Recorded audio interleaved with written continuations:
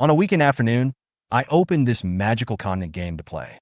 In the game introduction, all players travel through another magical continent to become lords. Each lord will randomly obtain a castle barracks at the beginning, starting the battle for supremacy among all races.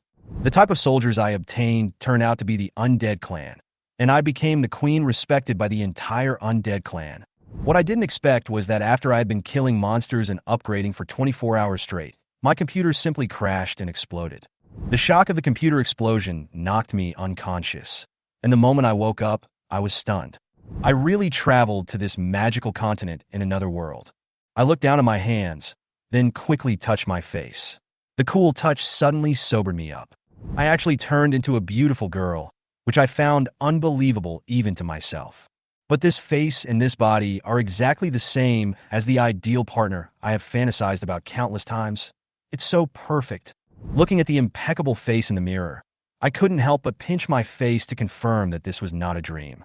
However, less than 3 hours after I adjusted to my new body, everything changed drastically. In the game castle, a skeleton totem emitting a dim light appeared in front of me. Then a cold mechanical voice sounded. "Congratulations, Lord! Your initial troop type is the Undead." Undead? I was stunned for a moment, feeling a little complicated. After all, in my impression, the Undead are cold and lifeless. Before I could think about it, the system voice continued. As the leader of the Undead, you will have the supreme authority of the Undead Queen and rule over the entire Undead. The system voice said, "Your initial skill, unlimited soldiers, no resources required, very short cooldown time, current soldier type, skeleton warrior." When I heard unlimited violent soldiers, I became very excited. Infinite? In other words, I don't have to work so hard to gather resources like other lords. I can just turn on invincibility. Thinking of this, I couldn't help but smile. Standing on the high platform of the castle, I looked down at the first batch of skeleton warriors crawling out of the ground. Although they looked a bit shabby, in my eyes it was as if I saw an invincible army of the Undead. Now that I have become the queen of the Undead, let the entire alien world remember my name. From this moment on, I knew that this land would be completely conquered by the Undead. I took out the Undead crystal, and it glowed green. 10 skeleton soldiers condensed out from the void, with empty skeletons and blue flames flickering in their eyes. They made a creaking sound, and then knelt down in unison to express their submission to me. Looking at the skeletons holding bone shields and bone knives in front of me, I couldn't help but frown. Why do these guys look so stupid? I tried to ask, "Can you speak?" The 10 skeletons raised their heads and looked at me with their empty heads. The blue fire in their eye sockets jumped once, which was considered a response.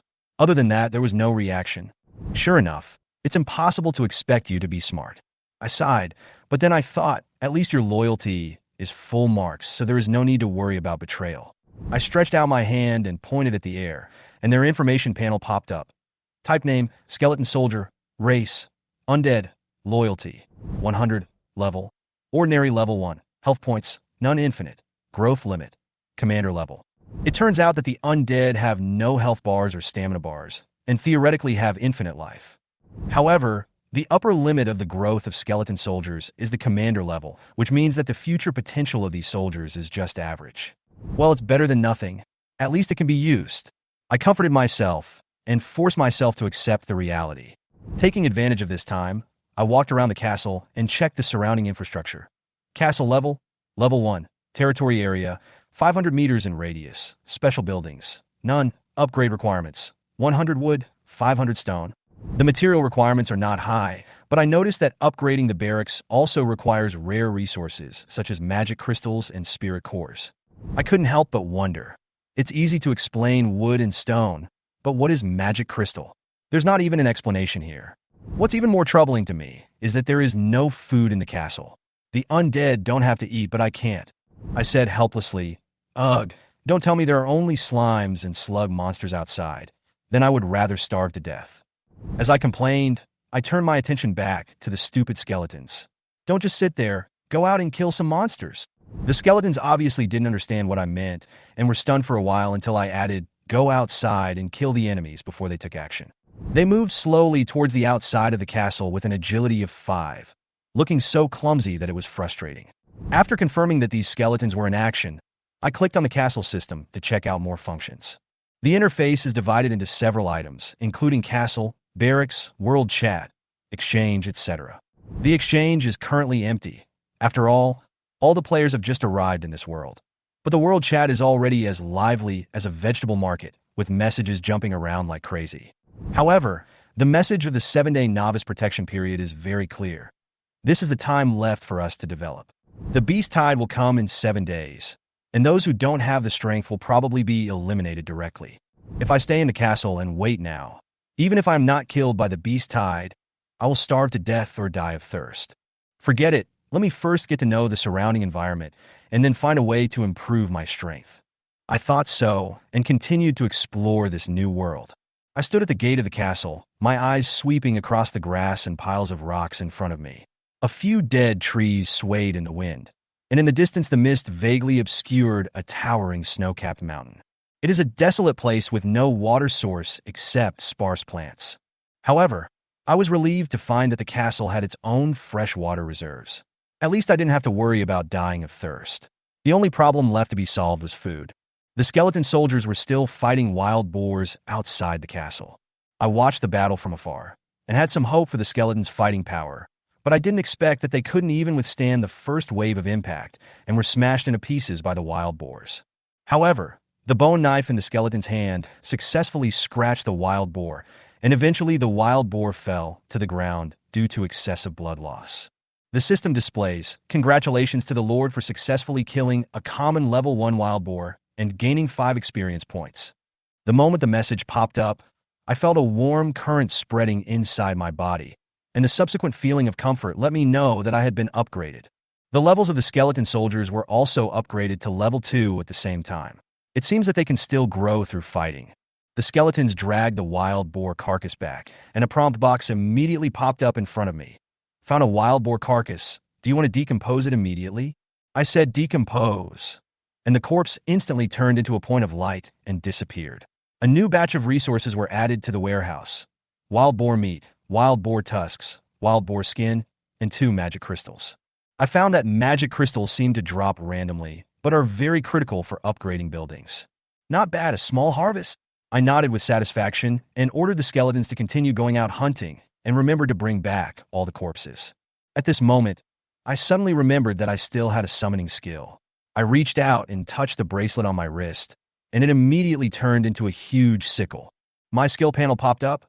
Undead Summoning Magic. Level 1 consumed 3 mana points to summon a skeleton soldier on the target corpse. Cooling time 5 minutes. The magic value is only 20 points, but it recovers 1 point per minute, which means 6 more skeletons can be produced in half an hour. I couldn't wait to try it, and a gray magic circle emerged under the hare's corpse, and a new skeleton slowly crawled out of it. Hey, this skeleton is the same as the one summoned by the barracks, but its level is marked as cannot be upgraded. I guess the level of the corpse determines the level of the summoned skeleton, and these skeletons cannot be upgraded through combat. To verify, I immediately used my skill on a level 2 wild monster corpse, and sure enough, a level 2 skeleton was summoned. Decompose, decompose. I continued the operation, and the system prompted that a few more portions of meat and a magic crystal had been added. It seems that the higher the level of the corpse, the greater the chance of dropping magic crystals. I squatted on the ground, counting on my fingers to calculate the rhythm of mana recovery and skill cooldown, and found that I could summon nearly 100 skeleton soldiers at most every day. Adding the numbers summoned by the crystals, I will have an army of more than 700 skeletons in 7 days. Thinking of this, I excitedly waved my sickle. The human wave tactic is indeed the best way. However, at this stage, the skeletons are too low level to be very efficient in hunting wild boars, so I decided to let them focus on hunting rabbits and pheasants while trying to accumulate more magic crystals. Returning to the castle, I looked at the neatly stacked resources in the warehouse, and I felt more at ease. More importantly, food stored in warehouses will not spoil, which is crucial for subsequent development. This lady, this master is indeed a genius. I held my head high, walked back into the castle with confidence, and prepared to make the next plan. Squatting at the gate of the castle, I was boredly chatting in the world while staring at the results of the skeleton soldiers hunting in the wild. The chat channel is full of boastful messages such as "I drew a flying dragon," and "My elf is about to reach level 3. It is as lively as a vegetable market. I really don't understand why these people are still in the mood to chat. Shouldn't everyone be busy collecting supplies and solving the problem of eating? This is a survival game. I casually clicked on the 10,000 Races Fair exchange and found that many people had posted trading information. 1 piece of food exchanged for 10 pieces of wood or 5 pieces of stone. 1 piece of food exchanged for 20 pieces of wood or 10 pieces of stone. I understood it from the signs behind the information. The gray horizontal bar is the market price, the red arrow indicates a premium, and the green arrow represents a small profit. After careful observation, I found that the orders for selling food at high prices were snapped up in an instant, while the transactions of exchanging basic supplies for food were ignored.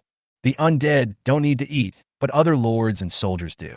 I heard that soldiers' loyalty will drop if they are hungry, especially those lords who summon dragons. They are simply money-eating beasts in the early stage, and it is normal that they cannot afford it. Since my skeleton soldiers don't need to eat, the food in the warehouse can be traded for resources. I opened the warehouse and found that I had accumulated 120 portions of wild boar meat, 10 portions of rabbit meat, and 10 portions of pheasant meat. 1 portion of food is enough for an ordinary lord to have a full meal. What's the price? I thought for a moment, holding my chin up. A 4-fold premium shouldn't be too much. Soon, I placed an order on the exchange. 1 piece of food for 40 pieces of wood or 20 pieces of stone. In less than 10 seconds, prompts popped up one after another. Successfully traded 1 piece of food, obtained 20 pieces of stone. Successfully traded 10 pieces of food, obtained 400 pieces of wood. Successfully traded 20 pieces of food, obtained 400 pieces of stone. In just a few seconds, all 100 items of food were sold out, and 2,000 items of wood and 1,000 items of stone were instantly added to the warehouse. I immediately opened the castle interface and chose to upgrade.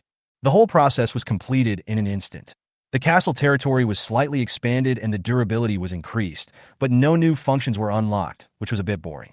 When I opened the world chat interface again, I found that my Xie Huangbao had become famous. After browsing the exchange, I found that 2 more lords had posted food transactions at a 4-fold premium. It seemed that these people were most likely like me, summoning soldiers that did not need to eat. The next step is to roll up your sleeves and get to work. The skeleton soldiers are responsible for the jungle. I was responsible for trading resources for food, which was a perfect match.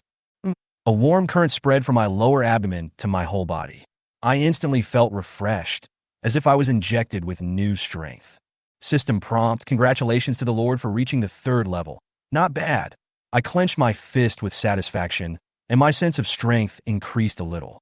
Although I'm not yet able to kill a cow with 1 punch, I should be able to kill an old master with a random punch. When I opened the panel, I was speechless about the attribute improvement. It was almost the same as that of the skeleton soldiers.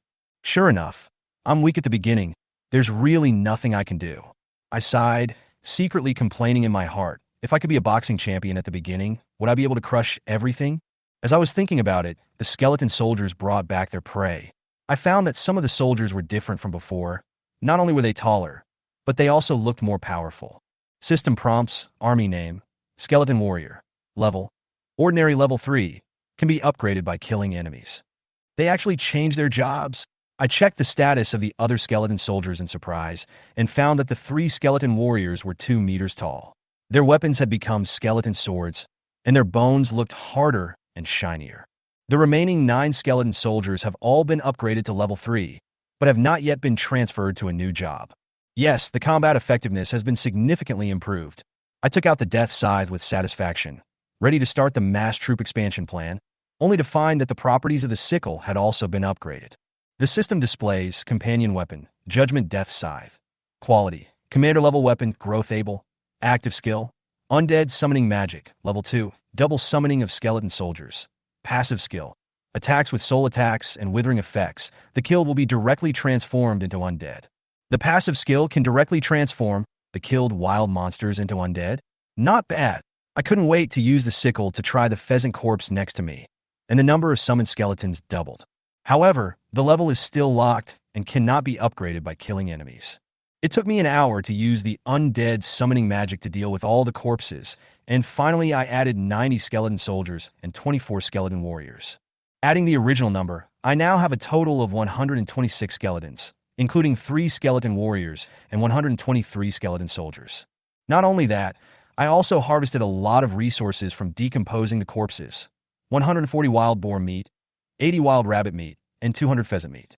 Great harvest! These foods can be exchanged for a lot of wood and stone.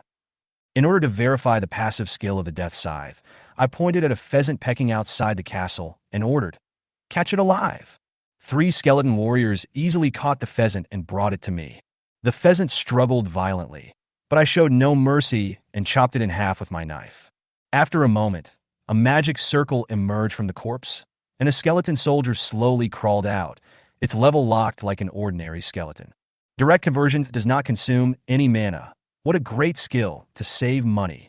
I nodded, and then sent all the skeletons out hunting. As the number of skeletons increased, their range of activities had to expand to the outskirts of the castle. If you want to get rich, you have to hunt first. I smiled and returned to the castle. I opened the warehouse to check the food inventory. After collecting 400 portions, I put them all on the exchange. Shaowang Castle initiates a transaction. 1 portion of food for 40 portions of wood or 20 portions of stone.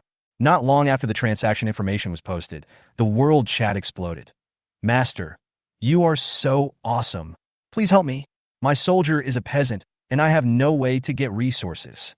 Can anyone help me? My soldier is too hungry to work." Looking at this information, I shook my head. It seems that most people are still in a state of resource scarcity in the early stages. When the skeletons come back at night, my food and resources will probably increase significantly. Thinking of this, I am full of confidence in this battle for supremacy. In less than 5 minutes, the 400 portions of food put on sale at the exchange were sold out. There were suddenly 6,000 more pieces of wood and 3,000 more pieces of stone in the warehouse, and I started upgrading the castle without hesitation. Although I don't know what the specific use of upgrading the castle is, it's right to upgrade it. After all, soldiers can change their jobs when they are upgraded to level 3, and the castle may also contain surprises. System prompts: castle level. Level 3. Territory area. 1,500 meters in radius. Upgrade conditions. 4,000 wood, 2,000 stone. Just when I thought that there would be no changes in this upgrade, the system suddenly popped up a prompt. "Congratulations to the Lord for upgrading the castle to level 3 and obtaining a random special building blueprint." Sure enough, there are rewards. Level 3 seems to be a dividing point. Whether I reach level 3, change my troop class, or upgrade my castle, it will bring unexpected surprises. I immediately received the blueprint, but when I saw the name, I was stunned. Special building blueprint, girl's wardrobe.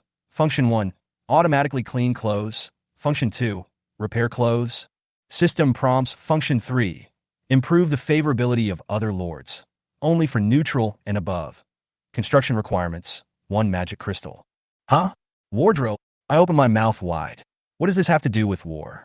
Although it seems outrageous, it only takes 1 magic crystal to build it, and the wild boar corpse can be decomposed into magic crystals, so there is no loss in building any one. I clicked build, and the magic crystals instantly disappeared from the warehouse. Then a huge light blue wardrobe appeared in my bedroom, occupying an entire wall.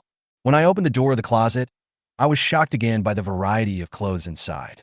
The closets were filled with clothes of all styles neatly hung, from pleated skirts to dresses, from sneakers to high heels, and the drawers were full of underwear and socks, even black translucent ones.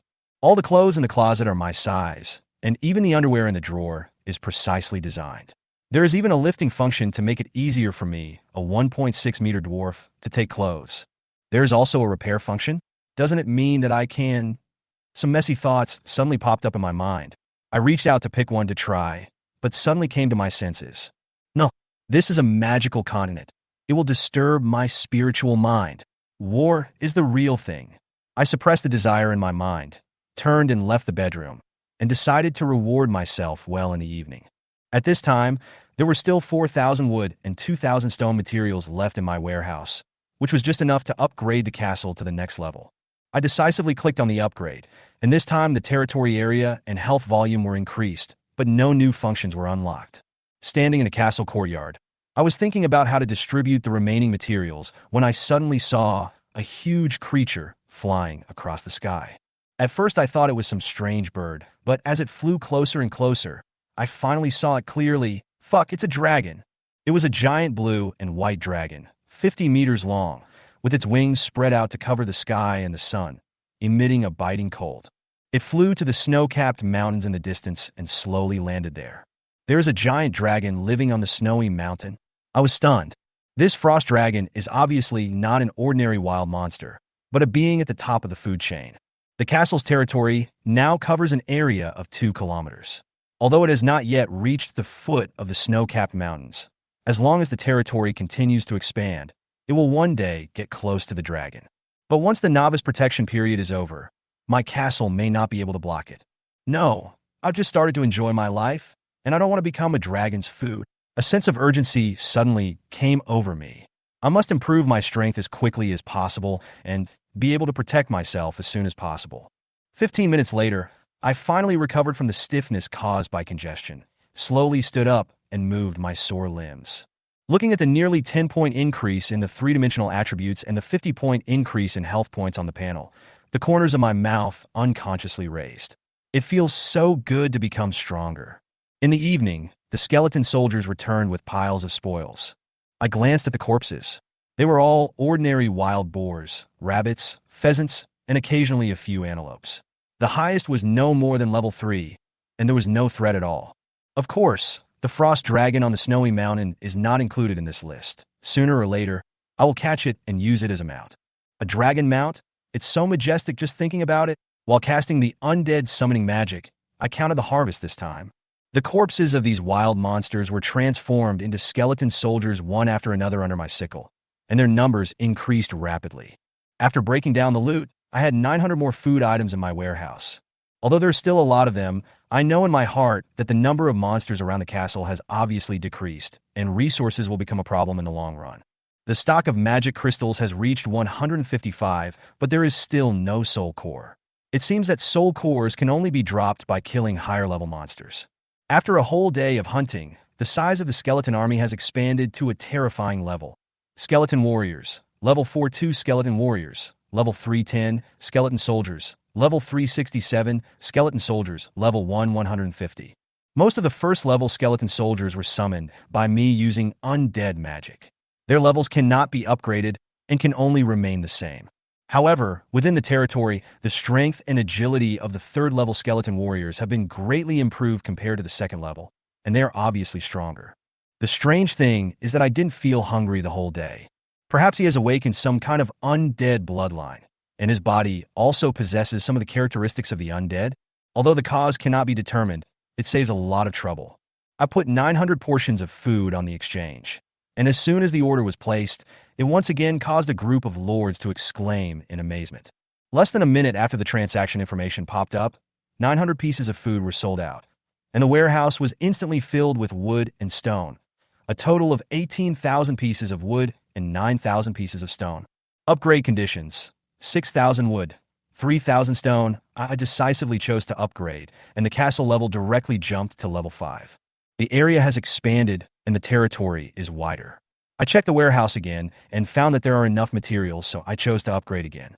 System prompts: castle level, level 6, territory area, 4,000 meters in radius. Upgrade conditions: 10,000 wood, 5,000 stone. Congratulations to the Lord for upgrading the castle to level 6 and obtaining a random special building blueprint. Sure enough, every 3 levels up will unlock a special building blueprint. After receiving the reward, I opened the blueprint to check. Special building blueprint: Bone Throne. System prompts: Function 1. Increase the loyalty of soldiers to the Lord. Function 2. Within the territory, the strength of the Lord and soldiers will be increased by 1 level, effective below the king level. System prompts: Function 3. Increase the experience points gained by the Lord by 1 times, effective below the king level. Construction materials: 10,000 wood, 10,000 stone, 100 magic crystals, 10 spirit cores. The rewards this time are pretty good. The function of increasing loyalty is useless, but the other 2 attribute improvements are simply too strong, especially the direct upgrade of the troops in the territory by 1 level. However, this building is too expensive, especially the spirit core. So far, I haven't even seen a spirit core, so I can only put it aside for the time being. As night fell, the blood moon in the sky cast a red light, and the whole earth was shrouded in a strange atmosphere. At this moment, the system suddenly popped up a prompt. As night falls, wild monsters will be doubly strengthened, and high-level wild monsters may appear. It also comes with double attribute bonus. But does double attribute mean double drop? I complained while letting the skeleton soldiers continue to go out hunting. Anyway, the undead have unlimited endurance, so a night like this might be a better opportunity for me. Just as I was counting the gains from the trade, the territory sensed a biological invasion.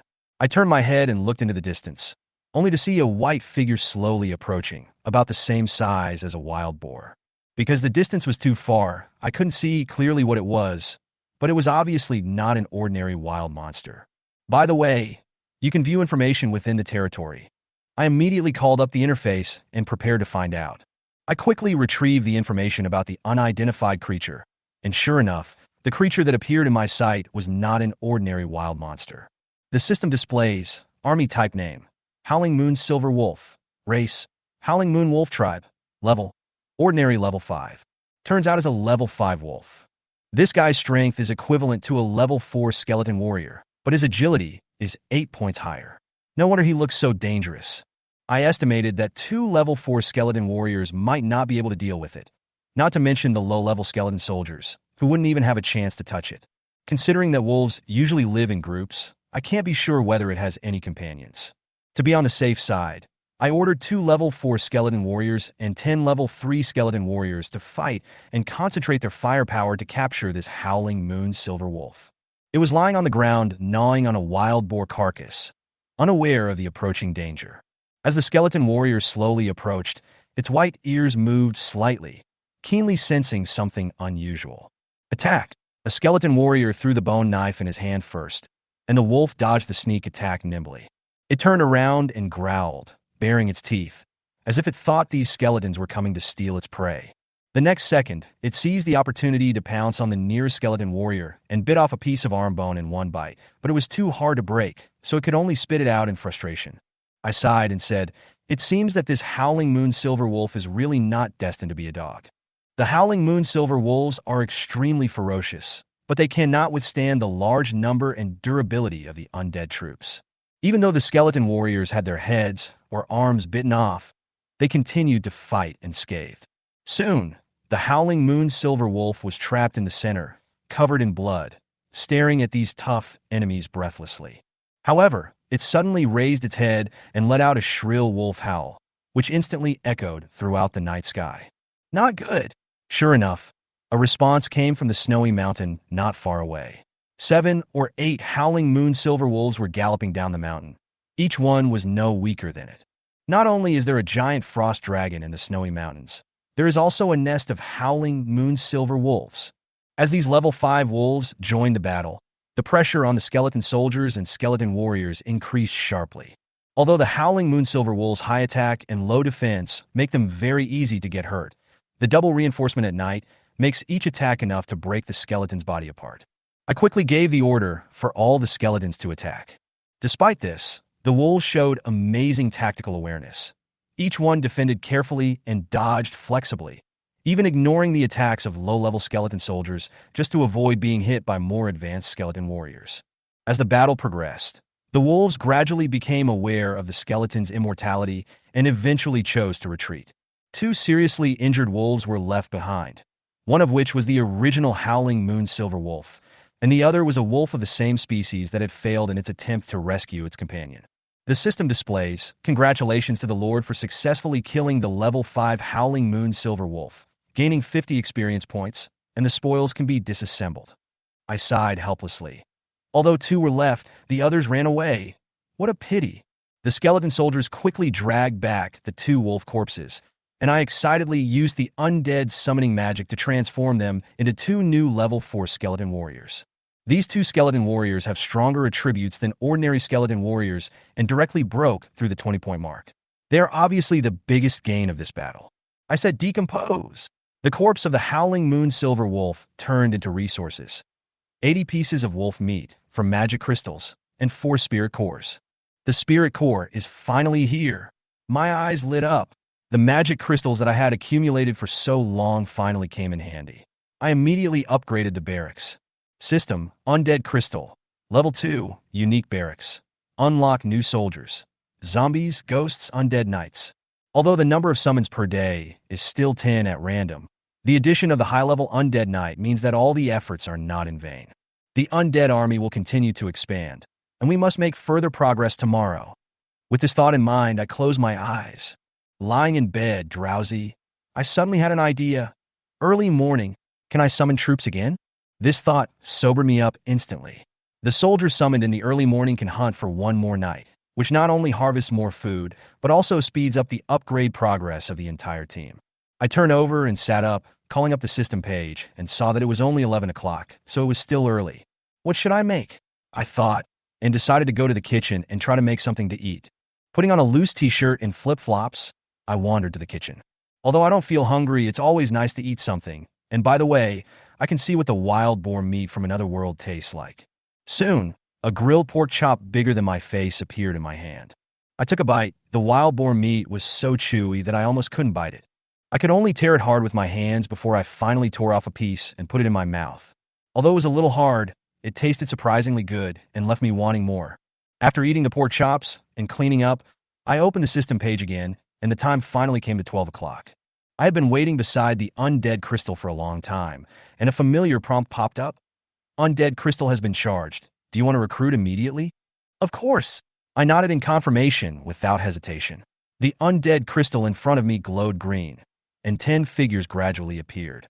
One of the figures was particularly huge, more than 10 meters long and 5 meters high, far exceeding the size of the other soldiers. This instantly perked me up, and I leaned over to take a closer look. Bone dragon. My luck finally comes. My luck actually exploded, and this time I summoned the 4 major types of soldiers.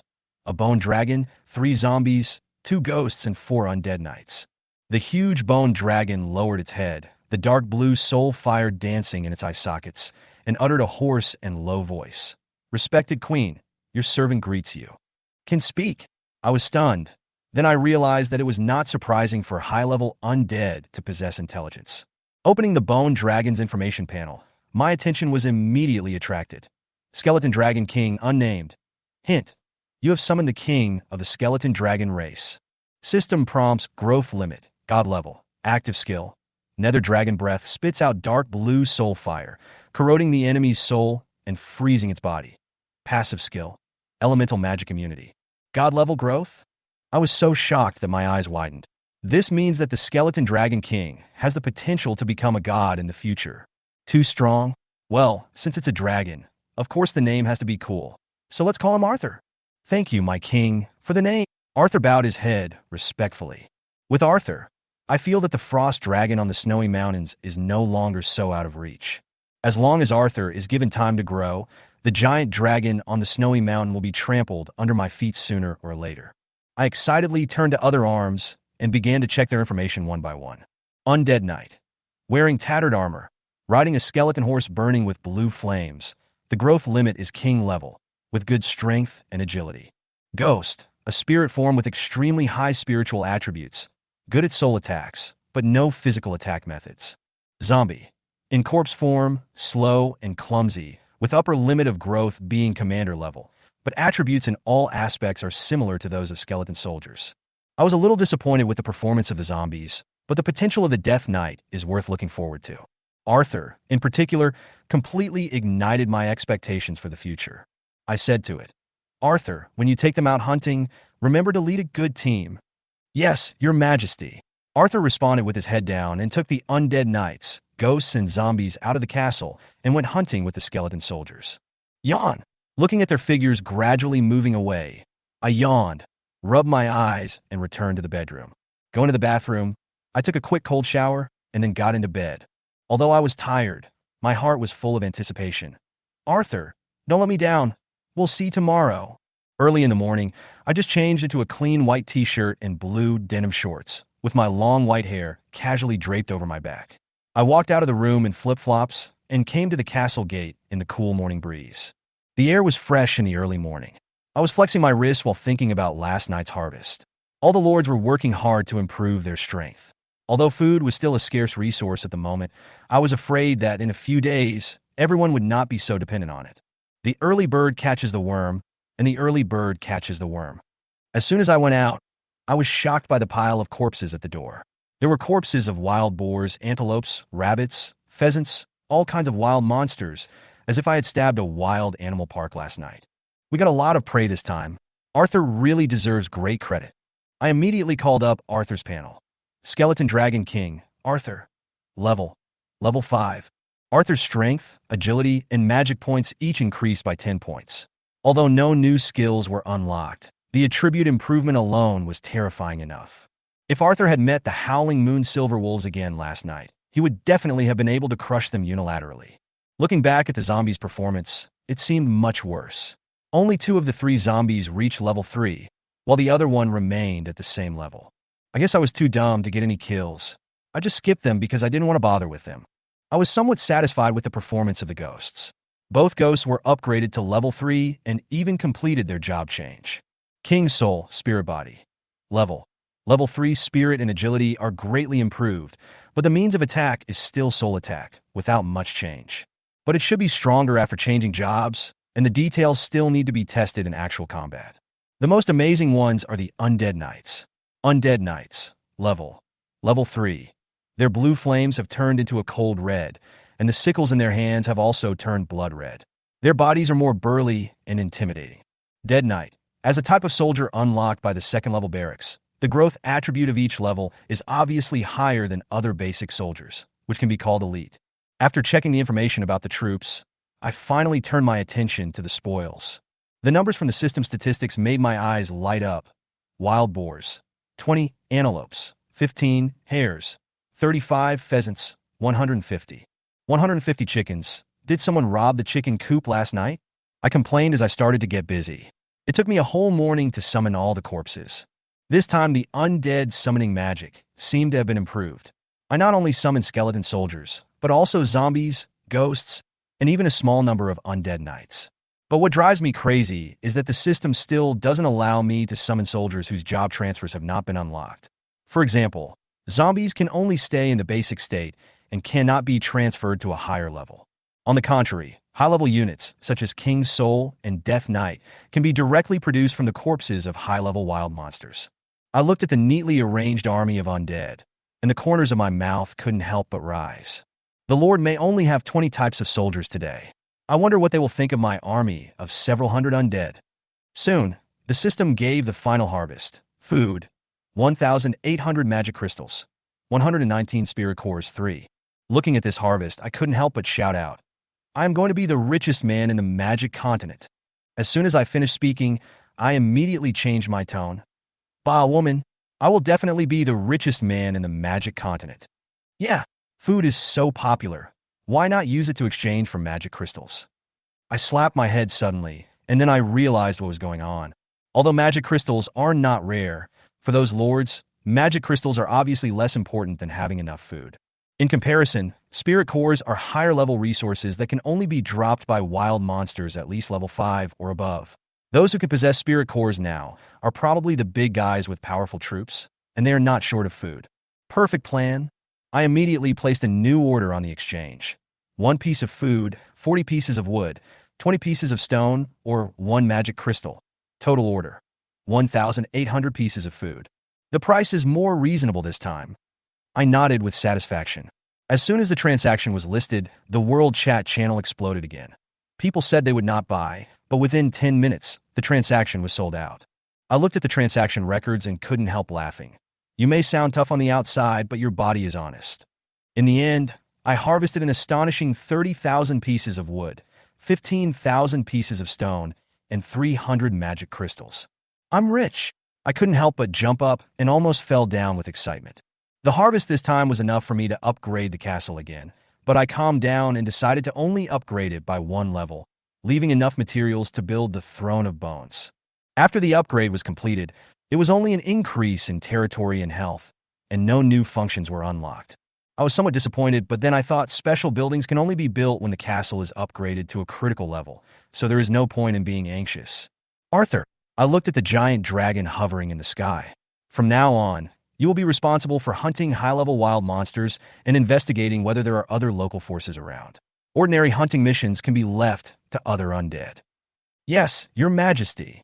Arthur responded with his head down, then spread his wings and flew away. I divided the remaining 444 undead into 3 teams. 2 teams, each with 100 low-level skeleton soldiers, led by the King's Soul, were responsible for chopping trees and digging stones. 1 team, More than 200 continued to be responsible for hunting, striving to accumulate more spirit cores and magic crystals. As for those zombies, I assigned them to move stones without hesitation. After all, if they couldn't even steal heads, they could at least dig stones, right? Although the wild monster resources around the castle are gradually decreasing, I am not worried. The unlimited labor force of the undead is enough to support the development of the territory, as long as it is distributed reasonably. Arthur is using his flying advantage to hunt deeper into more distant areas. Not long after, a system message suddenly popped up. Your troops killed goblin archers. Your troops killed goblin warriors. Your troops killed goblin wizards. Goblin. I was stunned for a moment.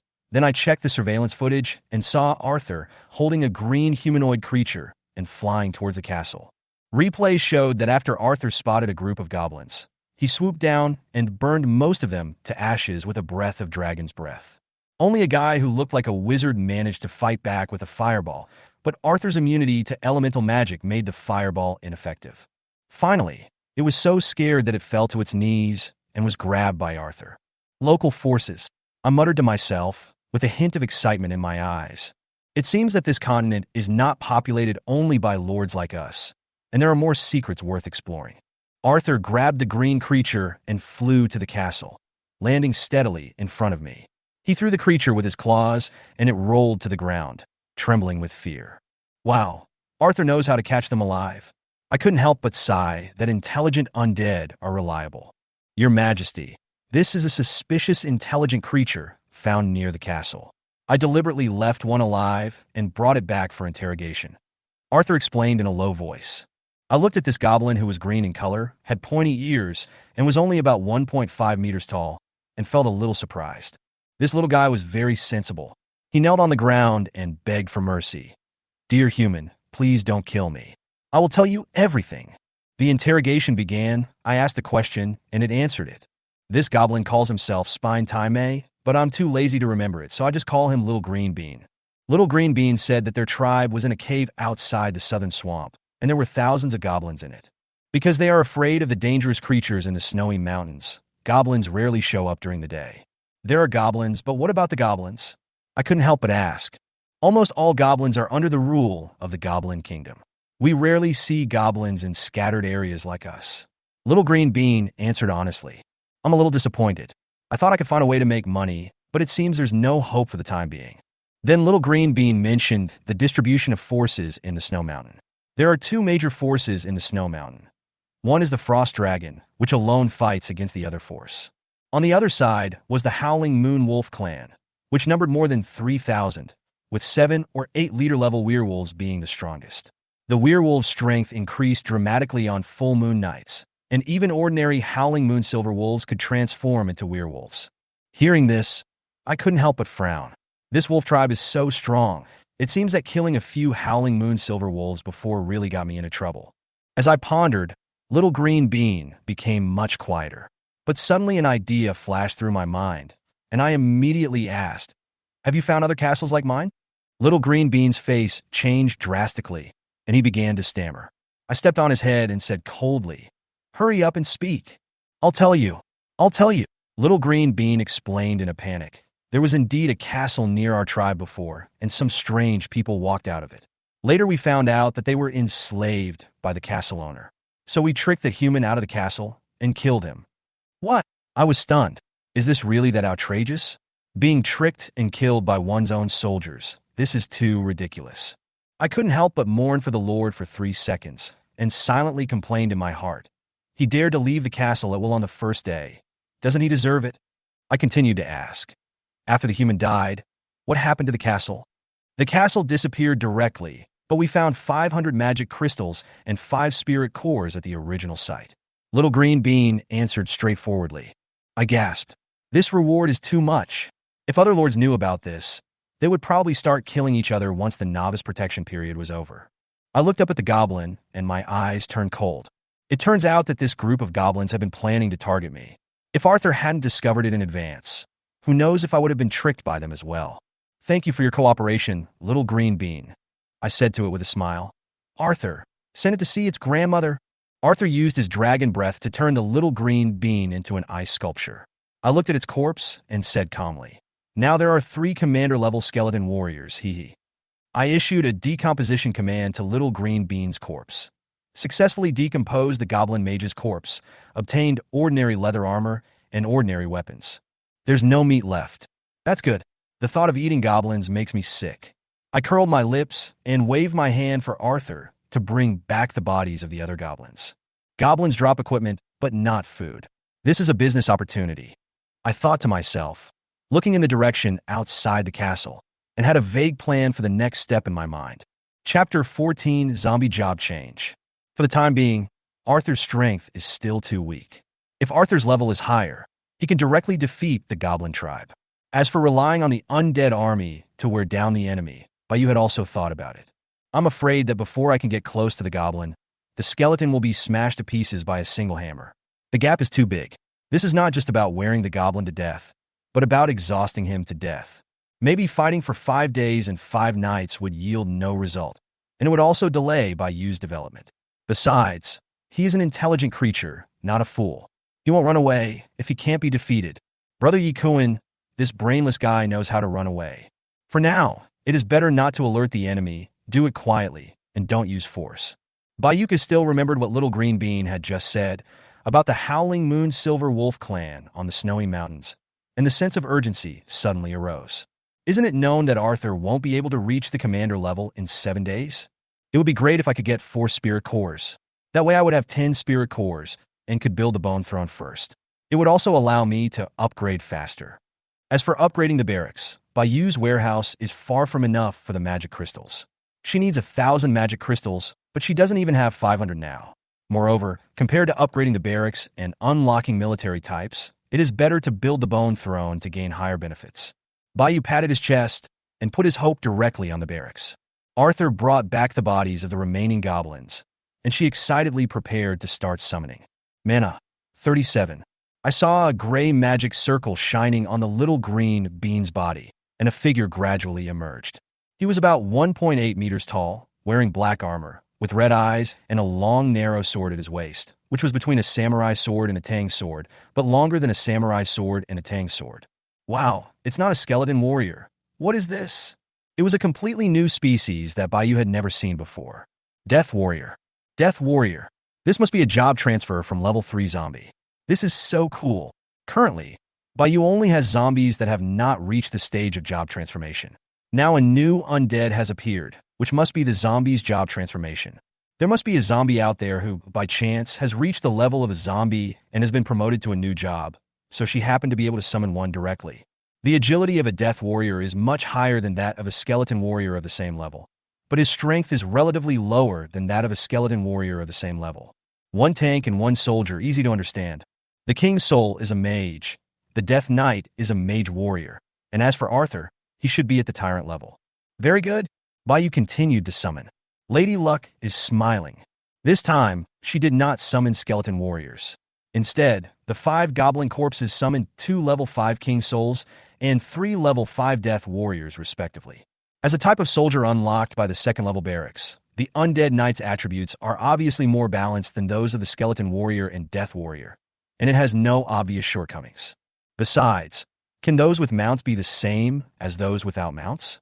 But the Death Warrior attribute is still not as high as the 3rd level Arthur. This is determined by the different growth limits. There was a huge gap between the upper limit king level and the upper limit god level from the very beginning. Maybe I don't have to wait until Arthur reaches level 9 to avenge my fellow countrymen. Hee. Bayu checked the attributes of the 2 level 5 king souls next to him.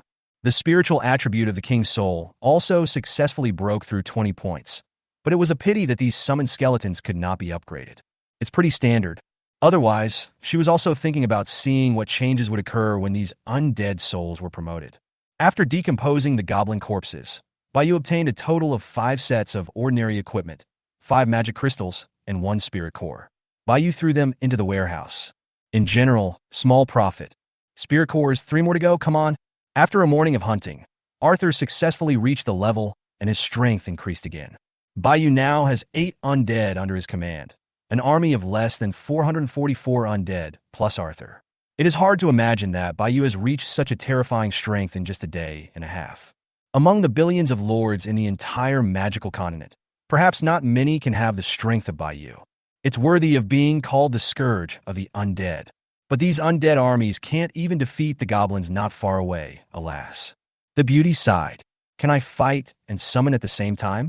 Bayou immediately shook his little head. No, if I summon them, I have to go out myself. I am too weak right now. There are commander-level goblins. What if I get killed by accident? Okay, you guys go hunting too. Bayou gave orders to these undead spirits. Near noon, the skeleton army returned from hunting again. This time, all the animal carcasses brought back by the skeleton army were pheasants. Could it be that I really messed up Brother Cohen's nest? Bayou was puzzled. There were hundreds of these pheasants. Although pheasants had less meat than wild boars and antelopes, they were more numerous. This way, Bayou could summon another wave of undead troops. Your Majesty, we found a chicken coop 2,400 meters northeast of the castle. We have killed all the chickens there. The team leader Wang Hun said respectfully to Bayou. Bayou stretched out her little hand and gave Wang Hun a thumbs up. Well done. Even with her current magic power and recovery speed, she would have to summon hundreds of pheasants until the afternoon. How come this feeling of being tired yet refreshed is so strange? Bayou sat weakly on the ground, with beads of sweat on his forehead, as if he had just experienced an intense exercise. The undead army was strengthened again. 356 pheasants represented 356 undead, including 45 pheasants, 120 pheasants, and 191 pheasants. As for pheasants, no matter their level 1, 2, or 3, there is no significant enhancement. The undead army can deal with them, just like killing chickens. Oh no, they're chickens. Chapter 15. Poking the Gidge's Nest. The summoned undead are of various types, including skeletons, ghosts, zombies, and undead knights. Including these 356 undead, Bayou's undead army reached a terrifying number of more than 900. What? There are more than 1,000 goblins in the goblin tribe. Look, I can mobilize troops to kill them in a minute. Bayou unconsciously clenched his fists, his eyes full of fighting spirit. When Arthur's level is higher, she will directly lead the undead army to wipe out the goblin tribe, allowing Arthur to use the air advantage to grind them to death in the sky.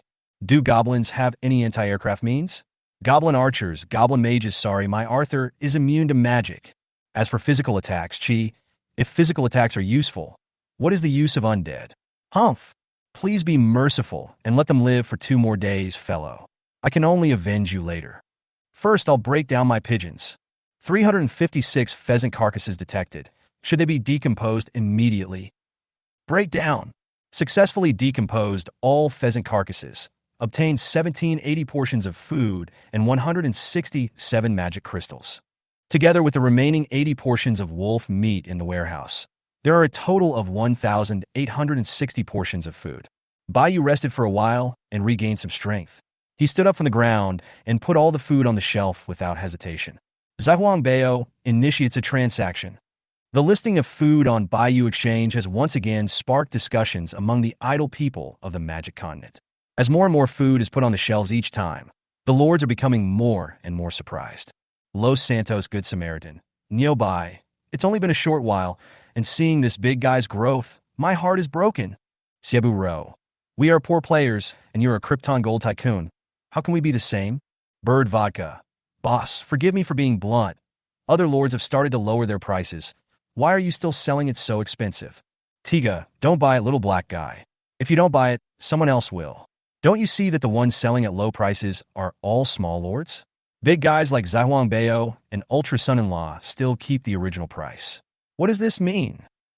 Many messages omitted. Bird Vodka. Digga, you monkey. This means I'm your father and you're a lunatic. Spirit of Fire. I just put 500 pieces of food on the shelf. Everyone is welcome to trade. Emperor Hero. The Flame Spirit boss has also appeared. It turns out that he is no match for the boss. It's like an old lady climbing the stairs. I can't help but admit it. Cebu Ro. Master Flame Spirit, I want to have a baby with you. Little fan, it's you again. Why do you want everyone you catch to have a baby? Are you a forest ape? Did you see me? I'm talking about you, little fan. The quarrel begins omitted here. In just less than 2 days, Bayou had already listed more than 2,000 items of food on the exchange. She also discovered the secret of her body. Bayou felt that she really seemed to have the characteristics of the undead, and could even go without food or drink. Perhaps her level is too low, and she has not yet reached the point of infinite endurance. Wait, Why is it infinite stamina? You're not going to abandon your physical body and turn into a skeleton, are you? Then I'd rather die. But not eating or drinking is also good. You can just practice fasting and start cultivating immortality. How can a fairy poop, right? Even if it does, it will definitely be pink and strawberry flavored. This saved by you a lot of trouble. Thinking back to the time when she was still a man, any big tree on the roadside could be her place to drain water. Now it's not possible. Every time I go to the toilet, I have to squat and go to the toilet to prevent others from peeping. Woo-woo. Damn this sense of shame. I haven't seen enough myself. How can I let others see it? What? You said there's no one around the castle. That won't work either. Not even living things. At the 10,000 Races Fair Exchange, unlike the first day, when only a few lords were selling food, there are now many lords selling food. These lords may have recovered after a day of development, and also discovered the huge benefits brought by food trading. He also began to let his troops find ways to obtain food, and even started selling at low prices in order to seize the market with Bayou and others.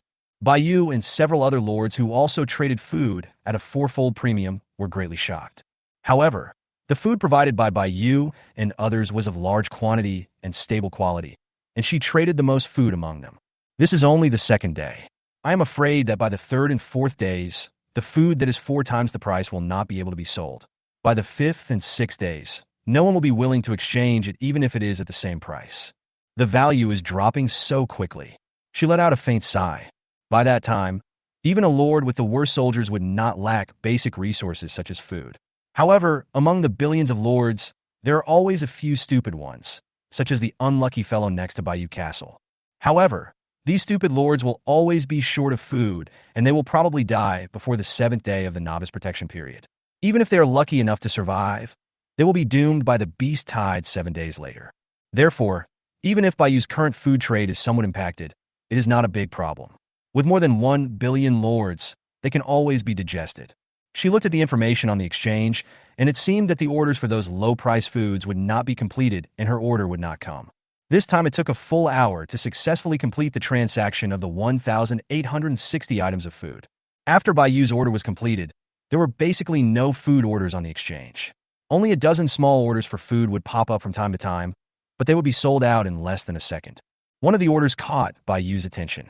A lord named the Orphan of Zhao traded 300 pieces of food to Bayou at one time. All of them were traded with stones, a total of 6,000 pieces of stone, which was very rare. Is it possible that there are mountains surrounding this lord? Or the summoned soldiers are stone men? Are they just using local materials? The transaction orders that Bayou had seen before, including the order for this transaction, were no more than 100 orders of food at a time. Most of the transactions were dozens or even dozens of orders. How could a lord who could produce 6,000 pieces of stone at once be short of food? She was curious but a little confused. Bayou checked the results of this transaction and found that he had obtained a total of 40,000 pieces of wood, 20,000 pieces of stone, and 360 magic crystals. Most of those who took out magic crystals to trade for food only had 1 or 2. They had very few magic crystals in their hands and could not use them at all. They were short of food, so they could only trade the few magic crystals they had in exchange for food. Otherwise, the lords and soldiers would starve to death, so what would be the point of keeping those magic crystals? By accumulating 1 or 2 magic crystals at a time, Bayou had harvested a total of 360 magic crystals. Together with the 660 magic crystals in the warehouse, he directly broke through the 1,000 mark. But now he is in a dilemma again. Bayou said last second that he would not upgrade the barracks because he did not have enough magic crystals. Now he has enough magic crystals, but not enough spirit cores. You only need 3 more spirit cores to build the special building, the bone throne, or upgrade the crystal. Damn it, I'm so conflicted. It would be great if you could give me 13 more spirit cores. Chapter 16. Constructing a special building. Blackwater altar. I hope Arthur can get 3 spirit cores today, but you can only pin his hopes on Arthur. However, even if he doesn't make any money during the day, there will still be a chance when high-level soldiers appear at night. If there were a dozen more howling moon silver wolves tonight like last night, she was confident that she could keep them all. Don't worry about it for now. We'll consider it when we have enough materials. Bayou had to upgrade the castle to level 1 first. He had already reserved the materials needed to build the skeleton throne. With the 4 pieces of wood and 2 pieces of stone he had just traded for food, there were nearly 100,000 pieces of wood and stone in the warehouse. People in the magical continent call him the little upstart Bayou. Upgrade conditions: 12 wood, 6 stone. She took another look at the castle upgrade requirements. Upgrading the castle to level 7 only required 12,000 pieces of wood and 6,000 pieces of stone. Bayou nodded without hesitation and chose to upgrade. There is no change as before, except that the blood volume and area have increased. Also, the upgrade materials have become more expensive. I'll rise again. Castle level, level 9. Upgrade conditions: 50 wood, 30 stone, 10 iron ingots. Tip: the castle has reached the maximum level. If it is upgraded again, it will be upgraded to a town. Congratulations to the Lord for obtaining a special building blueprint. Bayou: how much? 50,000 pieces of wood, 30,000 pieces of stone? Why don't you just go and rob them? What the hell are iron ingots? I've never seen them before. You want 10,000 of them right away? Do you think they're cabbages? How can you play games like this? It seems that the castle has reached the maximum level, and if it is upgraded again, it will become a town. Just by listening to the name of the town, you can tell that the place is much larger than the castle, and the functions must have increased. For Bayou, who was a great online game player in his previous life, iron ingots were easy to understand. Bayou was not stupid enough to think that iron ingots could be obtained by killing high-level wild monsters. But there are so many lords, and there might be fools who think so. This obviously asks you to mine, find iron ore, and then use a furnace to smelt iron ingots, just like Bayou had played in his previous life. This is really embarrassing. Outside the castle, there are either swamps or snowy mountains. Where can you find the iron ore? Bayou guessed that he must be one of the top people who upgraded the castle to the maximum level first.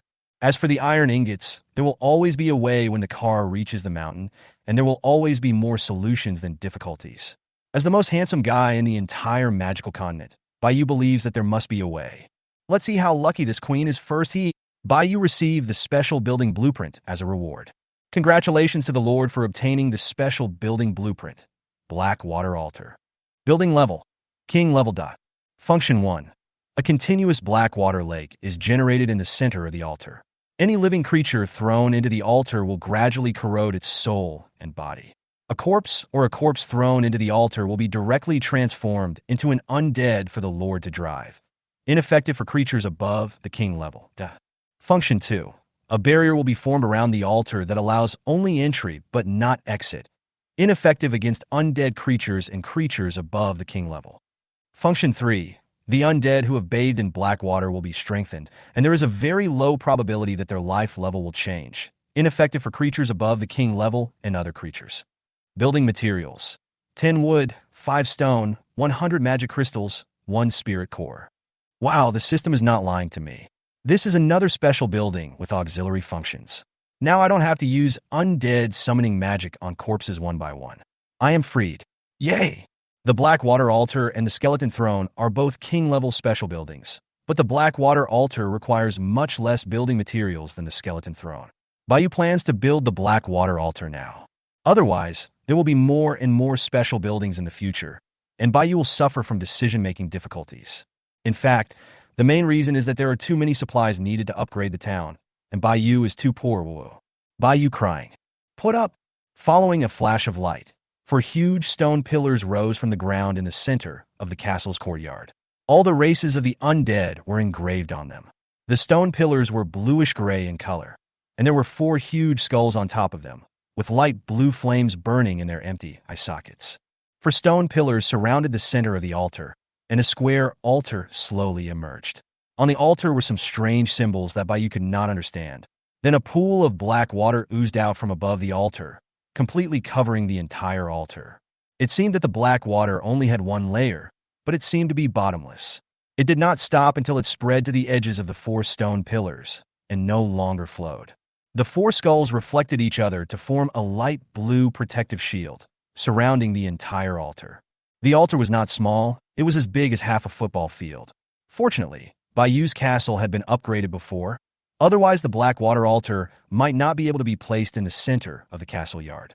At the same time, she felt a heat in her body and knew that her level had increased again. Bayou was delighted and a little expectant, and soon finished his preparations. 15 minutes later, she took another shower and changed into clean, casual clothes. She was still barefoot, wearing the same pair of flip-flops and a white t-shirt, but she had changed into a pair of sports pants, and her long white hair was tied into a high ponytail. Otherwise, it would be really annoying to have your hair hanging around all the time. At this moment, Bai was sober and in an absolutely rational state. She opened her personal panel and took a look. The added attributes were finally not so weak anymore. Nice, my attributes are barely reaching the level of a skeleton warrior. Chapter 17, Strengthening of Arms. You should know that the moment Bai takes out his weapon, the attributes will be doubled, and Bai's attributes will be close to Arthur's. It seems like there's nothing to brag about. The doubled attributes are the same as Arthur's basic attributes. It's a bit heartbreaking. Forget it, don't think about it, I'm the Lord. Bai shook her head and looked at the Blackwater altar again. She couldn't wait to try out the effect of this building. So she immediately ordered the skeleton soldiers outside the castle to bring a rabbit corpse and a living rabbit. Bai ordered the skeleton soldiers to throw the hare corpse into the Blackwater altar. The hare corpse fell into the Blackwater altar, and a large amount of black smoke was produced the moment it touched the Blackwater. A turquoise light of magic circle shone in the smoke, and then a skeleton soldier crawled out directly from the corpse. The skeleton soldier's bones were all black, which was obviously different from the skeleton soldier next to the altar. Bai clearly remembered that when the skeleton soldiers threw the hare's corpse into the altar, it was a corpse. The skeleton soldiers beside the altar are the same. Why do the skeleton soldiers summoned by the Blackwater altar look like they are covered in pulp? Is this the enhancement of the Blackwater altar? Bai checked the attributes of this patinated skeleton soldier and found that there were not many changes compared to ordinary skeleton soldiers. It was just that each attribute was strengthened by 1 point on the original basic attributes. In other words, the strengthening of the Blackwater altar is to enhance the basic attributes of the undead troops for a second time. Bai ignored all this for the time being. She ran to the altar to check if the hare's body was still there. This was related to her development plan. If the body was swallowed by the Blackwater altar, Bai would have to temporarily abandon the Blackwater altar, and it would be better for her to summon it herself. The body is still there, Ness. Bai marveled at the humanity of the system, and then another skeleton soldier threw another living hare into the Blackwater altar. The hare was roughly thrown into the Blackwater altar by the skeleton soldiers standing next to the altar. As soon as it fell into the black water of the altar, it began to struggle frantically. Its body was corroded by the black water and turned into black smoke and dissipated. Seeing that the hare was about to run out of the altar, a light blue energy shield blocked the hare's way. Finally, the hare turned into a pile of bones while wailing. Its body was completely corroded. Then a magic circle lit up, and the hare's bones reassembled into a patinated skeleton soldier that was exactly the same as the previous one. How cruel! Rabbits are so cute. How can you abuse them? Bai discovered a pattern. Throwing a corpse into the Blackwater altar would preserve the corpse and summon the undead, while throwing a living creature into the altar would corrode the flesh and eventually kill the creature without leaving any trace. It seems that we can no longer throw living creatures into the altar. It's too cruel. It's definitely not, because there are no corpses. Bai asked this tool skeleton soldier to walk into the altar. The undead creatures walking into the altar were completely different from other creatures. She saw that the surrounding black water seemed to turn into tiny bits of energy, rushing towards the skeletons of the skeleton soldiers, and finally being successfully coated. After checking the information, I found that all the attributes had indeed been improved a little and were the same as the 2 skeleton soldiers just summoned.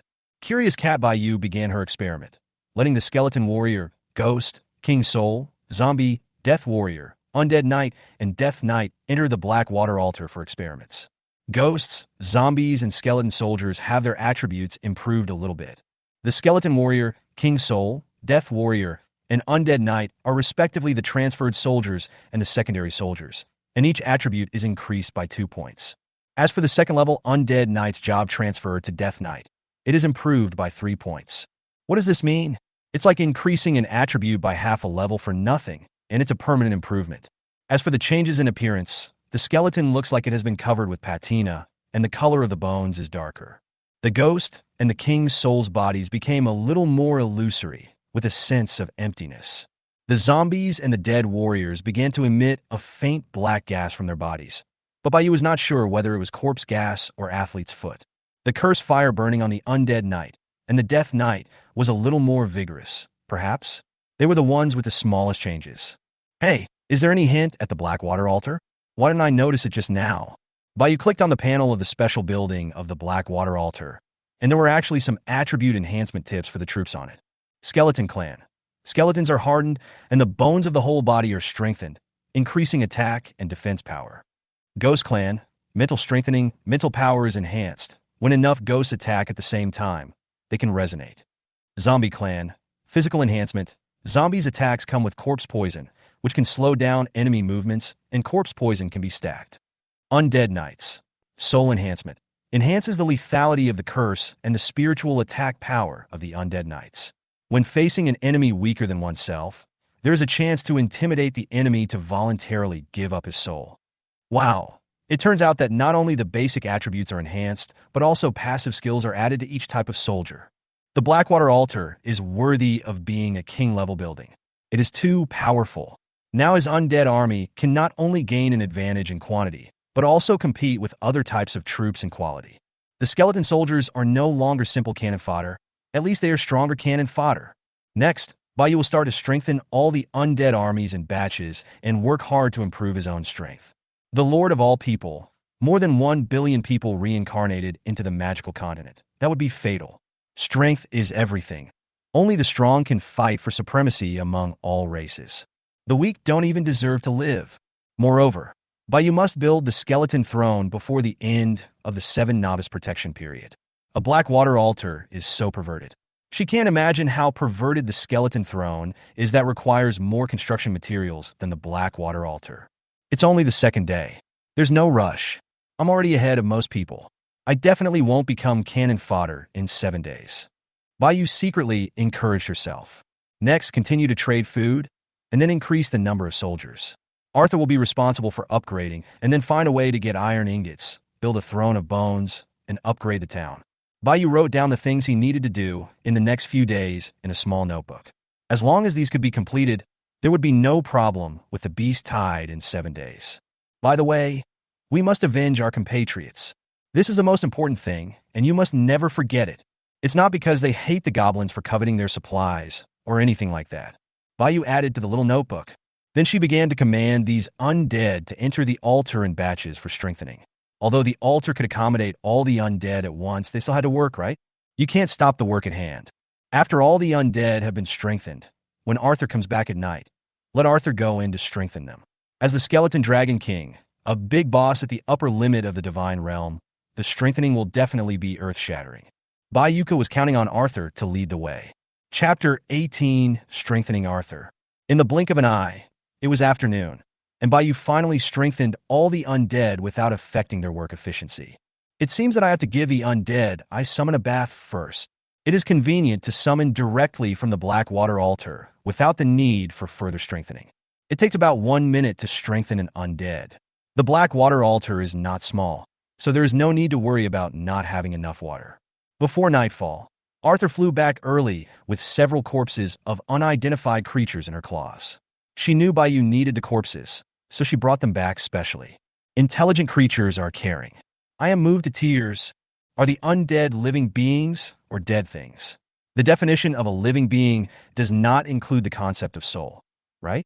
Never mind. I've traveled through time, so why should I talk about science? Bayou ran over and took a look at the corpses. For orangutans as tall as a man and a pangolin as big as a buffalo, its body covered with jet black scales. Of course, this is compared to Bayou, who is only 1.6 meters tall. If you are 1.8 meters tall, then just ignore this sentence.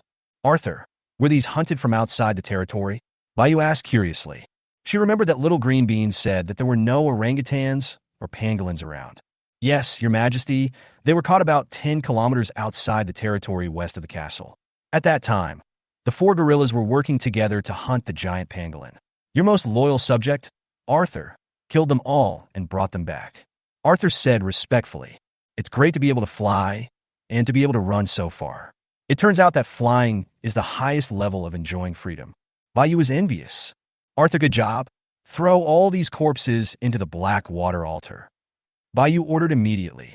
Arthur discovered this suddenly appeared Blackwater altar as soon as he returned to the castle. He could feel the power emanating from it that was the same as his own. Arthur followed the order and grabbed the bodies of several gorillas and pangolins and threw them all into the Blackwater altar. As dark smoke emerged, a green magic circle was formed under the 5 corpses. 4 death warriors and a death knight emerged from it. All 4 Death Warriors have been strengthened and have no special features. However, the Death Knight summoned by the pangolin caught by Yu's attention. Death Knight. Enhancement. Soul. Various attributes. I didn't expect that this pangolin could actually achieve that. It was a pleasant surprise. The one summoned was by Yu's strongest soldier at the moment, the Death Knight. The enhanced content is marked below the panel, but it has been simplified. The plus sign after each attribute represents the attribute increased by the enhancement.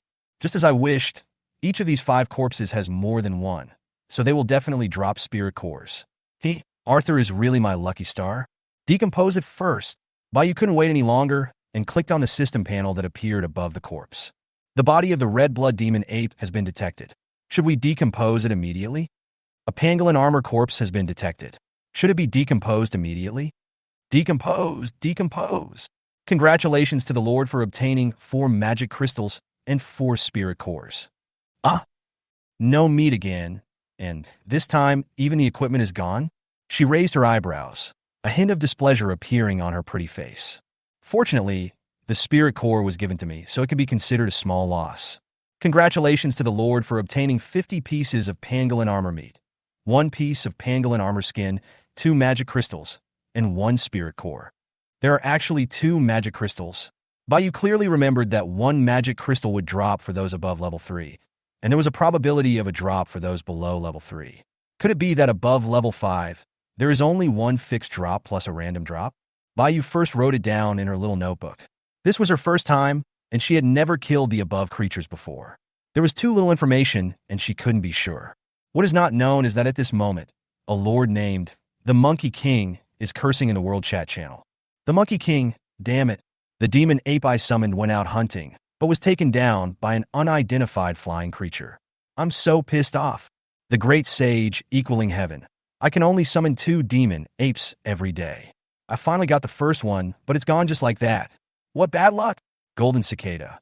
Wukong, don't be angry. They are just 2 monkeys. The Monkey King. Fuck you.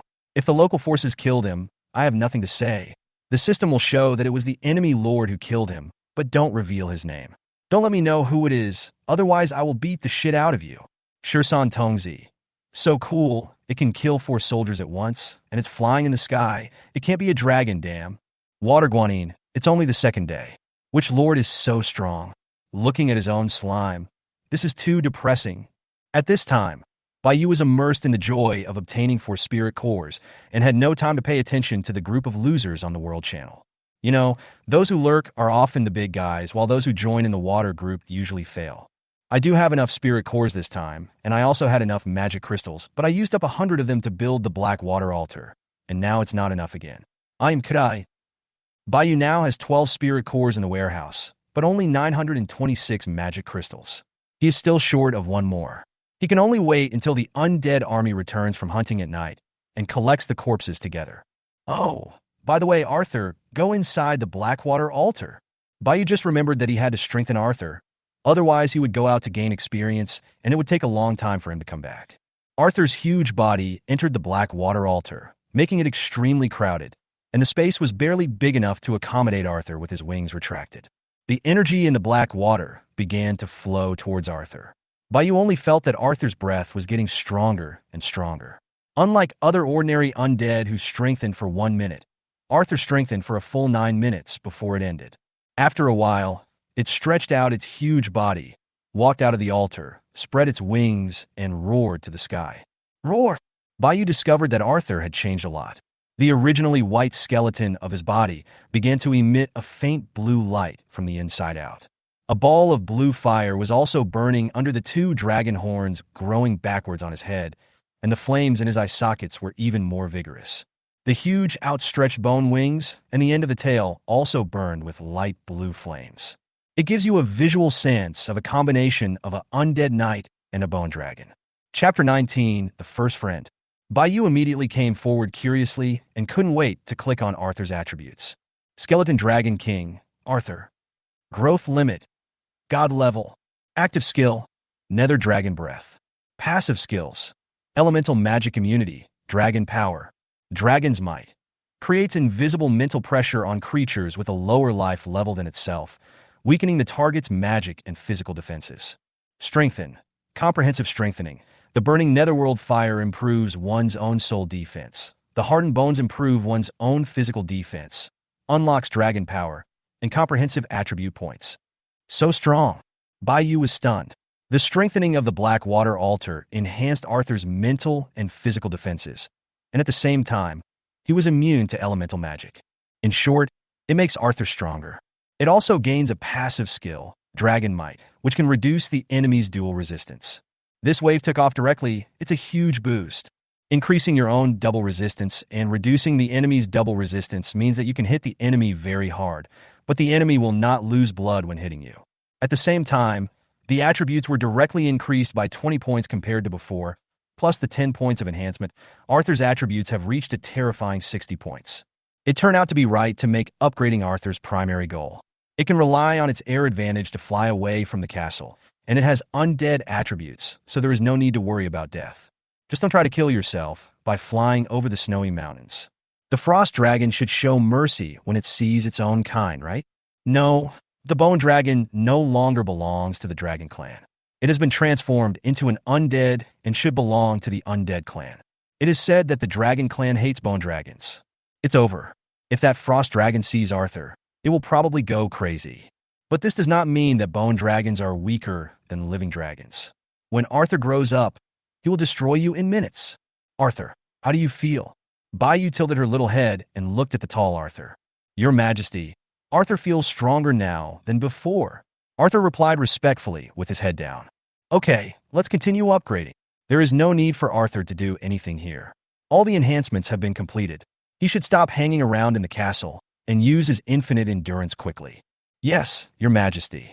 Arthur spread his flaming wings, flapped them, and flew out of the castle. Bai had nothing to do now, so she just had to wait for the skeletons to finish their work. She skillfully opened the world chat channel, intending to read the chats of the lords to kill some boring time. She is a person with mild obsessive-compulsive disorder and will never allow any red dots to exist on the panel. At this moment, she started a red dot elimination game. After clicking on the system prompts, there are many prompts of skeletons killing wild monsters, prompting that you have gained experience points. Your unit killed the enemy lord's unit. Bai, who wanted to ignore it, suddenly froze in mid-air with his phone. Wait, enemy lord troops? Huh? When? Bai was confused, but the kill prompt did not indicate the type and name of the enemy lord's troops, and she had no idea at all. Wait, Bai suddenly remembered what Arthur said just now. That 4 red-blooded demon apes were besieging the pangolin armor, and that the red-blooded demon apes would not drop food. Could it be that this red-blood demon ape is a soldier of another lord? Buddy, I'm sorry. I really didn't mean it. Bai apologized silently in his heart. It's over, it's over. I just offended the howling moon silver wolf of the snow mountain, and now I've offended another lord. That's not right. Arthur can easily kill this lord's troops in seconds. Why should I be afraid of him? Once the novice protection period is over, if he doesn't agree to my apology, I will send him directly to reunite with his grandmother. Humph. The man gives it as a gift, but the woman Bai needs to think about it. In other words, besides that unlucky fellow, there is another lord nearby, and he is not far away from him. I don't know if he has discovered me. The red blood demon ape's mobility should not be very high, and the area of this lord's castle must not be as big as Bai's. According to estimates, the red blood demon ape could only leave the territory by about 2 to 3 kilometers at most, plus the area of the opponent's territory, the distance in between, and the area of Bai's own castle. Approximately, how much is it? Then Bai gestured on the ground. Well, the straight line distance between the two castles was about 20 kilometers, which could be said to be very close. A goblin tribe, the Howling Moon Silver Wolf clan, and this lord. One of them is here to avenge his fellow villager, and the other 2 are probably here to avenge me. Bai wrote them all down and would deal with them one by one when the time came. She felt that Arthur should be able to deal with the goblin tribe now, but after all, she had never seen a high-level commander-level monster, so she didn't know how strong it was. To be on the safe side, I'd better let Arthur level up again. Anyway, there is a novice protection period, and if he doesn't leave the castle, what can he do to me? At this time in the world chat, Monkey King had already stopped cursing, and with so many lords refreshing the screen at the same time, the messages popped up so fast that it was impossible to see clearly without pressing the pause button. You received a private message. He won't come to my door, will he? Feeling guilty, Bai was startled by the message that suddenly popped up. Bayu clicked on it and breathed a sigh of relief. It turned out that the person came to buy food. The orphan of Zhao. Boss, do you have any extra food? I need 500 portions. Please use your original price. I will exchange them all for stones. Xia Huang Bao. Not available now, it will be available in the evening. The orphan of Zhao. Can I add you as a friend to facilitate transactions? I have added you many times before, but was rejected every time. Bayu scratched her head in embarrassment because there were so many people adding her as a friend every day that she rejected them all with just one click without even thinking. A big order has come. Bayu accepted the friend request from the orphan of Zhao, and the other party successfully became the first friend in Bayu's friend list. Orphan of Zhao. Thank you, sir. Xia Huang Bao. From the looks of you, you should have no shortage of resources. There are a lot of food items on the exchange. Why don't you buy them from the exchange? Bayu asked the question that he was curious about. Anyway, he was not afraid that he would run away. After all, there were billions of lords in the population base, and he was not a must. The little food I sell can be easily digested, so I don't have to worry about selling it. Chapter 20. Strengthen yourself? Orphan of Zhao. I need a lot of food. The ones on the exchange are too little, and I can never get enough. Bayu understood. Although there were low-priced foods in the exchange, the quantity was too small and not enough for this group of lords to grab. It was obviously unable to meet the needs of this lord. Moreover, Bayu saw that this lord did not seem to be in great need of materials. Short for sucker, oh no, it should be Bayu's god of wealth. It also seems good to have a long-term buyer. Bayu replied with an expression like, the orphan of Zhao, and ignored him. As a big shot, he had to learn to be aloof. There is still some time before night, and then we can harvest another wave of food. However, the sky of this magical continent is always gloomy, and even the sun cannot be seen. If it were not for the system to determine the time, we would not know whether it is morning or evening. Bayu looked at the huge Blackwater altar in the center of the castle and suddenly thought of something. By the way, the Blackwater altar can strengthen the undead. Can it also strengthen myself?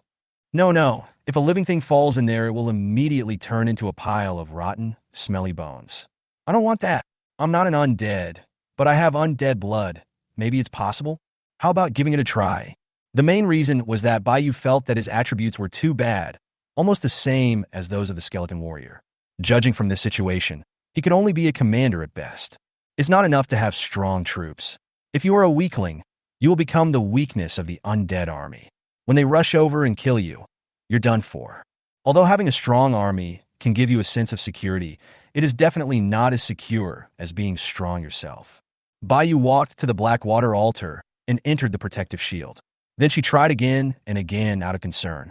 Yes, you can come and go as you please. Bayu breathed a sigh of relief, but the highlight was coming. She squatted carefully beside the Blackwater, intending to reach out her hand and gently touch the Blackwater to try. Bayu would not be so stupid as to rush in directly. What if he turned into a skeleton? He would not even have the chance to regret it. She gently stretched out a finger towards the Blackwater, turned her head to the side, and closed her eyes, not daring to look. Bayu gritted his teeth and touched down fiercely. Ah, it hurts so much. She screamed excitedly, and then found that there was no pain, only a slight chill coming from her fingertips. Nothing's wrong.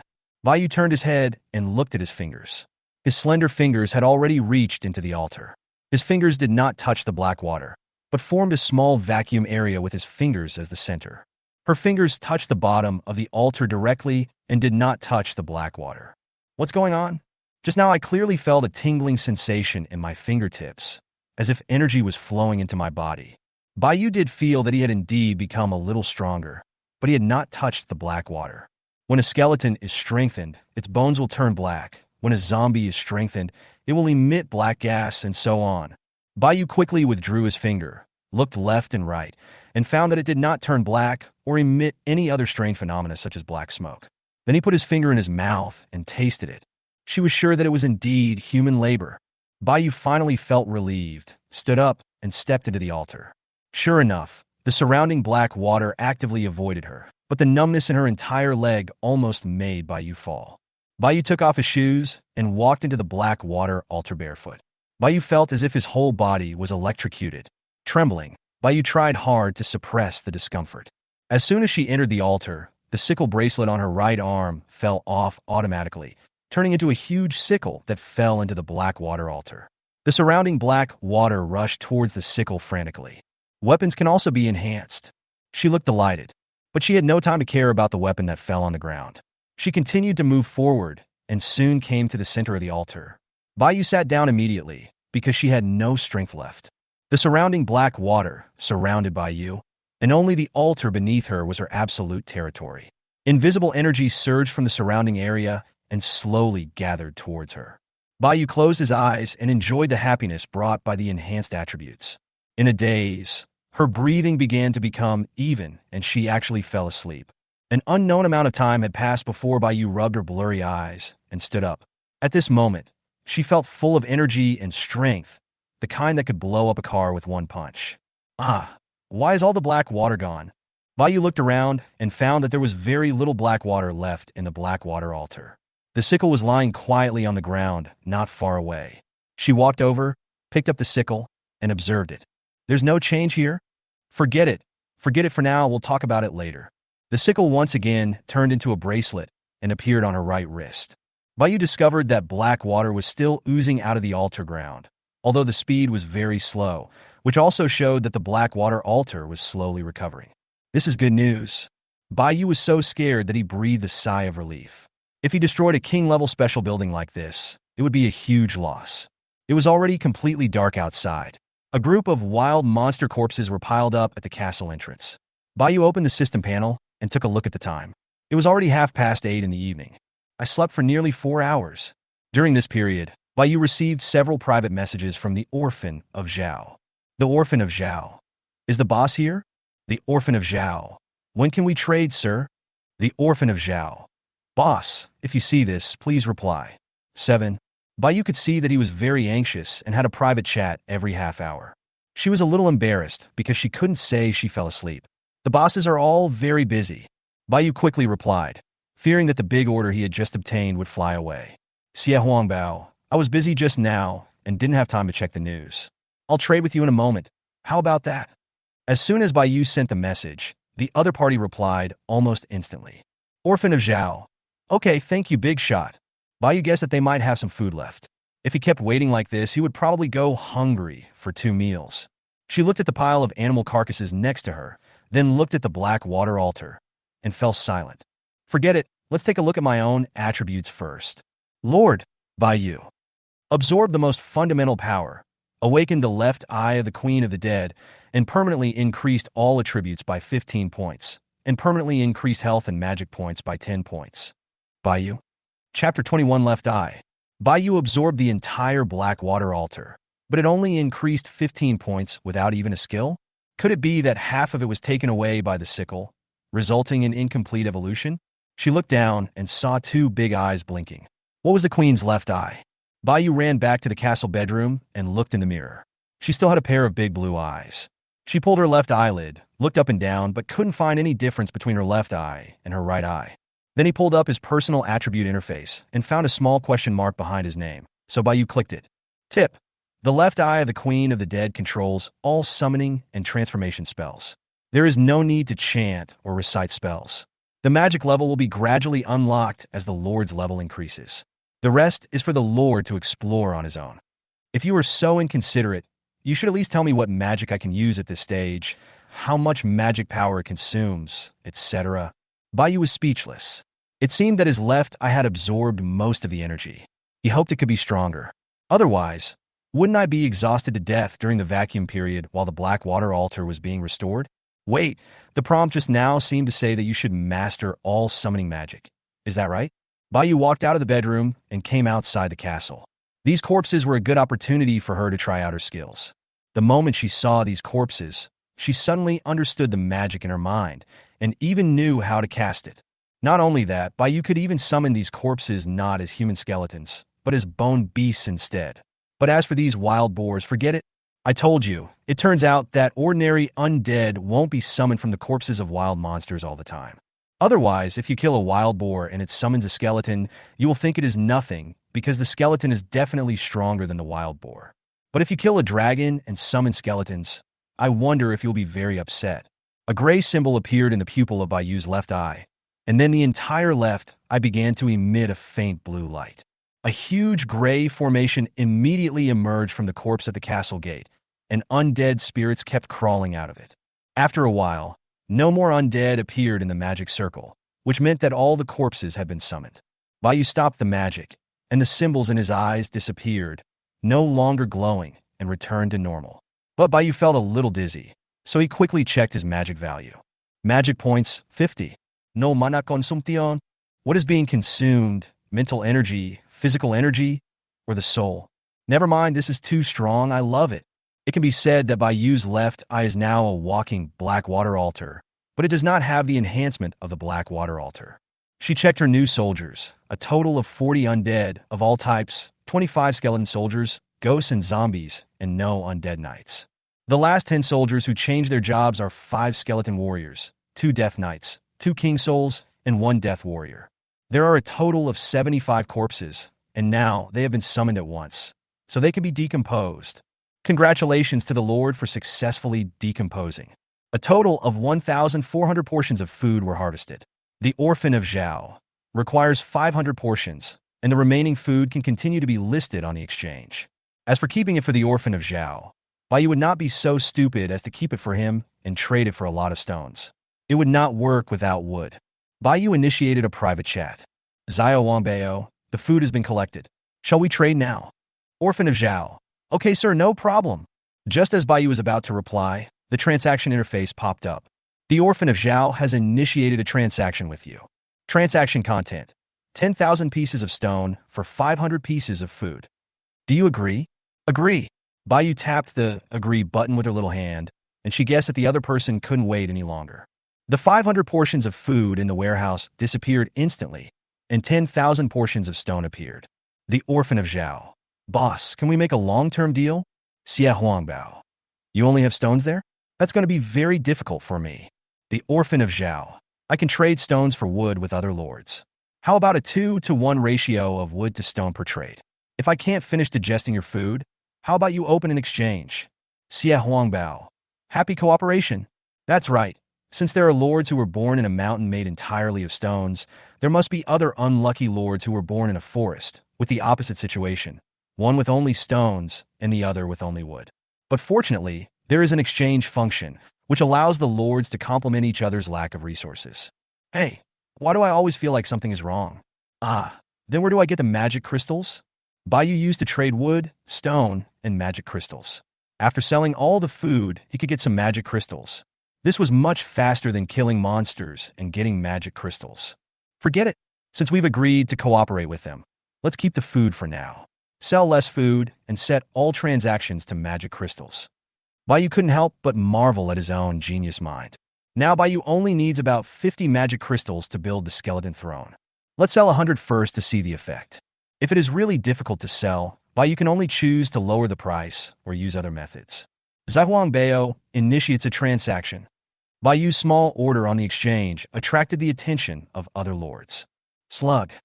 Boss, you're out of food? Why are you only selling 100 copies? Xiong. Is your castle at the maximum level? You don't even want wood and stone anymore. You can only trade with magic crystals. Blank.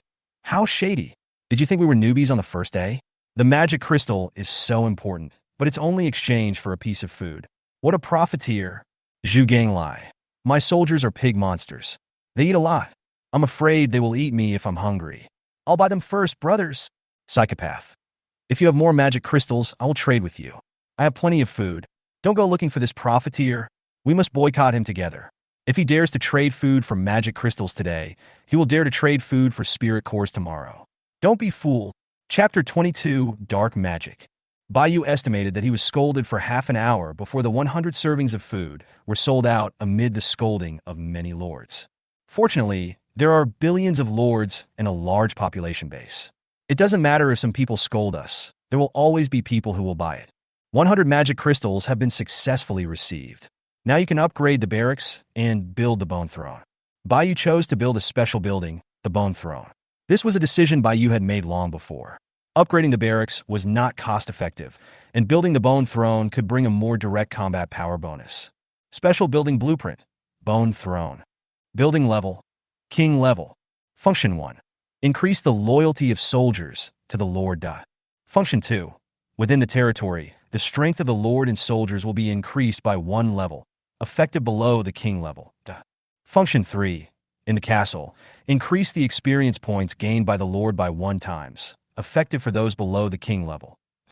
Construction materials: 10 wood, 10 stone, 100 magic crystals, 10 spirit cores. Put up.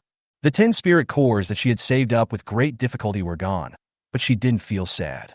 Only spirit cores that were used had value. Otherwise, what was the difference between them and stones? The Blackwater altar is located in the center of the castle courtyard, facing the castle gate. When the gate opens, it leads to the lobby inside the castle. At the end, a throne made of dry bones appears, with 2 glowing skulls on the handrails on both sides. The throne is 2 meters high, grayish-white in color, with an arch top and an oval shape. Behind it are 2 crossed-bone swords, looking majestic and solemn. The seat was covered with a gray cushion covered with magical patterns, which was connected to the throne. Bayu walked over and looked at the throne, touched the cushion on the seat, but had no idea what it was made of. How should I describe the throne seat? It's a bit high. Bayu leaned on the seat with both hands, jumped up, and twisted her body before she successfully sat on the throne. Her 2 little feet were dangling underneath, unable to reach the ground at all. After sitting for a while, the novelty wore off and she jumped down. It seems that it is okay not to sit on the throne. This special building is just displayed in the form of a throne. In fact, it can also be a table, a mirror, or something like that. The range of experience increased by the bone throne is the entire castle, but does not include the territory outside the castle. As long as Bayu is in the castle, the speed of gaining experience will be doubled. She opened the system and checked the information about the undead killing wild monsters. She didn't look at the previous ones. She kept waiting for this interface to refresh, wanting to see how much experience she could gain by killing wild monsters. After waiting for about 5 minutes, the system message finally popped up. Your unit successfully killed the wild boar and gained 15 experience points. Really? The wild boar only provided 10 experience points before, but now it has increased to 5 points, which is 15 points. It only took Bayu 2 days to reach the level. Now with a 1x experience bonus, it wouldn't be too much for him to be promoted to the Lord level on the 7th day, right? Check out the weapon enhancements. Companion weapon, Death Scythe. Quality, Commander level weapon, Growth Able. Soul concentration, 12. Active skills, Undead summoning magic, 2nd level. Dark magic, 1st level. Passive skill, attacks of soul attacks and withering effects, and the killed will be converted into undead. Bayu discovered that there were indeed 2 differences. One was that he had mastered another magic, dark magic, but only at the 1st level. This is easy to understand. It should be able to cast magic just like his left eye, but it is not summoning and transformation magic, but dark magic. As for this soul condensation, Bayu was a little confused. What did this mean? Was it an artifact spirit or something else? Bayu always felt that he had suddenly come into contact with something at a high level, but he didn't understand anything. Who cares? It's definitely a good thing. Now Bayu is curious about what skills can be used with the 1st level dark magic. Dark magic, level 1. Skill, Black Flame Bomb. A magic ball formed by black flames that burns everything attacks the enemy. Consumes 10 points of magic power, no cooldown. A spell that consumes 10 mana points looks very powerful. Of course, Bayu can still use the skill obtained from the Judgment Death Scythe even without the sickle, but the damage added by the sickle will be missing, such as killing the target and turning it into an undead. At present, only this passive skill will be affected. Maybe some powerful passive skills will appear in the future. After all, the sickle belongs to Bayu. Bayu knows how to use the sickle, and he can also use the sickle even if he doesn't know how to use it. There will also be situations where Bayu will also acquire the skills that Scythe has acquired, such as the undead summoning magic, but Scythe only knows the most basic undead summoning, while she knows all the summoning magic. And now the mana value is only 50 points, which means that after releasing 5 Black Flame Bombs, there will be no mana left. Bayu came to the gate of the castle and wanted to try out his skills. It was nighttime now. The blood-red moon was hanging high above his head, and the red moonlight was shining on the earth, dispelling a bit of darkness and adding a touch of weirdness to the magical continent at night. At night, high-level monsters will appear randomly, and all monsters will be twice as powerful and drop twice as much. However, when it was dark, Bayu was still sleeping in the Blackwater altar and did not receive any system notifications. With the help of the strange moonlight, Bayu saw a dead tree not far outside the castle. It's decided to be you. She slowly raised her left hand, spread her 5 fingers, and pointed her palm towards the dead tree. As her magic power was consumed, a black magic circle was generated in front of her palm, and then a black fireball emerged from the magic circle. Bai then waved his sword, and a fireball shot towards the dead tree. The black fireball had no light at all, nor any temperature, and a strange black flame was burning on it. Boom! The black fireball hit the dead tree with a muffled sound. A big hole was immediately punched in the trunk by the fireball. Black flames began to burn around the edge. It was not like normal flames burning the tree. The black flames seemed to be about to devour the entire dead tree. In less than 30 seconds, the dead tree completely disappeared from Baiyu's sight, without even a trace of ash left. Baiyu was also shocked by the power. The magic he got in exchange for 10 points of magic power was indeed worth it. It's simply a magical weapon for destroying corpses and covering up traces. If it hits a person without anyone noticing, even Conan won't be able to solve the case. Baiyu's own improvement and weapon enhancement have made her strength take a qualitative leap. I'm sure you'll have a lot to gain tonight. As long as my fellow villager is in heaven, I'll be able to avenge you soon, hee. Baiyu glanced at the time. It was still some time before midnight. She had slept for 4 extra hours this evening and was not sleepy at all. It was just the right time to wait until the early morning to summon another wave of troops. How can we prevent the undead, who have unlimited labor force, from using their full potential?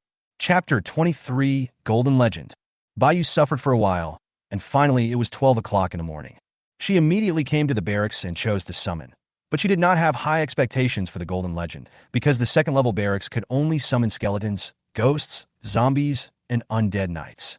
As for the extremely low probability of summoning other high-level soldiers, hey, do you believe it? Anyway, Baiyu didn't believe that her luck would be so good, but one good thing was that the 10 native soldiers summoned could be upgraded, which was the biggest difference from her own summons. The undead crystal has been charged. Do you want to summon it immediately? Baiyu tried to bring himself good luck, and then clicked directly on the summon.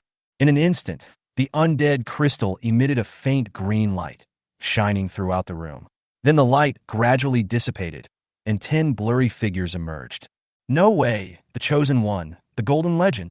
Baiyu saw that one of the figures was larger than the others, about 3 meters, but that was not the point, because this figure had wings. This was obviously a high-level soldier. She was so excited. As the figure became clearer, she finally saw what it was. It has a wide mouth, a bald head, and 2 pointed ears. It is obviously not a human head, but has a humanoid body, but its limbs are very strong, and it has long pointed nails on its hands and feet, which makes it look a bit like a beast. It also has a long tail behind it. Most of its body is gray, made of stone and metal, with 2 wings spread out at the back, which are flesh wings similar to those of a bat. When it saw Baiyu, it immediately crawled on the ground with all 4 limbs and lowered its head to show its submission to Baiyu. As for the remaining 9 undead souls, they were not so lucky, which might be because she only pinched them once. All of them are ordinary undead from the first or second level barracks, 2 skeletons, 3 ghosts, 3 zombies, and 1 undead knight. Baiyu's Air Force strength has become stronger again, and she seems to have discovered a pattern. All the powerful soldiers can fly, so when can she fly? She first checked the attributes of the new soldiers. Gargoyle, growth limit, royal level, exclusive passive, magic immunity, depending on magic level, and own level. Seeing the properties of the gargoyle, Baiyu only wanted to say one word, that is, awesome. Its basic attributes are also much higher than other types of soldiers, and its upper limit of growth has reached the Emperor level. Moreover, it is born with skills and immunity to magic. It's simply abnormal. Although Baiyu also knows that magic that is too strong can still kill the gargoyle, this is just for self-entertainment. Although gargoyles are a high-level military unit, they do not have intelligence. Of course they do have some intelligence, but it is not high. Here Baiyu generally says that those who cannot speak have no intelligence. Now, Baiyu's Air Force includes Arthur gargoyles, although there is only one, ghosts, and king souls, which can be regarded as Baiyu's current highest combat power. The army has undead knights, skeletons, and zombies, which are superior in numbers and are used as cannon fodder. You all go hunting. You are mainly responsible for upgrading. Baiyu said to the surrounding undead, leaving the gargoyles to be responsible for upgrading. Being able to fly is still a big advantage. The gargoyles have such strong attributes. How can we waste this long night? Okay, I can finally go to bed. She has already begun to look forward to tomorrow's harvest. There will be double drops at night, plus the 1x experience bonus from the Bone Throne, which means she will get triple experience from killing monsters at night. After taking a bath, Baiyu went to bed soundly. The orange sun rose again in the east, dispelling the darkness of the magical continent. But the dark clouds in the sky blocked the sunlight, and even during the day, it was still dim outside. The distance was shrouded in thick fog. Apart from the vaguely visible snow-capped mountains, the view extended beyond the castle territory, but was soon swallowed up by the fog. Baiyu rubbed his sleepy eyes, threw back the quilt, and prepared to get up. After washing up, Baiyu appeared in the castle yard in high spirits. Let's take a look at my attributes first. Lord, Baiyu. Very good, my magic power has increased by 10 points, so I can use one more skill. After a night of recovery, there was more black water in the Blackwater altar, and a small pool had formed in the middle. It is definitely enough to summon the undead, but the efficiency will be slower. But it doesn't matter, because the summoned undead are strengthened by the Blackwater altar. After a morning of hard work, Baiyu had strengthened all the previously summoned undead spirits that had not been strengthened, and all the corpses had also been summoned. Another big project completed. Baiyu successfully summoned 90 to 90 undead, including undead of 4 types of soldiers. The summoning was calculated based on the level of the barracks. Even if you manage to summon a gargoyle by chance, using the undead summoning magic will still not summon a gargoyle unless the barracks level is unlocked. She breaks down all these foods. Congratulations to the Lord for obtaining 1,200 portions of food, 120 wild boar tusks, 60 portions of wild boar skins, and 45 magic crystals, double. Congratulations to the Lord. There are a total of 2,800 portions of food and 155 magic crystals. As for the rest, they are just miscellaneous items, and Baiyu doesn't care about them. Because these basic wild monsters are basically meat-giving, without the above, she doesn't have any soul cores. Wow, she can only pin her hopes on Arthur. Chapter 24, Soaring Griffin.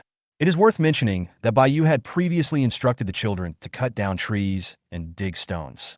After a day and a night of nonstop digging, they finally got 2 stones and 1 piece of wood.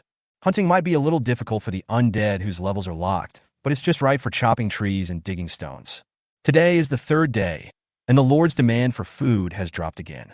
Looking at this situation, Baiyu feels a little embarrassed to be a profiteer by charging 4 times the premium.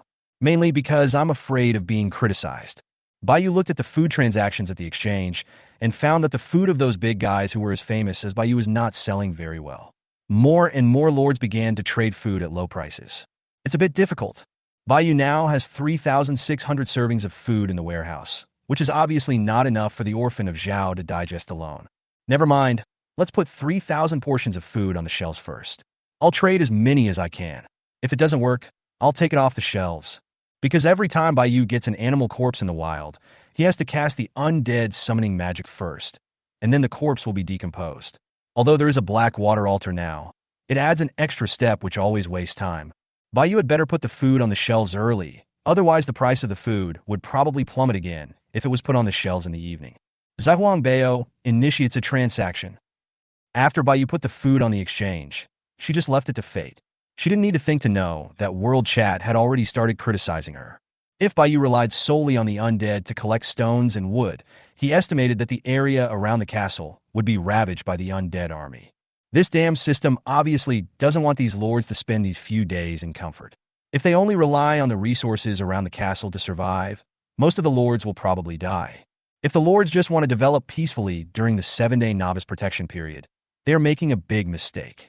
This is a battle for supremacy among all the lords of the nation and all races.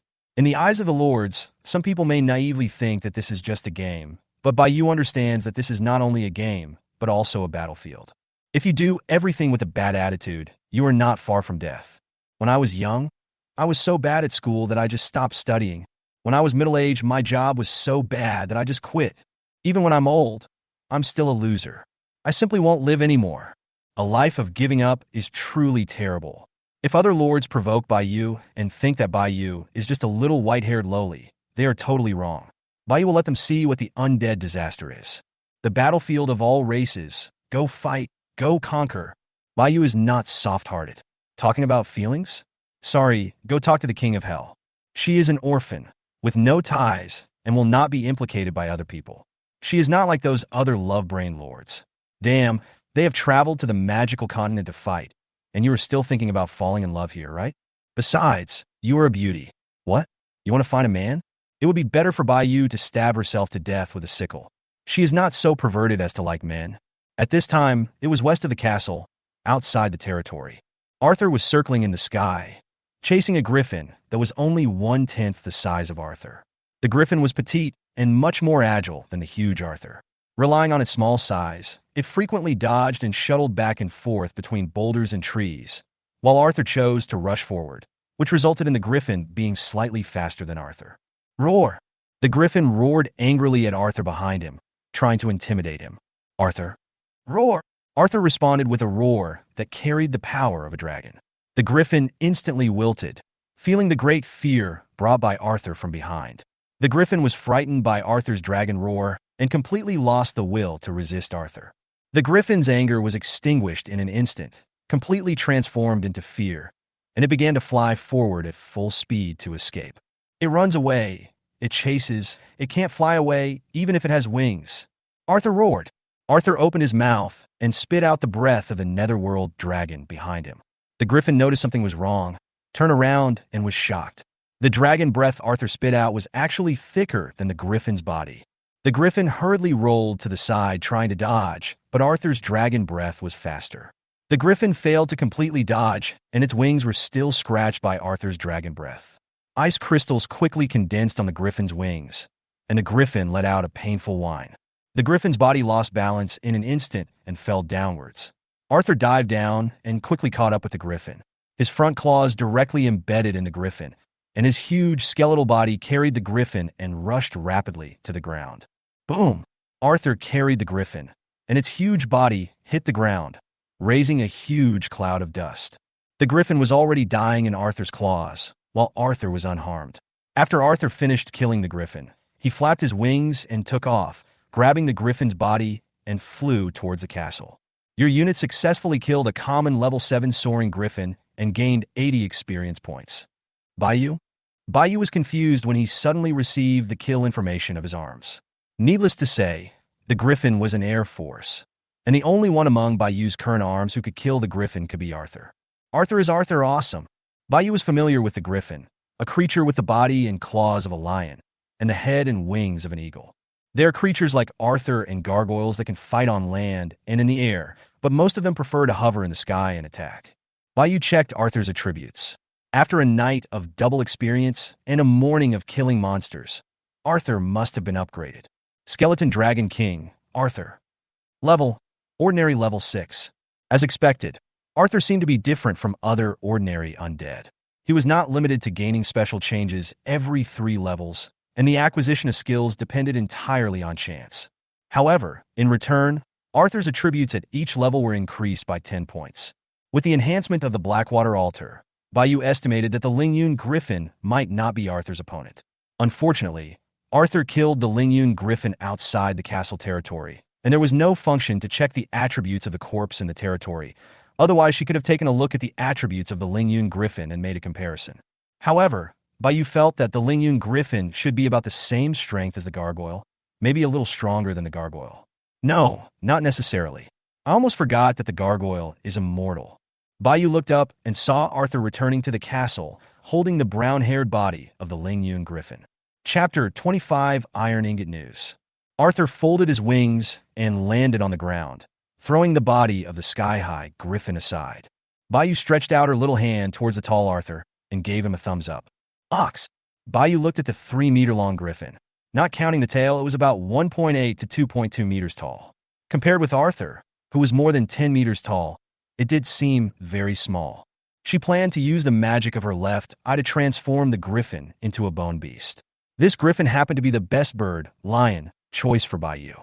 After all, its level was there, and its attributes should be stronger than those of the skeleton warrior and the death warrior. A gray triangle instantly appeared in the pupil of Baiyu's left eye. The triangle rotated to form a hexagram magic circle, emitting a faint blue light. A hexagram pattern identical to the one in Baiyu's eyes emerged from under the griffin's corpse. A bone wing first stretched out from the magic circle, followed by the second wing, and then the body and limbs all emerged.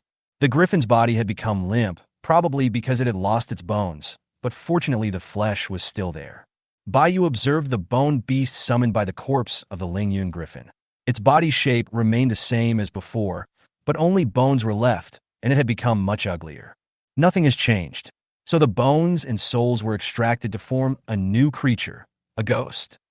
Bayou really couldn't appreciate it, but Bayou didn't want a vase. Capability was the best, and it didn't matter whether she was ugly or not. Until now, except for the bone dragon, Bayou still thinks that all undead creatures are ugly. Bone beast griffin. Race, undead. Growth limit, royal level.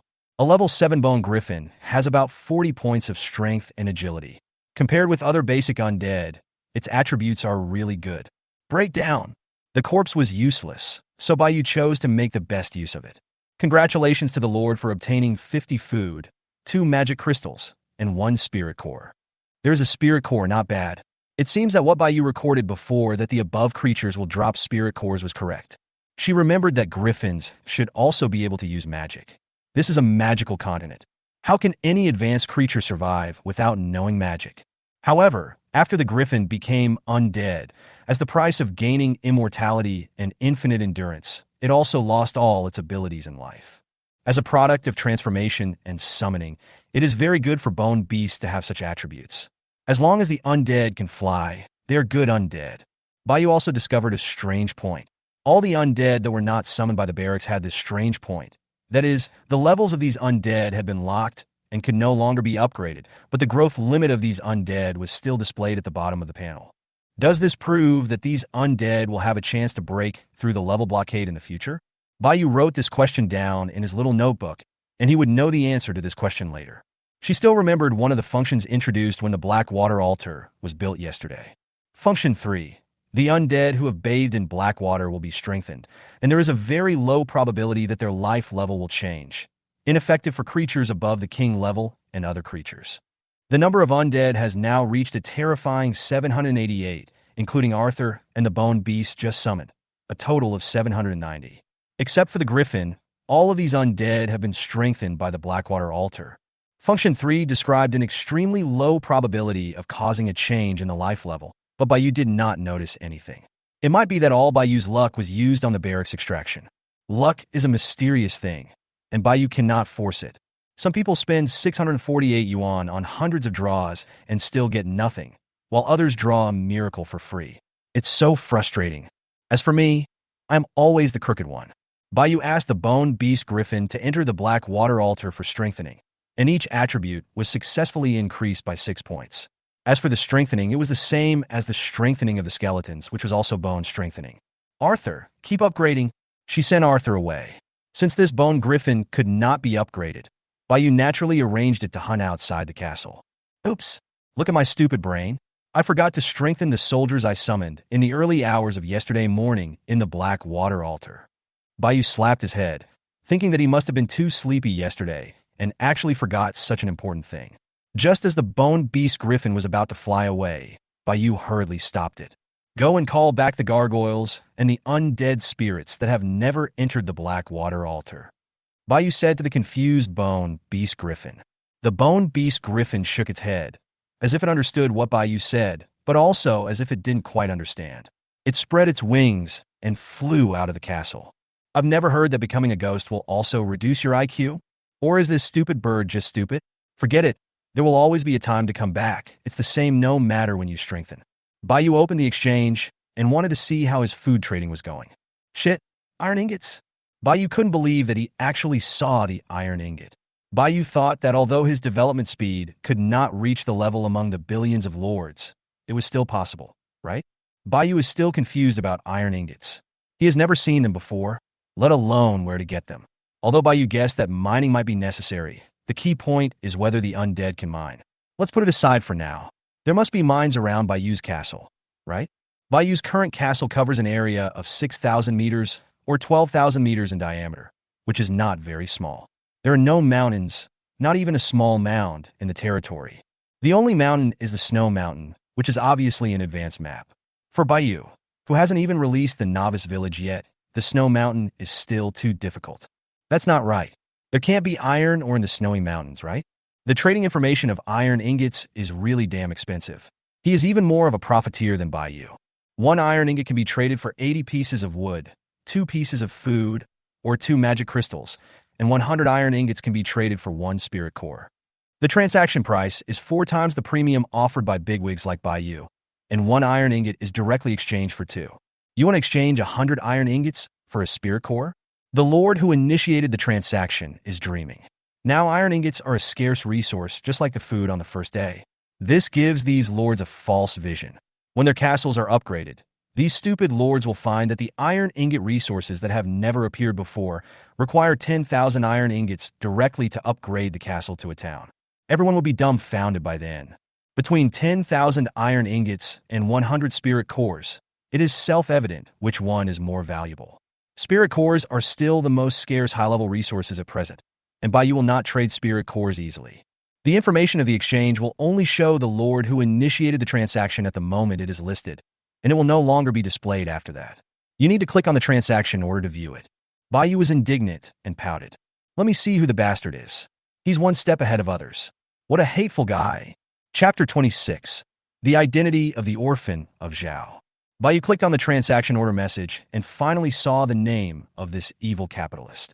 The moment she saw the name, her mouth opened so wide that an egg could fit in it. Fuck! Orphan of Zhao. You are truly an orphan. Bayou didn't expect that the person he traded iron ingots with was actually his first good friend, the Orphan of Zhao. You want to play the pig and eat the tiger, right? Try this on me? Bayou felt that the image of a big boss that he had established in front of the Orphan of Zhao had collapsed. It turned out that he was just a clown, and this guy was the real big boss. Damn it. Bayou couldn't bring himself to go talk to the Orphan of Zhao about the iron ingots. Do I buy it directly from the exchange? That would be a scam. Unlike me, I am a fan. Cough, cough. At this time, next to a mountain tens of thousands of miles away from Bayou Castle, stood a castle whose main body was built of stone. The castle was surrounded by white stones and several large mountains, and there was nothing else. The castle was located at the foot of the largest mountain. Inside the castle, a graceful and hot girl was sitting in the kitchen enjoying her exquisite lunch. It was actually just a roasted rabbit, and it was burnt. The girl is 1.72 meters tall, has long black wavy hair, and her beautiful face is delicately made up. Her appearance is just a little bit worse than Bayou's. She was wearing a tight white shirt that revealed her belly button. The first button of the shirt was undone, revealing the beautiful scenery inside. The second button was almost unable to hold up under the huge pressure and seemed to be about to fly off. She was wearing a black ultra-short miniskirt, revealing 2 straight, white long legs. On her legs were a pair of black, translucent stockings with some unknown letters on them, extending all the way to the top into the mysterious area inside the skirt. The girl sat on the dining chair, legs crossed, a wobbly high-heeled shoe dangling from her toes. It was this lord who was angrily rebuked by Bayou at this moment. The Orphan of Zhao. The girl's name is Zhao Lianxue. She is 21 years old, 3 years older than Bayou. Just like her name, she is also an orphan like Bayou. In order to make a living, Zhao Lianxue chose to drop out of school early, and in order to give back to the orphanage, she came to work as an employee in a company. But her immediate boss is an old pervert, not only greasy, but also a little bald, which makes Zhao Lianxue sick. Seeing that she is beautiful, he always wants to enforce the classic unspoken rules of the workplace on her. Later, before the bald, old boss's plan succeeded, he traveled to the magical continent. Zhao Lianxue has been working in society for many years. Before she traveled through time, she also liked to play some games, such as Mo Yuan and Mono. I had some knowledge of the game, and with my own intelligence, I quickly adapted to the current predicament. The soldiers she summoned were dwarf craftsmen, 10 of them a day. Dwarf craftsmen were proficient in construction, machinery, smelting, and forging, except that their combat power was a little weak and they ate a lot. On the first day of the time travel, Zhao Lianxue observed the situation around the castle. There were mountains all around and few wild monsters. However, this also meant that there would be fewer high-level wild monsters and the danger would be lower. This gives her a relatively safe and stable position for development. But dwarves need to eat, and they need to eat a lot. When Zhao Lianxue asked them to go out hunting, the dwarves often returned empty-handed. However, during one of their trips, the dwarves actually brought back other dwarfs to Zhao Lianxue. All of them were wandering dwarves who were willing to join her castle, as long as Zhao Lianxue promised to provide them with food. The number of dwarf craftsmen in Zhao Lianxue's castle suddenly expanded to 200 people. She asked the wandering dwarves and learned that the old dwarf king had passed away. Now there was a civil war in the dwarf kingdom, and it was so fierce that there was a tendency for it to split. They were all civilians affected by the war. Zhao Lianxue felt sorry for them and took them in. Although the efficiency of stone mining was greatly increased, the amount of food needed every day also increased. Later, Zhao Lianxue roughly understood the fighting ability of these dwarf craftsmen, so she simply gave up the idea of letting them hunt on their own and concentrated on letting them dig stones and then use the stones to trade for food. But the food is ridiculously expensive. Although the food prices have dropped from yesterday to today, the amount of low-priced food is still too small. Sometimes Zhao Lianxue can only grab 1 or 2 portions, and sometimes she can't get any at all. This amount of food is not enough to eat, so Zhao Lianxue keeps an eye on the exchange every day, ready to buy low-priced food at any time. Fortunately, my soldiers are good at digging stones, and there are several mountains outside the castle. Resources are coming, and with the exchange function, there will be a continuous supply. No wood, no problem, just use stone instead. No food, no problem, just trade it with stones. The thing that is most in abundance here is stone. While digging in the mountains, the dwarves suddenly discovered iron ore and a special building blueprint, which made Zhao Lianxue even happier. The special building is the furnace. Zhao Lianxue successfully unlocked the furnace and built it. The furnace smelted the iron ore into iron ingots. It was also the first time Zhao Lianxue saw an iron ingot, but she knew that the iron ingot would be of great use. Yesterday, the dwarves brought back more than 100 dwarves, which became the last straw that broke the camel's back for Zhao Lianxue. The strategy of buying up low-priced food at the exchange was no longer feasible. Zhao Lianxue had no choice but to turn to the lords who had a lot of food. For example, Baiyu. Of course, Zhao Lianxue is not a fool, and she will not add only Baiyu. It's just that she sells the most food, which makes Zhao Lianxue feel that the supply is the most stable. Today, Zhao Lianxue finally upgraded the castle to the highest level by continuously trading stones for wood, magic crystals, and other resources. Zhao Lianxue also knew the function of iron ingots. The iron mine was so large, and the output of the furnace combined with the more than 300 dwarf craftsmen in the castle could produce 500 iron ingots every day. Upgrading the town required 10,000 iron ingots.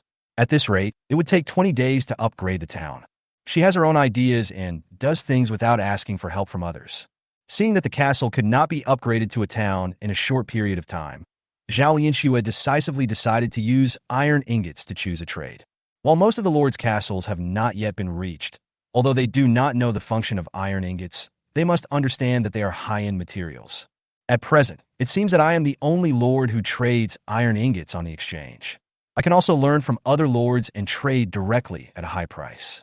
He made a fortune as he controlled an endless supply of stones, more than 300 dwarf craftsmen, and the ability to smelt iron ingots. No need to rely on anyone at all, a perfect protagonist template. Zhao Lianxue was full of confidence and hope for the future. She had already observed the area around the castle and found no danger. Once the 7-day novice protection period was over, even if there was a beast tide, it would be nothing more than a small matter. Chapter 27 Cooperation. Although Baiyu angrily denounced the orphan of Zhao as a thief, he did not stop. Baiyu had put 3,000 portions of food on the shelves before, and there were still 600 in stock in the warehouse. Baiyu decisively traded the food for iron ingots. It's just food. The thing I, Baiyu, have the most is food. However, there were too few iron ingots on the shelves of the orphan of Zhao, only 150. While those brain-damaged lords were still discussing the function of iron ingots in the world chat, Baiyu decisively used 200 portions of food to buy all the remaining 100 iron ingots. Baiyu took out the iron ingot that he had just traded from the warehouse and held it in his hand. The iron ingot was refined into a brick shape, and each one weighed about 10 pounds. However, compared to Baiyu's 35 points of strength attribute, it was as light as cotton. This is an iron ingot. Isn't it just a lump of impure iron that has been refined? I thought it was some high-end gadget, but it turned out to be just like its name suggests, just ordinary iron. It takes 10,000 iron ingots to upgrade a town, and 20,000 of them need to be exchanged for food, assuming that there is still food. Moreover, the price of food will only get lower and lower.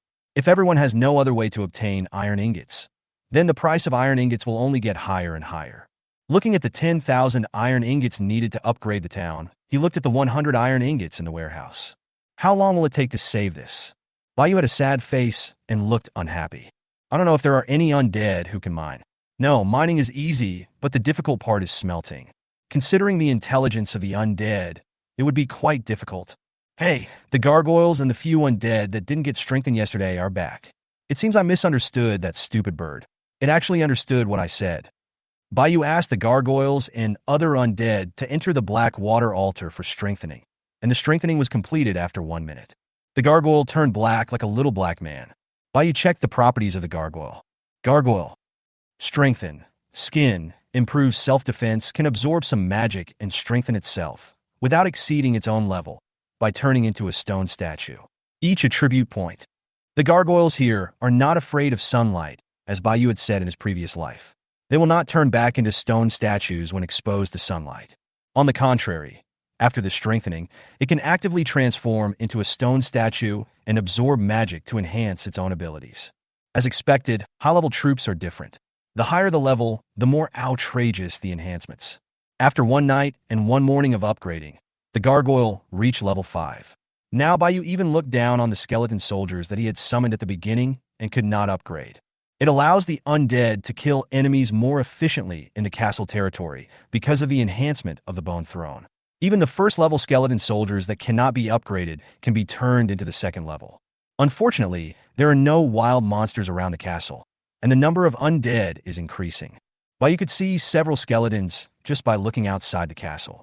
In order to carry out Bai Yu's orders, the skeletons could only move farther away from the castle. You have a new friend to chat with privately. You don't have to think about who it is because Bai Yu only has one good friend. I don't know what this orphan wants to do with me. I was told that the food is gone again. I'm beginning to suspect that you're a glutton, Bai Yu said angrily, having already labeled this hateful orphan of Zhao in his heart as a profiteer, a good-for-nothing, and a tycoon. Bai Yu clicked on the private chat. Orphan of Zhao. Master, are you here? I'm running out of food again. I need another 500 portions. This time I'm exchanging wood for stone. I'll trade both wood and stone with you. Little green tea, ba. Orphan of Zhao label. Xia Huangbao. Yes, let me ask you something. Do you have any iron ingots? In order to develop the castle, Bai Yu can only lower himself to the status of a big boss, Wu. Orphan of Zhao. Yes, there is a mine near me, and the soldiers happen to be able to refine iron ore. Haha, so stupid. I actually told you how the iron ingots came from. As Bai Yu guessed, the iron ingot was a plain piece of iron, and it must have been mined and smelted in a furnace. Bai Yu felt that he had overestimated this game. It turned out that some things were just as plain and simple as described on the surface. Why did he tell me? Because even if you told me, I don't have a mine, I don't have a furnace, and I don't know how to smelt ore. Thinking of this, Bai Yu started crying again, with tears in her eyes. Just as Bai Yu was about to reply to the orphan of Zhao and cooperate with him, Bai Yu's little hand froze in the air. If he trades food for his iron ingots, his stones will be free again. He can then use the stones to trade for food with other lords. His reduced demand for food means he won't have to frequently look for Bai Yu to trade iron ingots for food. He must have understood the importance of iron ingots, and he would not be as casual as Bai Yu when selling food himself. Damn it, I have no advantage at all. Bai Yu was still brainstorming. Seeing that Bai Yu had not responded yet, the orphan of Zhao sent another message. The orphan of Zhao. Boss, do you want to trade iron ingots? This also revealed a piece of information to Zhao Lianxue, that is, Bai Yu's castle has also reached the maximum level. Zhao Lianxue is not stupid either. She upgraded the castle to the maximum level only because she had such an advantage. As for Bai Yu, his conditions must not be as good as Zhao Lianxue's. Zhao Lianxue guessed that Bai Yu's troops were most likely powerful ones, and they probably ate very little or even didn't eat anything. Otherwise, it would be hard to explain why Bai Yu could so easily take out so much food. Zhao Lianxue believes that Bai Yu must be very strong, and the combat effectiveness of her own troops is too weak. Although Zhao Lianxue currently believes that there is no problem with the Beast Tide, once the Beast Tide is over, it will be the battle for supremacy among all races. Relying only on her own dwarf craftsmen, it would be fine if she is not discovered, but if she is the first to be discovered, she will be finished. Therefore, it is very necessary to make friends with Bai Yu. Zhao Lianxue just hoped that Bai Yu is not a balding, greasy old man, preferably a 1.8 meter tall handsome guy. Zio Wangbao, yes. How much can you trade? Orphan of Zhao. To show my sincerity, how about I trade 300 iron ingots for 500 food items? And if you need it, I can promise to trade 200 iron ingots for 300 food items every day. Just consider it as making friends with you. Baiyu? You kid, you know how to do business. They also gave me a 100 yuan discount on food, which makes me feel like a little fan, but I like it. Zio Wangbeo. Okay, my dear friend. Baiyu was so excited that he almost blurted out, "If you don't abandon me, I would like to worship you as my father." Fortunately, Baiyu was rational. Otherwise, he would have lost face. Chapter 28, Howling Moon's Silver Wolf Attacks. The Orphan of Zhao has initiated a transaction with you. Transaction content: 300 iron ingots for 500 food. Do you agree? Agree. What a straightforward person. Godfather. Baiyu clicked to agree without hesitation. Transaction failed. You don't have enough food. Ah. Baiyu looked at the warehouse and saw that there were only 400 pieces of food left out of the 600 pieces he had originally traded for 100 pieces of iron ingots. It's over, I'm poor. By the way, there should be some untraded food left in the exchange. Baiyu hurriedly took all the food off the shelves at the exchange. There were only 1,000 of the 3,000 portions left, which was enough. Baiyu's little hand once again tapped the transaction order floating in front of her. Agree. Transaction successful. With the disappearance of 500 pieces of food in the warehouse, 300 more iron ingots were successfully obtained. This orphan is definitely a big shot. He guarantees to provide Baiyu with 200 iron ingots every day, and his own output is at least 500 per day. There are still 900 portions of food left. Let's keep them for now, in case there's not enough food later. That would be so embarrassing. The food has been on the exchange for half a day, and only 2,000 pieces have been traded. Baiyu is silent. First of all, after 3 days of development, most of the lords could get their own food. In fact, those lords with stronger strength also traded their excess food. The low-price food became more and more, which had a great impact on Baiyu's business. Even big lords like Ultra Son-in-Law and Spirit of Fire have been forced by market pressure to lower prices for food transactions. Currently, Baiyu is the only one who is trading at a 4-fold premium. It's a headache. My source of income has been cut off. Baiyu scratched her hair with her little hands, and a few strands of hair stood up. The food trade yielded a total of 32,000 pieces of wood, 18,000 pieces of stone, and 400 magic crystals. Overall, the harvest was okay, and the profit from the 4-fold premium was still exaggerated. However, the 4-fold premium probably wouldn't work in the future. Baiyu had to either choose to lower the price like other lords, or let the undead directly dig stones and cut trees. Business is hard. I wish I could refine thee or myself someday. I only have 400 iron ingots now. It will take me forever to save up 10,000 iron ingots. Baiyu sighed. Now we have enough wood and stone to upgrade the castle and town. The only thing missing is the troublesome iron ingot. At present, wood and stone are not so important to Baiyu. It is still too early to upgrade the town, so Baiyu needs to find a way to do some other business. For example, the wild monster materials that have been used in the warehouse, wild boar tusks, and various animal furs. However, no one is selling these things on the exchange at the moment, and Baiyu doesn't have a reference price.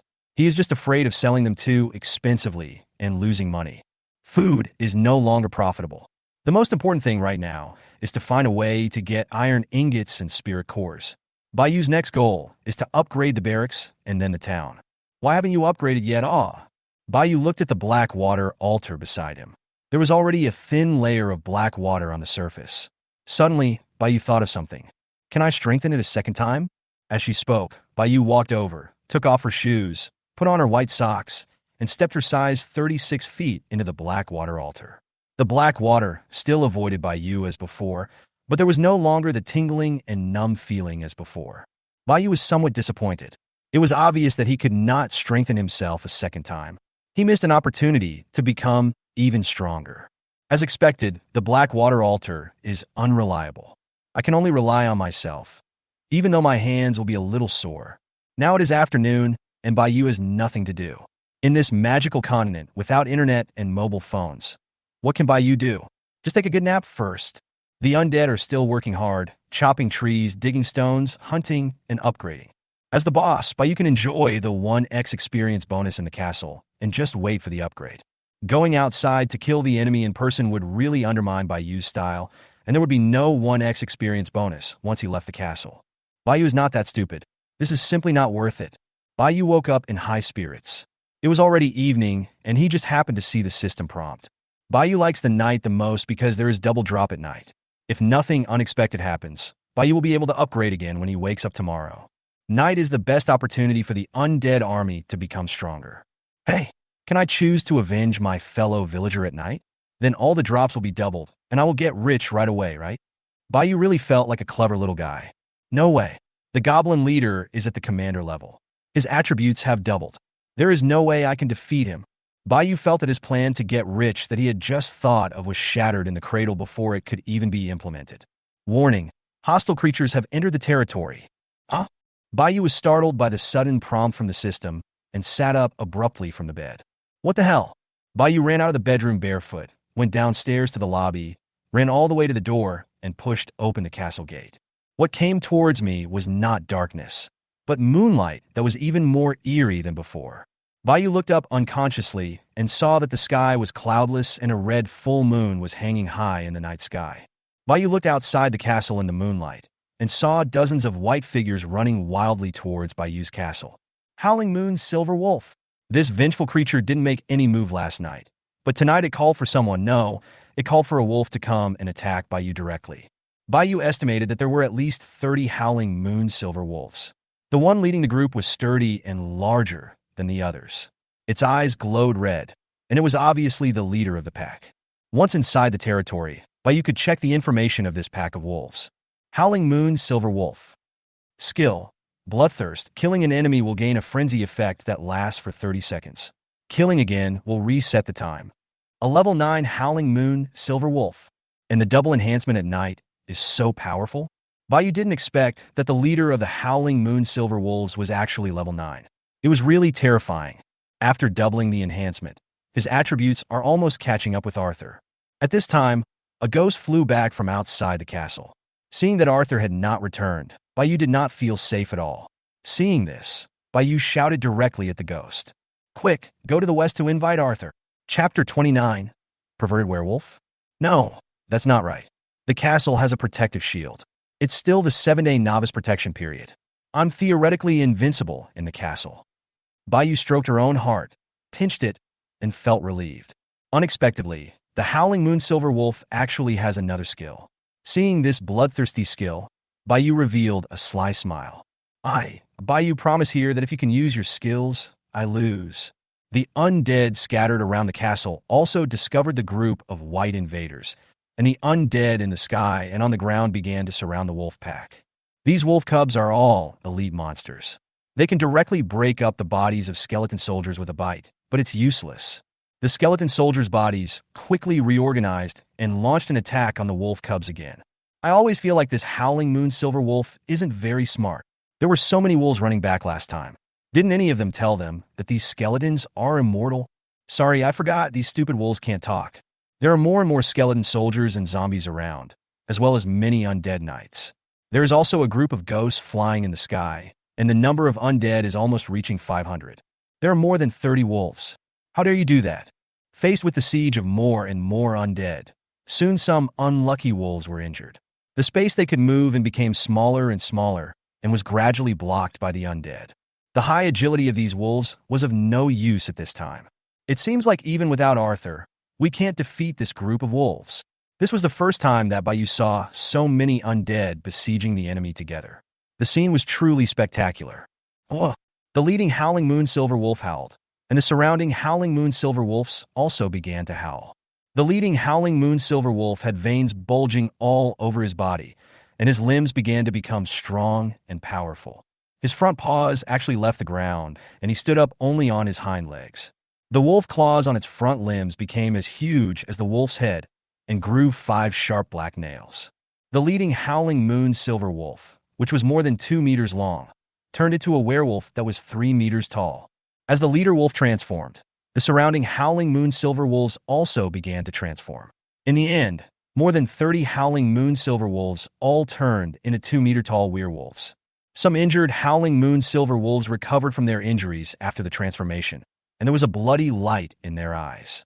What the hell? Isn't this cheating? How can you transform?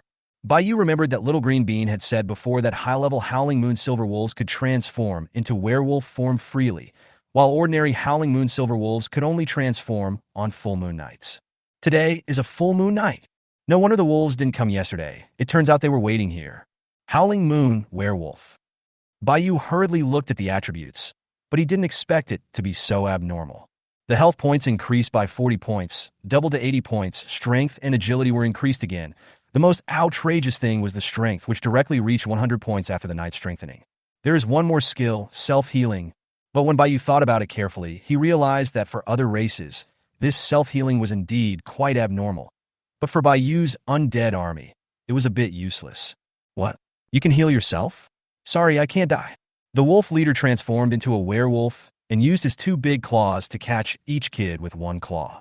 Even the mental attacks used by the king souls flying in the sky had little effect on this werewolf. It seems that after transforming into a werewolf, the defense has become much stronger. It may also be that the gap between the two is too big and the distance is too far for Bayou to see it clearly. The Death Knight charged with a scythe and slashed at a werewolf. The werewolf could easily block the Death Warrior's attack with its cross claws, but the claws that blocked the attack were corroded by the curse and turned black. But the Death Knight's curse cannot be stacked, and it is obvious that the life level of these Howling Moon werewolves is not lower than that of the Death Knight, so the deterrence has no effect.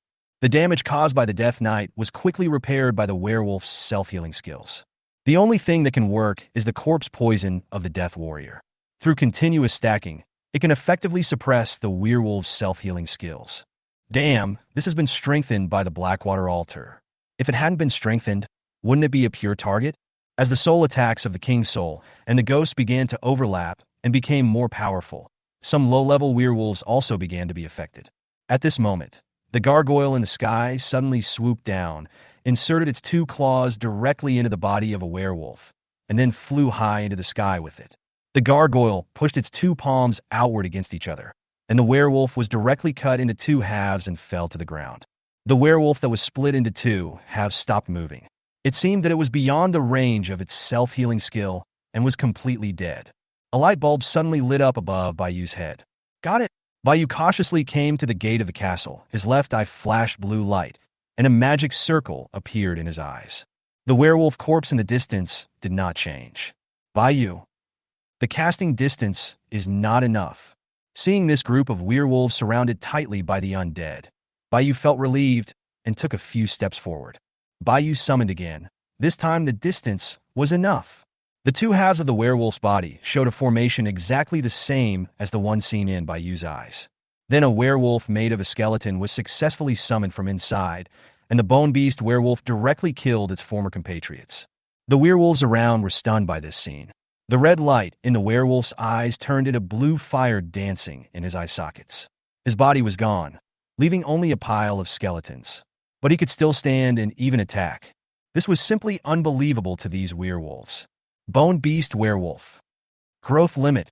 Commander level. Bayou looked at the attributes of the Bone Beast Werewolf and felt that it was okay. Bayou guessed that if he summoned it on the werewolf's corpse, he would definitely summon an undead werewolf and not the original wolf form. Bayou gave a wicked smile. It's so troublesome to transform every time on the full moon night, so let me help you stay in werewolf form forever. Oh, how evil. Chapter 30 Lao Lu is here. Although these werewolves can heal themselves, their physical strength is limited, while the physical strength of the undead is unlimited.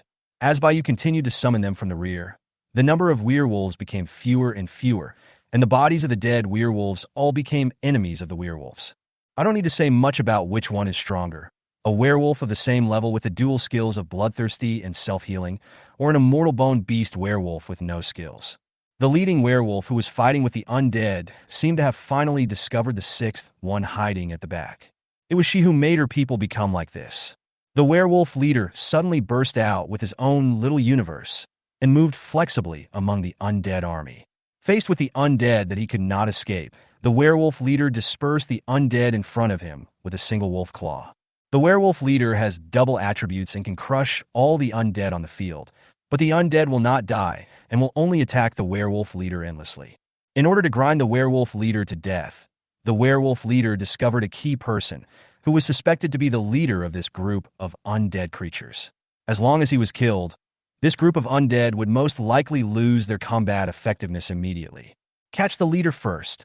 The werewolf leader easily broke through the blockade of the undead army in a few moves and went straight to kill the old man who was hiding behind. Oh no, we've been discovered. Bayu looked at the werewolf leader running towards him and suddenly panicked. He instinctively wanted to use dark magic to attack it. Boom! A huge body fell from the sky and directly blocked the werewolf leader's charge towards Bayu. Well done, Arthur. Spray it on me. Bayu was relieved to see Arthur standing in front of him and started shouting. Arthur slapped the werewolf leader with his claw. The werewolf leader didn't expect that a big guy would suddenly fall from the sky. Facing Arthur's attack, the werewolf leader raised his claws to resist. The imagined scene of the werewolf leader being knocked away by Arthur did not appear. The werewolf leader just took a few steps back and blocked Arthur's attack with his exaggerated strength attribute. Roar! Arthur let out a dragon roar, then opened his mouth and spit out a thick, dark blue dragon breath. At such a close distance, the werewolf leader had no time to dodge and could only take it. The dragon's breath completely covered the werewolf leader. The burning of his soul and flesh made the werewolf leader wail endlessly. Layers of ice crystals also appeared around his body, trying to freeze him. The werewolf leader relied on his high attribute values to struggle against Arthur's dragon breath. Suddenly, a black fireball attacked from the side. It's the sixth guy at the back. The werewolf leader suddenly realized what was happening, but he had no chance to dodge and was hit on the right arm by the fireball. The black flames, like Arthur's nether dragon breath, caused double damage to the body and soul. Black flames began to burn on the werewolf leader's body. Arthur's dragon breath could barely heal the werewolf leader's physical injuries by relying on his self-healing skills, but it was completely ineffective against the black flames released by Old Six. At this time, the flesh on the werewolf leader's right arm had completely disappeared, revealing the bones inside, facing the double soul attack from Arthur and Bayu. The werewolf leader finally couldn't hold on any longer and was instantly frozen into an ice sculpture by Arthur's dragon breath, with the black flame still burning. Its soul was directly annihilated. If it could speak, Bayu guessed that it would definitely shout out a classic Chinese quintessence to him. You old fool. I'm you. You successfully killed a level 9 ordinary Howling Moon werewolf and gained 240 experience points. Double experience. Hey, it's my head. It seems that the real cause of the werewolf's death was that his soul was burned by Bayu's black flame bomb. The werewolf's body fell to the ground. Bayu also broke through the bottleneck because of this werewolf and was upgraded again. There's a saying that goes, life is like, since you can't resist it, just enjoy it. At this time, the other undead were still besieging and killing the remaining werewolves. Only Arthur next to Bayu was looking at Bayu in confusion. Back to the topic, this was the first time Bayu used black firebombs on living creatures, not counting big trees. I didn't expect it to be so perverted that it could keep burning on the body and could not be extinguished at all. Bayu had already sat up from the ground, but his clothes were a little dirty and messy. Bayu patted the dirt off his butt. Fuck my meat! Bayu realized that this dark magic would not leave a corpse, and quickly stopped the black flames from continuing to burn the werewolf leader's body. Compared to this little bit of meat, Bayu was happier that he had an extra bone beast werewolf, who had peak combat power under his leadership and was very tough. Once the werewolf leader died, the other werewolves were just food for the taking, not to mention with the addition of Arthur. Arthur is still strong. Otherwise, with the help of the other undead under Bayu, they might not be able to kill this werewolf. Bayu used the magic of his left eye again to transform the werewolf into a bone beast. At present, she is the only one who has the ability to transform bone beasts, not the sickle. No matter how you look at it, the bone beast werewolf is stronger than the skeleton warrior. Bone beast werewolf. Growth limit, king level. Puff. Bayu vomited blood, and the double attribute enhancement at night was gone. That's it. It's already very strong, only slightly weaker than Arthur. The undead will deal with the bodies of these werewolves. At this moment, Bayu just wants to get back to the castle and change his dirty clothes. Bayu killed the werewolf leader outside the castle. He only had the double experience bonus at night and the 1x bonus without the bone throne. Bayu clasped his hands and counted. I lost 120 experience points. No, it's all my fault. The other werewolves didn't count. Bayu looked back at the battlefield and saw 7 or 8 werewolves still struggling to survive. Bayu hurried back to the castle, trying to recover some of the lost experience points. She turned around and entered the castle, came to the bathroom, kicked off her shoes, and Bayu pulled off her hairband. She shook her head, and her white hair flew away. The social failures and embarrassing moments she had experienced in her previous life were not as many as what she had experienced in just a few days in the magical continent. Bayu was also in tears. Take a shower first. This is so embarrassing. Chapter 31, A Great Harvest. Fortunately, our troops are undead. If they were any other intelligent race, this would be no different from shitting on the street. After taking a shower, Bayu casually put on a white dress and went out topless. She was going to bed soon anyway, so she was too lazy to change clothes. As soon as Bayu came out of the bedroom, she felt a chill down there and quickly covered her skirt. It turned out to be an illusion. I thought my skirt was flying up. That's not a big problem, just make do with it. Why is there still a trace of shame? It's only been 3 days, and Bayu has been stuck in the castle for 3 days. He's going crazy. It feels like the flu quarantine in his previous life. The key is that there is no internet. The world is so big, Bayu wants to go see it. Bayu wanted to see the outside world, but he was too weak. He had just taken a few steps out of the castle gate when he was almost killed by a werewolf. Bayu had thought about riding Arthur out to see what was going on, but he gave up after trying it once. Arthur is a bone dragon, the kind without any flesh on his body, so there is no place for him to stand. It is simply not possible for a dragon tamer to stand on Arthur's head and act like a hermit as in the novels. When Arthur started flying, Bayu almost fell down. Arthur was a bone dragon, and his whole body was made up of bones, so he had no driving experience at all. According to my previous online experience, as long as I reach a certain level, I should be able to fly. You can't tell me that there are people in the god realm who can't fly. Isn't that too much? Take a look at your own attributes first. Lord, Bayu. Apart from the usual attribute improvements, there seems to be no other changes. But Bayu never gave up, expecting special rewards every time he upgraded. It's a bit weird that you get experience points for killing monsters, but there's no experience bar. I never know when I'll suddenly level up, and I'm not mentally prepared at all. I'm about to reach the maximum level. I'm so excited, and hope to have a different experience. Bayu grinned foolishly, drooling from the corners of his mouth. The undead army transported all the werewolf corpses outside into the castle.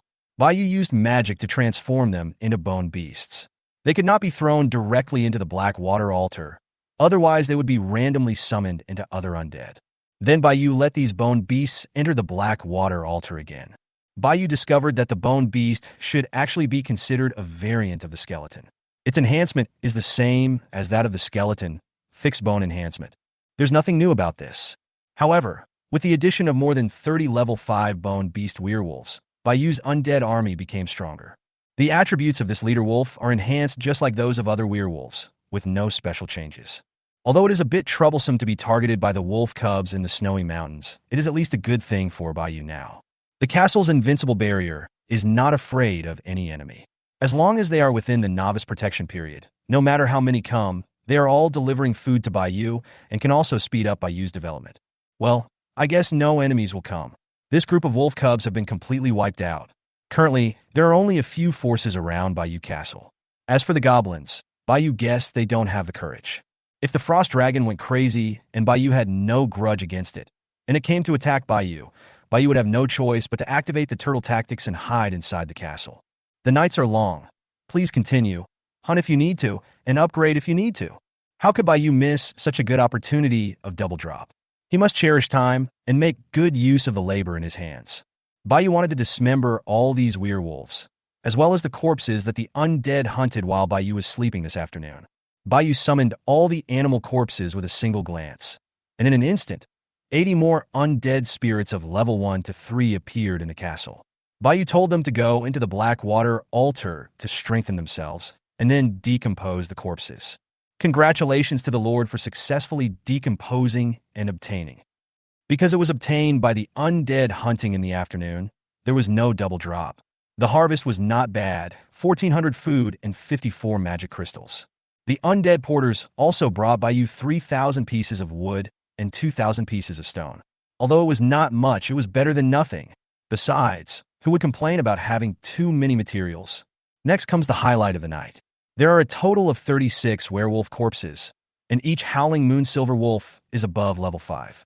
You should know that Bayu had gotten a spirit core from the howling moon silver wolf before.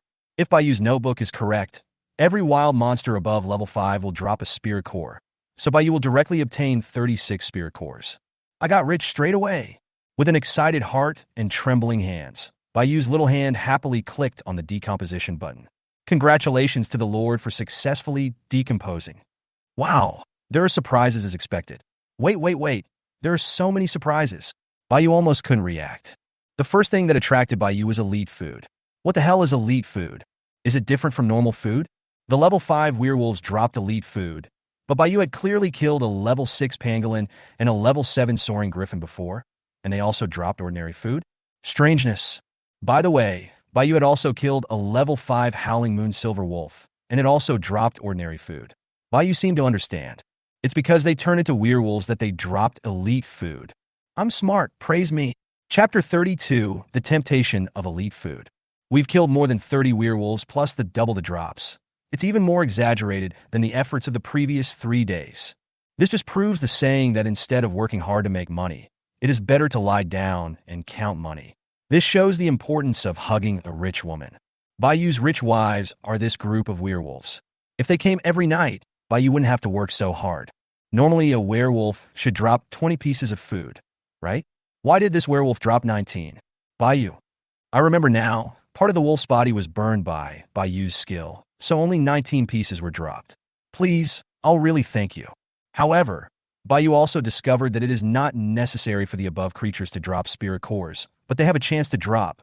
The fact that he fell in the previous few times could only be attributed to Bayou's good luck, which led Bayou to make a wrong judgment. However, there is a double drop at night, so as long as one drops, it will become double. Bayou obtained a total of 40 spirit cores and became rich instantly. If you encounter a werewolf at the beginning, please laugh out loud because you are a real lucky guy. Bayou obtained a total of 1,438 portions of elite food, 130 magic crystals, and 40 spirit cores. Now the barracks can be upgraded directly. The upgrade was completed just before midnight, and then new troops were summoned on the 4th day. It just means you won't lose skin when you turn into a werewolf, but it doesn't matter. Who cares about those junk? Bayou took out a portion of elite food from the warehouse and planned to go to the kitchen to bake some. Since it was elite food, it should at least have some special effects. Otherwise, it would not be justified. However, the system did not show any difference in elite food, so Bayou had to try it himself. After a while, Bayou walked out of the kitchen with the roasted wolf meat. Bayou blew on it gently and then took a bite. Chew on the left, chew on the right. Not tasty. It doesn't seem to be any different. Bayou feels a warm current in the elite food, an indescribable feeling. Use elite food to gain 2 experience points. Damn, the function of elite food is actually to provide experience points. Bayou has more than 1,400 portions of elite food, which means he can provide 2,800 experience points. What a concept! Bayou guessed that these experience points could directly allow him to be promoted to the commander level. Bayou was tempted. This was a good way to become stronger quickly. As soon as Bayou walked to the warehouse and opened the door, he was petrified on the spot. Looking at the elite food piled up like a mountain, Bayou was dumbfounded. How long would it take to finish eating all this? I might die of starvation before I even upgrade. Forget it, I'll just trade it. I was too naive, sorry. Bayou looked at the time. There was still some time before midnight, so he decided to put the elite food on the shelves first. Maybe the transaction would be completed by tomorrow. Bayou directly chose to trade magic crystals and iron ingots. He had no shortage of wood and stone for the time being. It was still early to upgrade the town, and he could save up a lot with the help of the undead. As soon as Bayou's transaction was put on the shelves, it immediately set off the group of unsophisticated lords who were chatting in the world. Some of them were still worried about ordinary food, and elite food was unheard of. Saipan, what the hell? What is elite food? Is it dropped by high-level monsters? That's awesome. Are all the big guys so strong? You knew Waga. Are you kidding me? It's only the 3rd day. I was still feeling smug about barely being able to feed myself, but I was hit by the boss so soon. Taro Bobo. Oh, can you scratch my itch? Xiao Pa Kai. Can the big dick upstairs please stop being disgusting? I'm throwing up. Don't you guys pay attention to the point? Elite food can earn you 2 experience points. Pure love, god of war. You are the profiteer of Krabby Patty again. You are selling it too expensively. What is an iron ingot? If I have this thing, I would still like the 2 experience points provided by your elite food. Shushu. As expected, you are a clown. Iron ingots are worthless. Those who can refine iron ingots will definitely exchange them for elite food. This is a great opportunity to improve yourself and your troops. You can gain experience points without taking risks to kill enemies. Bayou looked at the world chat and showed an expression of as expected. For Bayou, this little bit of experience may not be a big deal because the undead army is killing enemies all the time, and there is also the 1x experience bonus from the Bone Throne. But for some weaker lords, this is a huge temptation. For example, in the Orphan of Zhao, Zhao Lianxue was in the castle. Bayou's move made Zhao Lianxue confused. Looking at the food in his hand, he suddenly felt it didn't smell good anymore. He was about to throw it away, but after thinking about it, he decided to give up. At the moment, food was the most important thing to Zhao Lianxue. Why do everyone start from scratch? Why is there such a big gap? Sigh. Zhao Lianxue sat on a chair, supporting her head with one hand, looking melancholy. He said we were friends, but he didn't even ask me a question. As soon as Zhao Lianxue thought of this, she felt helpless. I was too naive. Also, who would care too much about a verbal promise? You have to know that without any constraints, the lords are enemies. Zhao Lianxue wanted to ask Bayou if he had any elite food left. But when she looked at the 1,437 portions of elite food listed on the exchange, there were both exact and zero quantities. Zhao Lianxue guessed that Bayou must be out of stock. What should I do? This Krabby Patty boss is really strong. He can even get elite food. Zhao Lianxue looked at herself again. The dwarf craftsmen also needed to sleep at night. Although they were dwarves, their living habits were actually not much different from those of humans. Zhao Lianxue was considering whether to trade the 500 iron ingots that had just been produced tonight for elite food. Seeing that she could gain 2 experience points for free with 1 serving of food, Zhao Lianxue was extremely excited. You should know that most of Zhao Lianxue's dwarves are around level 2 and 3. Their combat effectiveness is touching.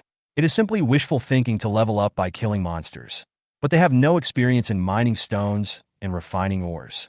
Their only advantage is that they have more people. If it's changed, the iron ingots can be refined again, but I don't know when elite food will be available. Zhao Lianxue finally decided to exchange 500 iron ingots for 500 elite foods. 500 iron ingots equal 1,000 experience points, which was enough for Zhao Lianxue and the strongest dwarf in the castle to upgrade. Zhao Lianxue is Bayou's friend. In addition to chat, there are 2 other functions, namely alliance and submission. Zhao Lianxue thinks that the situation will be better if she should form an alliance with Bayou. I just don't know what other people's attitude is. Zhao Lianxue sighed. Now it was Bayou's turn to be excited. Bayou had thought that his elite food was not recognized by the country bumpkins, but this was something that even Bayou himself was tempted by. As a result, 500 copies were traded within less than 10 minutes of being put on the shelves. It seems that there are still smart people out there. This is another unprecedented large order. Woohoo takes off. Chapter 33. Something is wrong with you. If Arthur can defeat a level 9 perverted werewolf, then he should have no problem defeating the goblin leader, right? Goblins are low-level creatures with very low life levels. Even if they reach the leadership attribute, it wouldn't be too abnormal, right? Bayou felt it was necessary to avenge his unfortunate fellow villager. Tomorrow would be the 4th day. If he didn't deal with them, Bayou was afraid that some special situation would occur later. But it's nighttime now, and it won't work at night. Bayou still has to respect the goblin leader whose attributes have been doubled. Bayou has nothing to do now. He just needs to upgrade the barracks, summon soldiers, and then go to sleep. Required to upgrade the barracks: 1,000 magic crystals, 10 spirit cores. Upgrade the barracks. The 1,000 magic crystals and 10 spirit cores in the warehouse disappeared first, and then a system prompt popped up. Undead crystal. Congratulations on getting a random special building blueprint. What I unlocked was a gargoyle. I thought it was very advanced. It seems that Bayou's luck was not very good last night. It turns out that the gargoyle is a type of soldier that can be unlocked only at the 3rd level barracks. The 3rd level barracks can randomly summon gargoyles, which is not important. What is important is that Bayou can finally summon gargoyles. The barracks only serves to unlock the undead. Otherwise, relying solely on the undead summoned by the barracks, Bayou now only has 40 undead. What can he do with this? Isn't it all thanks to Bayou's own summoning? The upgrade materials for the barracks have doubled again. Although the spirit cores are enough, the magic crystals are far from enough. It's always been this is enough, and that is not enough. It's really annoying. However, Bayou was confident that the magic crystal was easy to make, and he would try to upgrade the barracks to level for the day after tomorrow. As for the probability, Bayou doesn't care. If 1 is drawn, it will be drawn. If 99 is not drawn, it will not be drawn. As long as it is not 100, it is useless. Special architectural drawings. Let me try my luck. Bayu rubbed her two little hands together and was about to click to turn it on. I almost forgot. Bayu quickly applied a lucky spell to himself with a clear conscience, and then chose to open it. He couldn't forget the lucky spell. Special architectural drawings. Girl's bedroom. Building level none. Function 1 allows people to rest better. Sufficient and comfortable sleep is essential and increases the speed of mental recovery. Function 2. All items in the bedroom have automatic cleaning and automatic repair functions. Construction materials, 1 magic crystal. Bayu, there's something wrong with your system. Something's very wrong. What the hell are you doing? Is the bedroom also considered a special building? Forget it. Bayu adhered to the principle of if you don't want it, it's useless, and accepted it reluctantly. I guess the system feels that the place where it lives is too shabby and it can't stand it anymore. Bayu walked to the bedroom and looked at the bedroom where she lived now. It had dilapidated and cracked walls, a dark roof, an old Western-style candle chandelier, and a white single bed that also looked very old. Although it was not dirty, it did look very old. Only the wardrobe next to it is out of place with the entire bedroom. It is full of modern products. Indeed, a little broken. Shouldn't all lords live in this type of house? Can you get castles of different styles depending on the type of soldiers you summon? Bayu didn't know, because Bayu had never seen other lords' castles. Anyway, as for Bayu's own castle, he still felt it was very scary when he first came there. Build it? Let me see how big the gap is. Magic crystal. With a flash of dazzling light, the entire bedroom instantly took on a new look. The entire bedroom was decorated in a blue and pink style, just like Bayu's wardrobe. It can be seen that the wardrobe and bedroom should have been integrated. The dilapidated and cracked walls became clean and delicate. The black ceiling turned into light blue, and the entire bedroom floor was covered with blue and pink carpet. The original white single bed was transformed into a pink double bed more than 2 meters wide, with a large pillow on the bed and several teddy bear dolls on both sides. There is also a modern dressing mirror in the bedroom, and the old candle chandelier on the ceiling has been replaced with a modern crystal chandelier. There is a brand new European-style dome window on the wall. Since Bayu's bedroom is on the 3rd floor, he can see directly what is happening outside the castle through the window. I am uneducated, so I can only say fuck to everyone. Bayu is extremely excited. This is so cool. Please give me more special buildings made of magic crystals. Please, System San. When Bayu walked into the bedroom, it was as if he had traveled through time again. It felt like other lords were here to fight to the death, but Bayu was here to enjoy life. Bayu was the only one in such a big bedroom. She ran to the bed and threw herself on it. So soft, much more comfortable than the previous bed. Sure enough, there is no harm without comparison. Bayu turned on the light, and the crystal chandelier on the ceiling emitted a soft light, instantly enveloping the entire bedroom. The moment Bayu saw the crystal chandelier, Bayu knew that there must be electricity in the bedroom. Yes, there was electricity, but there were no wires. Bayu was no longer surprised. In just 3 days since he came to the magical continent, he had seen too many incredible things. Okay, now that we've summoned our troops, we can go to sleep. Bayu looked at the system time, and it was already early morning, so he prepared to go downstairs to summon troops. Bayu arrived in front of the barracks, and the familiar prompt appeared again. The barracks has been charged. Do you want to start summoning immediately? Yes. In the small room, the barracks was emitting green light, and 10 figures gradually emerged in the green light. 10 identical figures 3 meters tall, with wings on their backs. They are 10 gargoyles. Bayu didn't know whether he should sigh that he was lucky or unlucky. No gold was given out when drawing troops this time. Now that gargoyles were the basic troops in the barracks, he was not surprised when all gargoyles were summoned. Forget it, luck is not always good. 2 payouts out of 4 draws are already very good. 10 gargoyles are much better than 10 skeleton soldiers on the first day. If Bayu draws 10 skeleton soldiers again, he will cry to death. This time, Bayu did not forget to let the 10 gargoyles go to the Blackwater altar for strengthening first. After the strengthening was completed, Bayu directly let them fly away to upgrade. Okay, today's business has come to an end. It's time to go to bed. Chapter 30, for the hateful green-haired monster. Bayu simply flipped her dress over, threw it on the ground, and crawled into the bed naked. This is the happiest time of the day. The castle has invincible protection, and even if the gods come, they cannot stop Bayu from sleeping. However, Bayu is still ambitious. If he doesn't get stronger quickly, once the novice protection period is over and the protection shield is gone, he might not even be able to sleep well. You have to worry all the time that enemies will attack you. How scary that is. Bayu fell into a drowsy sleep. She had a very strange dream. This was Bayu's first dream since she came to the magical continent. Bayu dreamed that a bunch of green-haired monsters attacked his castle. They laughed strangely at him, looted everywhere, and ignored the castle's protective shield. No one knew where the undead army had gone. In the end, this group of green-haired monsters tore down Bayu's entire castle, leaving not even a single stone behind, just like a swarm of locusts.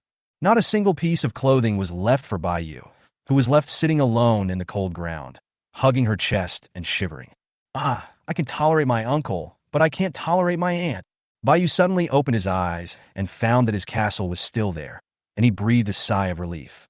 Meow, isn't this bedroom supposed to enhance mental recovery? Shouldn't I be full of energy? Why am I still dreaming? The key is that you don't even think about dreaming a happier dream. It really makes me angry, wow. Bayu glanced at the system time and found that he had only slept for 3 hours. Green-haired monsters, right? I'm going to kill you right now. In Bayu's eyes, the green-haired goblin. They're all green. I say they're a living thing. Is that okay? There are still more than 3 hours before dawn, which is just the right time. To Bayu, all the other goblins are just little bastards. The only difficult one is the goblin leader. Bayu didn't know how strong the commander was, so he had been planning to wait until he became stronger before dealing with them. But the dream he had tonight made Bayu very angry. What to do if you are angry? You must take it out on the goblins. Among these more than 1,000 goblins, only the leader is at the commander level, and there are also several goblin warriors and goblin wizards. Bayu didn't believe that the goblin could be stronger than the werewolf. Bayu estimated that he was at most similar to the howling moon silver wolf that had not transformed into a werewolf. Of course, the goblin wizard may be stronger, but this group of wizards is useless to Bayu. First of all, the undead are immortal. Secondly, Arthur and the gargoyles are immune to magic. Bayu is not panicked at all. Let's take a look at Arthur's attributes first. Sure enough, he has been upgraded. Although I don't know whether Arthur was level 6 or level 7 when he beat the werewolf before, it is enough to know that Arthur's current combat power is enough to surpass the 9th level of ordinary creatures. A level 9 werewolf with double bonus to its knight attributes is only about the same as a level 6 Arthur.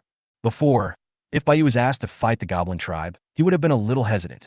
But today was different, because tonight Bayu had an extra 9th level bone werewolf, who was the strongest fighter under the commander. Coupled with Arthur's terrifying combat power, Bayu was afraid of nothing. Bayu compared the strength of both sides. The goblin tribe had a leader, several level 9 goblin warriors and goblin mages, and more than 1,000 goblins. Bayu was not sure about the others. Bayu's undead army is currently led by Arthur, the strongest of whom is a level 9 bone werewolf and a bone griffin, as well as the remaining bone werewolves from level 7 to level 5. Bayu counted and found that there were 60 undead above level 5, half of which were my bone beast werewolves that had just transformed tonight. The total number of undead was 1023.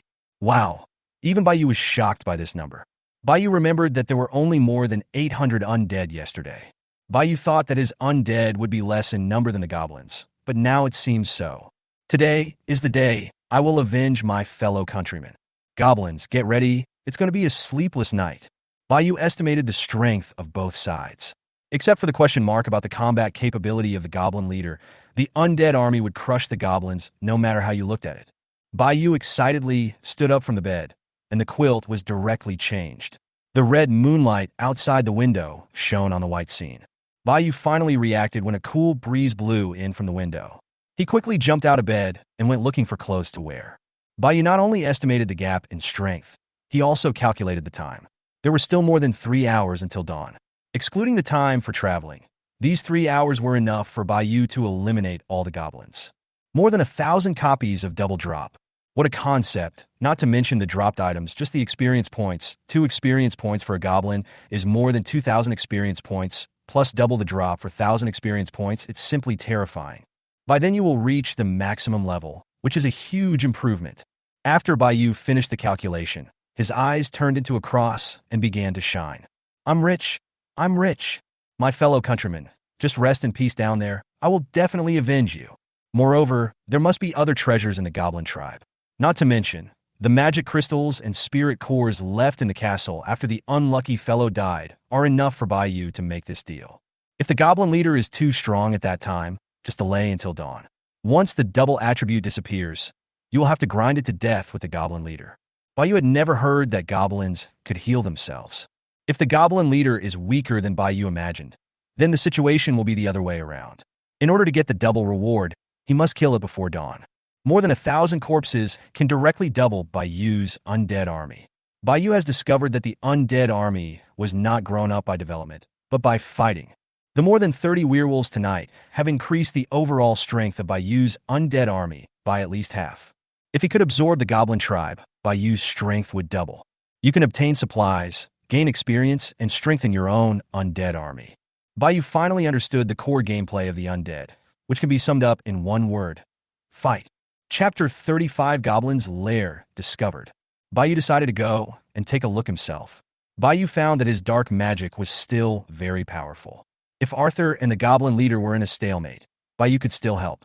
In fact, Baiyu couldn't hold it in any longer and wanted to go out and see the undead fighting goblins. It was a huge melee, and Baiyu didn't want to miss it. What to wear? Baiyu was naked and rummaging through the closet, suffering from decision-making difficulties. Since we were going to exterminate goblins and fight, we should at least dress neatly. We can't wear a little skirt. Baiyu picked out a white shirt, put it on quickly, and tied a black bow at the collar. Baiyu sat on the edge of the bed and skillfully piled the black socks together with her hands. She put her feet in and pulled them up to her thighs to put them on. Baiyu is becoming more and more proficient now. After all, practice makes perfect. Baiyu didn't know why her hands didn't listen to her head, and she ended up wearing a blue and white plaid pleated skirt. Forget it, I'm just a mage, Lao Lu, in the back anyway, so it's not a big problem. Then Baiyu tied her hair into a high ponytail with a small rubber band, and she was done. Baiyu walked out of the castle and pushed open the door, just in time to see a skeleton soldier carrying wood into the yard. You, tell all the undead outside to tell each other to gather at the castle gate. The skeleton soldier put down the wood in his hand, was puzzled for a moment after hearing Baiyu's voice, and then left the castle. One person tells 10 people, 10 people tell 100 people, 100 people tell 1,000 people. In less than 20 minutes, the news spread to all the undead, and soon they all returned to the castle gate. They did not understand what Baiyu meant by gather, and just stood outside the castle in a disorderly manner. According to Little Green Bean, the goblin tribe is located in a cave outside the swamp south of Baiyu Castle. As long as you leave the territory and head south to find this swamp, you will be not far from the goblin tribe. Arthur also flew back and landed outside the castle. Arthur, remember where you caught that goblin last time? Baiyu looked up at Arthur and said, Arthur, remember, Your Majesty the Queen. Hey, Arthur, you will lead the way. Lead the undead to this place, find the goblin tribe, and then kill them. Baiyu was very excited, but for the sake of convenience, he could only endure the bumpy ride. Baiyu asked Arthur to lower his head, and Baiyu clumsily climbed onto Arthur's back and rode on Arthur's spine. Hiss, my butt hurts. Baiyu was originally wearing a skirt, and after riding like that, the edge of her skirt was lifted up to her thighs, and her black panties were almost exposed. No way, what the hell is this sitting position? Baiyu remembered that girls didn't sit like this. Yes, they sat sideways. Baiyu was on Arthur's back, twisting her body with difficulty and adjusting her sitting position. Hiss! The black stockings on her legs were torn by Arthur's spine. Baiyu was speechless. So be it. Baiyu finally adjusted her posture, crossed her legs over to one side, and sat sideways on Arthur's spine. That's much better. Although Baiyu was not afraid of heights, he still felt a little nervous when he saw the height of 5 or 6 meters below his feet. Set off!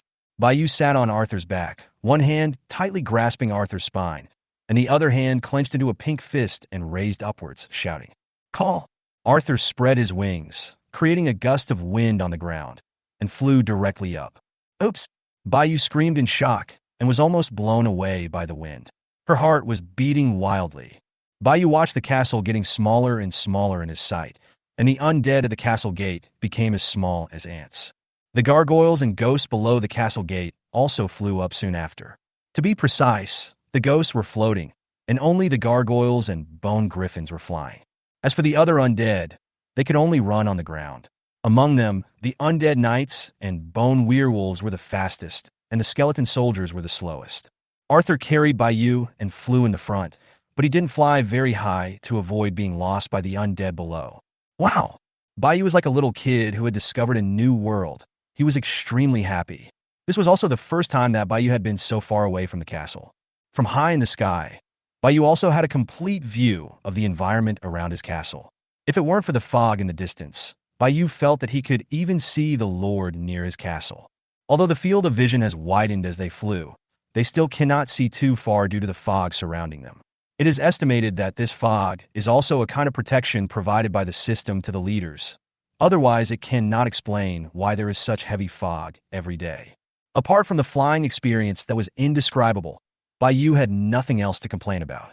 After flying a certain distance in the sky, Arthur would turn around and circle for a while, waiting for the undead below. In this way, Baiyu was tortured on Arthur's back for nearly an hour. The distance was not far, and most of the time was spent waiting for other undead. Baiyu finally used the moonlight to see a large swamp not far away. The gray mud and the black land formed an unclear dividing line. The swamp was larger than Baiyu had imagined. Baiyu felt that the swamp was larger than his castle territory. There are many thick trees growing in the swamp, with only black trunks and no green at all. The entire swamp is not only very large in area, but the atmosphere is also very strange. It's troublesome.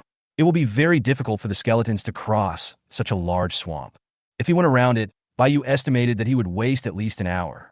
By then, it would be almost dawn, and the double drop might be gone at any time. What a mistake. I should have checked the place out in advance. However, Baiyu felt that it shouldn't be a big problem. The undead have infinite stamina. Although they move a little slower in the swamp, they won't be trapped by the swamp, right?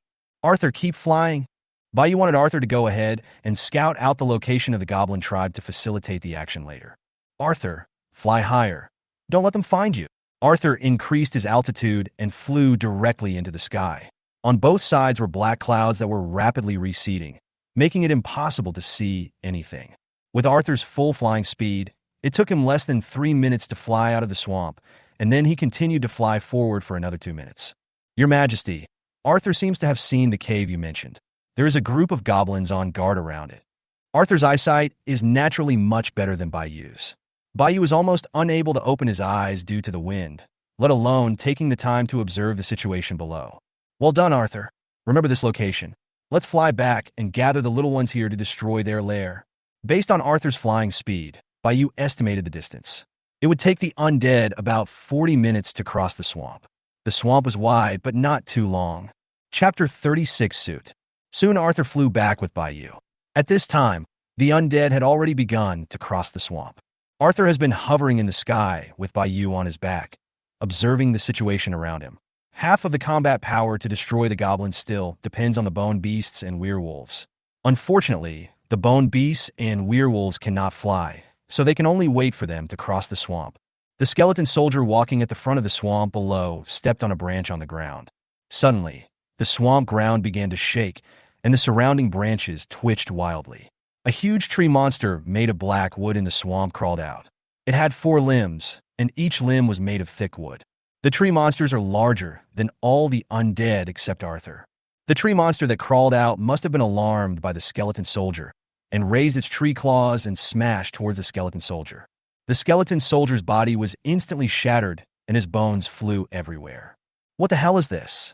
Because Arthur was flying low, Baiyu could see clearly from above that the skeletons were restricted by the terrain in the swamp and moved slowly.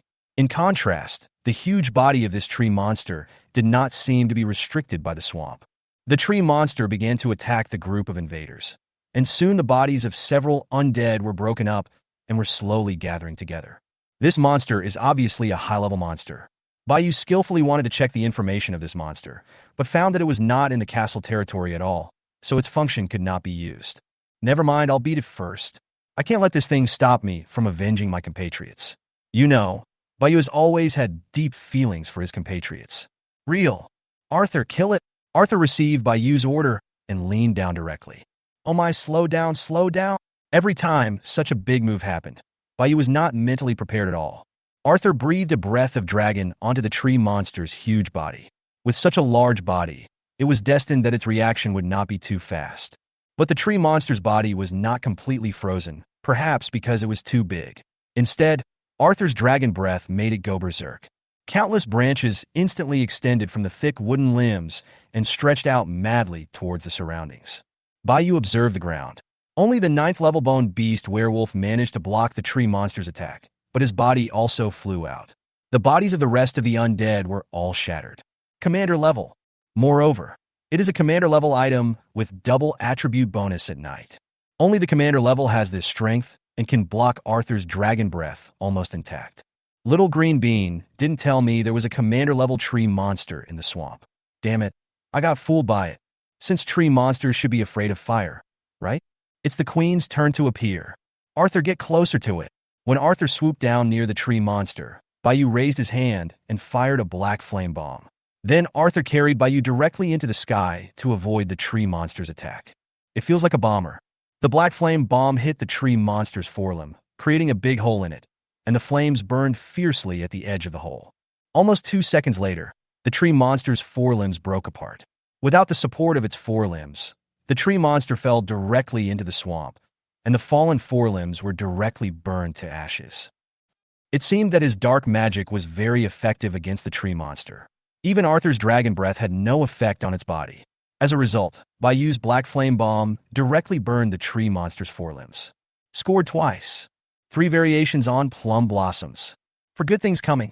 Well, Bayou consumed 40 magic points, and the tree monster's limbs are now all gone, and the wounds on the limbs are still burning rapidly with black flames. At this moment, the tree monster was lying in the swamp, motionless. Congratulations on successfully killing the commander-level evil tree spirit and gaining 400 experience points, double drop. Dead. It turns out to be the evil tree spirit, and it is indeed a commander-level one. Bayou quickly stopped the magic, otherwise the body would be burned in a moment. Bayou let Arthur land on the ground, and Bayou carefully climbed down from Arthur's back, his little leather shoes stepping in the smelly water of the swamp. Bayou walked up to the evil tree spirit, ready to use summoning magic, but he didn't know how much fighting power it would still have without 4 legs. But at least he's at the commander level. Bayou used the magic of his left eye, but the evil tree spirit didn't react at all. Summoning fail. Reason for failure. Muddy swamp derivative, no soul. Huh? What a loss. Damn it, I can't even summon one. I thought I could have a commander-level combat force. Bayou felt disappointed, but he also discovered something from the hint. That is, things without souls cannot be summoned into undead. Bayou quickly checked and found that it could be decomposed. Phew. Fortunately, Bayou breathed a sigh of relief. Breakdown. If you are not within the territory, you have to actively decompose it. Fortunately, there is only one, otherwise it would be exhausting. Within the territory, you can decompose it in batches and recycle it to the warehouse with 1 click. Congratulations to the Lord for successfully decomposing the corpse of the evil tree spirit and obtaining the evil tree spirit suit. Bayou was becoming more and more confused. How come he finally got out? Only to see these things he had never seen before. The corpses of the commander level have no magic crystals and spirit cores. You are a tree spirit. If you don't give food when you decompose the corpse, can you at least give some wood? The body of the evil tree spirit disappeared, and 3 pieces of equipment were left in its place. A helmet, a breastplate, and a leg armor. This should be the basket set. Take a look. Equipment name, Evil Tree Spirit Set 3. Note, extremely afraid of fire. Another outrageous thing, the equipment was actually divided into sets and individual pieces. Bayou remembered that the equipment he had obtained before didn't even have a name, only a level, not to mention any attribute bonuses. This is a good thing, but it's a bit ugly. Bayou feels that it would be difficult for her to accept if she wore it. Put it on. Bayou pointed at the 9th level bone beast werewolf and said, since the items decomposed outside the territory cannot be recovered with 1 click, and they have to be carried with them, it would be better to let the 9th level bone beast werewolf wear them. Maybe he would be able to fight against the goblin leader by then. The bone beast werewolf took a long time to put on the suit. Although it felt weird, its attributes did increase. It felt like this suit was more suitable for humanoid creatures. Although the bone beast werewolf is also in human form, its upper body is too strong. The bones of the surrounding skeleton soldiers also gathered together, and the skeleton stood up again. Keep going. Beating the tree spirit wasted another half an hour. By the time they crossed the swamp and reached the goblin tribe, Bayou estimated that it would only be an hour and a half before dawn, so he had to hurry. Bayou lifted his foot and took a look at the sole of his shoe, which was covered in black mud and smelly water. Disgusting. Chapter 37 Battle. Bayou climbed onto Arthur's back again and adjusted her sitting position. Arthur, take off. The undead began to cross the swamp again. This time, they did not encounter the evil tree spirit. which Bayou felt a little sorry for. However, only Bayou can kill this thing. If another one comes, Bayou's magic power will be exhausted. Fortunately, I followed them. Otherwise, the undead would have been delayed in the swamp until dawn. Without the interference of other creatures, the undead army on the ground quickly crossed the swamp. Among them, the bone beast werewolves wearing evil suits were the fastest. Bayou guessed that it was the hidden effect of the evil demon suit that allowed him to walk through the swamp as if it were flat ground. Arthur carried Bayou along on his back and took the lead. They soon arrived and hovered above the goblin tribe. Bayou saw a small valley below with many torches stuck on it. There was a hole at each torch, and they were so densely packed like a honeycomb. Bayou's trypophobia was triggered by what she saw, and she got goosebumps all over her body. There is a large bonfire outside the call, and next to the bonfire there are several simple wooden grills. But there were no goblins near the bonfire, and the fire was much smaller. There were only a few goblins below, with only a few patrolling around with clubs. Yes, it is now past 4 in the morning, the time of the day when people are the most sleepy. Even the goblins, Bayou estimated, are sleeping soundly at this time. Bayou looked back and found that the undead in the distance had almost caught up. Arthur attacked. Bayou felt that the time had come and immediately ordered Arthur to start attacking. Arthur stopped circling in the sky and immediately spit out a breath of dragon's breath at the goblins patrolling below after receiving Bayou's order. The goblins patrolling below had no time to react and were instantly frozen into ice sculptures, their souls destroyed. Unexpectedly, not far from the small valley, there was a goblin on guard hiding on a simple sentry tower built by the goblins with wood. Enemy attack! Enemy attack!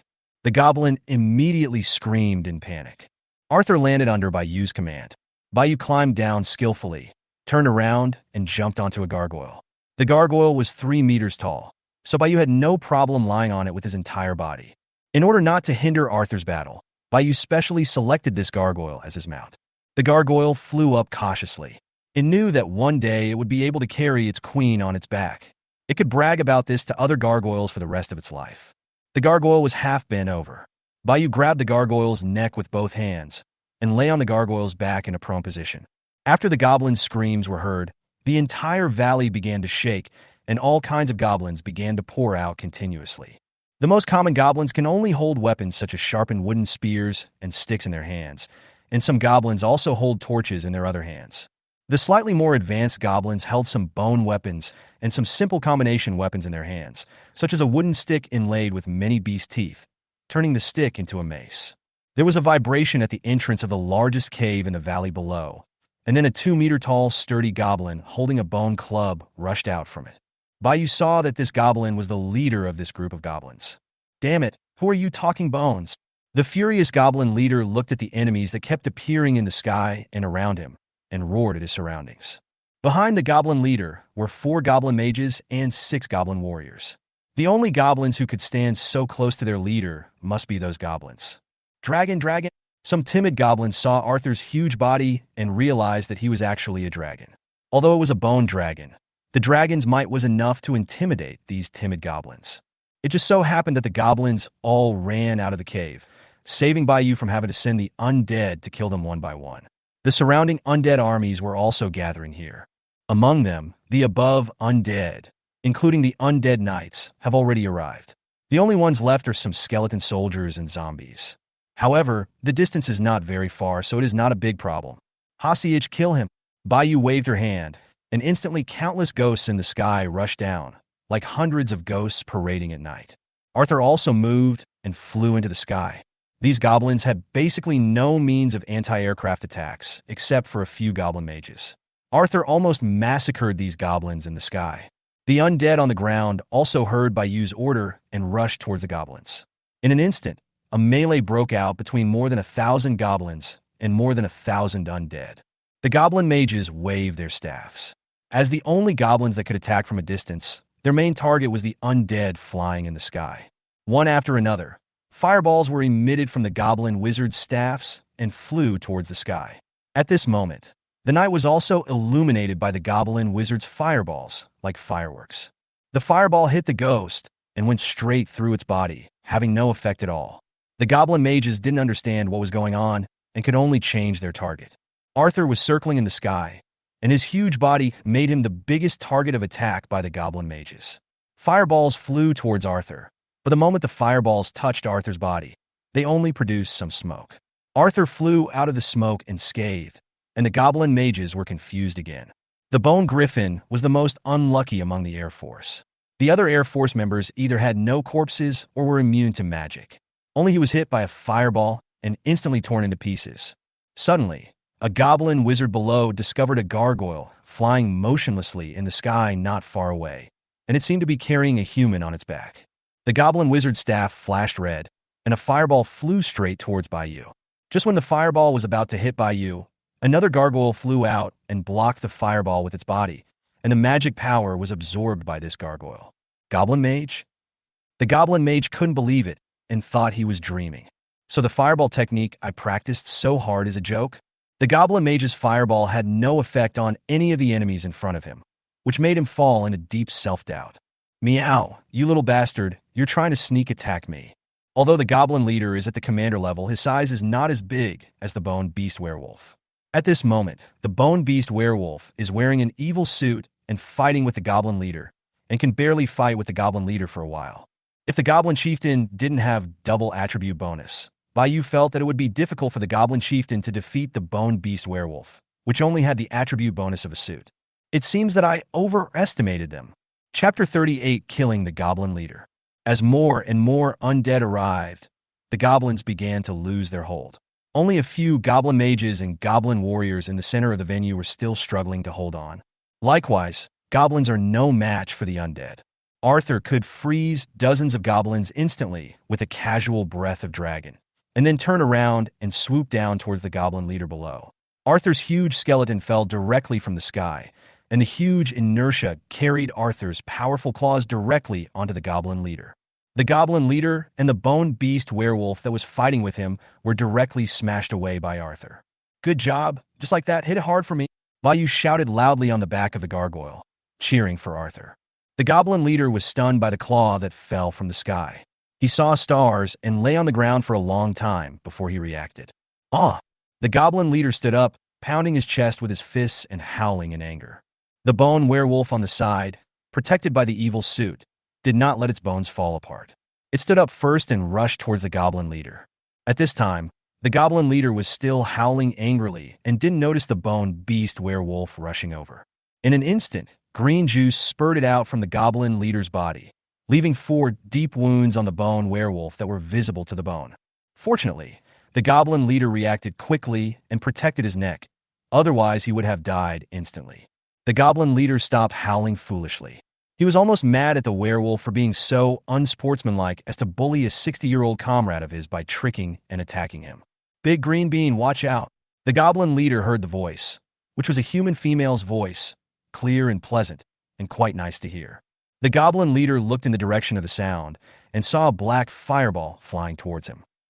The goblin leader simply swung up the big bone club and smashed it at the fireball, a standard home run. But Bayou's black flame bomb was not a baseball.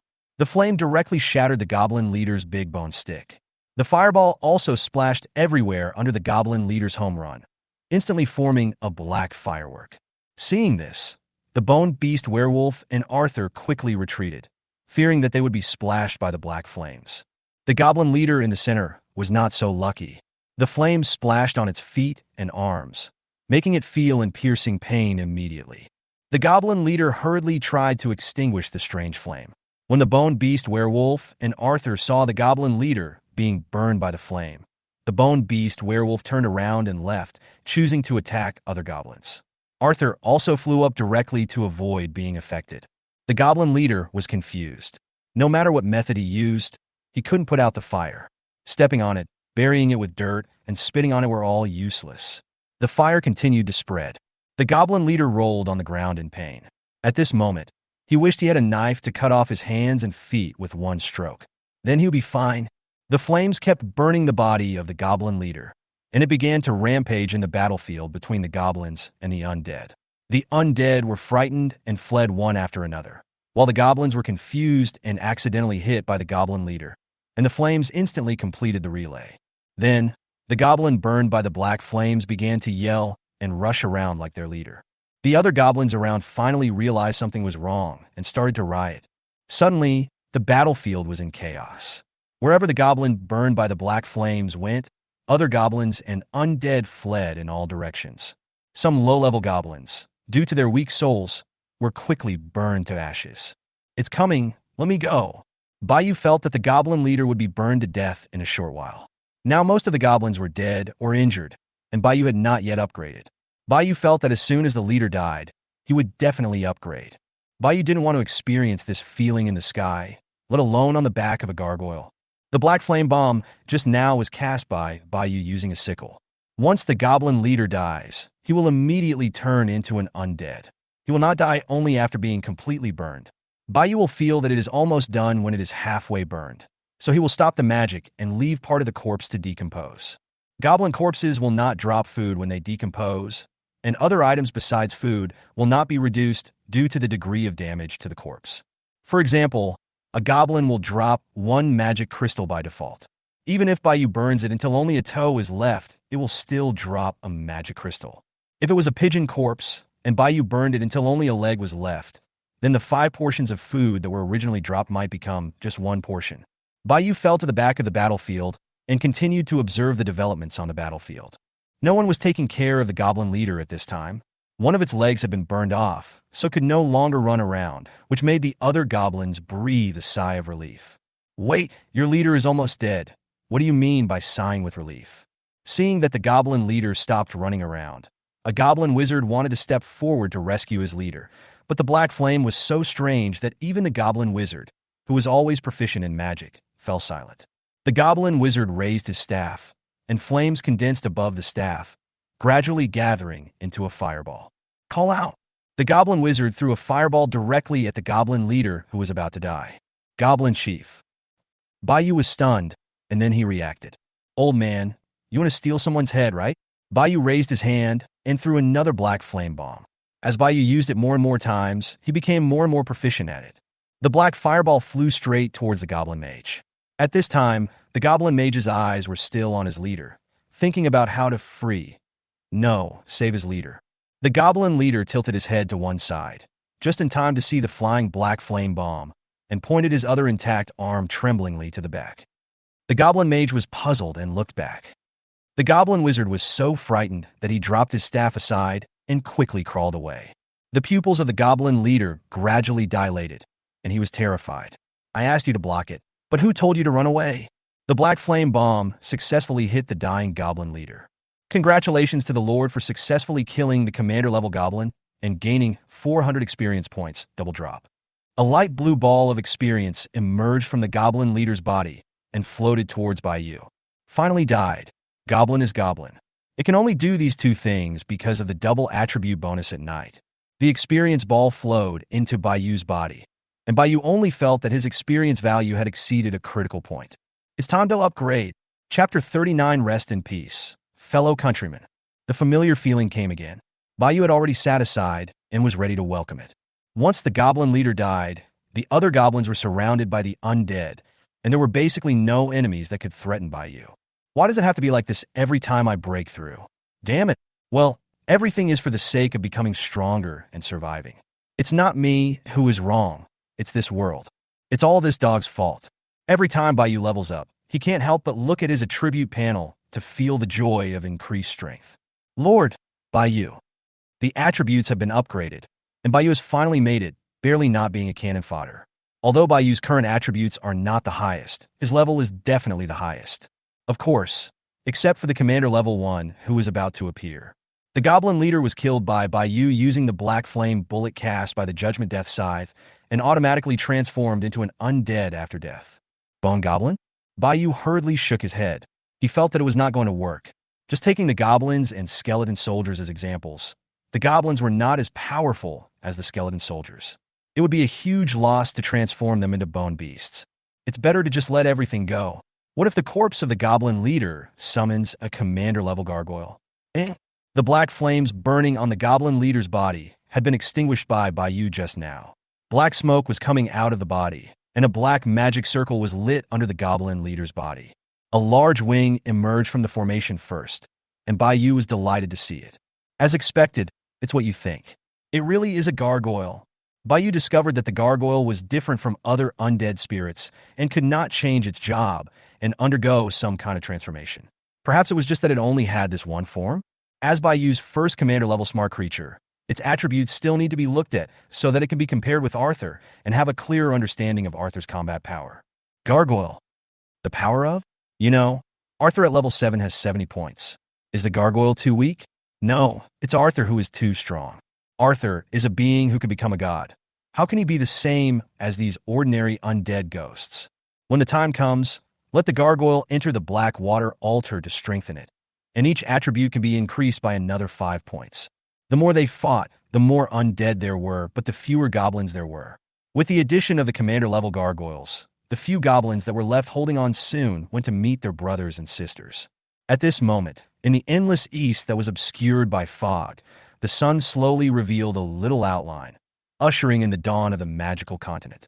The goblin tribe was successfully wiped out by Bayu before dawn. With so many experience points, not only did Bayu level up, but even Arthur's wanton slaughter in the sky successfully leveled up. The experience contributed by more than 1,000 goblins brought a huge boost to Bayu's undead army.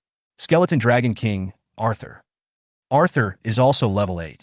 His attributes are increased by 10 points at each level, but he doesn't gain any skills. However, this is still very powerful. After dealing with this group of goblins, Bayu felt that his strength could rank among the top 100 among all the lords. Oh no, be more confident, top 10. Arthur, have the other undead move all these goblin corpses to the nearest territory. As long as the corpses of these goblins enter the territory, Bayu will use magic to summon them all, and then use the one-click decomposition and recycling function in the territory. This will be much faster than summoning them now and asking them to drag the corpses back. The goblin corpses had to be piled together to facilitate Bayu's summoning, and this place was outside the castle territory after all, so Bayu did not feel safe at all. Arthur obeys your command, Your Majesty the Queen. Arthur began to command the undead to carry the goblins' bodies, while Bayu walked alone to the center of the battlefield and came to the body of the goblin leader. Breakdown. Congratulations to the Lord for obtaining 1 commander-level equipment, 20 magic crystals, and 3 spirit cores. This commander-level equipment is a large bone hammer, and its attribute is to increase strength by 5 points. Bayu was not interested in it, so he threw the weapon to the werewolf in the evil suit and asked him to take it back to the castle. Bayu picked up the magic crystal and spirit core on the ground and looked at the goblin wizard who died nearby. Its staff was very simple, just a wooden stick with something wrapped in vines on the top. Bayu picked it up and saw that it was actually a spirit core. Bayu directly took off the spirit core from the staff and threw the stick aside. Who are you? Can you use the spirit core? Wait a minute. Bayu thought of something and picked up the wooden stick he had just thrown away. Then he buried a small mound of earth on the ground, and then Bayu inserted the wooden stick on the mound of earth. At this moment, the sun has completely risen, and the long night of the magical continent has come to an end. Bayu welcomed the 4th day of his arrival in the magical continent. The sunlight shone on Bayu's clothes, which had some marks on them, and cast a long shadow, which just covered the small mound of earth that Bayu had just built. Rest in peace, fellow countrymen. I have avenged you. I will take good care of your inheritance for you. I hope that when you travel through time in your next life, you can first look for the brain that was left under the bed. Now it's time to count the money. Bayu. Chapter 40, Unexpected Gains. Bayu took all the spirit cores from the staffs of all the goblin mages around him. There were 17 of them in total, and Bayu was extremely happy. I'm rich. I'm rich. Bayu looked at the goblin's lair nearby. There must be a pile of treasure inside, but the holes in the valley were too small for ordinary undead to get in. He could only let the skeleton soldiers go in and conduct a carpet search. Ordinary skeleton soldiers are about the same size as goblins, but slightly taller, so they have no problem entering the cave. The tribal cave of more than 1,000 goblins was indeed ridiculously large. Bayu ordered 300 skeleton soldiers to go in and search, and the order was, move out everything that can be taken away. Bayu came to the largest cave, which was where the goblin leader lived. Bayu was a little curious and wanted to go in and take a look, so he picked up a torch from the side and walked in carefully. Only the goblin leader's cave is the largest, more than 2 meters high, so Bayu doesn't have to walk with his head down. The cave was dark and damp, with a particularly unpleasant smell. Bayu almost vomited. Bayu was a little suspicious whether this goblin leader liked to poop while sleeping. After walking for a while, Bayu reached the end of the cave and saw the surrounding layout clearly with the help of the orange-yellow firelight. There was a pile of thatch on the ground, with a linen mat on top of it. This was probably where the leader slept. It was really simple. I really don't know why they are still intelligent creatures. There were two small openings on both sides of the end of the cave. The openings were too small for Bayou to enter, so Bayou took a torch and moved closer to take a look. With the help of the firelight, Bayou seemed to see a few boxes made of bones inside. They were called boxes, but in fact they were just boxes because there was no lid. Bayou saw that the boxes were filled with magic crystals, which were sticking out. Fuck, who said I can't get in? Bayou took 2 steps back, raised his left hand, and condensed magic, and a black flame bomb directly blew open the hole. Bayou bent over and walked into the cave, coming to the bone box. The box was about 1 meter long and half a meter wide, and it was filled with magic crystals. Bayou also found a special building blueprint, a map, and a magic book in the cave. Bayou opened the magic book to check the contents. It was an intermediate fire magic book, and fireball was only the lowest level magic. The goblin mage should have practiced with this magic book, but unfortunately, their talents were too poor, and there were not even a few goblins who could practice the lowest level fireball. Fuck, there's even a magic book. Bayou was stunned. He thought the goblin wizard was born with the ability to cast fireball, but it turned out that he learned it from a magic book. As early as the lords were reincarnated to the magical continent, everyone automatically learned the common language of the magical continent, so they could understand the language of other local forces in the magical continent, and books were naturally no problem. This is also the only small cheat that the system gives to all lords. This intermediate fire magic is much simpler than Bayou's dark magic. The basic principles are basically the same. It is nothing more than chanting spells to mobilize the elemental power around the body and gather it on the staff. But you can definitely learn this fire magic book. Bayou put the special building drawings and maps in the magic book and planned to go back to the castle to check them carefully. Bayou also put the several spirit cores and magic crystals in his hand into the box. The value of this magic book is immeasurable and much more valuable than the box of magic crystals. Bayou walked out of the small cave and returned to the big cave of the goblin leader. Bayou was very excited and couldn't wait to look towards the other cave. Meow. What are you even looking at? Let's blow it up first. With a bang, Bayou slowly lowered his left hand, and the other hole was successfully blasted open by Bayou. Bayou excitedly bent down and walked in. Why is this happening? Seeing the things in the cave, Bayou was a little disappointed. Why did the values of the items in the two caves not match? What on earth was this big green bean thinking? No wonder he could only sleep on the floor. There were a lot of messy stuff inside the cave. At least that was Bayou's first impression. There was some equipment that goblins usually used, some half-finished staffs, some smelly food, and a pile of stones in the corner. You're out of your mind. What's the point of putting a rock in a hole? Bayou walked over with a torch and took a look. Hey, it seems a little different. Why are all these stones black? Bayou got closer and was able to see the stones clearly with the help of the torchlight. Nearly half of the stones in the cave were black. It looks so familiar. What does it look like? Why does it look a bit like iron ore?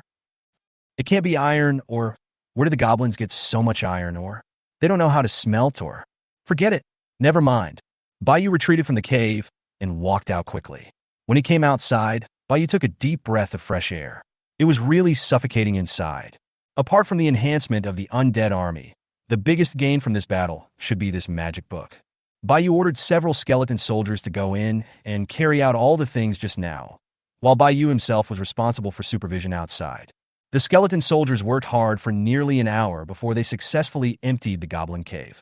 There were also many good things in the caves of other goblins, but compared to the goblin leader, they were still far behind. At this time, all the goblin corpses have been transported away, and this time they could be completely cleared out. The 300 skeleton soldiers will be responsible for carrying the treasures in the goblin cave back. Bayou climbed onto Arthur's back carefully. Tear. The black cracked to reveal the white inside. Bayou was speechless. Her black stockings were torn by Arthur's bones again. It turned out that the more careful you are, the more useless it is. Bayou has gotten used to it. It doesn't matter anymore. He is tired. Let it be destroyed. Bayou looked back at the goblin tribe. There was no goblin corpse on the ground. Only pools of green juice were left. All the things in the goblin cave were emptied by the skeleton soldiers. The skeleton soldiers were honest. Bayou asked them to take out everything that could be taken away. Even the bitter tea boots worn by the goblins were not spared and were taken out. At this time, there were still some useless items such as the goblins' clothes thrown outside the cave. Looking at this scene, Bayou always felt that the goblin tribe was attacked by thieves, And then the goblins discovered the thieves, and the thieves had no choice but to kill them all. It was a typical burglary that turned into robbery and also murder to silence them. How pitiful! Who told you to bully my fellow villager? This fellow villager whom I have never met is my beloved relative, brother, and sister. Chapter 41, Hidden Chandelier. Arthur, take off. Bayou waved her hand, and Arthur flapped his wings and took off. After a while, they flew to the edge of the territory, and Bayou climbed down from Arthur's back. Although Bayou wanted to jump down in a cool way, the height did not allow it. I'm already level 9. It's impossible for someone to fall from a height of 7 or 8 meters, right? However, Bayou just couldn't overcome his psychological fear. After Bayou came down, Arthur flew away. Arthur had to escort the undead army in the sky. What if someone with no eyes suddenly showed up and snatched Bayou's treasure? Bayou looked at the tattered stockings on her legs, and she took them off directly, not forgetting to put them next to her nose and smell them. It doesn't stink. Bayou put her stockings in the side pocket of her pleated skirt. She could use the closet to restore them when she got back, so she couldn't waste them. Think about how many lords have traveled to the magical continent with only the same set of clothes they came with, and their own clothes are too many to wear. This place is exactly the boundary of Bayou Castle's territory, and the corpses of hundreds of goblins are piled within the territory. As soon as Bayou entered the territory, a system prompt sounded. Detected that the Lord has obtained intermediate fire magic, whether to spend 500 magic crystals to learn it immediately. Can I learn directly using magic crystals? It's so convenient. Bayou thought he had to read magic books and learn it by himself. Bayou opened the warehouse and found that there were still 661 magic crystals in the warehouse, which was enough. Bayou tapped her little hand to confirm. The magic book in her hand disappeared and turned into a stream of energy that flowed into Bayou's body. The special architectural drawings and maps inside also fell down, and she quickly caught them with her hands. He carefully felt his body and did not feel any discomfort. Instead, his understanding of fire magic suddenly deepened. He suddenly knew how to use this magic and could almost be described as being very adept at it. After Bayou finished learning magic, the magic book disappeared. Otherwise, Bayou was thinking of making a small fortune with the magic book. Now his wish has not been fulfilled. Bayou opened his hand, and a red magic circle appeared in front of his palm. As Bayou activated his magic power, a huge column of fire shot out from the magic circle and exploded in the distance, forming a sea of fire. It is also a fire magic that consumes 10 points of magic power. It has great power and range. Bayou is very satisfied. From now on, please call me Fire God Bayou. Bayou's second-year syndrome struck, and he began to become complacent. It turns out that as a person of undead bloodline, I can not only practice undead magic, but also other magics. Bayou felt that as long as he studied it a little, dark magic and fire magic might be able to be combined and released. However, the magic that Bayou currently mastered was only undead summoning magic, dark magic, and fire magic, and none of them were the most advanced. His understanding of magic was not very deep, and he still needed to explore some techniques on his own. Bayou didn't think about these things for the time being. The goblin corpses had not all been transported back yet, so he didn't summon the undead for the time being. Bayou picked up the special building blueprint in his hand and planned to take a look at it. He had been so busy reading the magic book before that he hadn't had time to see what kind of special building this was. Special building blueprint. Hidden chandelier. Building level. King level. Function 1. Hide all buildings in the territory. Function 2. Reduce the chance of being detected by surrounding local forces. Note: the building is only affected by the hidden chandelier, disrupting the sight of other creatures, making it difficult to be found in the territory, but it is not really invisible, ineffective for king level and above. Note 2. The location of the building will not change, and the creatures that accidentally enter the building will lose their stealth effect and discover the existence of the castle. Note 3 is also effective for other lords, and is ineffective for forces that have already discovered the castle. It will not affect the lord who built the hidden chandelier and his troops.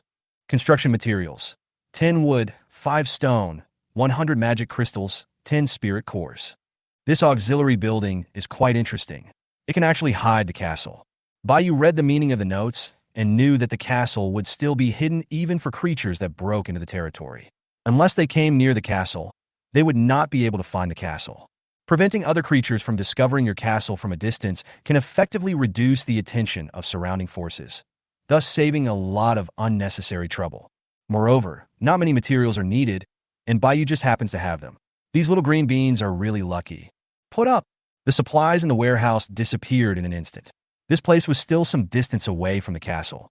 While you could only vaguely see that the castle in the distance was becoming blurry, just like a mirage.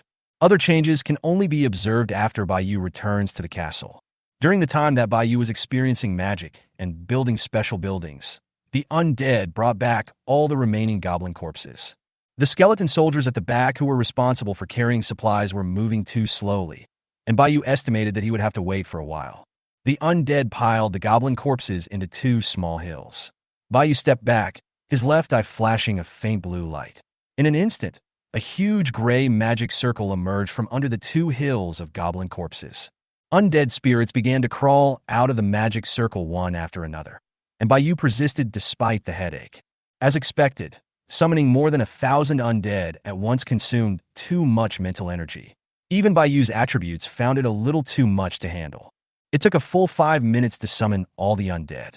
After removing the magic, Bayou felt stars in his eyes, his brain was lacking oxygen, and he felt some pain. But in return, he gained 1,200 undead, which was exactly twice the number of undead Bayou had before. It was all worth it. Bayou's undead army suddenly experienced a qualitative leap. If there were a few more commanders, Bayou felt that he could go up the snow mountain and beat the howling moonsilver wolf. It doesn't seem possible. If the frost dragon finds us, then we're done for. Although the undead will not be killed by the frost dragon, they can be frozen by its dragon breath. Once frozen, the undead will lose their ability to move, which is basically the same as being dead. However, the level cap of these undead is limited here. Because they were summoned by Bayou, they cannot be upgraded and their levels have been locked. Now all of you go back to the castle and take a bath. Bayou said to this group of undead souls who had just arrived in this world. Chapter 42, Great Harvest. Bayou watched the group of undead walking towards the castle, then turned his head to look at the remaining goblin corpses on the ground. Bayou walked up to the corpse, and a translucent system prompt popped up in front of the goblin's body. Break down. Bayou just nodded. Congratulations to the Lord for obtaining 2,416 pieces of common equipment, 4,039 magic crystals, and 300 spirit cores, double drop. Wow! Bayou had never seen so much material before. All his previous claims of getting rich were just bragging. This time he really got rich. It's like a knife cut the cow's butt, it's cow's butt, cow's butt, cow's butt. Because these goblins were killed at night. Even if they are decomposed now at dawn, they will still drop double the amount. Bayou has already done experiments on this, so there is no need to worry. It's impossible for them to eat the double attribute enhancement at night and then leave their corpses to decompose after they die without giving the double attribute enhancement. Just like when the howling moonsilver wolf turns into a werewolf and dies, its corpse will be in the form of a werewolf and will not turn into an ordinary wolf again. It's not a monster that will reveal its true form after death. Bayou recycled the resources into the warehouse with one click, and the land in front of him became clean in an instant. After a while, under Arthur's escort, the skeleton soldiers at the back finally came to Bayou carrying the goblin's legacy. After counting these items, Bayou can return to the castle to rest. Bayou directly used the one-click recycling function in the territory, and the supplies in the hands of the skeleton soldiers disappeared out of thin air, leaving only the original bone boxes. Congratulations to the Lord for obtaining 900 magic crystals, 200 pieces of common equipment, and 4,500 pieces of iron ore. Hey, it really is iron ore. There's so much of it. Unfortunately, it is just raw material and needs to be processed. I just don't know what the proportion is. Oh, right, Orphan of Zhao can process iron ore. How come he forgot about it? I can ask him for help, but before that, I have to figure out the ratio. Who knows if he is a human or a ghost through the screen? What if he has bad intentions and wants to take my kickbacks? Well, Bayou felt that he was too smart. In this day and age, one cannot easily trust others across the screen. Online relationships are the least reliable. Looking at the supplies that suddenly disappeared, the skeleton soldiers on the side were completely stunned. They were clearly there just now, so how could they suddenly disappear? They shook their heads and looked left and right, making a creaking sound of bones rubbing against each other. Don't look at it. I took it away. Their IQ is worrying. Bayou slapped his forehead with a frown on his face as he looked at the group of cute skeleton soldiers in front of him. You guys continue to hunt. Rest? It is impossible to rest, not in this life. Do the dead need rest? Of course not. Hey, wait a moment and bring me the equipment. Bayou hurriedly called out to the bone beast werewolf and asked it to hand over the evil suit and another large bone hammer. The experience card has expired, and if it is broken again, I will play with it. Arthur. Bayou took 4 pieces of equipment and sat on Arthur's back, ready to let Arthur take her back to the castle. The annihilation of the goblin tribe was a perfect end. When Bayou stepped firmly on the ground in the castle again, his sense of security was fully realized at this moment. Outside the gate of the castle yard, there are 2 outdoor chandeliers. The chandeliers are composed of a hexagonal base and 6 faces. They have a black frame and are made of unknown materials. They are very simple and there is nothing fancy about them. They are hung on both sides of the gate. It would be more appropriate to call it a lantern rather than a chandelier, but it's the same. Bayou is too lazy to care about it. Fortunately, its lighting is relatively earthly. It's not some underworld light like green or blue, but just normal yellow light, a little dim. This is the special building with hidden chandelier. If someone looks at Bayou's castle from a distance, they will find that the place is bare, with nothing but wasteland and dead trees. There were some animal carcasses piled outside the castle, which were obtained by the undead from hunting before attacking the goblin tribe. Because they had fought with the werewolves before, there were not many carcasses. Bayou is a wealthy man now, and he doesn't even care about a few $100s worth of food. The main reason is that food is no longer valuable now, and the price-performance ratio is getting lower and lower, alas. Bayou sighed. Bayou decomposed these corpses and obtained 1,000 food and 100 magic crystals. It can be seen that these are not really much, and these are the resources after the double drop. Inside the castle, this group of newly summoned undead were crowded in the Blackwater altar for strengthening. The strengthened undead were immediately sent away by Bayou. What a joke! The castle is so small, and it is too crowded with so many undead. Besides, can you low-level undeads just enter my castle? Humph! Bayou opened the exchange and took a look at the transactions of elite food. All the transactions were completed. Bayou thought that no one was trading at night. It seems that elite food is extremely popular. Unfortunately, Bayou currently does not have much elite food to trade. Bayou received the supplies from the exchange.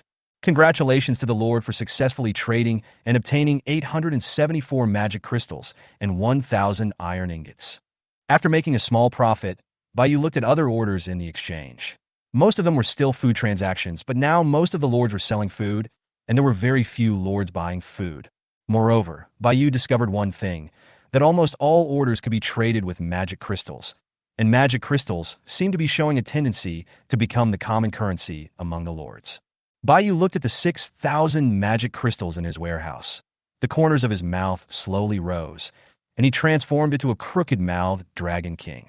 You can't handle just over 1,000 pieces of elite food. If I offer more than 2,000 pieces of ordinary equipment for trading, how will you lords respond? Bayou directly put all the equipment he had obtained on the exchange. Bayou was not short of stones and wood at the moment, and all transactions were made with magic crystals and iron ingots.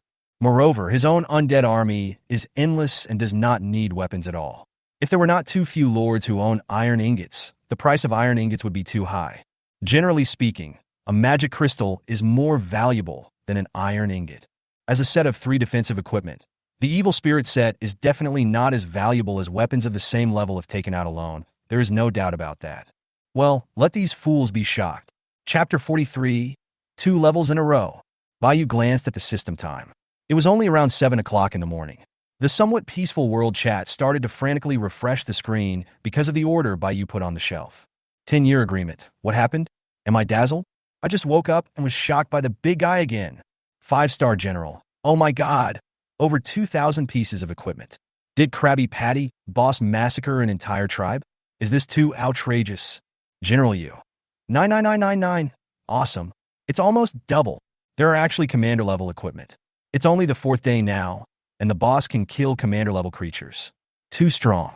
I worship the boss. Only love young women. That suit is outrageous, but it's too expensive. I can't afford it. Big Mango. I need a young woman from upstairs. What the hell? Seeing that the style of the world chat was getting more and more distorted, Bayou decisively closed it. It turned out to be a big mango, yellow inside and out. I am so pure, I can't let them lead me astray. Now that Bayou is rich, of course he wants to spend it first. What is the concept of a spirit core? Bayou felt that he would not have to worry about obtaining spirit cores for some time in the future. Except for iron ingots, which Bayou is currently unable to obtain, he has almost all other resources. The number of the undead doubled, and Bayou arranged half of them to cut trees and dig stones. In this way, even when Bayou did not need stones and wood, Bayou's stones and wood would continue to increase. In less than a day, Bayou's barracks was upgraded again. It really makes people happy. He required to upgrade the barracks. 2,000 magic crystals, 20 spirit cores. Looking at this situation, Bayou felt that he could always upgrade the barracks to the maximum level. Upgrade! The 4th level barracks actually unlocked the bone dragon, and the upgrade supplies also doubled. But it's not a big problem because Bayou has money now. I'll rise again. A new type of soldier, the ghost dragon, has been unlocked. In Bayou's impression, the ghost dragon seems to be similar to a ghost and has no physical body, right? Bayou knew very little about this aspect and would not express his opinion until he saw the ghost dragon summoned. It's over. Forget about the magic crystal. Bayou, who had just made such a bold statement, was immediately slapped in the face. Although Bayou still wanted to upgrade, he still had 263 spirit cores left, which was more than enough, but he didn't have enough magic crystals. Bayou, who had just lamented that he had become a rich man, became a pauper after upgrading the barracks by 2 levels. There was not a single magic crystal left in the warehouse. However, compared to the successful upgrade of the barracks by 2 levels, everything is worth it. Magic crystals are still easy to make for Bayou at the moment. After unlocking 2 powerful arms at once, Bayou felt like he was about to take off. No, you can't do it now. The summoning is random. It would be embarrassing if you can't summon a bone dragon or a ghost dragon tomorrow. Bayou successfully experienced what it means to work hard to earn money and spend it like water. The next level of barracks requires 8,000 magic crystals. How long will it take to save them up? You can obviously just rob them, but the system insists on giving you an upgrade. Bayou looked at the undead who had all been strengthened by the Blackwater altar and dismissed them directly, letting them all go out hunting. Arthur was also arranged to continue upgrading. The undead began to get busy again, and Bayou walked quietly into the bathroom. Apart from the bedroom, the bathroom was the place she visited most frequently in the past few days.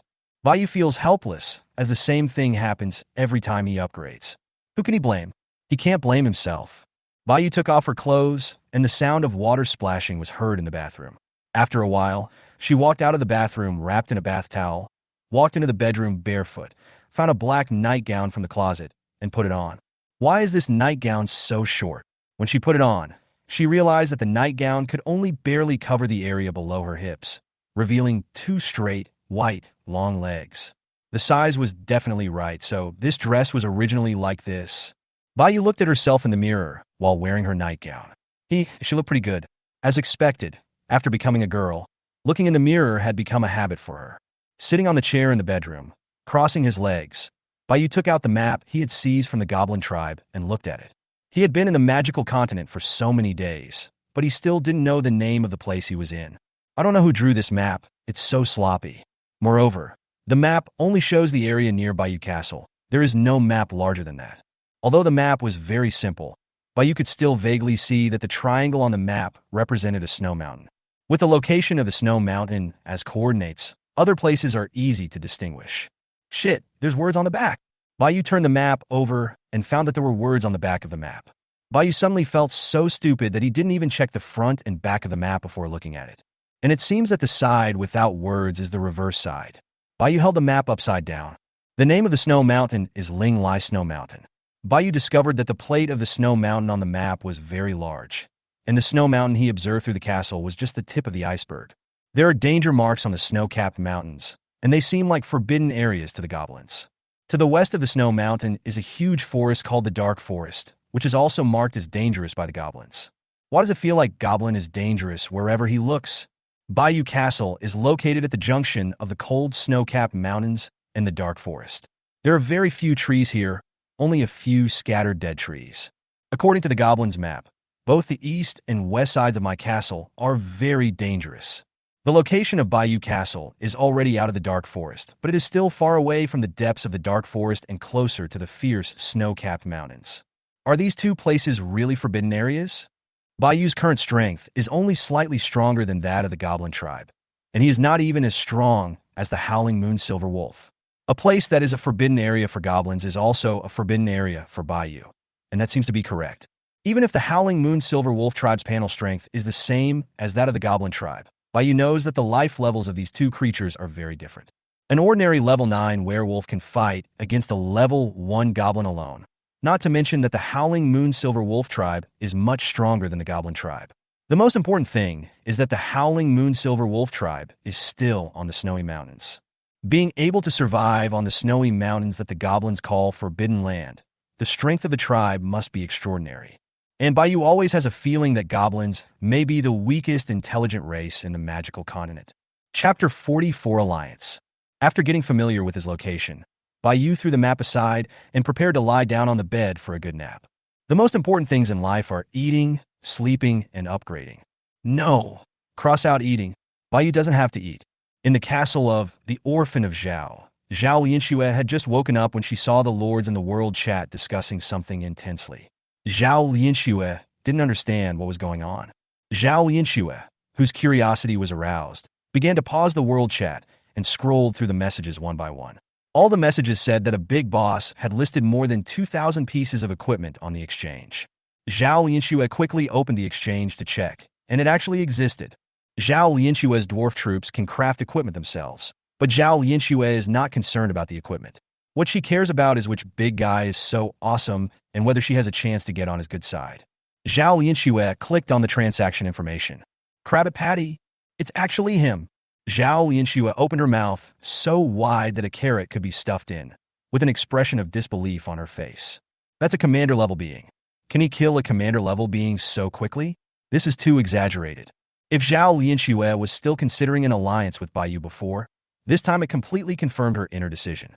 Zhao Lianxue originally still had a lucky mentality, thinking that Bayou was only able to get so much food because of his special type of soldiers.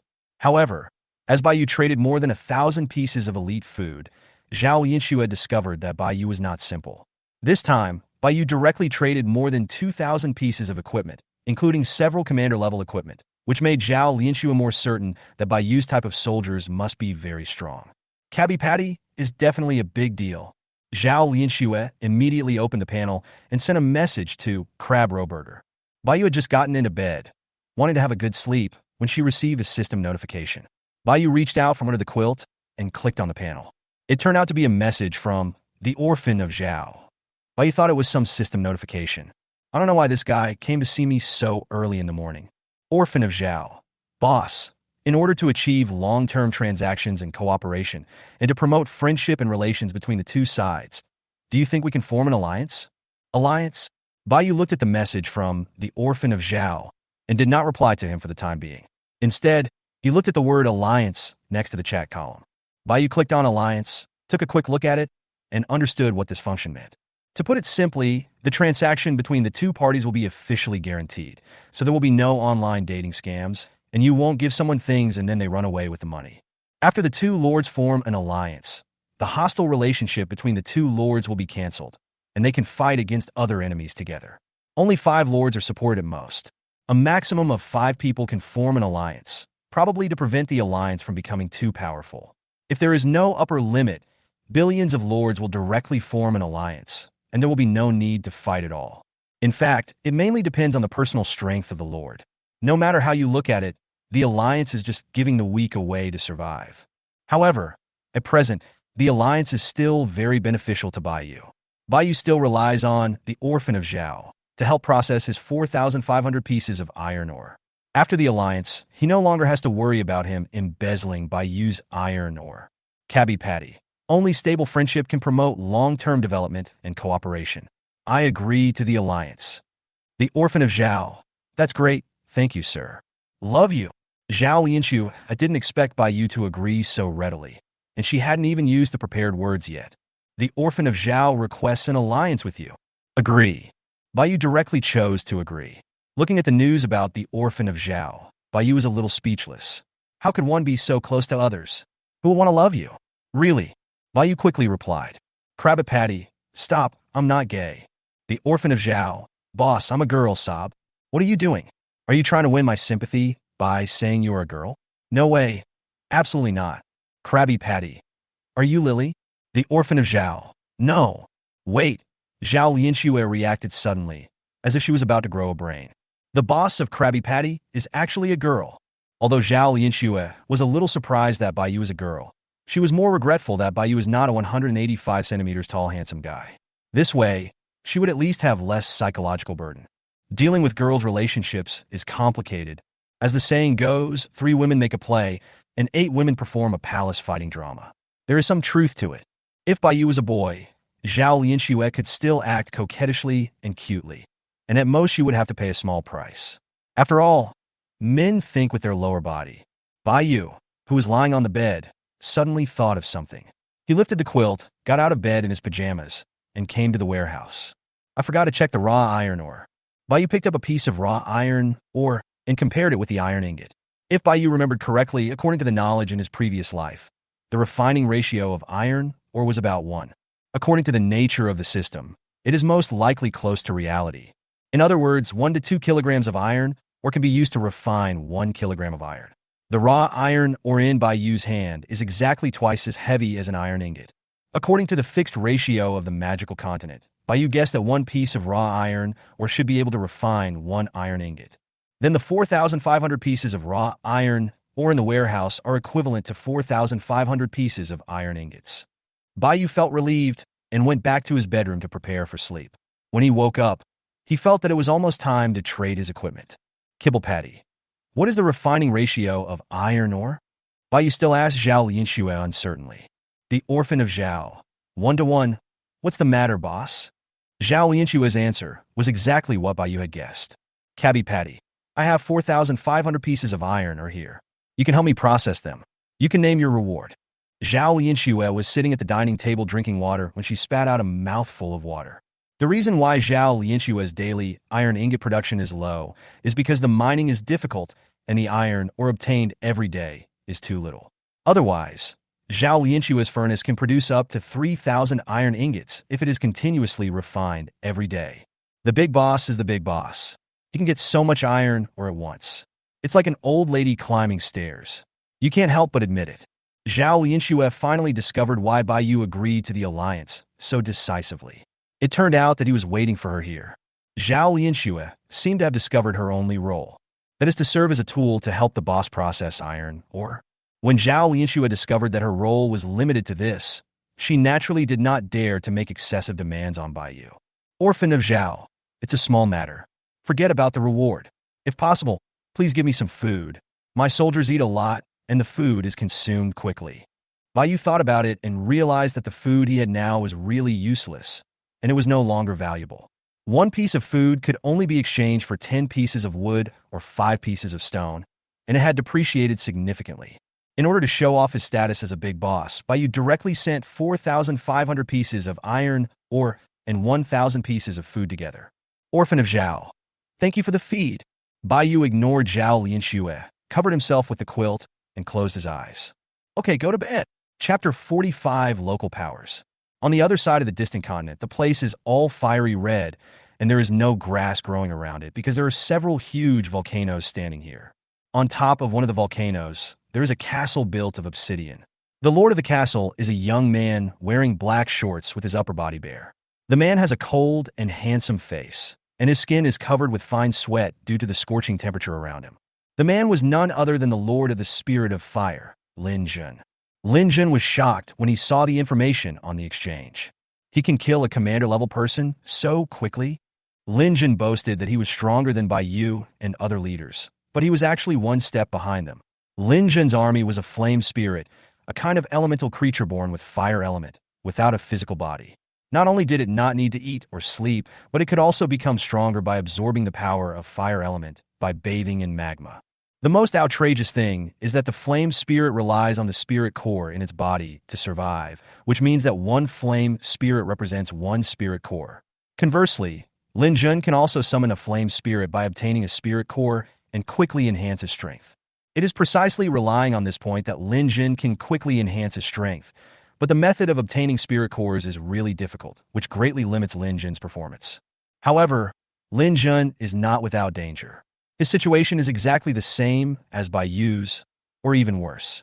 The volcano where Lin Jun's castle is located is not the largest one among them. A magma dragon lives in the magma at the top of the largest volcano in the center. This is the biggest danger that Lin Jun may face in 3 days. Fortunately, the magma dragon is asleep most of the time and does not show much hostility towards Lin Jun's castle. Stimulated by Bai Yu, Lin Jun's determination to become stronger became more urgent, and he immediately ordered all the flame spirits to set off and leave the volcano to level up in the wild.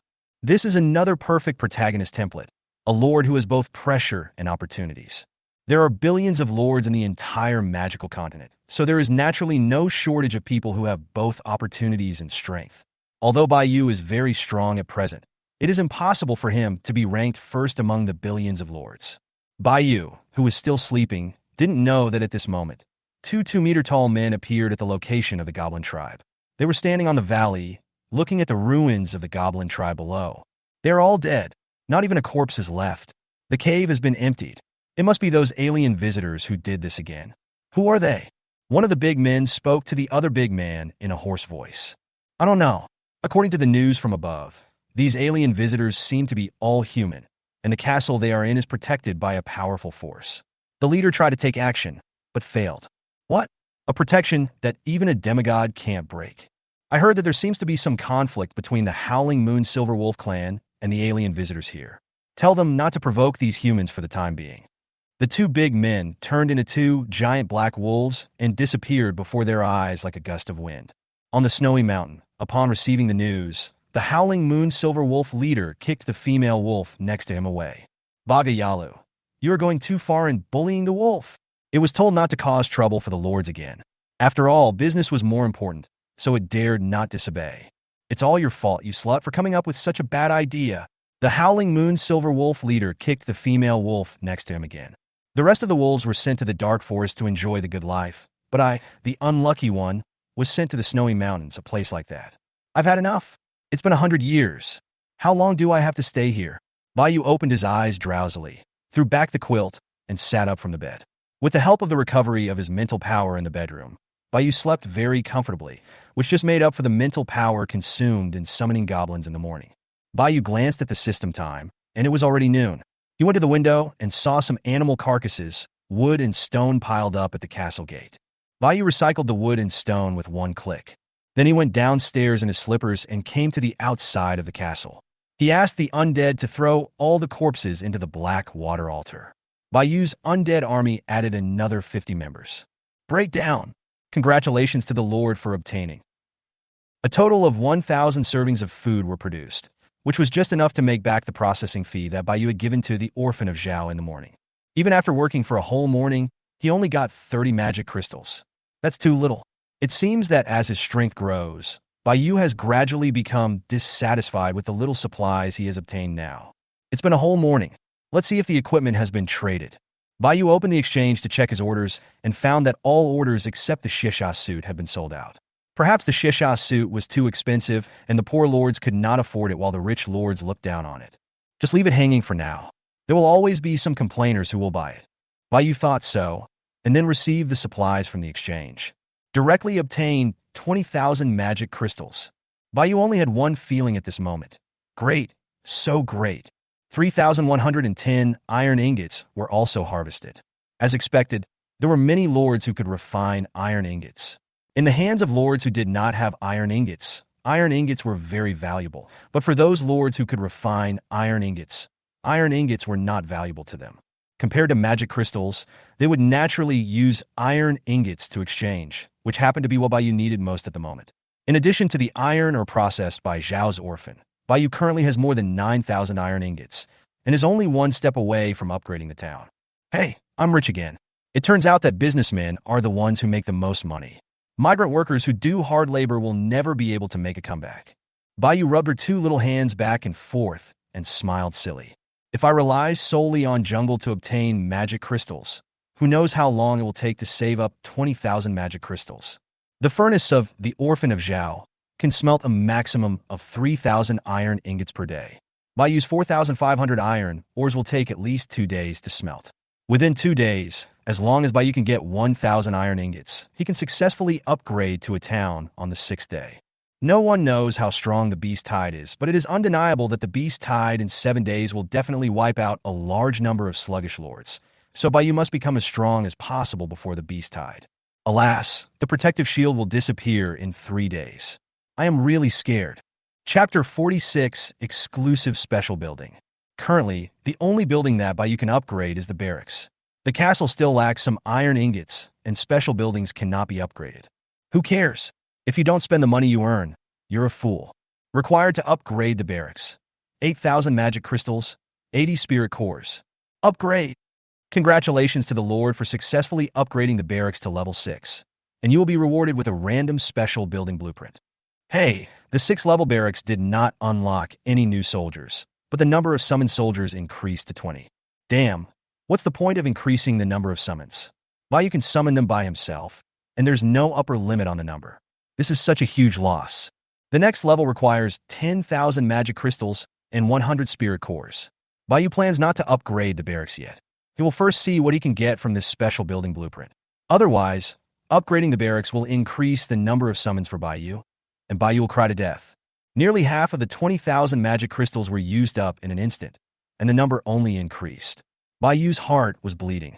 Bayu received the reward of special architectural drawings. Congratulations to the Lord for obtaining the special building blueprint, the 4-drive magic pillar. Special building blueprint, 4-driving demon pillar. Building level, none, gargoyle exclusive. Function, the gargoyle that is entrenched in the 4 exploration pillars will gain 2 experience points per minute. Note 1.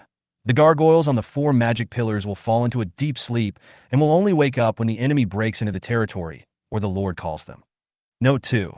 The gargoyles on the 4 exorcist pillar will be bound and cannot be replaced. Construction materials. 8 stones for 1,000 magic crystals for spirit cores. Each type of soldier actually has its own special building. 2 experience points are gained every minute, which means 1 experience point is gained every 30 seconds, which is 24 hours a day, Bayu hurriedly calculated. Points of experience. This is much faster than the gargoyles killing wild boars. Even if you kill wild boars nonstop for a day, you can't get nearly 3,000 experience points. Outrageous awesome. Bayu almost wanted to stand on it like a statue. The upper limit of the gargoyles level is the Emperor level, which means it will surely become an Emperor level combat force in the future. You will be bound to this special building and can only serve as a gatekeeper. However, this is also very powerful. Fortunately, Bayu is not in a hurry to upgrade the barracks. Otherwise, there would not be enough magic crystals to build the 4-wheel drive magic stone pillars. Put up. This is a good thing, much better than upgrading the barracks to increase the number of summoned undead by 10. Bayu chose to build it without hesitation. 4 round stone pillars rise from the gate of the castle courtyard. The pillars have square tops and are black in color. The pillars are carved with reliefs of gargoyles with bared fangs and claws. The 4 stone pillars are arranged in a trapezoidal shape, with 2 on both sides of the gate and 2 at the back. The overall height of the stone pillars is the same as the castle gate. Will it break the limit if I bind a gargoyle that can't be upgraded? Bayu looked at the 4 demonic stone pillars and suddenly thought of the gargoyle leader he summoned from the body of the goblin leader. If these undead summoned Bayu could also gain experience from the 4 demonic stone pillars, then their starting point would be higher. Forget it. I can't take the risk. I'll be dumbfounded if it still can't be upgraded. This can't be replaced.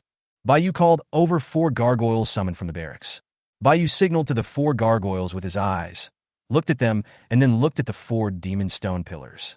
His meaning was very clear. The 4 gargoyles understood Bayu's eyes and immediately flew towards the 4 exorcism stone pillars. The gargoyle's limbs stepped on the stone pillar, its wings folded, and it squatted on it. Its skin began to petrify bit by bit, finally covering its entire body, and the light blue light in its eyes completely extinguished. The 4 gargoyles were completely transformed into 4 statues in a squatting position. Okay, done. I hope you can reach the Emperor level soon.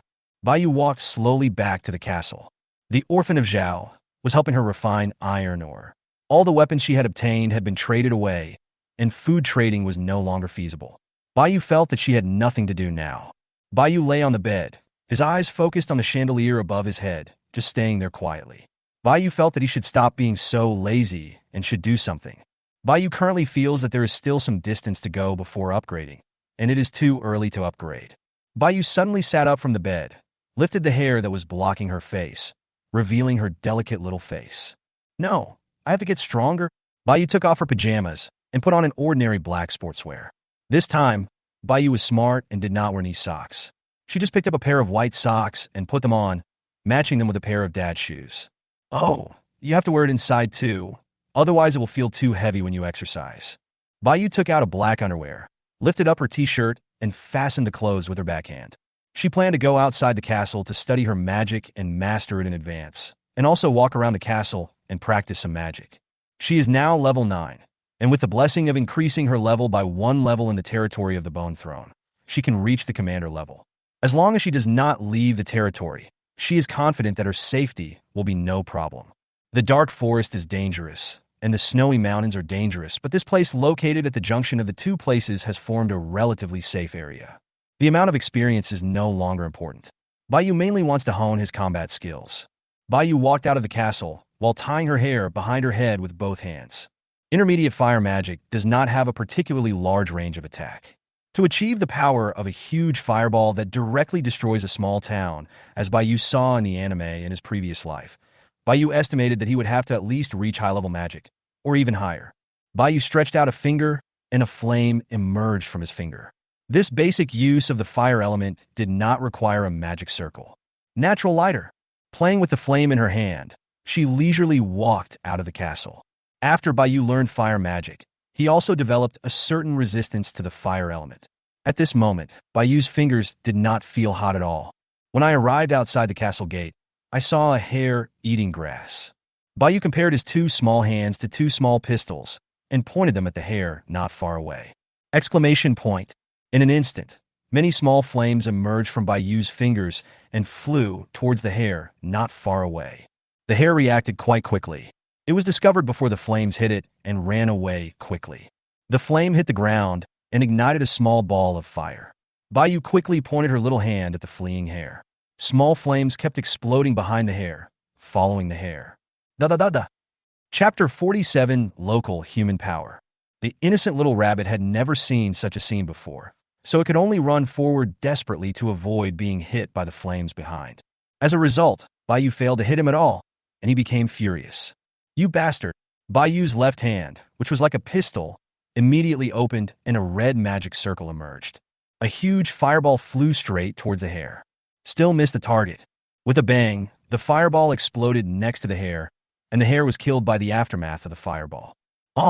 It's not fun at all. Bayu walked over and picked up the charred rabbit carcass, came to the castle gate, swung his arm, and threw the rabbit carcass into the Blackwater altar. Bayu looked at his enhanced attributes with some doubt. That's right, I'm at the commander level now. Damn it, I'm a commander level, but I almost let a little rabbit run away. It's such a shame. Bayu continued to walk out of the castle. To the east was a snowy mountain. It was a high-risk map, so Bayu chose to walk west to see if he could reach the edge of the dark forest. It mainly depends on whether the territory of your castle covers that place. If not, then forget it. Bayu will not risk leaving the territory anyway. Along the way, Bayu also killed several wild boars. Wild boars are much easier to kill than rabbits. Rabbits will run away when they see you, but wild boars are different. They will attack anyone they see. Moreover, wild boars are large in size and easier to hit. Bayu summoned Undead on the corpses of the wild boars killed by him, and then asked the summoned Undead to transport the original corpses back to the castle. It does not delay either.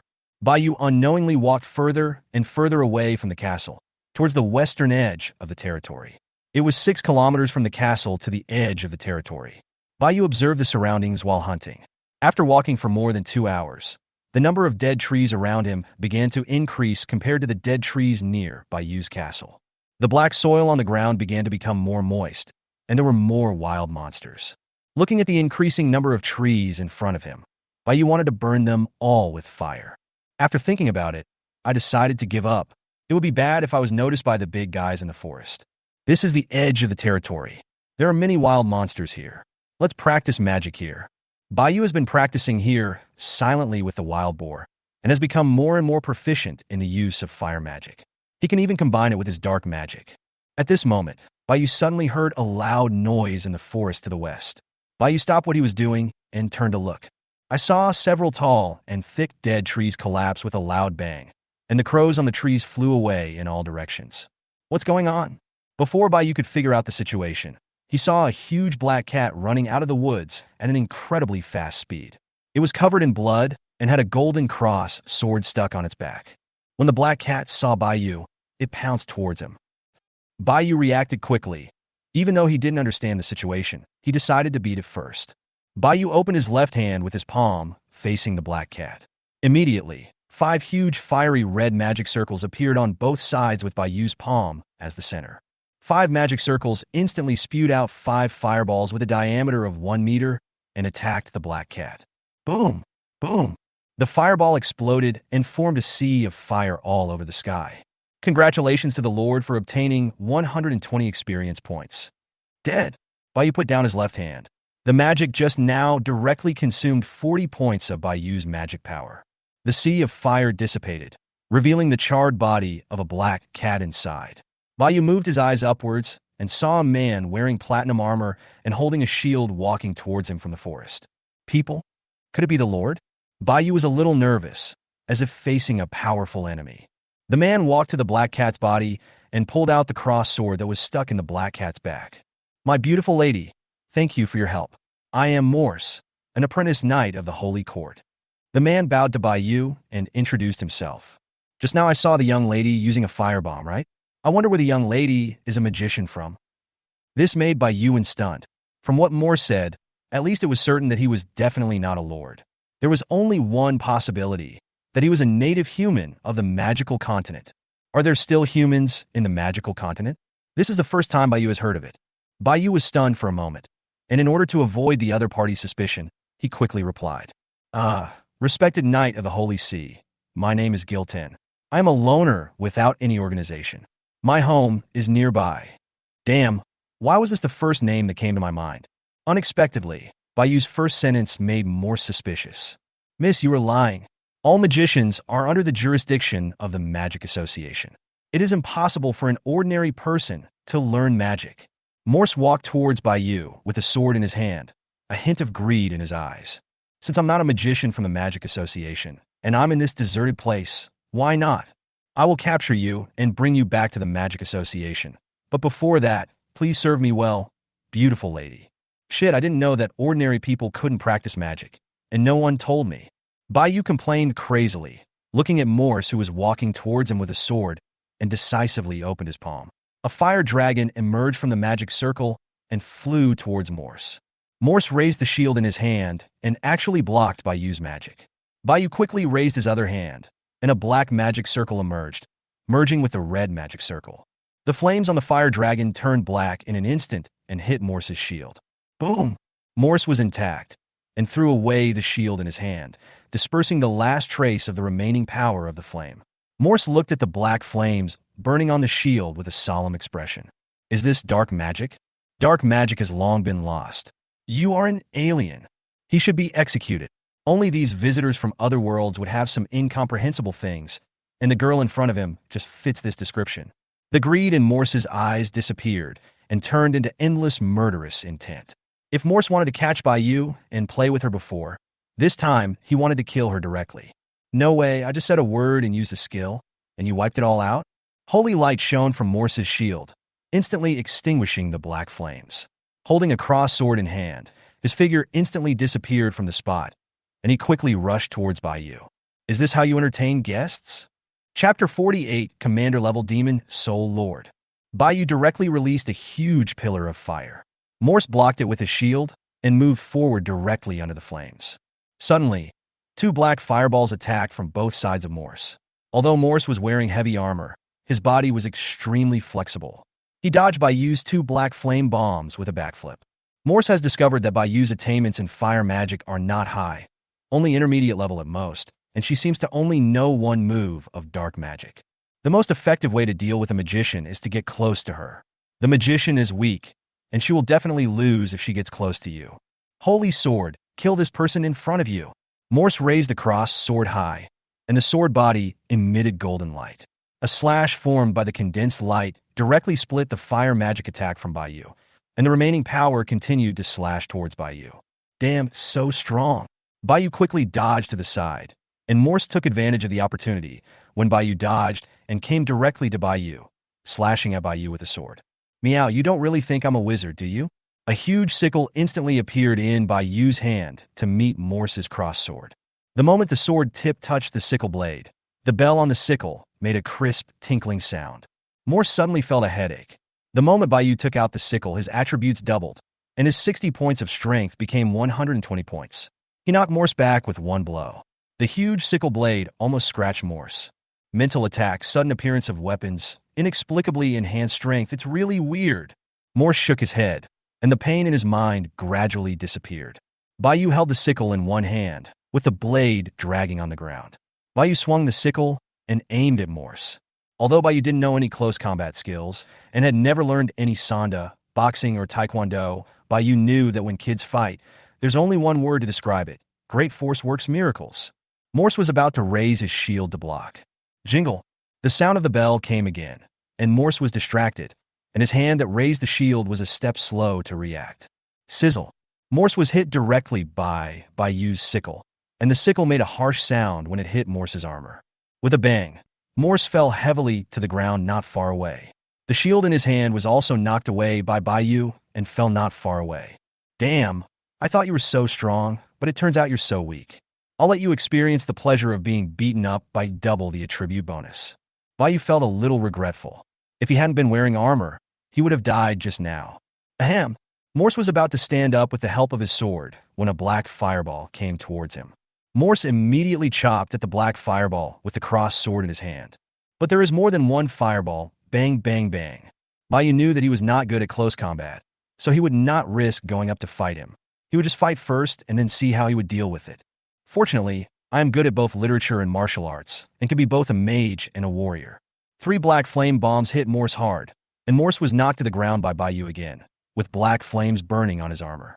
Then the armor emitted a holy light, and the black flames went out in an instant. Bayou discovered that these knights didn't seem to be afraid of his dark magic. On the contrary, they seemed to be restraining his dark magic. Morse found that he was no match for this alien. That's not right. The aliens before were obviously very weak, so why is she so strong? Morse had previously approached these lords under the identity of a native human, and then lured them out and killed them. The Holy See had already given them orders to kill all foreign races without mercy. Morse used his sword to lift up the moist black soil on the ground and threw it towards Bayou Yang. Then he quickly stood up and swung out 2 golden sword energies, then turned around and ran away decisively. He doesn't want to die here.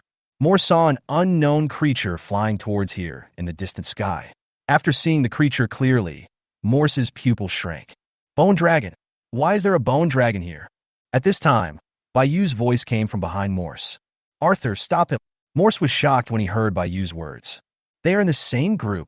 Morse decisively gave up running away again, dropped the crossed sword in his hand, and immediately turned around and knelt down towards Bayou. Dear Miss Giltan, I am willing to submit to you. Please spare my life. Well, a real man can bend and stretch. Bayou was very upset. Damn it, you are Jill Tung? Arthur's huge body fell behind Morse, and Morse was frightened and buried his head even lower. Arthur, why are you here? Bayou was a little curious about why Arthur was here. Your Highness, Arthur received a call for help from a king's spirit, saying that the queen was fighting with someone here, so he rushed here. So that's how it is. After all, Bayou now has a large base of undead, and he is within the territory, so it is not surprising to be seen by the undead. Bayou looked at Morse, who was kneeling on the ground. He was so arrogant just now, wanted to have sex with her and kill her, but now he was kneeling on the ground begging for mercy. Bayou made a look at Arthur, who understood. Before Morse could react, Arthur opened his mouth and breathed out a dragon's breath, killing him. Morse's body remained in a kneeling position and was frozen into an ice sculpture. It's not that Bayou doesn't want to do it himself, but it would be too cruel if Bayou did it. He could either use a sickle or burn him with fire. It would be more decent for Arthur to freeze him to death. Congratulations to the Lord for killing the level 2 Holy Knight. Huh, there's no experience points? Is it because they are human? Commander level 2, don't tell me that summoning doesn't work anymore. Bayou cast a spell, and a magic circle appeared under Morse. A gray aura surged out of the magic circle, and a king's soul formed above Morse's body. It looks like the king's soul, but there are some obvious differences. The spirit's form is no longer human-like. Its eyes emit a green light. The soul aura on its body is stronger, and its body is slightly larger than the king's soul. Bayou felt that something must have changed and hurried to check the information. Lord of the Demon's Soul, Spirit Body. A skill, Soul Curse. Soul Curse. Cast a guaranteed curse on the target soul with a cooldown of 30 minutes and a mana consumption of 20 points. Demon Soul Master. As expected, he changed his job. The growth ceiling of the 3 basic arms is the commander level. It seems that the last job change will be after reaching the commander level. A new curse skill has also been added, which, combined with the characteristics of the undead race, will inevitably be a powerful fighting force. Arthur, you continue to upgrade. I will continue to practice here for a while. You should also go back to the castle and strengthen yourself at the Blackwater altar first. Bayou said to Arthur and the Demon Soul Lord in front of him. Yes, your majesty. Arthur and the Demon Soul Lord also flew away. The Demon Soul Lord flew towards the castle, while Arthur chose to go west into the dark forest. It seemed that he was still a little worried about Bayou. Chapter 49, Commander Level Skeleton Demon. Bayou picked up the cross sword and shield that Morse had thrown aside and found that there was nothing different about them. It felt like they were made of silver? Impossible. How could an apprentice knight's weapon be made of silver? Bayou estimated that at most there was a little bit of silver mixed in it. I have to say this equipment is really good. At least it looks much better than the Evil Demon set and the Bone Hammer. They are both commander level, so the difference is quite big. Bayou came to the side of Morse's body. Breakdown. Congratulations to the Lord for obtaining 5 pieces of commander-level equipment. No experience, no drops. What the hell is going on? Aren't there any gaming attributes added to the human race in the magical continent by the system? This completely broke the loneliness, and Bayou could strip the equipment off him by himself. This set looks awesome at first glance. Let's see what effects it has. Equipment name. Holy Court Apprentice Knight Set 5. Equipment level. Commander level. Set effect. Greatly increases the wearer's defense, immunity to 40 elemental magic damage, strength, agility points, and endurance points. Note, the mental damage received increases by 10. Is there such a big difference between a 5-piece set of equipment and a 3-piece set of equipment? This is a pure heavy-armored warrior, both tanky and powerful in terms of damage. Bayou put the suit back into the castle warehouse and prepared to go back to the castle to deal with it. He looked at the big cat that was hit by his head at the beginning. He only paid attention to Morse and almost forgot about it. This is also a commander-level combat power. I didn't expect that once I went out, my luck would explode and I gained 2 commander-level combat forces. This black cat should be strong in combat. Should we transform it into a bone beast or an ordinary undead?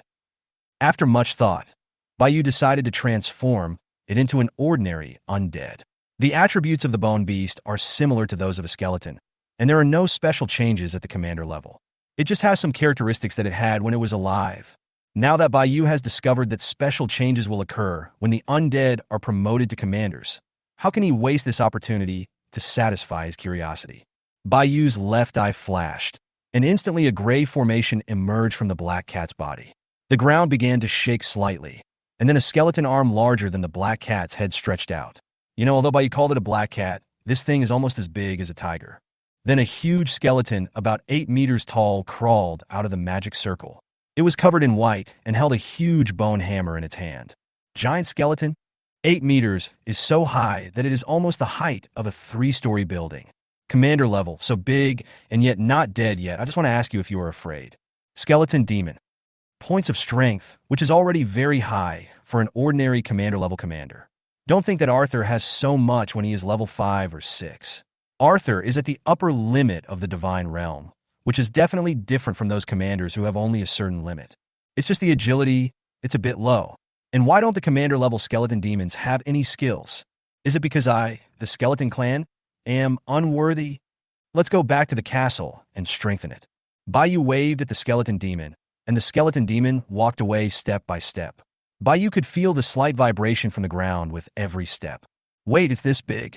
Don't destroy my castle. Bayou shouted at the skeleton demon. Break down.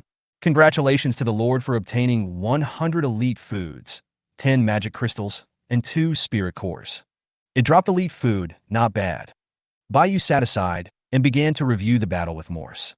Although I have equipment bonuses, my close combat ability is too weak. I have no skills at all, and I rely entirely on attributes to crush others. In other words, I have no skills, only strength. Moreover, I have not yet fully mastered fire magic, and there is still a lot of room for improvement. Continue practicing fire magic first. After all, ranged combat is much safer than close combat. Bayu took back the sickle and continued to practice magic until his magic power was used up. Then he took out the sickle again and continued to practice magic with a double bonus of the sickle. After his magic power was used up, Bayu picked up the sickle and started practicing. At least he had to get used to this weapon first. Otherwise, by then he won't even be able to use his weapons and can only rely on his great strength to make miracles happen. I'm afraid you'll be laughed to death. As the leader of the Undead clan, how can you be a rookie? As the saying goes, you can slack off, but you can't be a rookie. Bayu practiced until the evening. When his magic power was used up, he practiced with the sickle.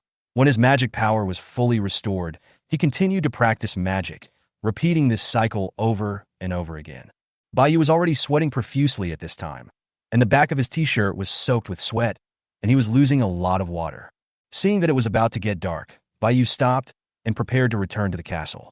The experience is doubled at night and tripled with the bonus from the bones thrown. Bayu could temporarily give up the 1x experience during the day, but not the triple experience at night. When Bayu walked back to the castle, it was already completely dark. Back at the castle, Bayu looked at the Blackwater altar filled with a pile of animal carcasses, which were obtained by the undead from hunting in the afternoon. There was also a pile of wood and stone at the door. Recycle. The wood and stones piled at the door disappeared in an instant and were transferred to the warehouse and stacked neatly. Break down. Another 800 portions of food and 30 magic crystals were earned. It was great to have unlimited labor. The 60 corpses represented that Bayu's undead army had 60 new members. You have new unread messages. I knew it was a message from the Orphan of Zhao right away. I ignored her all afternoon and wondered how she processed it. The Orphan of Zhao. Boss, I processed 2,500 iron ingots today and sent them to you. The message was sent half an hour ago. At that time, Bayu was on his way back and did not pay attention to the message. Bayu glanced at the warehouse and found that there were indeed 2,500 more iron ingots. Bayu sent another 500 portions of food to the Orphan of Zhao, acting like a big shot. There is no point in keeping the main food. The wood and stones obtained through trading are not as fast as those dug by the undead. It is really not worth the effort. Xiao Huangbao. Reward for you, Orphan of Zhao. Thank you, sir. You are so generous. She really replies within seconds. Even her online dating partner doesn't reply as fast as her. Bayu ignored him and went into the bedroom to take a shower. She was sweating so much that her whole body was sticky and sticky. She threw all her clothes at the bathroom door and went to take a shower naked. I love taking a bath. My skin feels so good. Oh, Chapter 50 New Arms. Bayu walked out of the bathroom after taking a shower, casually wrapped in a bath towel. It can't be said that there was no progress after an afternoon of practice. At least he has become more proficient in the control of fire magic, and the weapons in Bayu's hands are much more convenient. She felt that the dark forest must be unusual, and there might be some secrets hidden in it. Bayu just hoped that this place would not be targeted by those local human forces. It's better to pretend to be dumb next time. According to what Moore said, the native human forces in the Magic Continent should be quite strong, and they are very hostile to us lords. Bayu looks remote. If the local human races are powerful, they should be in prosperous places. With so many lords, who would care about Bayu, a remote place? She planned to sell the Holy See Apprentice Knight's suit first. It would just gather dust if she kept it, as it was of no use to her at all. Bayu directly bundled the sales, with 5 pieces of equipment traded at one time, and the price of magic crystals was set higher than that of iron ingots, hoping that these lords would trade with iron ingots. She also carefully marked the effects of the suits for them, so that these lords would know what they were looking for. Let's sell the food as well. Even a small mosquito is still meat. Just keep 1,000 in stock. If you can't kill the commander-level monsters, you can't taste the commander-level meat. Welcome the man. Look, the Krabby Patty boss has put some goodies on the shelf again. Pure Land of Bliss. Holy Court Knights? I have seen one. It is a native human force in the magical continent. The knights there are at least commander level, and each one is ridiculously strong. They are very hostile to outsiders like us. My troop type is Birdmen, and I once saw them execute a lord with their own hands in the sky. Golden Kingdom, even such a cool guy was killed by the Krabby Patty boss. How strong is the boss? The light of the Lord. Walking down the street with a milk bottle in his mouth. Damn it, brother, don't scare me. Today, there's a human in platinum armor who wants to cooperate with me. Could it be a holy knight? The lazy king. Just go and see the weapons and equipment that Krabby Patty Boss is trading, and you'll know. The Princess of the Tang Dynasty. Wow, this suit is so strong. The equipment of these native human races is so good. I want it too. The 5th day is coming soon, and time is running out. Bayou only hopes that after fighting monsters tonight, he can be promoted to the commander level. It would be best if Arthur could also be promoted to the commander level. Bayou's undead army now has more than 2,000 in number, and there are 3 commander-level undead. Bayou does not believe that there will be king-level monsters in the Beast Tide. He feels that with his current strength, he will have no problem dealing with the Beast Tide. Wait, this Beast Tide won't change depending on the strength of the Lord, right? Bayou thought about it, and it was possible. How could those unlucky lords who summoned soldiers with no attack power deal with the Beast Tide? What about those lords who were born on islands and deserts? There were no hairy beasts around them. It is better to be a lord born on an island. When you are hungry, you could just catch fish to eat, and you don't have to worry about any wild beasts around. The beasts in the sea cannot crawl ashore to attack the castle. Those can't be called beasts, they should be called monsters. Bayou stayed in the bedroom the whole time.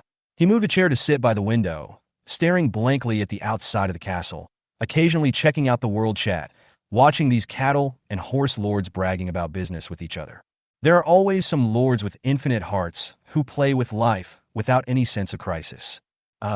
Now it really seems like a game of life. Bayou is different from them. Bayou has always been a person with a sense of crisis. He likes to plan ahead and never do anything without certainty. Time gradually came to 12 o'clock. Bayou got up, put on his slippers, and walked towards the barracks. After summoning the soldiers, the mission for the day was successfully completed. Bayou could go to bed with peace of mind. The undead crystal has been charged. Do you want to summon it immediately? Yes. Bayou has almost unlocked all the high-level soldiers. He really doesn't know what the use of the 6 random high-level soldiers in the barracks is. Currently, only the Lich and Zombie Titan are left to be unlocked. Bayou feels that once the barracks is upgraded to the maximum level, all the soldiers can be unlocked. The green light emitted by the undead crystal began to fill the entire room, forming 20 figures around the room. There were actually 6 huge figures among them. Bayou recognized their shapes. They must be bone dragons. Nice, I summoned 6 at once. God help me. Bayou was somewhat happy and looked at the other figures, including 6 skeleton soldiers for zombies, 3 undead knights, and a gargoyle. The huge bone wings spread out, and the figures of 4 bone dragons successfully emerged. They were not as big as Arthur, and they did not have dragon horns on their heads. Otherwise, their overall appearance was not much different from Arthur before he was strengthened. When the other 2 stretched out their wings, Bayou discovered something was wrong. They were not bone wings, but translucent wings burning with ghost fire. They were ghost dragons. The ghost dragon's entire body is in the form of a spirit. It is translucent light blue in color, with blue ghost fire burning on its body. Unlike the bone dragon, the ghost dragon is left with only a soul, but the soul is protected by the ghost fire. The 2 have the same body shape. One is a white skeleton dragon, and the other is a light blue spirit dragon. Dear Queen, we will obey your orders. The 4 bone dragons and 2 ghost dragons actually spoke at the same time. It seems that they're all intelligent. That's great. Skeleton dragon. Growth limit. Monarch level. Skill, dragon breath. Dragon breath. Breath out blazing flames that destroy everything in sight. The basic attribute of an ordinary bone dragon is also 15 points, which is already very strong, but the dragon breath of this ordinary bone dragon, if I'm not mistaken, it should be a fire-breathing machine, right?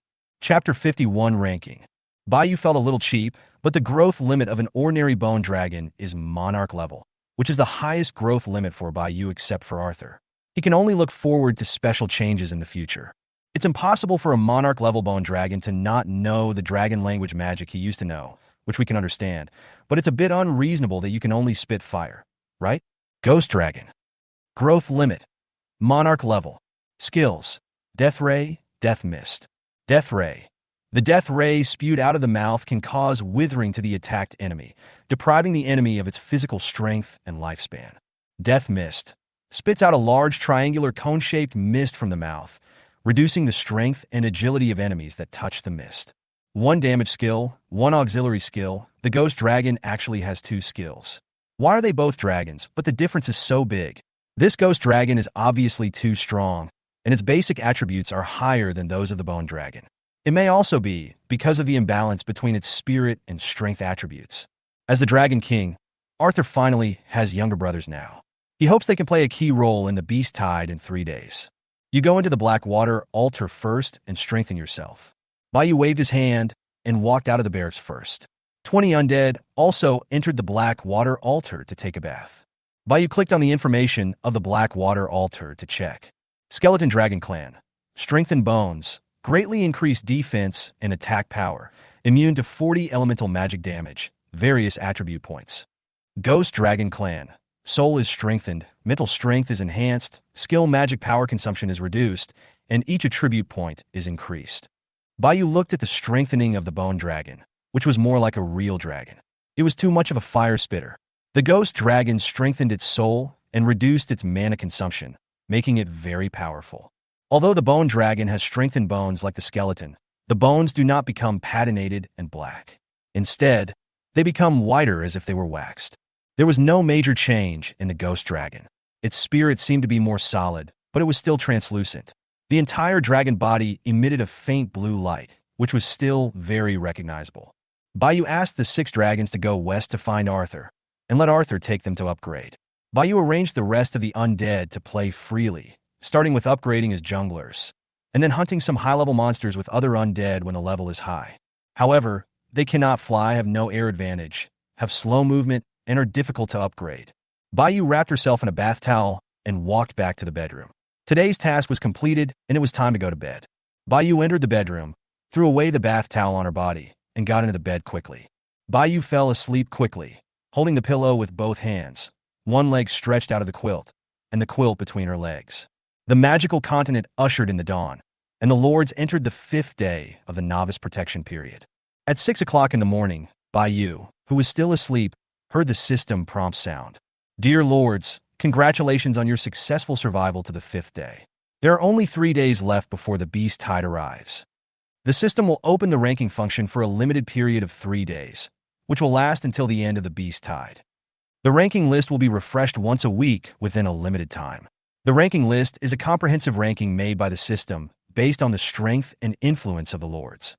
After the Beast Tide ends, the Lords who are still ranked in the 1st tier will receive special rewards. Lords, go and conquer. There will definitely be a place for you among all the races. It's so noisy, Bayou said with a hum. Bayou tossed and turned in bed and heard the noise early in the morning. What kind of rankings? Rankings. Bayou suddenly opened her eyes and sat up abruptly from the bed, ignoring the quilt that had slipped off and the pink bunny that was exposed to the air. Well, isn't this an official event? It really is a game. Bayou called up the system panel and found that there was indeed a ranking list function on the far right side of the system main interface with a countdown below it. 5 hours, 55 minutes, 32 seconds. Bayou calculated the time, and it was exactly the end of the 8th day when the Beast Tide would have passed. Bayou clicked on the ranking list to check it out. This was a good opportunity for him to see which lords were more powerful. 1st tier, top 1000. Spirit of Fire, Ultraman Son-in-Law, Troll Lord, Angel of Good Luck, Crab Patty, Island Hometown, Overlord of the Sky. 2nd tier, top 10,000.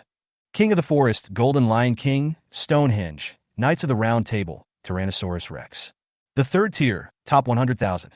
Do you believe in Light, the Clown, the Defending God, the Runaway Princess of the Tang Dynasty, the Big Mango. 4th tier, top 1 million. 5th tier, outside the 1 million. You are currently in 1st echelon. Bayou looked at the ranking list. In fact, this ranking was very reasonable. Only the top 1 million lords were ranked. You have to know that there are billions of lords in the magical continent. If you say that you are ranked 1st, that is pure nonsense. Many top lords are actually of similar strength. Unless they really fight each other, it is difficult to say who is stronger. Bayou saw his name in the 1st echelon and smiled crookedly. That's what I told you. How can your ability not be ranked in the top 1,000? There are 1,000 lords in the 1st echelon, which means that the system will give this reward to everyone once, but no one knows what it is. If every lord gets the same thing, then it is equivalent to not giving it. Classic Canyon relativity. The enemy's slowing down is equal to your own acceleration.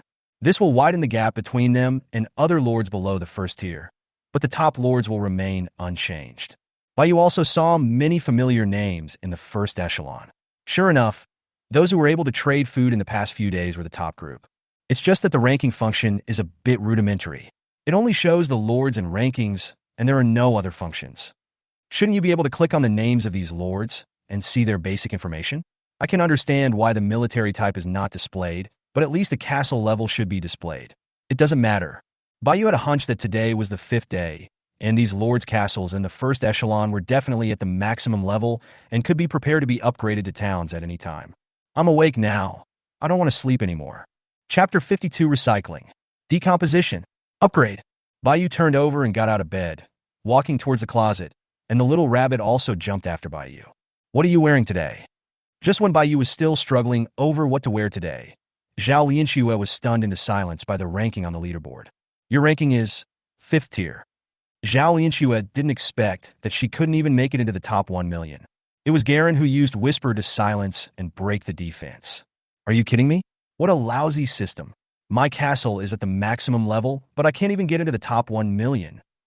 Zhao Lianxue said indignantly, obviously not believing the system's ranking. Her own type of soldiers simply had little combat effectiveness, so the ranking couldn't be so low.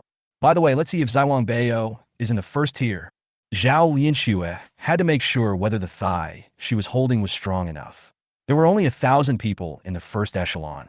After a while, Zhao Lianxue saw the members of Zaiwangbao in the 1st echelon. Sure enough, the gap is so big inside. Fortunately, the big man she embraced was a strong man who could be ranked in the 1st echelon, and Zhao Lianxue immediately felt a lot more relieved. She came to the restaurant and began to enjoy her exquisite breakfast. In fact, after eating barbecue for 4 consecutive days, Zhao Lianxue was about to vomit. She felt that she had gained several pounds, but there were no vegetables to eat in this remote place. Now Zhao Lianxue began to feel physiological nausea when she saw barbecue. Yesterday, more than a dozen dwarves came to seek refuge with Zhao Lianxue, and Zhao Lianxue's food expenses increased again. If Bayou had not generously given her 1,500 portions of food, she would have to worry about food again. There are billions of lords, and the population is really too large. There are 100 million people among 100 million, let alone billions. There are many lords like Zhao Lianxue who can upgrade the castle to the maximum level by chance. It is normal not to be ranked in the top 1 million. Although the ranking is a comprehensive strength ranking, it mainly depends on the lord's own strength. At this moment, our chosen one, Bayou, was wearing a black short dress. Her hair was fluffy and scattered on her back, and she was wearing a pair of slippers on her jade feet and was walking towards the yard. Bayou didn't plan to leave the castle today, so she could dress casually inside the castle. Bayou came to the yard and checked the spoils of the undead last night. The triple experience bonus for 1 night did not allow Bayou to break through to the commander level. He felt that the commander required a lot of experience points. There were piles of wood and stones at the entrance of the castle, and a pile of animal carcasses soaking in the Blackwater altar. Recycle. Congratulations, Lord. Break down. Congratulations to the Lord for obtaining. I just traded a batch of food yesterday, and today I got another 2,800 portions of food. I can't finish it all.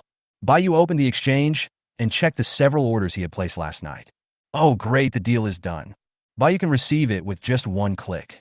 Congratulations to the Lord for obtaining 4,200 magic crystals, 10,800 pieces of wood, and 5,400 pieces of stone through trading.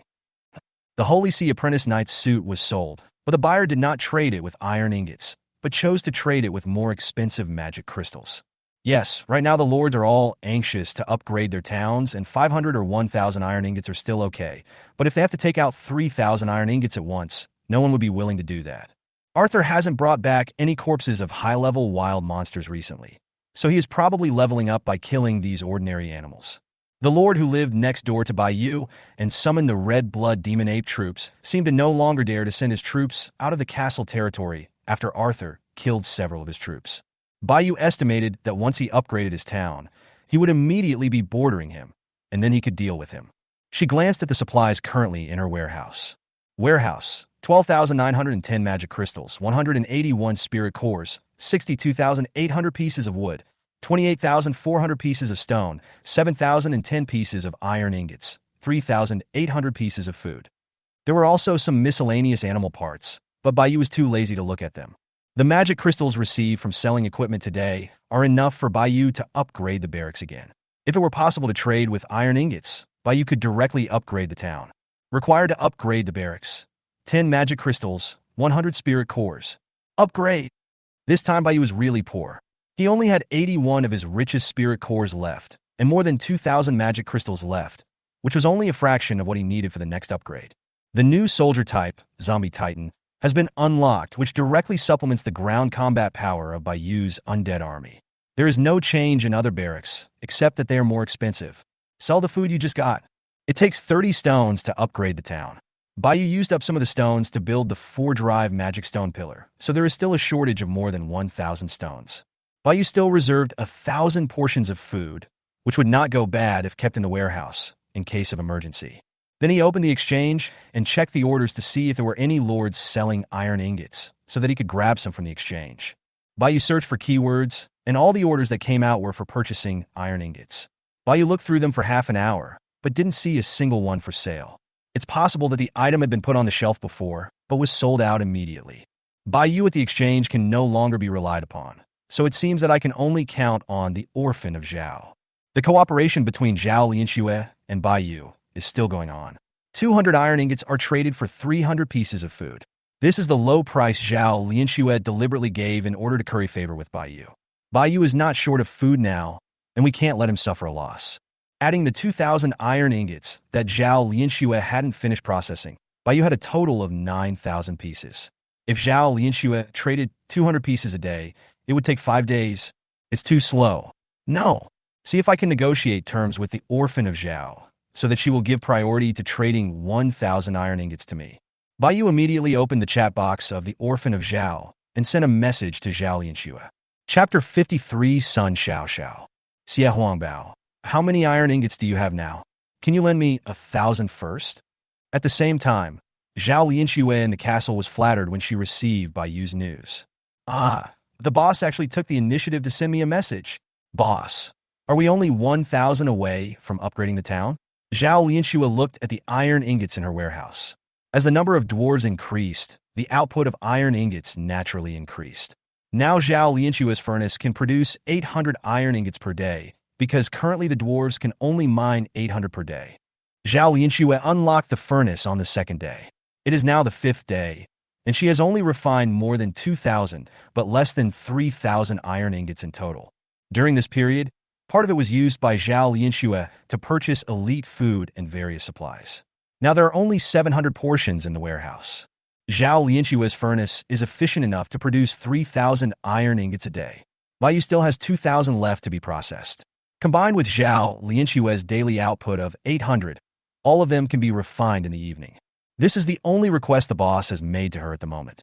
If she refuses, Zhao Lianxue feels that her big shot may very likely fly away. This is absolutely not possible. After some calculation, Zhao Lianxue immediately replied to Baiyu. The orphan of Zhao. Boss, I don't have enough iron ingots in my warehouse right now. I'll send you the rest in the evening. Baiyu didn't expect Zhao Lianxue to be so easy to talk to and actually agreed directly. Xie Huangbao. Thank you very much. The orphan of Zhao. Don't be polite to me, sir. Baiyu did not reply to Zhao Lianxue and played with the small flame alone in the yard. Your unit successfully killed. Goblin? Baiyu was a little surprised that the goblins were actually killed. Didn't Little Green Beans say before that the goblins were organized? How come we encounter goblins here? Wait, the red blood demon ape? Isn't it the type of soldier called the Lord of the Monkey King? He was the one who was very close to Baiyu Castle. Arthur had killed several of his soldiers before, and he was cursing in the world chat. How come the news of killing the goblin and the red-blooded demon ape came at the same time? It can't be. At the same time, on the other side, in the castle of the hapless Monkey King, Sun Xiao Xiao was looking at the system prompt and was already getting angry. Your troops were killed by goblins. Sun Xiao Xiao's mentality has been a little broken. She can only summon 2 red blood demon apes every day. Today is the 5th day, and there are only 10 at most. 4 of them were killed by an unknown lord before, and now 2 more have died, leaving only the last 4 seedlings. Sun Xiao Xiao just entered junior high school this year. Unlike other girls who like all kinds of cosmetics, chasing stars, and discussing which male classmate is handsome, Sun Xiao Xiao has liked a character since she was a child. That is Sun Wukong. She hung out with boys at school all day, had short hair, and was a real tomboy. Sun Xiao Xiao is even more proud of her last name. On the day she traveled through time, Sun Xiao Xiao was still in class in the classroom. She traveled through time and space to this magical continent wearing her school uniform. The name of a certain middle school was printed in red on the back of the blue and white school uniform jacket. And Sun Xiaoxiao had also drawn a monkey king on the white area on the back of the uniform. Damn, it must be that lord again. Damn it, what the hell are goblins? Sun Xiaoxiao has been living here and never goes out at night. She has never encountered any high-level monsters, so Sun Xiaoxiao always thinks that her birthplace is relatively safe. Ever since 4 red blood demon apes were killed by other lords last time, Sun Xiaoxiao began to let the soldiers take turns to go out to fight in the wild, 2 monkeys in a team. As a result, the 2 red blood demon apes outside were killed again today. Sun Xiaoxiao looked at the last 4 red blood demon apes in the castle. One of them was relatively lucky. It had survived from the first day of summoning until now and had also reached the required level. When Sun Xiaoxiao's castle was upgraded, she drew an equipment, which was exactly the flying ability that Baiyu had been dreaming of. It could summon a cloud, and standing on it, she could fly in the sky. Sun Xiaoxiao called it the somersault cloud. Let's go and avenge our brothers. How dare a goblin kill my general? Sun Xiaoxiao immediately led the 4 red blood demon apes towards the direction where the other 2 red blood demon apes died. There were 4 red-blooded demon apes, and only 3 were left. Sun Xiaoxiao didn't believe that she couldn't kill a single goblin. Sun Xiaoxiao guessed that the goblin must be fighting with the Lord's troops now. When both sides are defeated, she will reap the benefits and avenge the dead soldiers, letting the Lord know that he is not someone to be trifled with. Sun Xiaoxiao summoned the somersault cloud, stepped on it, and took off directly. The 4 red-blooded demon apes followed behind Sun Xiaoxiao with a grunt.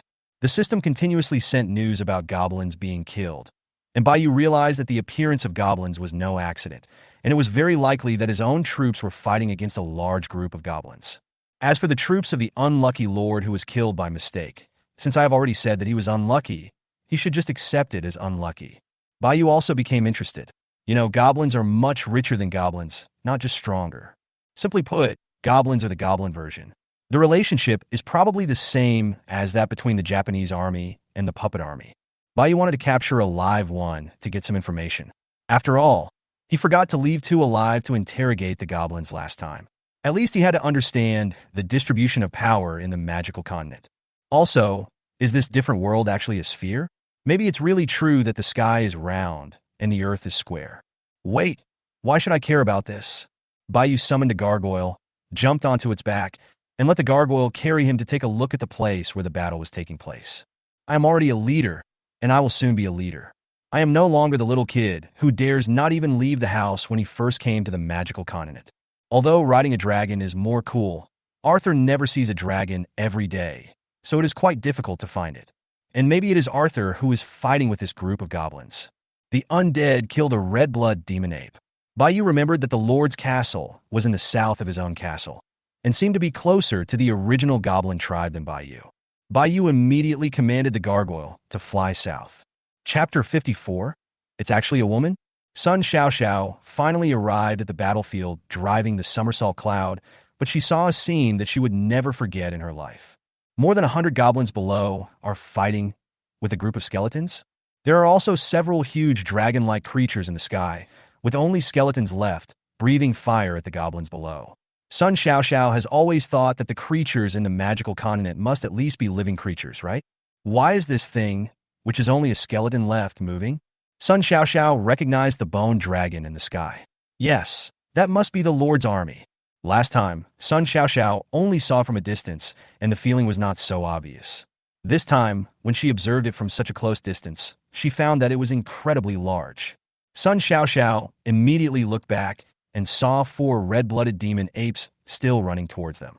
Sun Xiaoxiao immediately flew back. You idiots, run! Sun Xiaoxiao had a feeling that any one of the soldiers here seemed to be no weaker than her red-blood demon ape, and there were actually hundreds of them. Sun Xiaoxiao looked at her 4 seedlings again.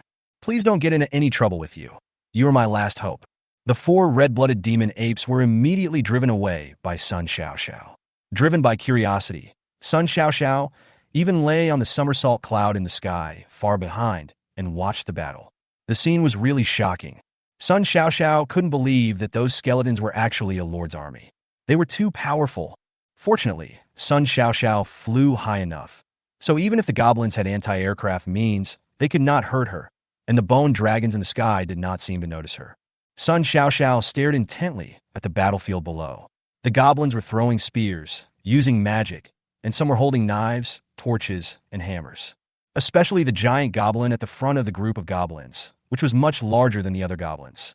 When a sledgehammer hit the ground, it directly raised a large cloud of dust. Sun Xiaoxiao could feel its powerful strength. There is also a hunchback goblin wearing a strange robe, holding a staff taller than itself, casting magic on the battlefield. The skeletons were even more abnormal. Sun Xiaoxiao couldn't even count how many types of skeletons there were. Moreover, after being beaten by the goblins, they could actually be reassembled, as if they would never die. Watching the fight between goblins and undead, it turned out that it was all done by supernatural means. No, it should be called magic. Thinking about the fact that his own red blood demon ape could only charge forward and fight wild monsters in melee, the gap was too big. At this time, Bai Yu was riding on a gargoyle and coming here leisurely. Just kidding, even the goblins would have to face the undead. Bai Yu was not worried about the safety of the undead at all. The only thing he was worried about was that these goblins would run away. This is a huge amount of experience and resources. Hurry up, Bai Yu also saw green dots on the ground in the distance, which should be the goblins. There weren't many undead fighting the goblins, only about 200, and they were mainly air forces, all of whom were undead from the nearby area. Hey, why is there a little yellow dot on the horizon? Sun Xiaoxiao's somersault cloud was yellow, and the sky was dark and gloomy without the sun. Sun Xiaoxiao's somersault cloud was naturally very conspicuous when it stopped there. Arthur, who was fighting the goblins, had already noticed Sun Xiaoxiao, but Sun Xiaoxiao did not show any hostility and her aura was too weak, so Arthur ignored her. When Bai Yu rode the gargoyle and flew closer, Bai Yu finally saw clearly that it was a small yellow cloud, and there was a lord on the small yellow cloud. As for why Bai Yu was sure that Sun Xiaoxiao was the lord, who the hell would wear a school uniform if he wasn't a lord? Sun Xiaoxiao, who was enjoying watching the fight, looked up and saw a winged monster over 3 meters tall with a man on its back flying towards her. The white hair was too conspicuous. When Sun Xiaoxiao looked up, her eyes met Bai Yu's. She's still a beauty. No, run. Sun Xiaoxiao immediately turned around and ran away on her somersault cloud. The only human who could appear here now could be the Lord of the Skeletons. Arthur, grab her! Bai Yu shouted at Arthur. When Arthur heard Bai Yu's voice, he naturally gave priority to Bai Yu's order. He immediately flapped his wings, turned around, and flew towards Sun Xiaoxiao. I'm so tired. Sun Xiaoxiao looked back and saw that the biggest guy in the group of soldiers was chasing after her, and she immediately said national quintessence. Sun Xiaoxiao's little heart was about to jump out. This was too damn scary. Sun Xiaoxiao wanted to slap herself in the face at this moment. Why did you have to come out? Are you satisfied now? Whoosh! Sun Xiaoxiao only felt a strong wind blowing on her head, and Arthur's huge figure instantly surpassed Sun Xiaoxiao and flew in front of her. You'd better stop on your own initiative. Arthur's ability to speak human language once again refreshed Sun Xiaoxiao's understanding. Can soldiers speak? Why is it that my red blood demon ape can only howl like a stupid monkey? It's not that Arthur didn't want to use the dragon claw to catch her. It's that she was too weak. Arthur was afraid that he couldn't control the strength and kill her. Bai Yu's order was to capture her back, and if he was going to capture her, she must be alive. Sun Xiaoxiao slammed on the brakes and controlled the somersault cloud to stop in the air. The big guy was much faster than her, and she couldn't run away at all. It's not fair. How can it fly so fast when it's so big? Brother, please spare me. I won't run away. Sun Xiaoxiao's heart was pounding. Obviously, she was frightened by Arthur. How could a 15-year-old girl have ever experienced such a thing? Arthur ignored Sun Xiaoxiao and remained in the air because he saw Bai Yu riding a gargoyle and flying towards him from behind. Put up your little yellow cloud and land, now and immediately. Bai Yu, who arrived, immediately said to Sun Xiaoxiao. Sun Xiaoxiao looked back and saw that it was the white-haired beauty from before. Sun Xiaoxiao then looked at the big bone dragon that was staring at her hungrily in front of her and obediently controlled the somersault cloud to descend. Bai Yu also ordered the gargoyle to descend slowly. Arthur kept staring at Sun Xiaoxiao from the sky, making her scalp numb. Sun Xiaoxiao slowly landed on the ground, put away his somersault cloud, and looked at the white-haired beauty in front of him timidly. Bai Yu also jumped off the gargoyle's back, facing the battlefield where goblins and undead were fighting. You seemed very arrogant when you ran away just now. I didn't hear what you said. Can you say it again? Yu pretended to touch his ear with his little finger and looked at the energetic young man in front of him. Oh, that's not right. It's actually a woman? Sister, I was wrong. I didn't say anything just now. Sister, please don't bear grudges. Please don't kill me. It is the great man who does not take the small man's fault into account. Yu emphasized again. Yes, you are right. Sun Xiaoxiao looked at the white-haired beauty in front of her with fear and said tremblingly that she knew there were no rules here and she might be killed by the person in front of her. Thinking of this, Sun Xiaoxiao became even more frightened and began to force herself to comfort herself. Sun Xiaoxiao, don't be afraid to be deceived by her beauty. She must be a vicious woman. At worst, she will die, and she will be a brave man again in 30 years. Chapter 55 Surrender. Yu listened to Sun Xiaoxiao's voice. Although her voice was a little hoarse, Sun Xiaoxiao looked no more than 15 or 16 years old, and was probably still in the voice-changing period. Forget it, why bother with her? Are you the Monkey King? Just as Yu finished speaking, a blind goblin sneaked up from behind and launched a sneak attack on Yu. Yu threw a big fireball and directly knocked the goblin away. So strong. This is a white-haired witch. My mother said that the white-haired witch eats children. It's over. I'm gonna die. What should I do? I am. Sun Xiaoxiao was so frightened that she couldn't speak clearly. Sister, you know me? More than just knowing each other. She even scolded me in the world chat at that time. Yu said jokingly. That was all a joke, yes, just a joke. Sun Xiaoxiao said with an awkward smile. Yu was not angry, and she would not bother with her. I give you two choices. First, surrender. Yu was interrupted by Sun Xiaoxiao before he could finish his words. I choose to surrender.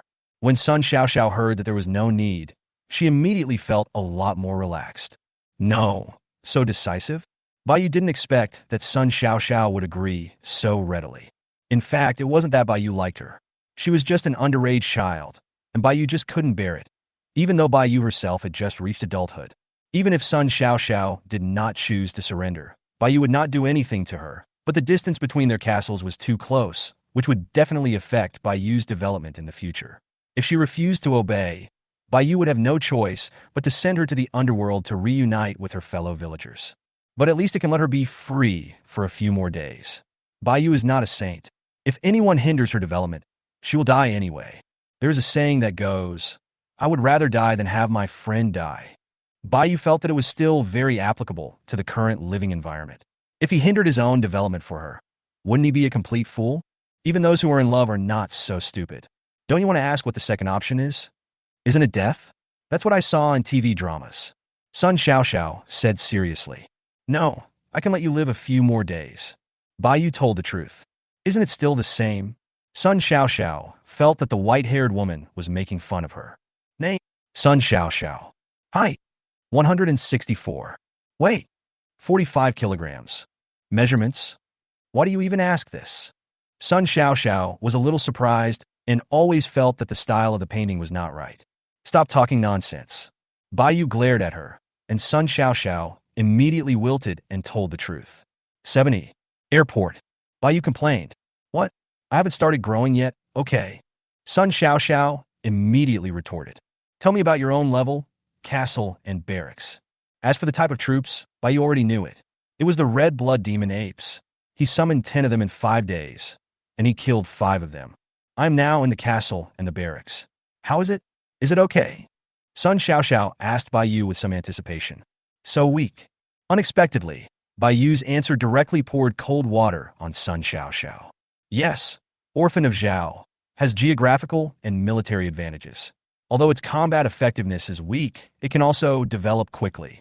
Perhaps Sun Xiaoxiao's level is the current status of most lords. Add me as your friend. The only way for one party to surrender to the other party is by adding them as friends. Yu had also learned about the surrender function before. The surrendered lord will become the territory of the other party, similar to the difference between the main city and the secondary city, and it is irreversible. The surrendered party cannot disobey the orders of the lord to whom it surrenders, and if the lord to whom it surrenders dies, the surrendered party will also die. Otherwise, there will be no problem. Sun Xiaoxiao's choice to submit to Yu was equivalent to putting her life in Yu's hands.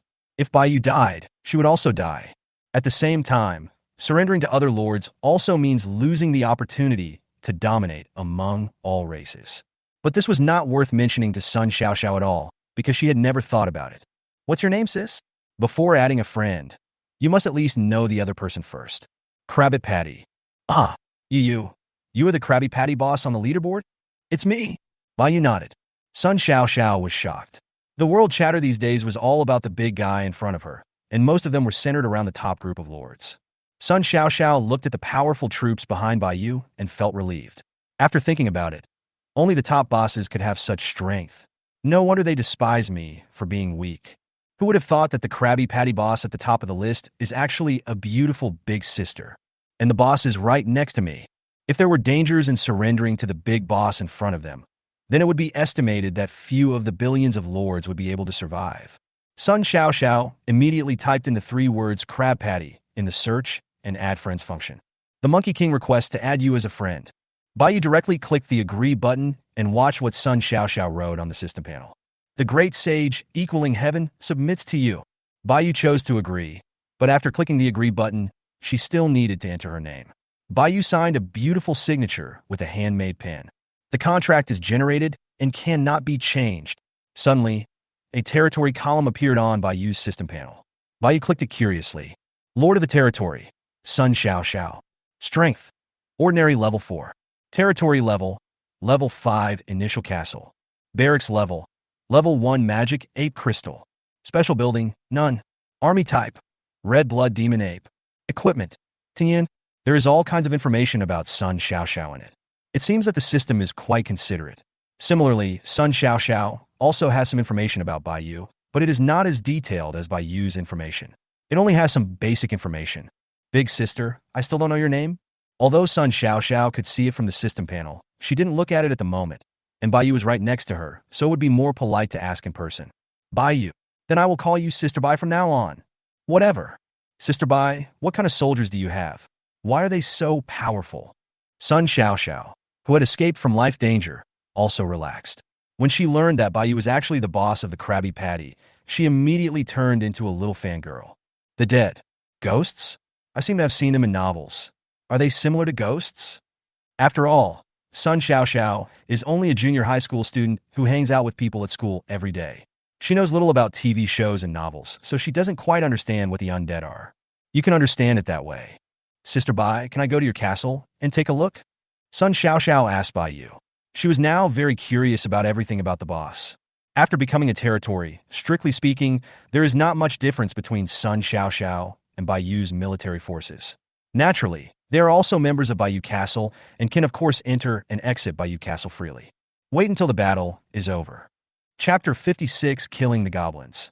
Bayu turned around and looked at the battlefield where the goblins and the undead were fighting.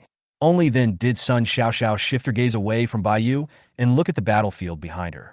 Sun Xiaoxiao stood next to Bayu and could smell Bayu's faint body fragrance. Sun Xiaoxiao glanced at Bayu's beautiful profile. It's really frustrating to compare yourself with others. The boss is not only good-looking, but also very powerful. Look at myself. I'm nothing. Damn it. Bayu just stood at the edge of the battlefield and watched the fight without any panic. Although Sun Xiaoxiao was very panicked, she could only pretend to be calm as she followed Bayu. If any blind goblin dares to attack Bayu, he will be knocked away by a fireball. Bayu also discovered that most of these goblins were of ordinary level. Only the big and strong goblin, surrounded by the undead and a goblin magician next to him, were of commander level. Bayu temporarily referred to it as the big guy. This big guy was too stupid and had no anti-aircraft means, making him a complete sitting duck for the bone dragons. The goblin mage has a few tricks up his sleeve. Not only can he fire fireballs, he can also summon a barrier. After casting the magic, the barrier creates an aftershock the moment it lands and can also shield the surrounding friendly goblins. It's a good auxiliary skill, but that's all it can do.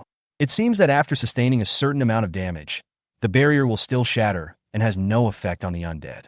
If there weren't 2 commanders among this group of goblins and no commander-level soldiers had arrived among Bayu's undead, this group of goblins would have been finished long ago. Go find the demon's soul master. Bayu said to the gargoyle that he had just used as a mount, and the gargoyle flew away immediately. It was not that Bayu did not want another commander-level skeleton demon to come, but because this guy's movement speed was really a bit slow. By the time it arrives, the daylily has already gone cold. Sister Bai, That giant hobgoblin seems to be heading towards us. Sun Xiao screamed. The big guy in the distance seemed to have discovered Bai Yu and Sun Xiao, who had been watching the battle. He was breaking through the encirclement of the undead and killing towards Bai Yu and Sun Xiao. The big guy rushed forward with his commander-level attributes, smashing the undead that blocked his way with a single hammer.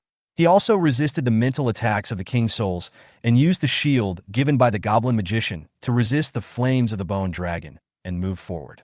"Alone, brave man, get out of the way." "Oh, okay."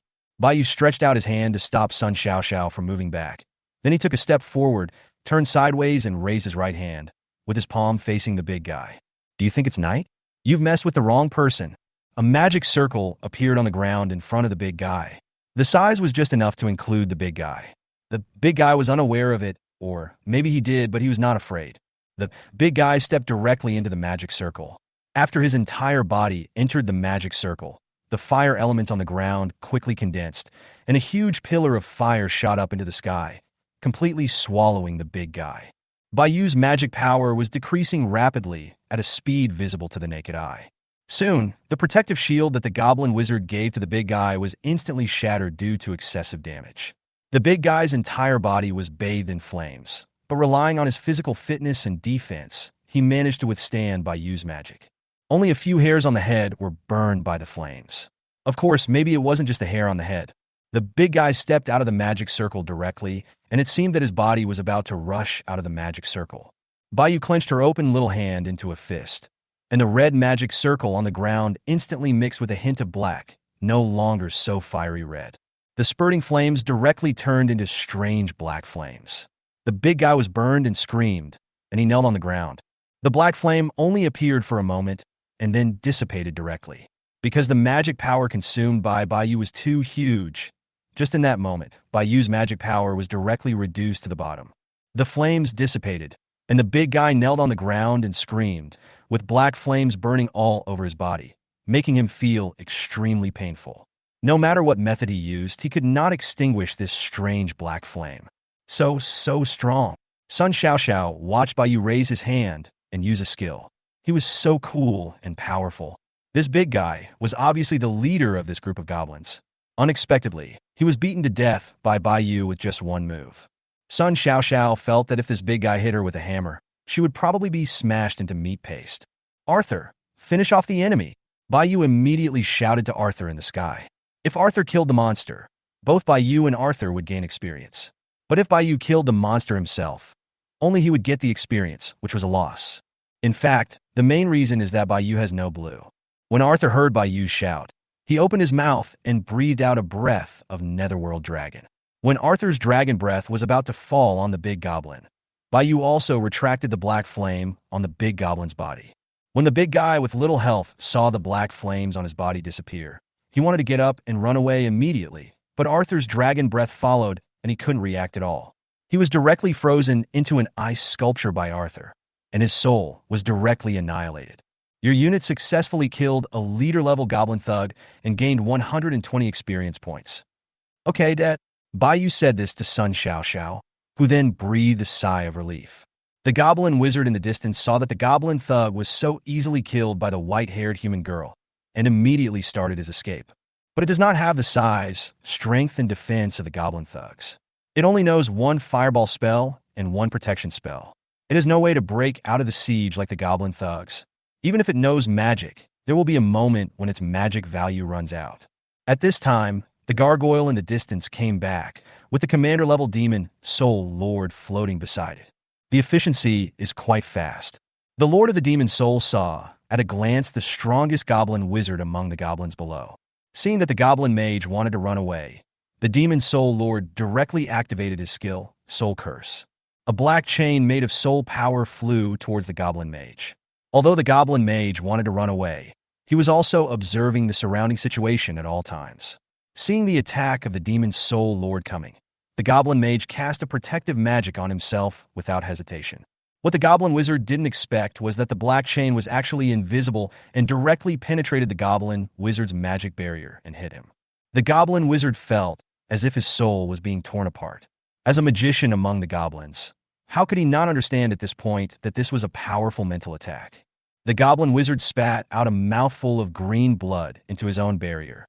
Then he lost his life and fell to the ground, and the magic barrier also disappeared. So powerful. This is a commander-level mental attack, Bayou said with a little surprise.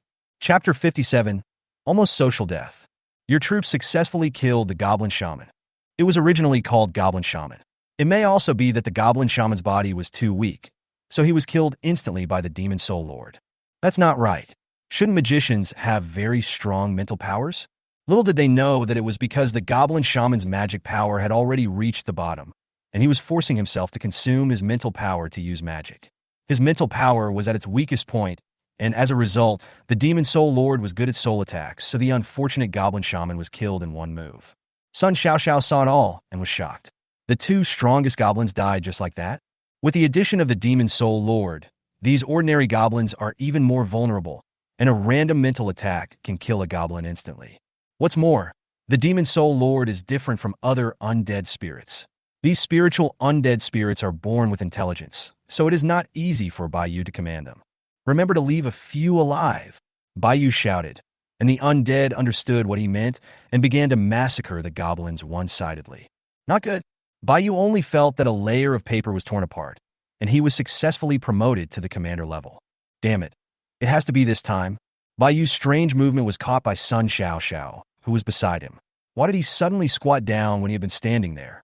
Sister Bai, what's wrong with you? Do you have a stomachache? Sun Xiaoxiao immediately asked with concern. No, nothing.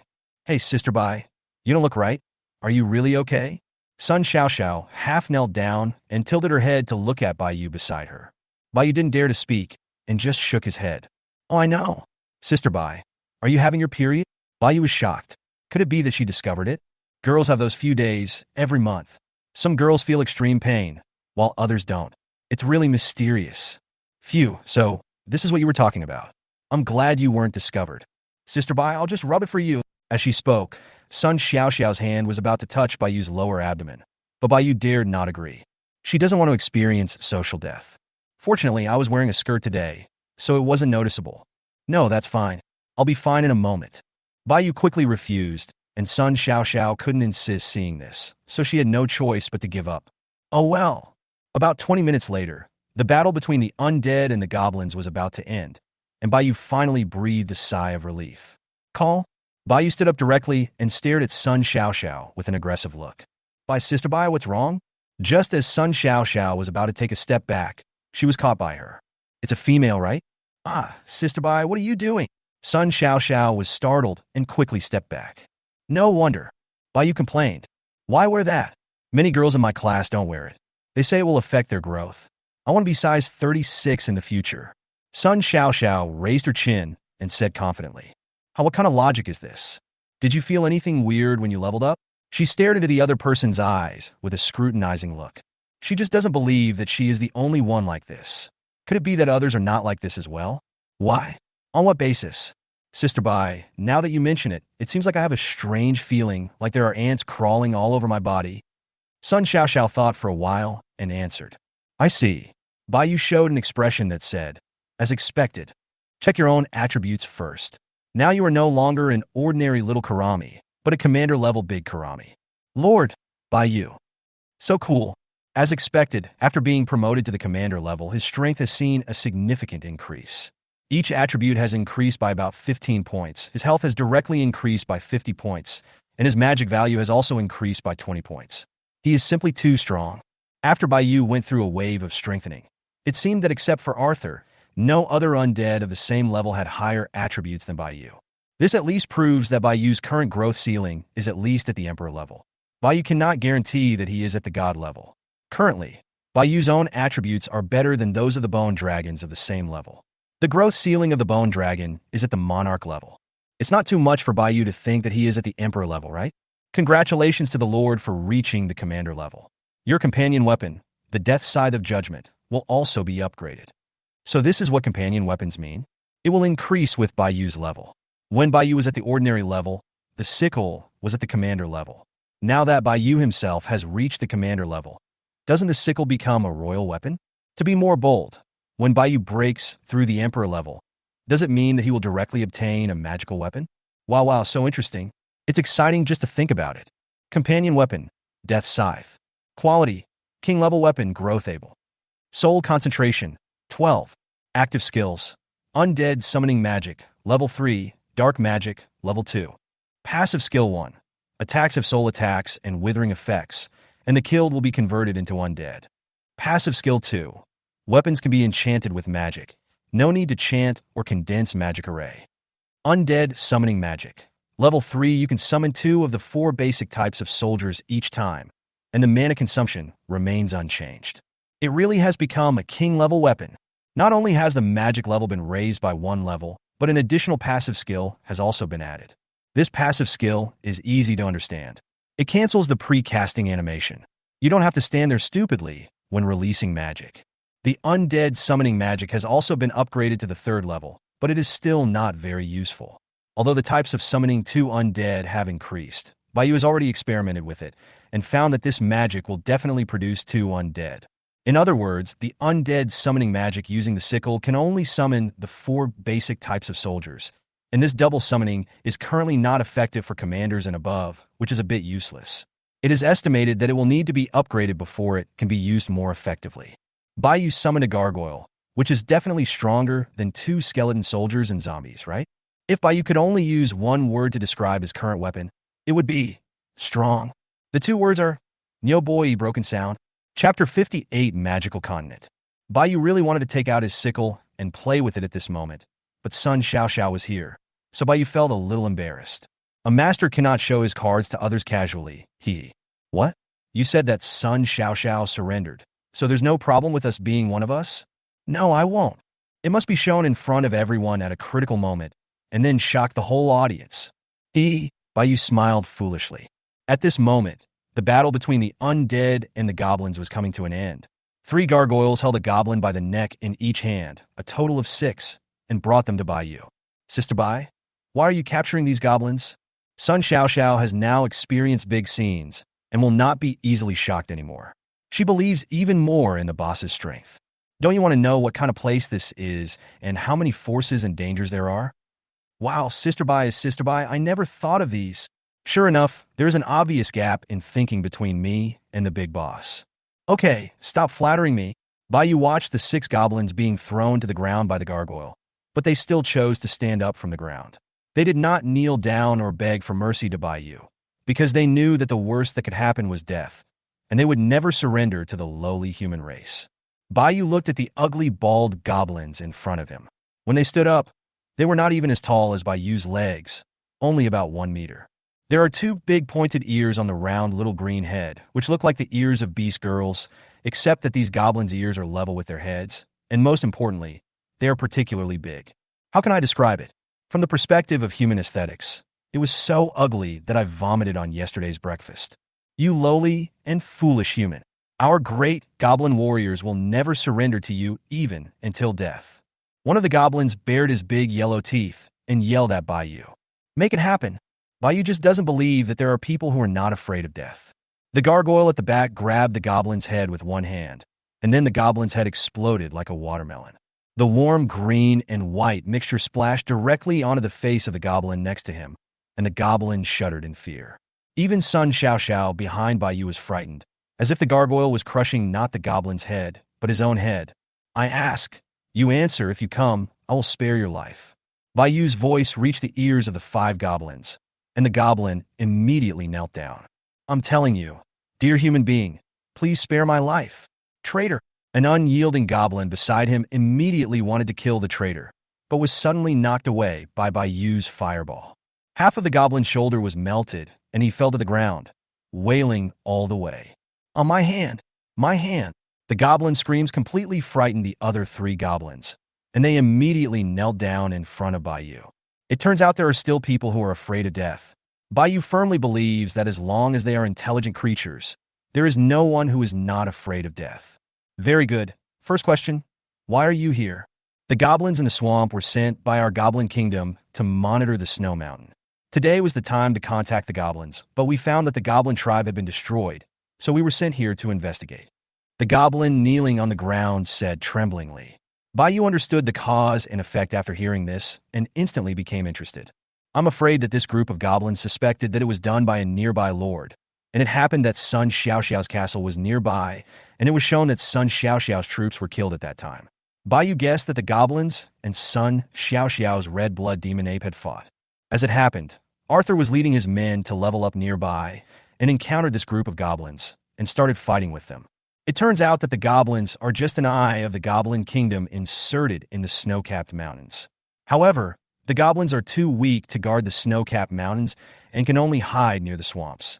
What's on top of the snowy mountain? Baiyu continued to ask questions based on what the goblins said. I don't know. I'm just an ordinary member following orders. That's all I know. Baiyu suddenly thought that the howling moon silver wolves on the snowy mountain might be observing something just like the goblins. Do you know where the howling moon silver wolf on the snowy mountain came from? I know that they belong to the werewolf branch on the top of the mountains. They are relatively weak and should have been ordered to come to the snowy mountains. The top of the mountains?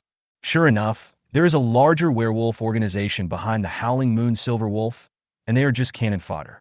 How does the top of the mountains compare to your goblin kingdom? Strong, a little stronger. Baiyu obviously didn't believe what the goblins said. Stronger than our goblin kingdom. Afterwards, Baiyu asked the goblins for some basic information about the magical continent. There was too much they didn't know. The magical continent is not a complete continent, but is divided into 7 continents. Each continent is separated by a vast, endless sea, and only the strong ones in the divine realm can cross it alone. The continent where Baiyu is located is called Martial Continent. Its area is so vast that no one knows how far it is. It may also be that the goblins are too weak and know too little information about this continent. According to the goblins, Martial Continent has never been unified in history. Although the information about the other 6 continents is unknown, it is very likely that Martial Continent is the most chaotic one among them.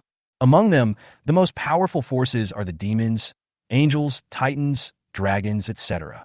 The ones that are slightly weaker than the top races are the humans, elves, orcs, dwarves, etc. Of course, what we are talking about here is the power of Martial Islands. It is said that the strength of the human race is not as simple as it appears on the surface. The power of the Holy Court alone is spread across the 7 continents of the entire magical continent. The dragon race directly rules a continent, and there is also the sea god race with unfathomable strength in the endless sea. Of course, these cannot be verified at present. They are just hearsay. It is a big problem for ordinary forces to even leave Martial Continent, let alone understand the forces in other continents. Isn't this nonsense? Baiyu and his billions of lords are naturally spread across the 7 continents. All the native human races in the magical continent regard these lords as aliens and want to destroy all of them. Other races also regard the lords as alien invaders and are equally hostile to them. Well, Baiyu now has some basic understanding of this magical continent. To put it simply, this game is a confrontation between all the lords and the native races of the magical continent, and perhaps only one side can survive in the end. The relationship between the lords and the native races of the magical continent is the same. They have the same enemies, but they also fight each other.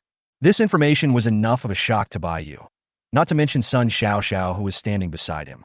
Sun Xiaoxiao's 3 views were directly refreshed. She might even want to make all lords a game in which lords compete for the first place. Chapter 59, Return to the Castle. Dear human warrior, I have said everything that needs to be said. Please keep your promise and let us go. The goblins thought Baiyu would ask them about the Goblin Kingdom, but they didn't expect that he would just ask some basic information, which every intelligent race in the magical continent would know. That's right, these visitors from other worlds have only arrived in the magical continent for a few days, so it's normal that they don't know this information. The goblins have already decided that as long as they return to the Goblin Kingdom, they will immediately seek help for revenge. Among these aliens, there are some who are somewhat powerful and are not as vulnerable as the group of aliens around the Goblin Kingdom. Baiyu nodded. Well, I'm a man of my words. I said I wouldn't kill you, so I won't. The goblins were ecstatic when they heard this. They didn't expect that the alien human in front of them was so stupid. The goblins stood up and wanted to escape immediately. Roar!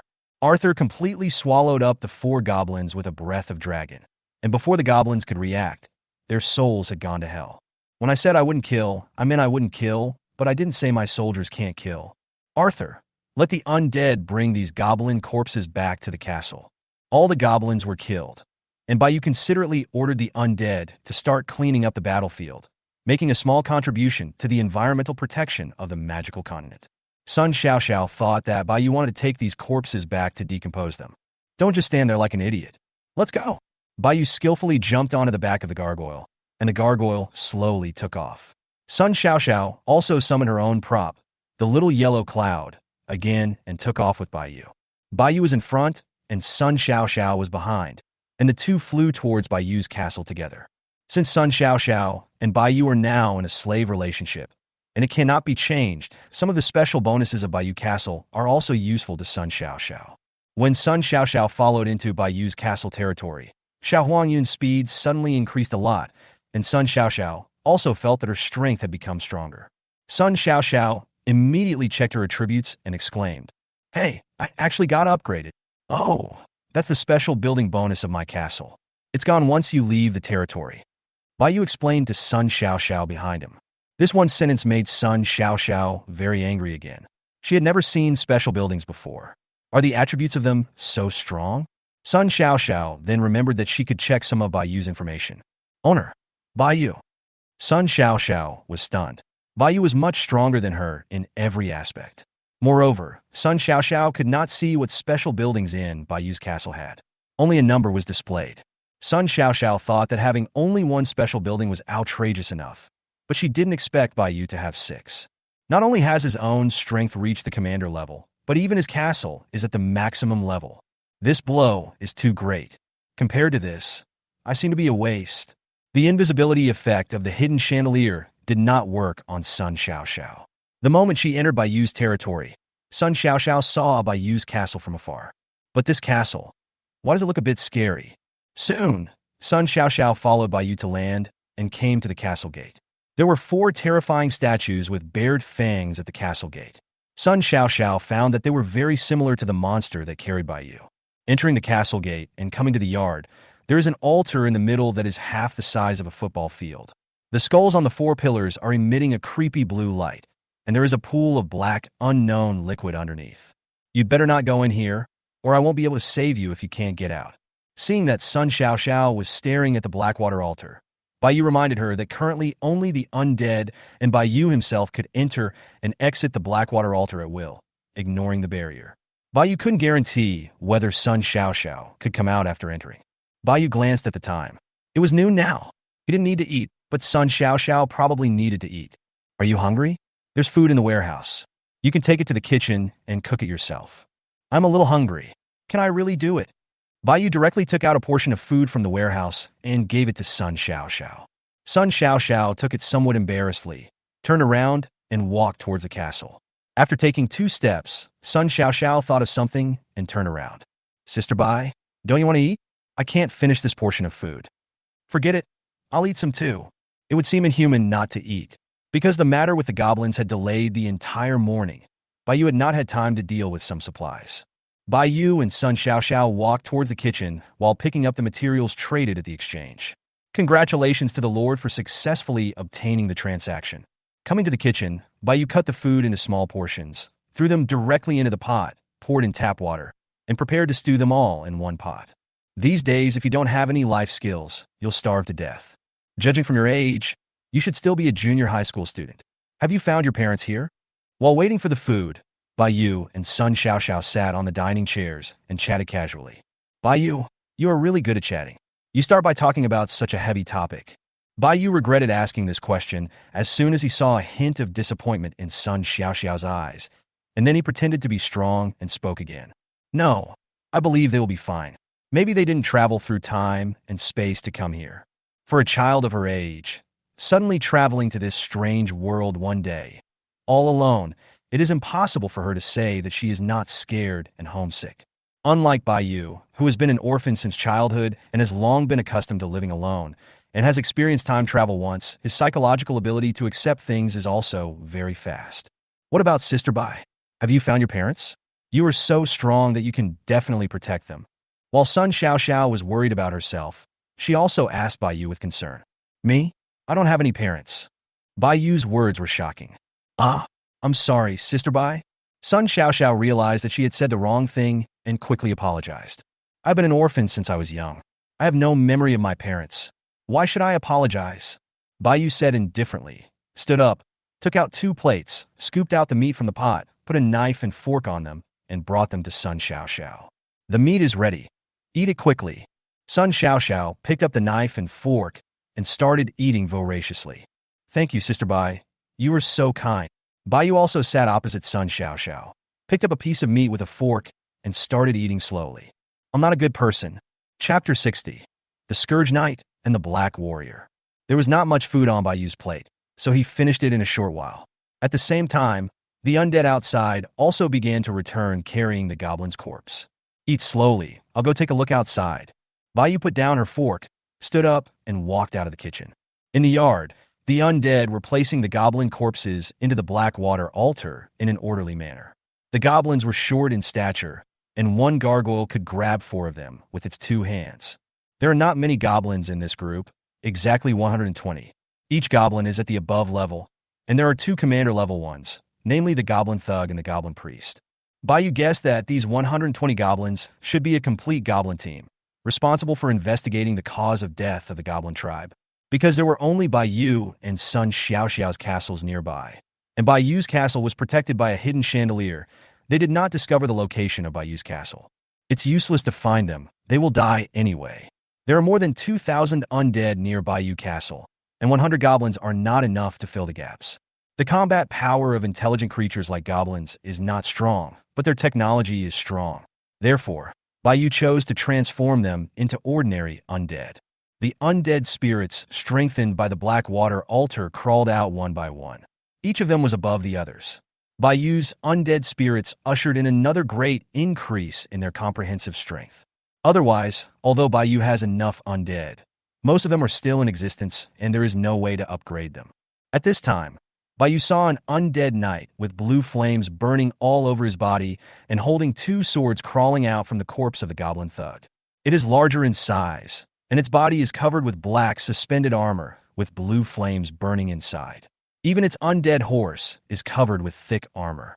If the previous undead knight and death knight were light cavalry armed with scythes, then this commander-level undead knight has been upgraded to heavy cavalry. Knight of Punishment. Skill: Heaven's Punishment. Condemnation. An army of undead knights formed by soul flames charges at the enemy. The Scourge Knight should be the final form of the undead knight, and it has one more skill which is pretty good. Bai looked at the undead summoned by the goblin priest again, hoping to give himself a grand slam. Black mist emerged from the thin corpse of the goblin priest, forming a humanoid undead holding a long knife. The height was the same as that of an adult human male, about 1.8 meters. Could it be that the size of the converted undead is related to the size of the previous corpse? The undead summoned by goblin thugs are big, while the undead summoned by goblin priests are small. If Bai hadn't seen that it was summoned by a goblin priest, Bai would have almost thought it was just an ordinary zombie, but with an extra weapon in its hand. Dark Warrior. Strengthen, body, various attributes. Skill: Vertical Slash. Vertical Slash. The moment the skill is activated, agility is increased by 3 times and strength is increased by 2 times. A slash from top to bottom can directly tear the enemy's flesh and soul into pieces. Sure enough, the attributes of a commander-level Black Warrior are much lower than those of a Condemnation Knight of the same level. However, Bai felt that this skill was somewhat interesting. The skills of other undead were all fancy attack methods, but only the Black Warrior's was the most simple and unpretentious slashing. Moreover, Bai felt that this skill should be very powerful. To sum up, the arms are short but the burst is high. All the undead were getting bigger and bigger, except for the Black Warrior, who not only did not get bigger but got smaller instead. The narrow knife in the Black Warrior's hand is not a samurai sword, but a slender straight knife. The whole zombie is wearing a black armor. If it were not for the strong corpse smell around, it would really be no different from a human being when viewed from a distance. Sun Xiao finished her lunch and walked out. She was shocked to see new undeads constantly crawling out of the goblin corpses in the black water of the altar. Suddenly, I remembered Bai's reminder. If I accidentally walked in, would I also turn into a pile of bones? Sister Bai, this is also a special building, right? Because the internal layout of each lord's castle is slightly different. Sun Xiao and Bai are in the same location, so the castles are not much different. If it were in other regions, most castles would be built with local materials, such as Lin Zhen's castle in Spirit of Fire, which was built with obsidian. Another example is Zhao Lianshua's castle in The Orphan of Zhao, which was also built with stones from nearby mountains. Well, it can summon the undead endlessly, as long as there are corpses. Oh my god, it's so strong. No wonder the boss has so many types of troops. Why am I not so lucky to get a special building? Sun Xiao sighed a little inwardly. Why you found something wrong again? The undead summoned by these 120 goblins were still the original 5 types of troops, namely skeleton soldiers, zombies, ghosts, undead knights, and gargoyles. There isn't even a single bone dragon or ghost dragon. Logically speaking, Bayou's level 7 barracks has already unlocked the bone dragon and the ghost dragon. So why can't he summon them? It's over. Something went wrong. What should I do with this barracks messing with my mentality? Bayou was still thinking about building an army of bone dragons, but his plan failed before it even began. This is a hidden attribute, and the system will not mark it. Perhaps it is because the barracks level is too low, or it may be related to the Blackwater altar. Next time, Bayou decided to summon it himself and experiment. Breakdown. Congratulations to the Lord for successfully decomposing. As expected, just like goblins, they don't drop food. Is it because of intelligent races? No, the Howling Moon Silver Wolf is also an intelligent species, so it drops food. It seems that it is not entirely true. Strictly speaking, the Howling Moon Silver Wolf should be considered a semi-intelligent creature, because low-level Howling Moon Silver Wolves are not intelligent. Who cares? Who needs that little food? The biggest gain this time is these 79 spirit cores. Chapter 61, The Mistress Intervenes. The spirit cores are now enough, but I still need more than 9,000 magic crystals to upgrade the barracks. I should sell these equipment first to earn some magic crystals, and then think of other ways to use the remaining magic crystals. Alas, Cabby Patty initiates a transaction. 1 piece of common equipment, traded for 10 magic crystals or 5 iron ingots. Number remaining, 118 pieces. 1 commander-level equipment, traded for 300 magic crystals or 150 iron ingots. Number remaining, 2 pieces. Sun Xiao looked at Bayou, who was skillfully putting the weapons and equipment on the shelves, feeling a little envious. So, this is how the big guys make money? Why is it different from the game I play? I work hard for food every day and have to worry about my soldiers being killed, while the big guys are about to achieve financial freedom. It was hard for Sun Xiao not to suspect that Bayou had a plugin secretly given by the system. Sun Xiao opened the world chat, wanting to see the reactions of the lords. Sun Bujanwa, the boss has put weapons on the shelves again. Hurry up and grab them. Queen of the Night, look how excited you are by a bunch of ordinary weapons, a bunch of dogs. The Monkey King, look at you guys have never seen the world. Sun Xiao also interjected happily. Xiao Zhuanfeng, great sage equaling heaven. Have you found the Lord who killed your troops? Many messages are skipped. The Monkey King, Xiao Zhuanfeng, go find Nima might be. The guy next to me is the top-ranked Krabby Patty boss. I am his little brother now, so watch your words. Sun Xiao instantly turned into a keyboard warrior in the world chat, and the moment he showed off attracted more lords, who all envied Sun Xiao for having a big boss to protect her. This news is much more exciting than the big guys selling equipment. Ben Borba, fuck, you're so damn lucky. What kind of soldier is the Krabby Patty boss? Please tell me, Monkey King. A Fanny. What level is the boss? Damn it, I was born next to the boss and was accepted as his younger brother. You must be the chosen one, the Monkey King. Bubble, so they were killed by the boss, and then they came to him and were recruited as his subordinates. Even the protagonist of a novel wouldn't dare to write like this. Aku. Seeing this guy, being able to cling to someone's thigh is more painful than killing me. Suddenly, a large number of lords came out and started to tag Sun Xiao.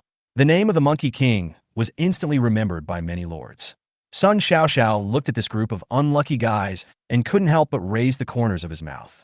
You even asked about Sister Bai's military type. Do you think I, Sun Xiao, am a fool? Bayou naturally also saw the information in the world chat, but it didn't matter to her. Those in the idol group were all losers, so what would the real big guys do? Will you not read world chat at all? No, they would secretly peek at the screen like Bayou but never say a word. As luck would have it, the news was seen by Zhao Lianxue.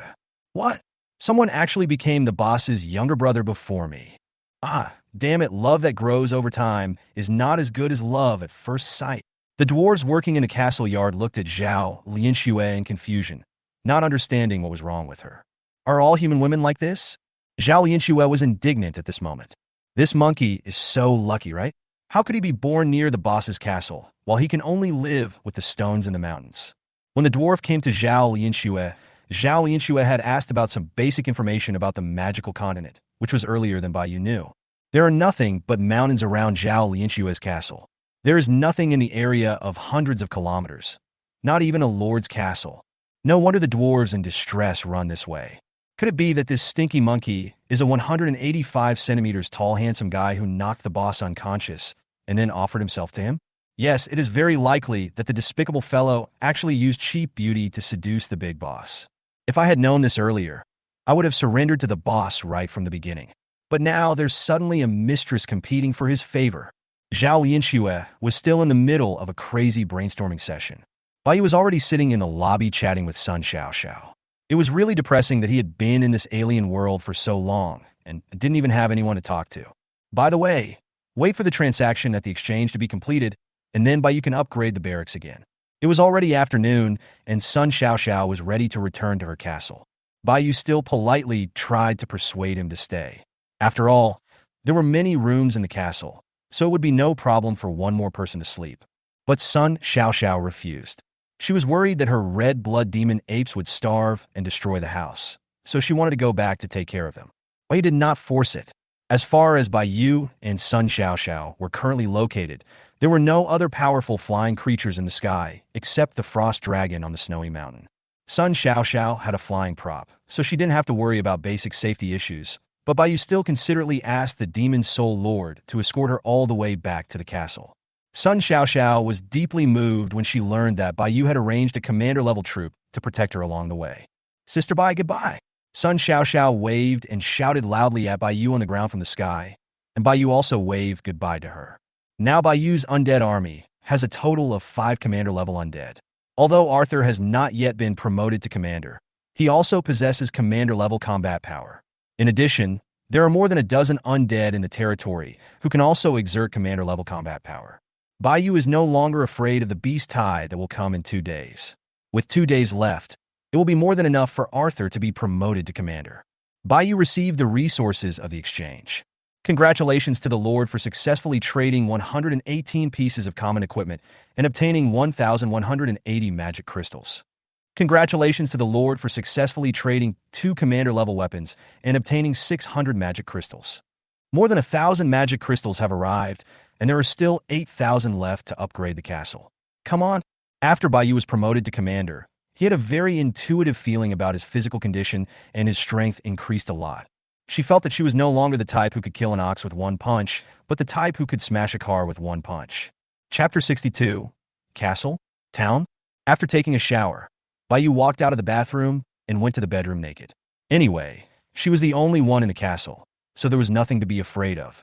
Bai Yu directly found a white loose t-shirt from the closet and put it on. It would be dark soon, and Bai Yu could not go out this time no matter what, so he would just leave it like this for now.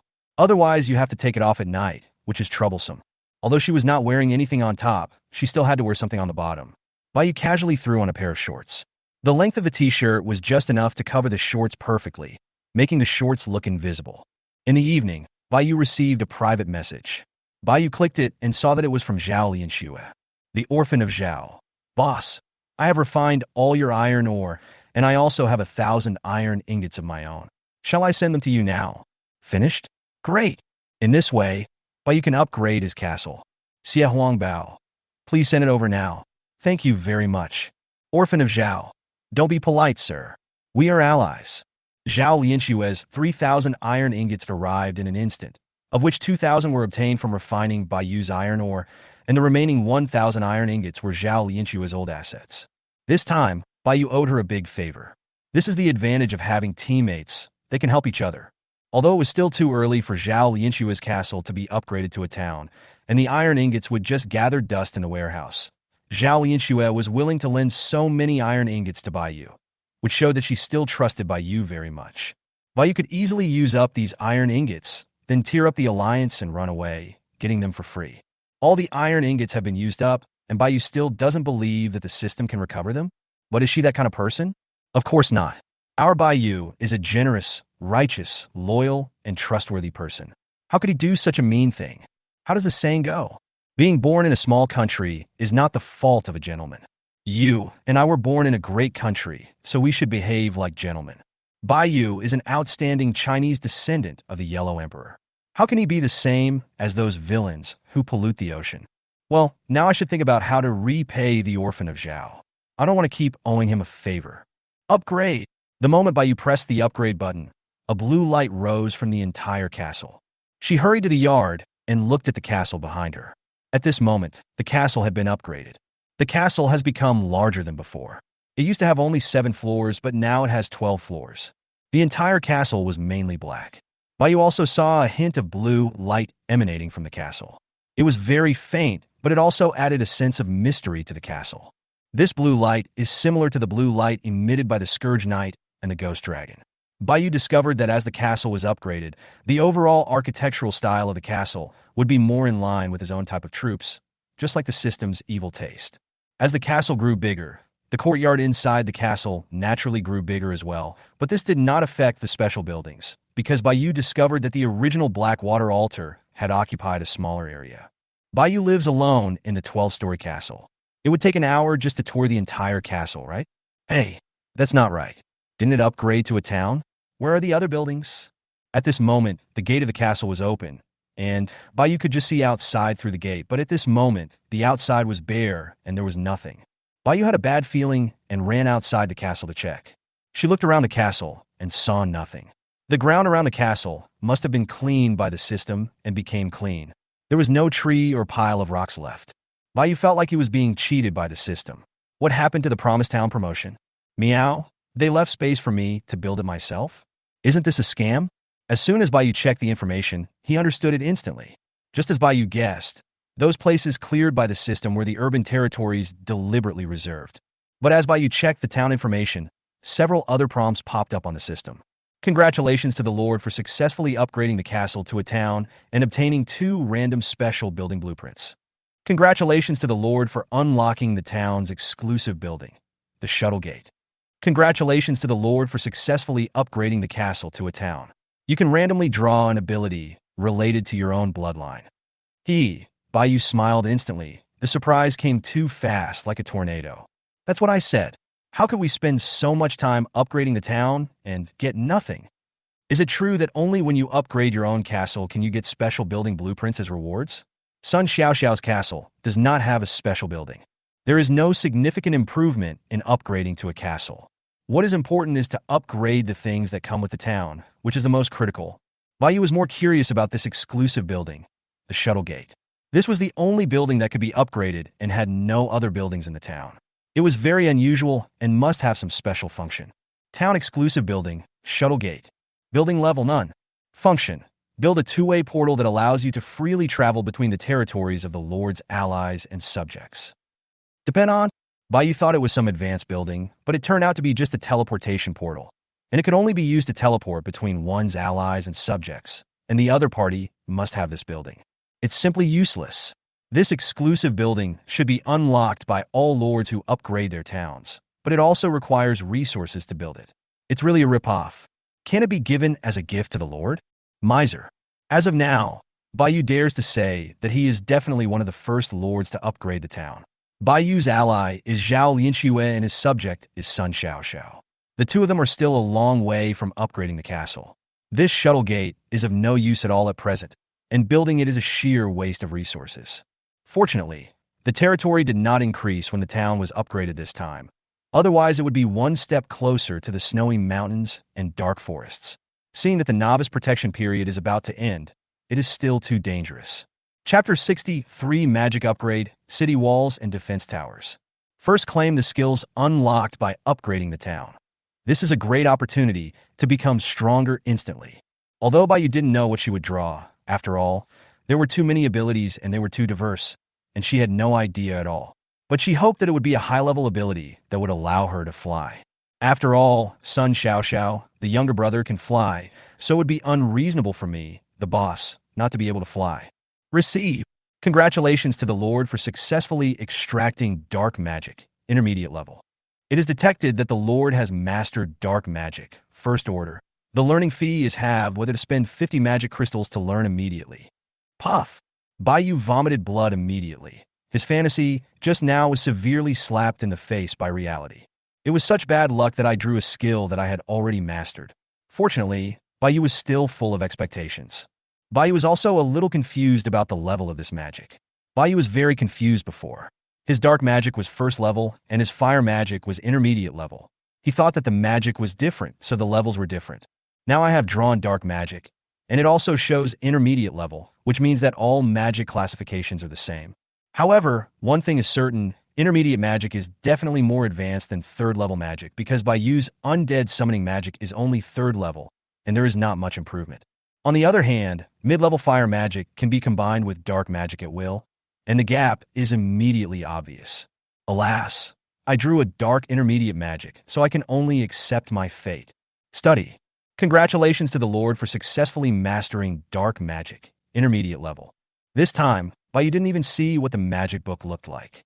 Just like the last time when he mastered the intermediate fire magic, there was nothing abnormal with his body. It's just that my understanding of the dark element has deepened, and I have a few more fixed skills in my mind so I can use magic more freely. I'm no longer a newbie who only knows how to make a black flame bomb. Dark barrier. As the name suggests, this magic uses the dark attribute to form a barrier. It is a defensive skill. Dark corrosion.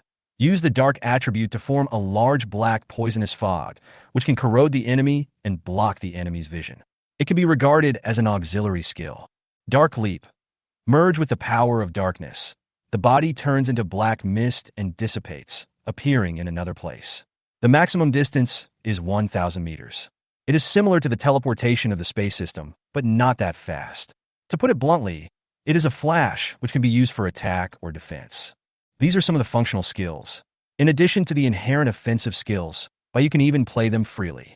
Now Bayu's magical ability is more comprehensive. He can attack, defend, and assist, and he can also take out a sickle for close combat. Although I haven't learned to fly, it's still good to be able to teleport. Bayu suddenly discovered that although she had mastered the original dark magic, it also directly increased her combat power by several levels. She suddenly felt that she had not lost out. As expected, the system never deceived her. Products produced by the system must be high quality. Warning about the law of true fragrance. I hope the last two special building drawings can produce something good. Bayu quickly applied a layer of luck to himself. Receive 2 special building blueprints. She freed one hand to click and receive the message, while continuing to work with the other hand. Congratulations to the Lord for obtaining the special building wall. Congratulations to the Lord for obtaining the special building defense tower. Wow! Sure enough, my luck has improved. Rabbits can bring good luck. Confirmed. The defense tower is an offensive special building, and the city wall is a defensive special building. Suddenly, Bayu's town is fully complete, which is really cool. The building materials are still a bit expensive. After all, iron ingots are a scarce commodity. The key point is that this city wall can actually be upgraded, which is the most outrageous thing.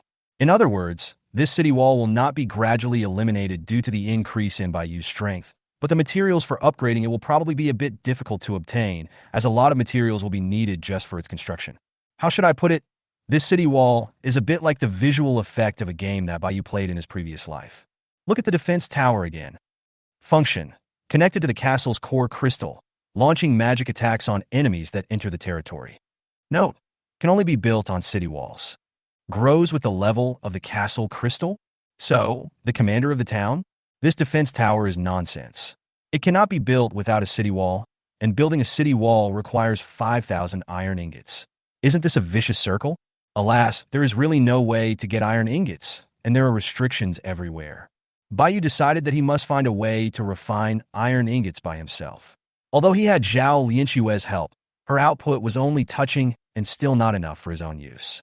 She never thought of relying on others, but she was just troubled by the fact that she could not find an effective way to refine iron ingots. 3 buildings were unlocked at once, and not only did Bayu lose all his iron ingots, he even owed 1,000. The stones and wood are running out, and we need to hurry up and get the magic crystals as well. Ah, has it already been night? We have to hurry up and let the undead hunt and collect resources. Arthur and the bone dragons must not be left behind in their upgrades. With the double experience tonight, I hope Arthur can be successfully upgraded to the commander level. Another day has passed. Once you have summoned all the troops, you can go to sleep. At this time, the system prompt sounded, and it was Zhao Lianxue who suddenly sent a message to Baiyu. Orphan of Zhao. Boss, do you have extra beast materials? Today, I mined a special building blueprint called Blacksmith Shop. Dwarves can use it to build equipment, and they need those beast materials. Baiyu was silent again. Damn, he was really lucky. If he could use those sundries to make equipment, the profit would be huge. Zhao Wangbao. A little bit. How much do you want? Orphan of Zhao. 1 wild boar tusk, and any animal fur can be crafted into 1 ordinary equipment. According to the market price of ordinary equipment, 1 ordinary equipment is 10 magic crystals. Big boss, please give me 200 pieces as a repayment for the 1,000 iron ingots. 200 pieces of materials can be sold for 2,000 magic crystals when made into equipment. The market price of 1,000 iron ingots is also about 2,000 magic crystals, but there is no demand for them. In fact, Baiyu still got the better deal, using 200 pieces of miscellaneous items to offset 1,000 iron ingots. But Zhao Lianxue's processing fee was not included in the calculation. Did I save the galaxy in my previous life? Chapter 64. You can also make money from miscellaneous items. Baiyu was a little confused as to why the orphan of the Zhao family was so nice to him, a bit like a dog. Bah, bah, bah. How can you say that to others? But Baiyu was not a person who liked to take advantage, so she directly sent out 250 copies. The profit from 50 copies was enough for her to make extra money. For Zhao Lianxue, it was nothing more than exchanging iron ingots for magic crystals. There was no loss. Anyway, she couldn't upgrade the town in a short time. On the contrary, upgrading the barracks would require a lot of magic crystals. She didn't suffer any loss, but she helped Baiyu a lot. The orphan of Zhao. Boss, you gave me too much. I don't need so much. Cabby Patty. It's okay, this is for you. Thank you for your help. In fact, Baiyu could also cooperate with Zhao Lianxue this time, taking advantage of Zhao Lianxue's ability to manufacture equipment, purchase wild boar tusks and animal fur from the exchange, and then resell them to make a fortune. Zhao Lianxue naturally thought of this, but purchasing wild boar tusks and animal furs on a large scale requires a lot of magic crystals, and Zhao Lianxue does not have many magic crystals. Cooperating with Baiyu is a good choice. She can use Baiyu's funds and prestige, and also establish a good relationship with Baiyu. Therefore, before Baiyu could send another message to Zhao Lianxue, Zhao Lianxue expressed her thoughts first. Orphan of Zhao. Boss, we can cooperate. We can buy up wild boar tusks and animal furs at the exchange, and then resell them to make a profit. Dwarves are very fast at making equipment. 100 dwarves working at the same time can make thousands of pieces in an hour. Cabby Patty. Sure, I was thinking the same thing. How do we divide it? The orphan of Zhao. Boss, I don't have the magic crystals I need to purchase. I need you to purchase them. How about we split the profits 50 to 50? Krabby Patty. Sure, thank you. This allowed Baiyu to get a great bargain. Even without Baiyu's capital investment, Zhao Lianxue could easily resell back and forth with the 2,000 magic crystals. Although it was a little slow, she would definitely make a fortune in the end. Of course, it is also possible that 3 days later, or even 2 days later, these lords may know that these sundries can be used to make equipment, and the prices will then skyrocket. It will no longer be possible to take advantage of the information gap and make a fortune like it is now. So even if you can make money, time is crucial. Baiyu immediately listed all his magic crystals on the exchange. Cabby Patty initiates a transaction. 1 magic crystal in exchange for 1 wild boar tusk and any animal fur. Number remaining, 4,000. Baiyu originally had 4,980 magic crystals. If he put all of them on the shelf, both integers and decimals, it would easily arouse suspicion from other lords, so Baiyu chose an integer. Even so, some of the first-tier lords successfully discovered the clues. Why would a top lord like Baiyu suddenly buy up these useless items? But even if these lords guessed that Baiyu purchased these things most likely to make equipment, they had no way to do anything because they had no use for these things. These lords who saw the clues could only choose to leave the miscellaneous items in their hands temporarily. As soon as the order was placed, it caused an immediate sensation among other lords, who immediately started scrambling for it. Magic crystals were very scarce for these weak lords. Seeing that 2 useless items could be exchanged for 1 magic crystal, they didn't even need to think about where to find such a good deal. They don't care what the boss wants these things for, as long as they can earn magic crystals. In less than 10 minutes, the 4,000 magic crystals were snatched away, and Baiyu harvested 4,000 wild boar tusks and 4,000 animal skins of various sizes.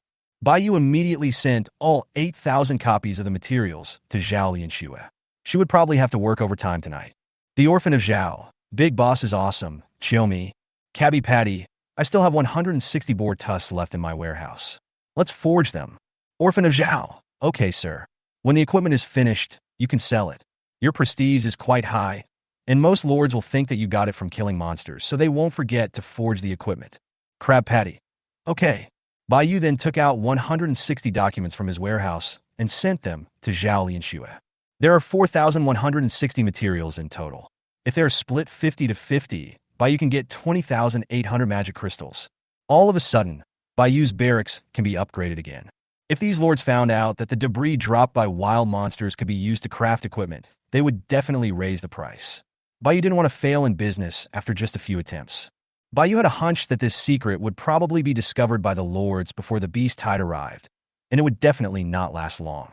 There are billions of lords, there are too many people, it is impossible that there is no one who can't find it. That would be too fake. Moreover, as the lords gradually become stronger, ordinary equipment will sooner or later depreciate. Although the price of sundries will not exceed the price of equipment, even if it increases, the final profit will most likely become 1 or 2 magic crystals, unlike the current direct tenfold price difference. At that time, Bai would not be able to cooperate with Zhao Lianxue. The profit of 1 or 2 pills was too low and not enough for Zhao Lianxue to waste her time. With this time, Bai could make money by letting the soldiers hunt. Bai suddenly thought that with his current strength, he might be able to take down the Howling Moon Silver Wolf tribe, right? Their tribe is on the snowy mountains, but Bai is not sure of the exact location. He has to send the Undead to explore the way first and make sure there is no danger around before taking action. And it is necessary to act at night to maximize resources. Bai still remembered that high-level wild monsters would appear at night. However, after the Goblin tribe was destroyed by Bai, the Howling Moon Silver Wolf picked a fight with Bai once, and there has been no movement since then. Bai acted immediately and found the Demon Soul Master and ordered it to go to the Snow Mountain to search for intelligence. Firstly, the Demon Soul Lord can fly and is immune to physical attacks. Secondly, in spirit form, it is not easy to be discovered at night. And most importantly, the Demon Soul Lord is intelligent and will not attract the hatred of the Frost Dragon. Bai didn't dare to send Arthur. It would be troublesome if he encountered a Frost Dragon. Besides, Arthur was too big and would be an obvious target. After the Demon Soul Lord gets the intelligence, Bai decides to venture up the snowy mountain to attack the Howling Moon Silver Wolf tomorrow night. In fact, it is best to wait for the full moon night. All the Howling Moon Silver Wolves can transform into werewolves. Putting aside their combat power, Bai can get a large number of powerful helpers. It was just a few days ago that the moon was full, and the next full moon night would have to be a month later. Bai couldn't wait that long. Bai glanced at the system time. It's 12 o'clock. Bai walked out of the bedroom and headed towards the barracks outside. After summoning the soldiers, he could go to sleep. The Undead crystal has been charged. Do you want to summon it immediately? Chapter 65, Another King. Yes. Bai did not forget to wish herself luck while her other hand was pressing the confirm button. Originally, Bai wanted to wait for Zhao Lianxue to finish crafting her equipment, sell it to get magic crystals, and upgrade the castle before summoning her. But now it was already 12 o'clock, and Zhao Lianxue still hadn't responded. It was estimated that he would have to wait until very late. Bai decided to finish summoning first and go to bed. The barracks crystal emitted a green light that filled the room, and 20 figures began to condense in the light. There was another tall figure, about the same size as a gargoyle, about 3 meters tall, this time in human form, without wings. Bai was sure that this must be a type of soldier he had never seen before. Withdrawal! Bai saw a human figure wearing a crown, heavy armor, and holding a broadsword emerge, but inside the armor was a skeleton without a flesh body. His eyes were burning with red flames that were clearly different from those of other skeletons, and he had an indescribable leadership aura. Skeleton King. Bai could tell at a glance that it was the king of the skeleton clan. As for the remaining 19 types of troops, they all seemed to be overshadowed by the appearance of the Skeleton King, but there are 2 bone dragons and 2 ghost dragons among them, which are still pretty good. The Skeleton King held a huge sword in his hand, knelt on one knee, and saluted Bai. The other undead also posed in a gesture of submission. Greetings, Her Majesty the Queen. The intelligent undead spoke to Bai at the same time. Bai signaled them to stand up and happily checked the information of the Skeleton King. Skeleton King, unnamed.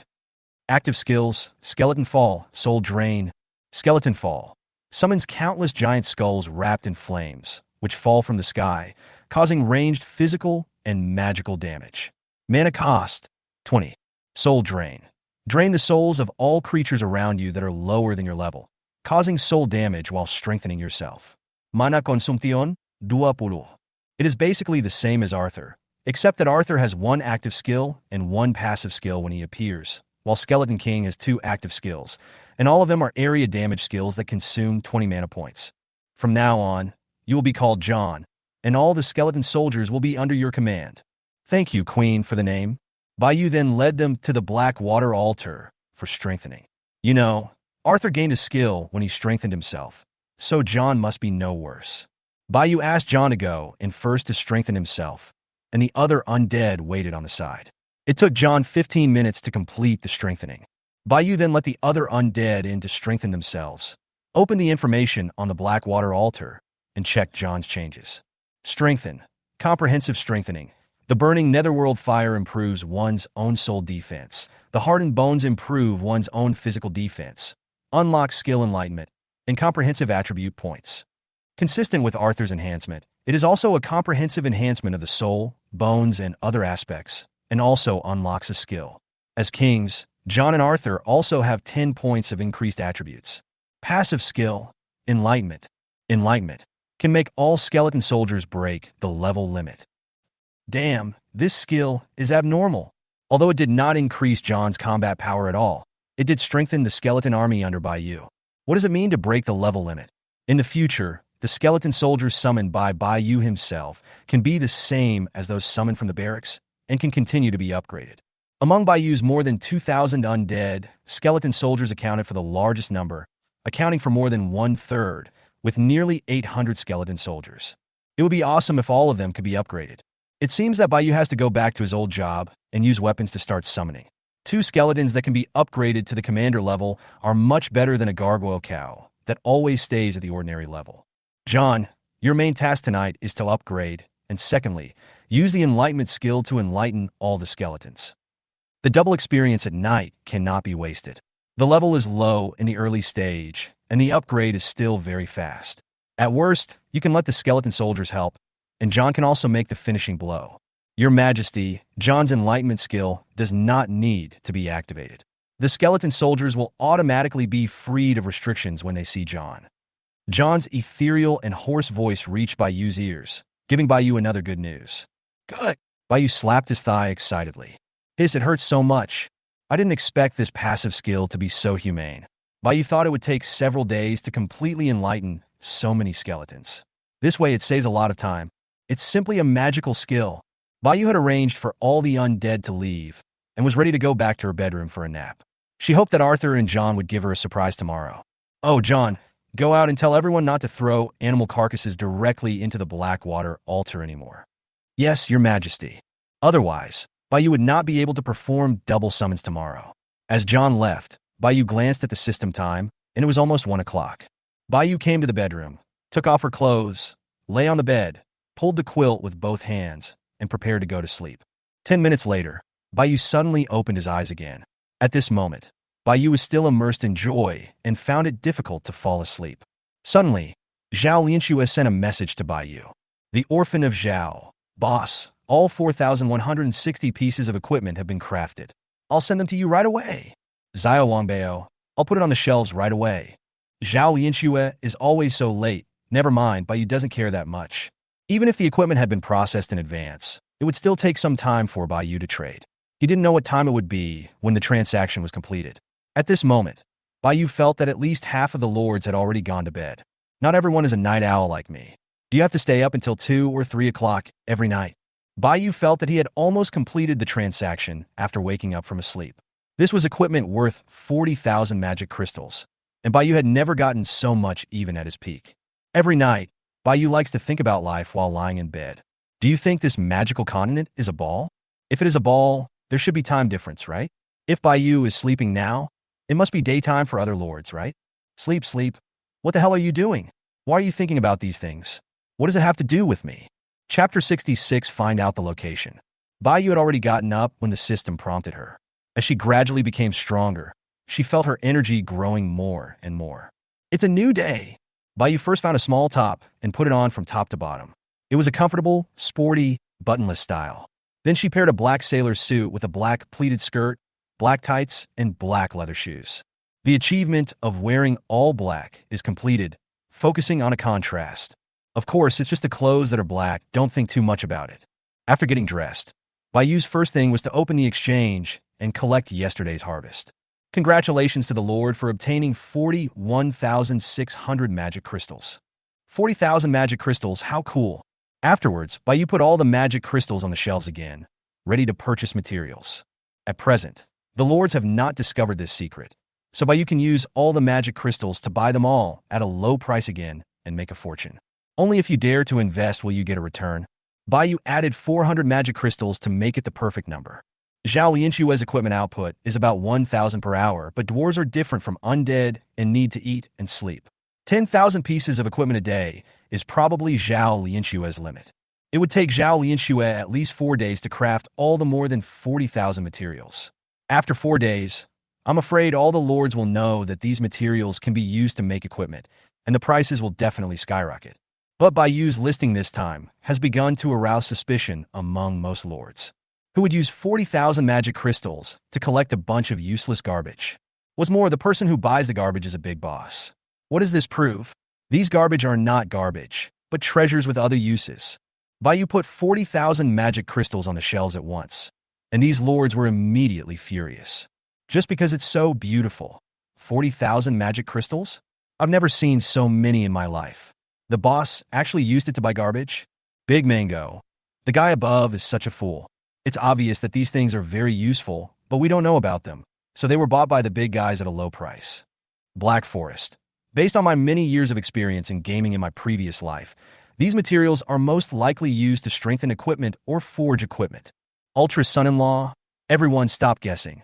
These materials are used to build equipment, but they must be special buildings, and the soldiers must also be humanoid intelligent creatures. Peppa Pig Hair Dryer. Boss Son-in-Law has spoken. According to him, the prices of these materials are obviously too low, and Boss Krabby Patty is making a fortune. Everyone must resist and raise the prices of materials. Green Tea Leftover Woman. I'm sorry, I'm just a little short of magic crystals to upgrade the barracks. I'll trade it first. There's no point in keeping it anyway. The Beast Tide is coming the day after tomorrow. The best thing to do is to seize the time to improve your strength. What's the loss or not? You won't lose anything when you die the day after tomorrow. You can slowly raise the price yourself. General Thunder. That's right. Right now, only Krabby Patty Boss is collecting them.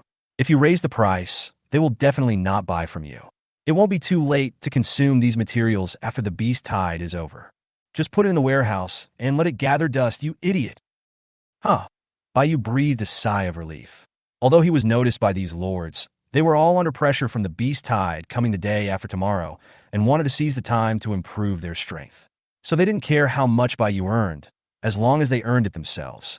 It is estimated that the lords who survive the Beast Tide will no longer sell these materials. Bai Yu came outside the castle, ready to collect the materials and corpses. Receive. Congratulations to the Lord for successfully obtaining 2 wood and 6 stone. After Bai Yu collected all the materials, he looked at the pile of animal carcasses at the door, and his miserable and painful summoning life was about to begin again. Bai Yu took out his sickle and began his boring summoning. An hour later, Bai Yu successfully completed the summoning. 60 corpses summoned 120 undead spirits, including 45 skeletons, with a probability of about 1/3. Although it is possible to double summon the 4 types of soldiers at the same time, the probability of summoning the Undead Knight is always much lower. Breakdown. Congratulations to the Lord for successfully decomposing and obtaining. Another 160 materials were given, and Bai Yu just collected them and took the materials that were previously listed on the exchange. Even though all the lords knew the functions of these materials, they still traded Bai Yu's magic crystals in envy, jealousy, and curses. Congratulations to the Lord for successfully trading 42,000 boar tusks and 42,000 animal furs. Bai Yu directly sent these materials and the 160 copies he had just obtained to Zhao Lianshue. Xia Huangbao, there are 42,160 materials in total. Collect them and start forging as soon as possible. As he spoke, Bai Yu distributed another 1,000 portions of food to Zhao Lianshue. Zhao Lianshue would have to work hard for these equipment in the next few days, and would probably have little time to get food. The dwarves had to refine iron ingots and forge equipment, and they had no extra energy to do other things. Bayou first sent her 1,000 copies, enough for her and the soldiers to eat for 2 days. Orphan of Zhao. Thank you, sir. I will work hard on crafting equipment next.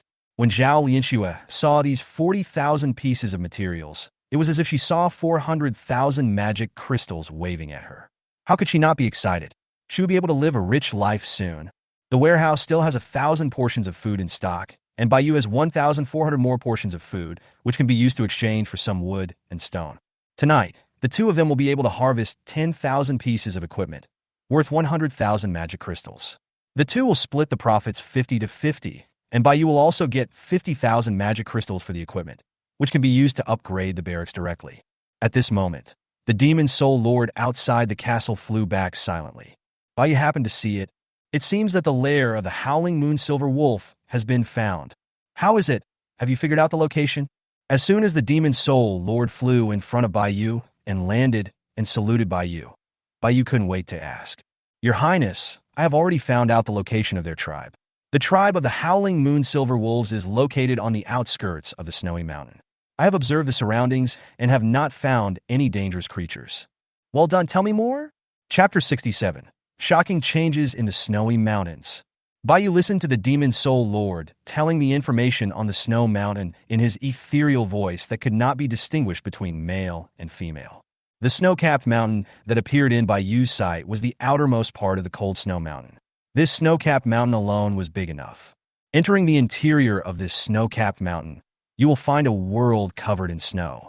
There are countless peaks inside, and the mountains are closely connected. There is a gentle slope between the two mountains, forming a terrain similar to a plateau. Very high, but not level. The Howling Moon Silver Wolf tribe was located on the hillside behind the snowy mountain. The leader of the Howling Moon Silver Wolf ordered his subordinates to build a castle on the hillside. As for the other tribesmen, they were stationed around it. The Demon Soul Lord surveyed the surroundings, but did not go deep into the snow mountain. The area around the Howling Moon Silver Wolf tribe should have been cleared by them. After all, wolves are creatures with a strong sense of territory. Judging from the intelligence Bayou currently has on the Howling Moon Silver Wolf tribe, 7 or 8 commander-level werewolves are no problem at all for Bayou. He just doesn't know what level the leader of the Howling Moon Silver Wolf is. It would be troublesome if he is a full-level commander. Thank you for your hard work. Get busy. The Demon Soul Lord flew away. As an intelligent undead, it knew what to do when it could not upgrade. Tonight, Bayou is going to take a gamble no matter what and summon all the undead to prepare for a battle with the Howling Moon Silver Wolf tribe. One reason is for resources, and the other is to increase strength. Tomorrow is the last day, and Bayou has to make final preparations for the coming of the Beast Tide. Anyway, Bayou has already seen the abilities of these werewolves. The undead cannot be killed without soul attacks. Even if the werewolf leader is very strong, Bayou still doesn't believe that he cannot be killed by a continuous battle. But Bayou could not bring Arthur and the Bone Dragons with him for the night operation, and could only lead other undead. Bayou thought that the 5-meter-long Frost Dragon was an adult until the Bone Dragon was summoned. Arthur's body length of more than 10 meters is much larger than that of the Frost Dragon. At first, Bayou thought it was because Arthur was the Skeleton Dragon King. As the eldest brother, it was normal for him to be bigger. But when Bayou saw the Bone Dragon, he was dumbfounded. An ordinary Bone Dragon was still bigger than the Frost Dragon that Bayou had seen. There is only one truth. That Frost Dragon is definitely a juvenile. There is also an adult Frost Dragon on the Snowy Mountain. Good things really come in pairs. Bayou felt like crying, but had no tears. If he took the Bone Dragon to the Snowy Mountains, he would probably die without knowing how. Soon, the transaction of the 1,400 pieces of food that Bayou had put on the shelf was completed, and Bayou obtained a total of 3,200 pieces of wood and 4,000 pieces of stone. Bayou had finished dealing with all the current matters and had nothing to do, so he was waiting for the night to fall. It was already afternoon, and Bayou stayed in the bedroom, looking at the scenery outside the window boredly. In order to relieve his boredom, Bayou also chatted with Sun Xiaoxiao for a while. Suddenly, Bayou, who was sitting by the window, stood up abruptly. I saw a thick golden light emerging from the snow-capped mountains in the distance and rushing straight into the sky. It actually dispersed the dark clouds directly. It was the first time that Bayou saw the sky of the magical continent. It was so blue no different from the sky in his previous life. The sunlight shines through the holes between the dark clouds and falls on the snow-capped mountains, adding a touch of brightness to the entire mountain. What's this? It was the first time that Bayou saw such a terrifying attack. Even the fog between the snow-capped mountains and Bayou Castle could not block the dazzling golden light. The holy light came from deep in the snow-capped mountains, which was still far away from Bayou's castle. Bayou immediately called a ghost to check the situation. Are you kidding? Bayou doesn't dare to invite the Demon Soul Lord to go over. If he is affected, Bayou will directly lose a commander-level combat power. Bayou could feel the horror of that attack. He was afraid that except for the castle's invincible protective shield during the novice protection period, no lord could withstand this attack. An hour later, the ghost returned to the castle as expected, which made Bayou overjoyed. What happened on the snowy mountain? Your Majesty, I saw a six-winged angel fighting with a giant frost dragon in the sky. Below them were countless armored humans and werewolves, as well as giant stone men. The three forces were engaged in a melee. It seems like they're trying to snatch something. I dare not approach them, as I'm not sure. The ghost's words shocked Bayou, and then Bayou asked for some details and learned some information. The strongest one among them should be the six-winged angel. The attack just now was definitely launched by him. He was able to fight back and forth with the frost dragon. According to the ghost, the frost dragon was seriously injured and seemed to be no match for the angel. A smaller frost dragon was indeed seen behind the fighting frost dragon, confirming Bayou's guess. As for the humans wearing armor below, they should be the knights of the Holy See, and there are hundreds of them. An apprentice knight is already at the commander level, and the knights led by the angel must be regular troops. Bayou couldn't imagine that more than 100 commanders could only be small fry. What a powerful lineup this would be. As for the Howling Moon Silver Wolves and the Stone Men, they seem to be standing together with the Frost Dragon, fighting together against the Holy Knights. The two parties are fighting over something. It's over. The plan to destroy the werewolf tribe has failed. 3,000 Howling Moon Silver Wolves can never be a match for more than 100 commanding knights. At this moment, deep in the cold snow-capped mountains, at the center of the battlefield, the Frost Dragon was covered in wounds with many injuries caused by angels. The hot blood flowed out of the wounds and was instantly frozen into ice crystals. Opposite the Frost Dragon is a solemn and sacred six-winged angel, with two wings covering its face, two wings protecting its body, and two wings flying. The angel's face could not be seen clearly, but there was a strong golden light emanating from behind the angel, and the sword in his hand exuded a sacred aura. Hand over the things, and I will spare your life. There's nothing here for you. Get out of my territory. The Frost Dragon spoke in human language, and layers of ice crystals began to condense on its huge wings. Get out of here! The Frost Dragon roared, and at the same time sent a message to the little Frost Dragon behind it. A blue-white light appeared between the wings of the Frost Dragon, and its deep voice chanted strange syllables.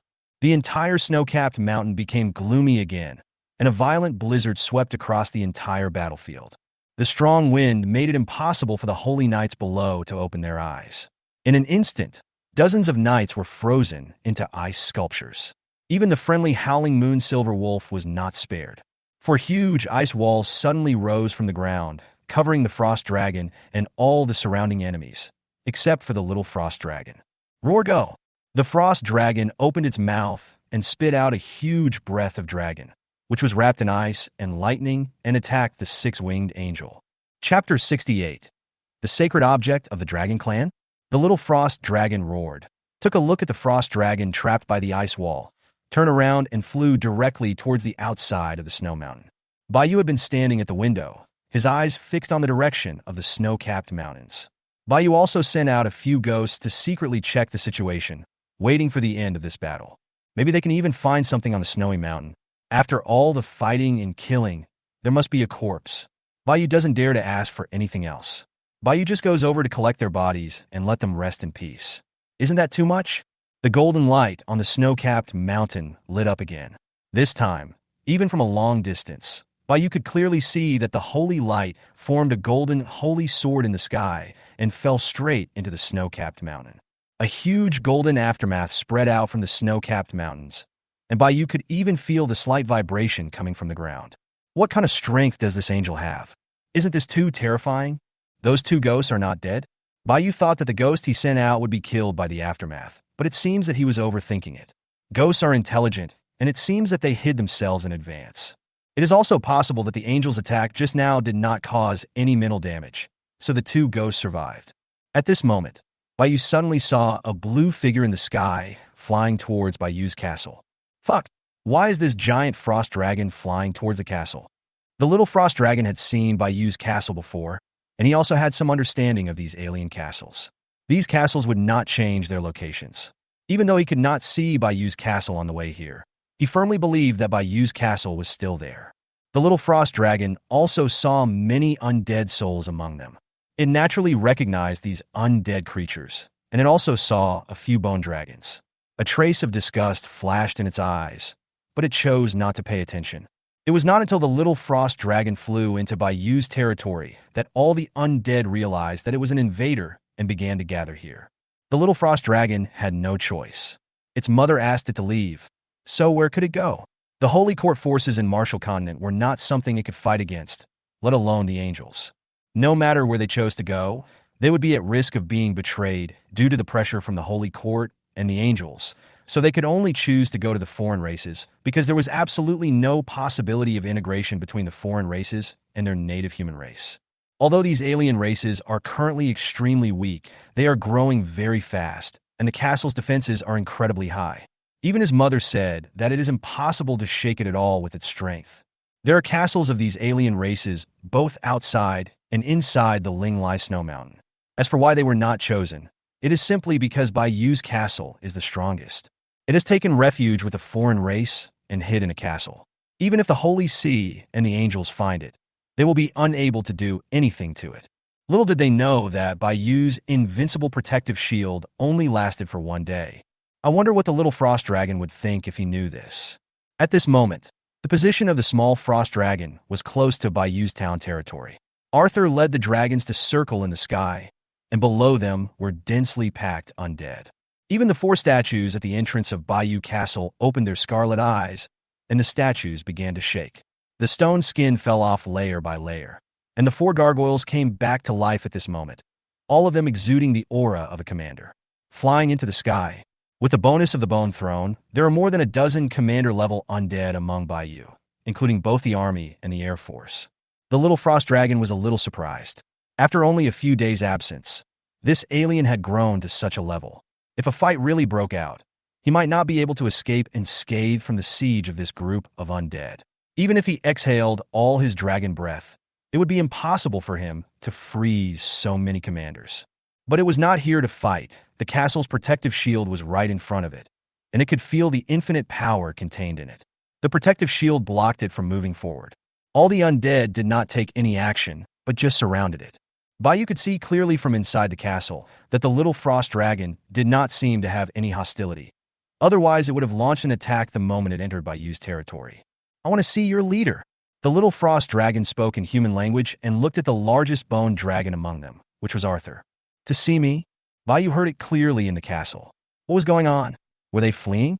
Please don't bring angels here for me. Bayou was a little panicked. If the angel caught up with him, he would be doomed. To be more precise, he could only live for another day.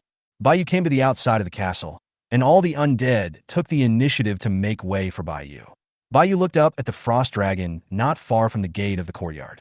When the little frost dragon saw Bayou coming out of the castle, it immediately landed on the ground. Some of the intelligent undead around him did not panic, because at this moment Bayou was still within the protective shield of the castle. There was no danger at all. Human, I submit to you.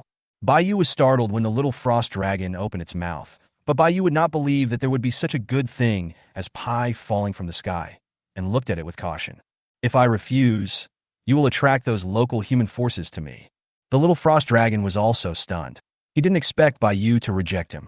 He had to know that he was a noble dragon. How could he surrender to humans if he wasn't forced to do so? But the little frost dragon didn't want to give up. It had nowhere to go right now, and it had not grown up yet. Its strength was too weak, and the risk of joining other forces was too great. The little frost dragon opened its mouth and spit out a fragment emitting cold light. Bayou felt that the temperature around him had dropped by several degrees at this moment, and there was even a hint of chill. I would like to present my holy relic to you. The angels and humans have been trapped by my mother's magic. They don't know where I have gone, let alone that the holy relic is in my belly. Please rest assured, as long as it can be prevented from being obtained by the angels, it doesn't matter if this useless thing is handed over to the aliens. At this moment, the little frost dragon has given it all. Bayou looked at the mysterious fragment on the ground. Just the aura it emitted made Bayou feel that this was not an ordinary thing. It seems that this is what the angels and the frost dragon are fighting for. This is a hot potato, but it will be fine as long as the angels don't notice it. Seeing Bayou remain silent, the little frost dragon spoke again. I am willing to sign the lowest level of master servant contract with you. As long as you promise not to give this item to the angels or other humans, I will not ask what you do with it. Bayou immediately used his territory authority to check the information of this fragment. Frost Heart Fragment 1 detected. Do you want to collect it immediately? Can you tell me about the origin and function of this Frost Heart? Chapter 69, Artifact Fragments. Bayou raised his head and looked at the little frost dragon. The little frost dragon also showed a hint of doubt, not understanding how this human knew the name of the holy object. The Heart of Frost is the sacred object of our Frost Dragon clan. Each branch of the Dragon clan has its own sacred object. 500 years ago, the Heart of Frost was shattered in a great war between the gods of my race and the gods of the angel race. The gods of my race fell, and the gods of the angel race were also seriously injured and died soon after. In order to preserve the fragments of the holy relic, my Frost Dragon clan fled with the fragments and scattered all over Marshall Continent. Then the Angel clan and my Dragon clan started a war, but my Dragon clan was not strong in Marshall Continent, and there were few people in the clan, so we were no match for the human race and the angel race. In the end, we were defeated and went into hiding. The holy relic, the Heart of Frost, has only one purpose, and that is to create a god. This is an artifact fragment. Bayou was surprised. I am only at the commander level now. Isn't it too early for me to get in touch with these things? In summary, the Frost Dragon is blessed with holy objects, making it easier for it to become a god than the angels. Or maybe becoming a god requires some special conditions that the angels must obtain. Bayou doesn't know. Therefore, the angels wanted to kill all of them and snatch the holy fragments from the Frost Dragons, not giving them a chance to turn the tables. But that is a divine weapon, and it will definitely be of great use to the angels. As for why the two tribes started a war, the little frost dragon had no idea. After all, it had been too long, and it had not even hatched at that time. This is a fragment of a divine artifact. You risked your life to protect it. Are you so confident in handing it over to me? Bayou was very confused. There are 7 fragments, and the angels have already obtained 4. We fought to the death just to prevent them from obtaining it. After the Frost Heart was shattered, it no longer has any power and is of no use to us at all. The little frost dragon answered all of Bayou's questions and explained patiently to Bayou. Bayou also understood that this thing was useless and would be useless if all the fragments were not collected, for fragments were still in the hands of the angel. The angel was so powerful. How could he get the remaining fragments? No wonder he handed over the fragments so quickly and efficiently. Wait, why does this feel like Dragon Ball? As a condition for the little frost dragon's surrender, it must help it guard the fragment and prevent it from falling into the hands of angels and native humans. Bayou boldly speculated that if the angels collected all the artifacts, they might really produce another god. By then, the Frost Dragon clan would be finished. Perhaps this was the reason why they were unwilling to hand over the fragments even at the risk of their lives. Bayou thought, since the angel didn't discover his location, it was not impossible to subdue the Frost Dragon, which would be a huge improvement for him. According to the little frost dragon, the angels were not sure whether there were fragments of the Frost Heart here, but they just happened to find their nest, which led to the war. Therefore, Bayou was not too worried that the angels would send people to search the surroundings. After all, it was impossible for such a strong man to do nothing all day and run around the snow-capped mountains, right? When Bayou thought about it, it seemed that the advantages really outweighed the disadvantages. At least I have my own mount now, right? I agree. As soon as Bayou finished speaking, the little frost dragon lowered its head, and a magic contract appeared on its head, as if it had been prepared long ago. Bayou confirmed that it was indeed a master-servant contract, and then wrote his name. The little frost dragon also touched the contract with its horn. The contract was completed instantly. Bayou only felt that he had established a spiritual connection with the frost dragon in front of him, and he could kill it instantly with just a thought. The life and death of the frost dragon is completely in its own hands. This master-servant contract is exactly the same as the submission contract between the lords. As the Frost Dragon completely submitted to Bayou, the surrounding undead began to disperse and do their own things. The 4 gargoyles also turned into statues and returned to the exorcism stone pillar. The Frost Dragon also felt that he could freely enter and exit the protective shield in front of him. May I have your name? Bayou thought it would be better to ask, since there must be a name for him. Pablo Sandiga Franglieriz. What the hell? Forget it, from now on just call me Xiao Bing. What the hell is this long name? Who can remember it? The Frost Dragon does not understand human culture and has no concept of whether the name is good or bad. To it, a name is just a code name, and it doesn't matter what it is called. Of course, Bayou would not be stupid enough to tell others its real name, because Bayou didn't remember it at all. Bayou looked at the fragments of Frost Heart on the ground. They were all covered with Xiao Bing's saliva, which was disgusting. Bayou did not reach out to take them. Since he was asked to keep them, Bayou directly used the one-click recycling function of the territory to put the fragments of Frost Heart into the warehouse. Then it's a routine check of Xiao Bing's attributes, at least to know its abilities and strengths. Frost Dragon. Race Dragon. Loyalty 100. Level. Commander level 5. Growth limit. Emperor level. Active skills. Dragon Breath. Dragon Roar. Dragon Might. Passive skills. Dragon Scale. Ice, Snow, Wind. Lightning Natural Elemental Power. It turned out to be a level 5 commander. Bayou was not only surprised at its level, but also at its ability. This was much stronger than a bone dragon that could only spit fire.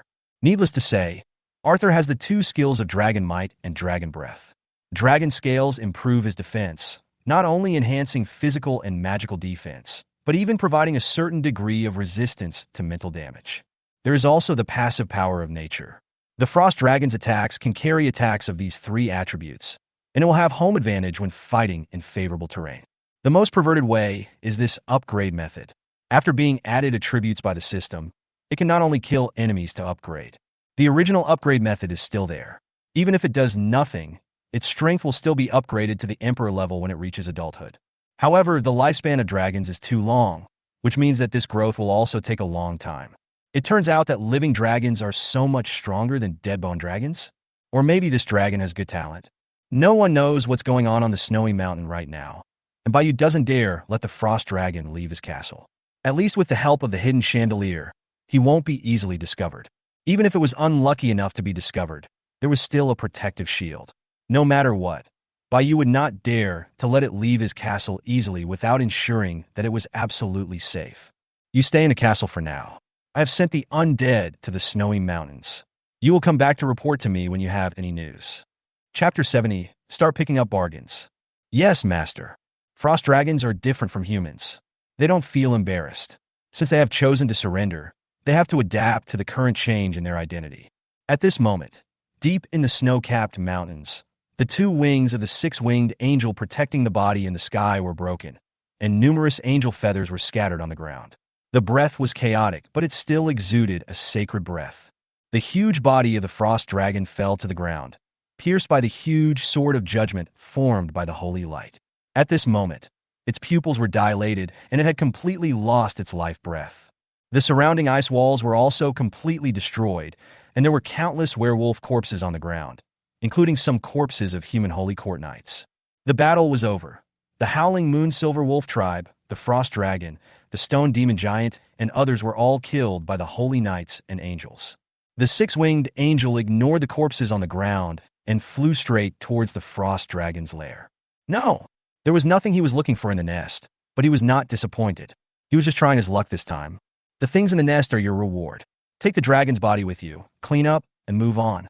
The majestic voice of the 6-winged angel came from the sky. He had no interest in the treasures in the nest, but he knew that the human knights serving him loved these worldly possessions. Soon, the knights present divided up the treasure in the lair, took the bodies of the Frost Dragon and their dead companions, and left. As for the corpses of the Howling Moon Silver Wolves, they were worthless to them. Perhaps in less than 2 hours, these corpses would be completely buried by the blizzard, and it would be impossible to tell that a great battle had taken place here before. They had other tasks to complete, and time was running out, so they accidentally discovered the Frost Dragon when passing by here, which led to this great battle. For the Holy Knights, the snowy mountains could be considered a forbidden area, but for the angel in the sky, it would only require a little effort. Bayou waited for more than 2 hours. It was almost dark, and there was no more sound from the snowy mountain. Is the fight over? At this time, Bayou saw two ghosts flying back. Bayou immediately walked out of the castle and came to the yard. Xiao Bing saw the two ghosts flying back and knew that there was news coming back from the snowy mountain, so he raised his head. What's the situation on the snowy mountain? Bayou couldn't wait to ask the two ghosts. The two ghosts told Bayou what they had seen. When Xiao Bing heard that his mother had been killed, he was visibly stunned. From the moment its mother told it to run away with the fragments, it already knew that its mother was no match for the angel, and that its mother had long been prepared to die in battle. Roar! Xiao Bing roared to the sky, venting his inner grief and anger, and decided that he would avenge his mother when he became strong enough. Bayou listened quietly to the two ghost stories. He already knew the ending, but he was just glad that the angel did not care about Xiao Bing who escaped.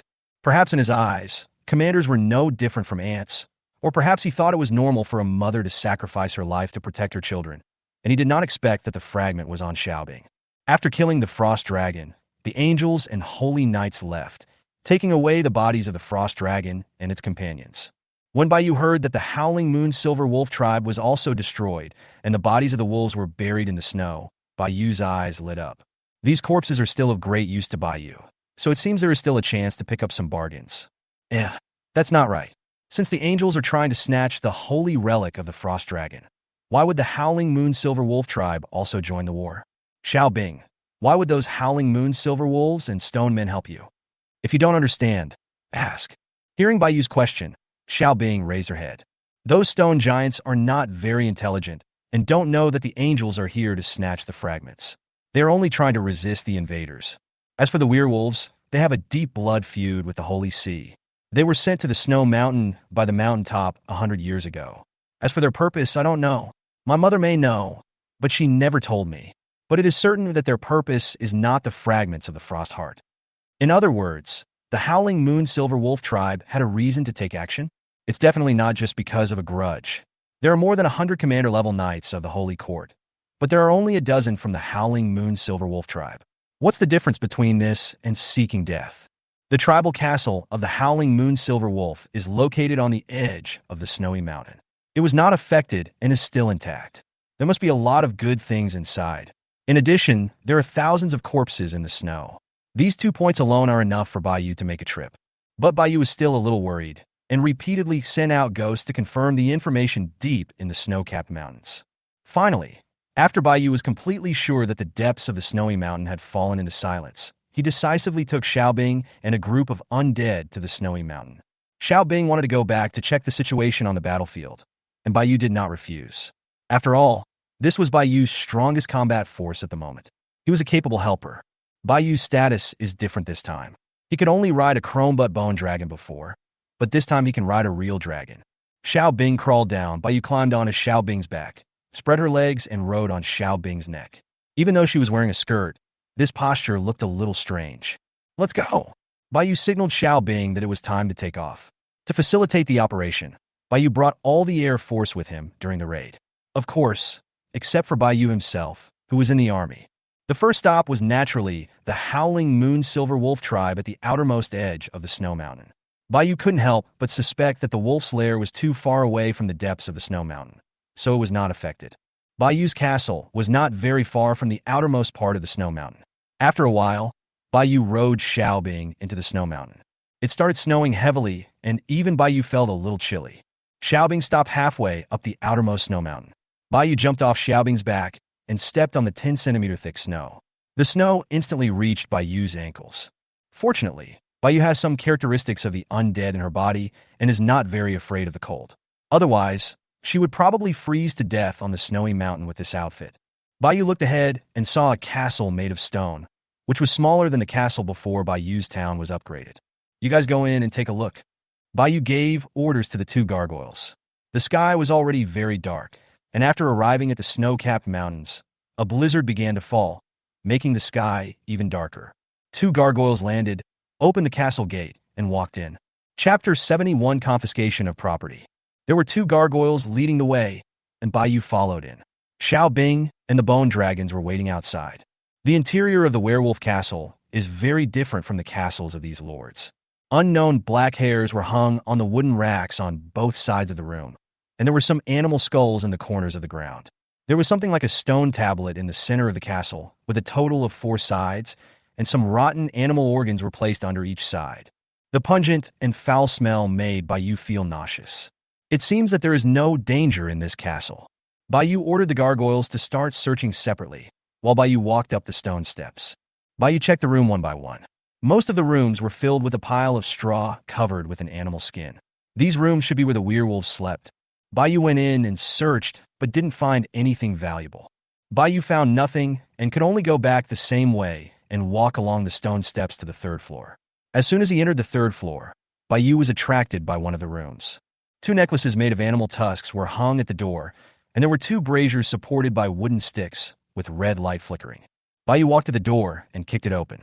Just as Bayou was about to walk in, a fierce claw attack came from the side.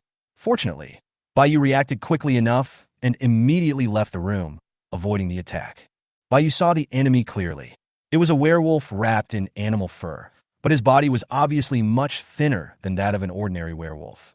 The hair on the wolf's head was more luxuriant, and there was a bulge on his chest. She-werewolf. This was Bayou's first reaction. It was also the first time Bayou saw a female werewolf. Human race die. A harsh sound came out of the werewolf's mouth, and it put its 2 front paws on the ground and rushed towards Bayou using all 4 limbs. Bayou stretched out his arm and hooked 2 fingers upwards, seemingly making a provocative gesture of "come here." In fact, magic was activated at this moment. The 2 braziers behind the werewolf instantly ignited a raging fire. 2 fire dragons rose into the sky from the braziers and directly engulfed the werewolf in front of them. It was not until Bayou smelled the aroma of barbecue that he extinguished the fire, and the flickering flames in the 2 braziers returned to normal. The charred body of the werewolf lay motionless on the ground. Bayou walked past the werewolf and entered the room. This room is very large, and its layout is very different from the other rooms. There is even a rudiment of a bed built with stones, with mud on top, straw on top of the mud, and several layers of animal fur on top of the straw. This should be the werewolf leader's room. So the female wolf just now was his wife? Bayou started searching in the room. After a while, he was a little disappointed. There was nothing in the leader's room? Isn't this too poor?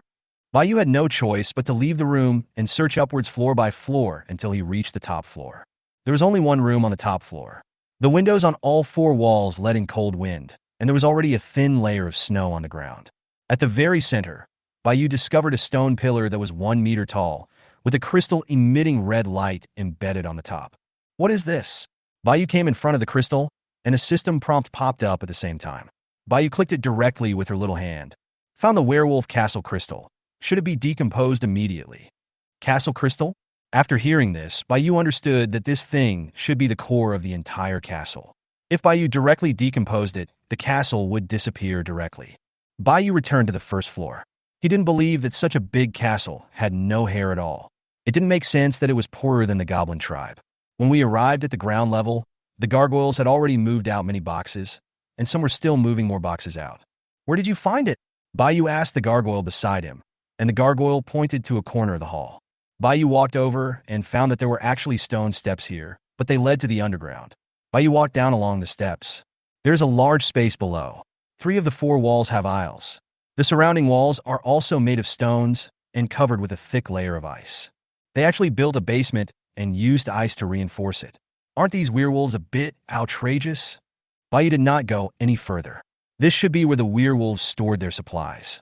Bayou went to the 1st floor and opened the boxes one by one to check the supplies. Food. Magic crystal. Food. Fur. Spiritual core. Most of these boxes contain food, which are placed in the basement for easy storage. There are also 2 boxes of magic crystals and 1 box of spirit cores. However, the boxes for storing magic crystals and spirit cores were much smaller than the boxes for storing food. The spirit cores were not a whole box. There were also some other sundries inside, which might be things that the wolves considered valuable. Bayou did not check them carefully. The main body of the castle was built with stones, so naturally there was also a lot of stones in the warehouse. Soon the gargoyles moved out all the boxes. Take all these boxes back to the castle. You follow me? Bayou ordered the gargoyles to take the supplies back to the castle first, and led a gargoyle to the top floor. Bayou came to the crystal again. Break down.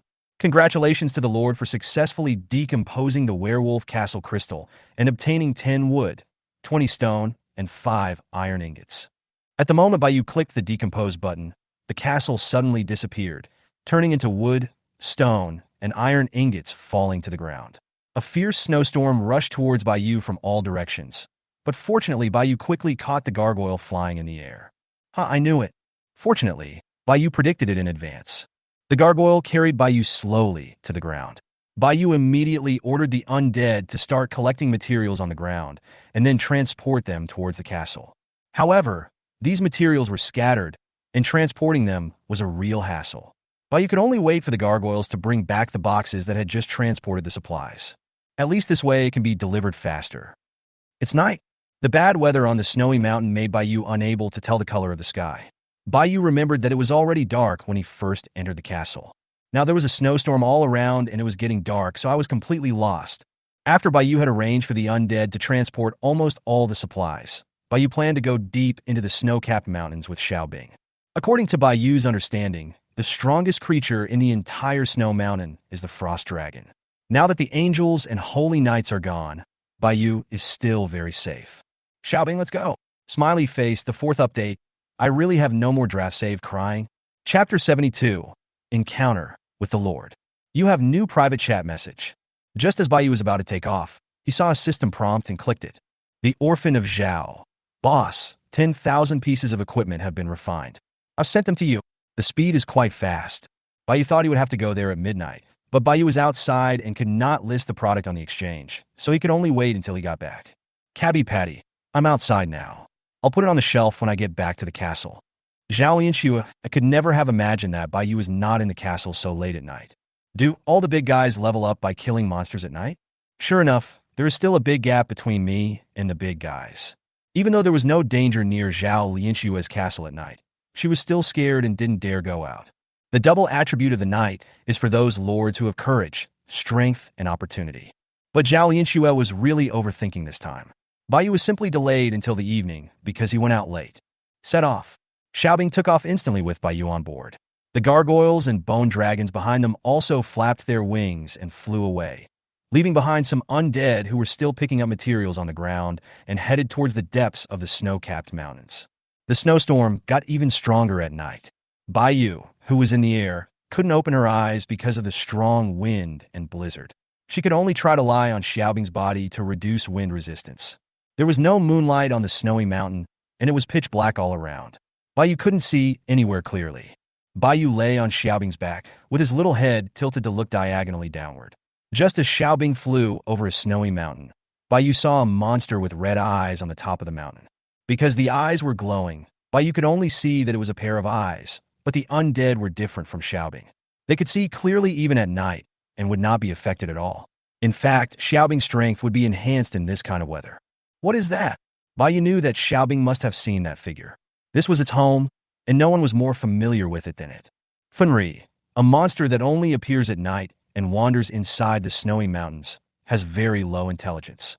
Xiaobing didn't look too worried about this thing, so it shouldn't be dangerous, so Bayou didn't ask any more questions.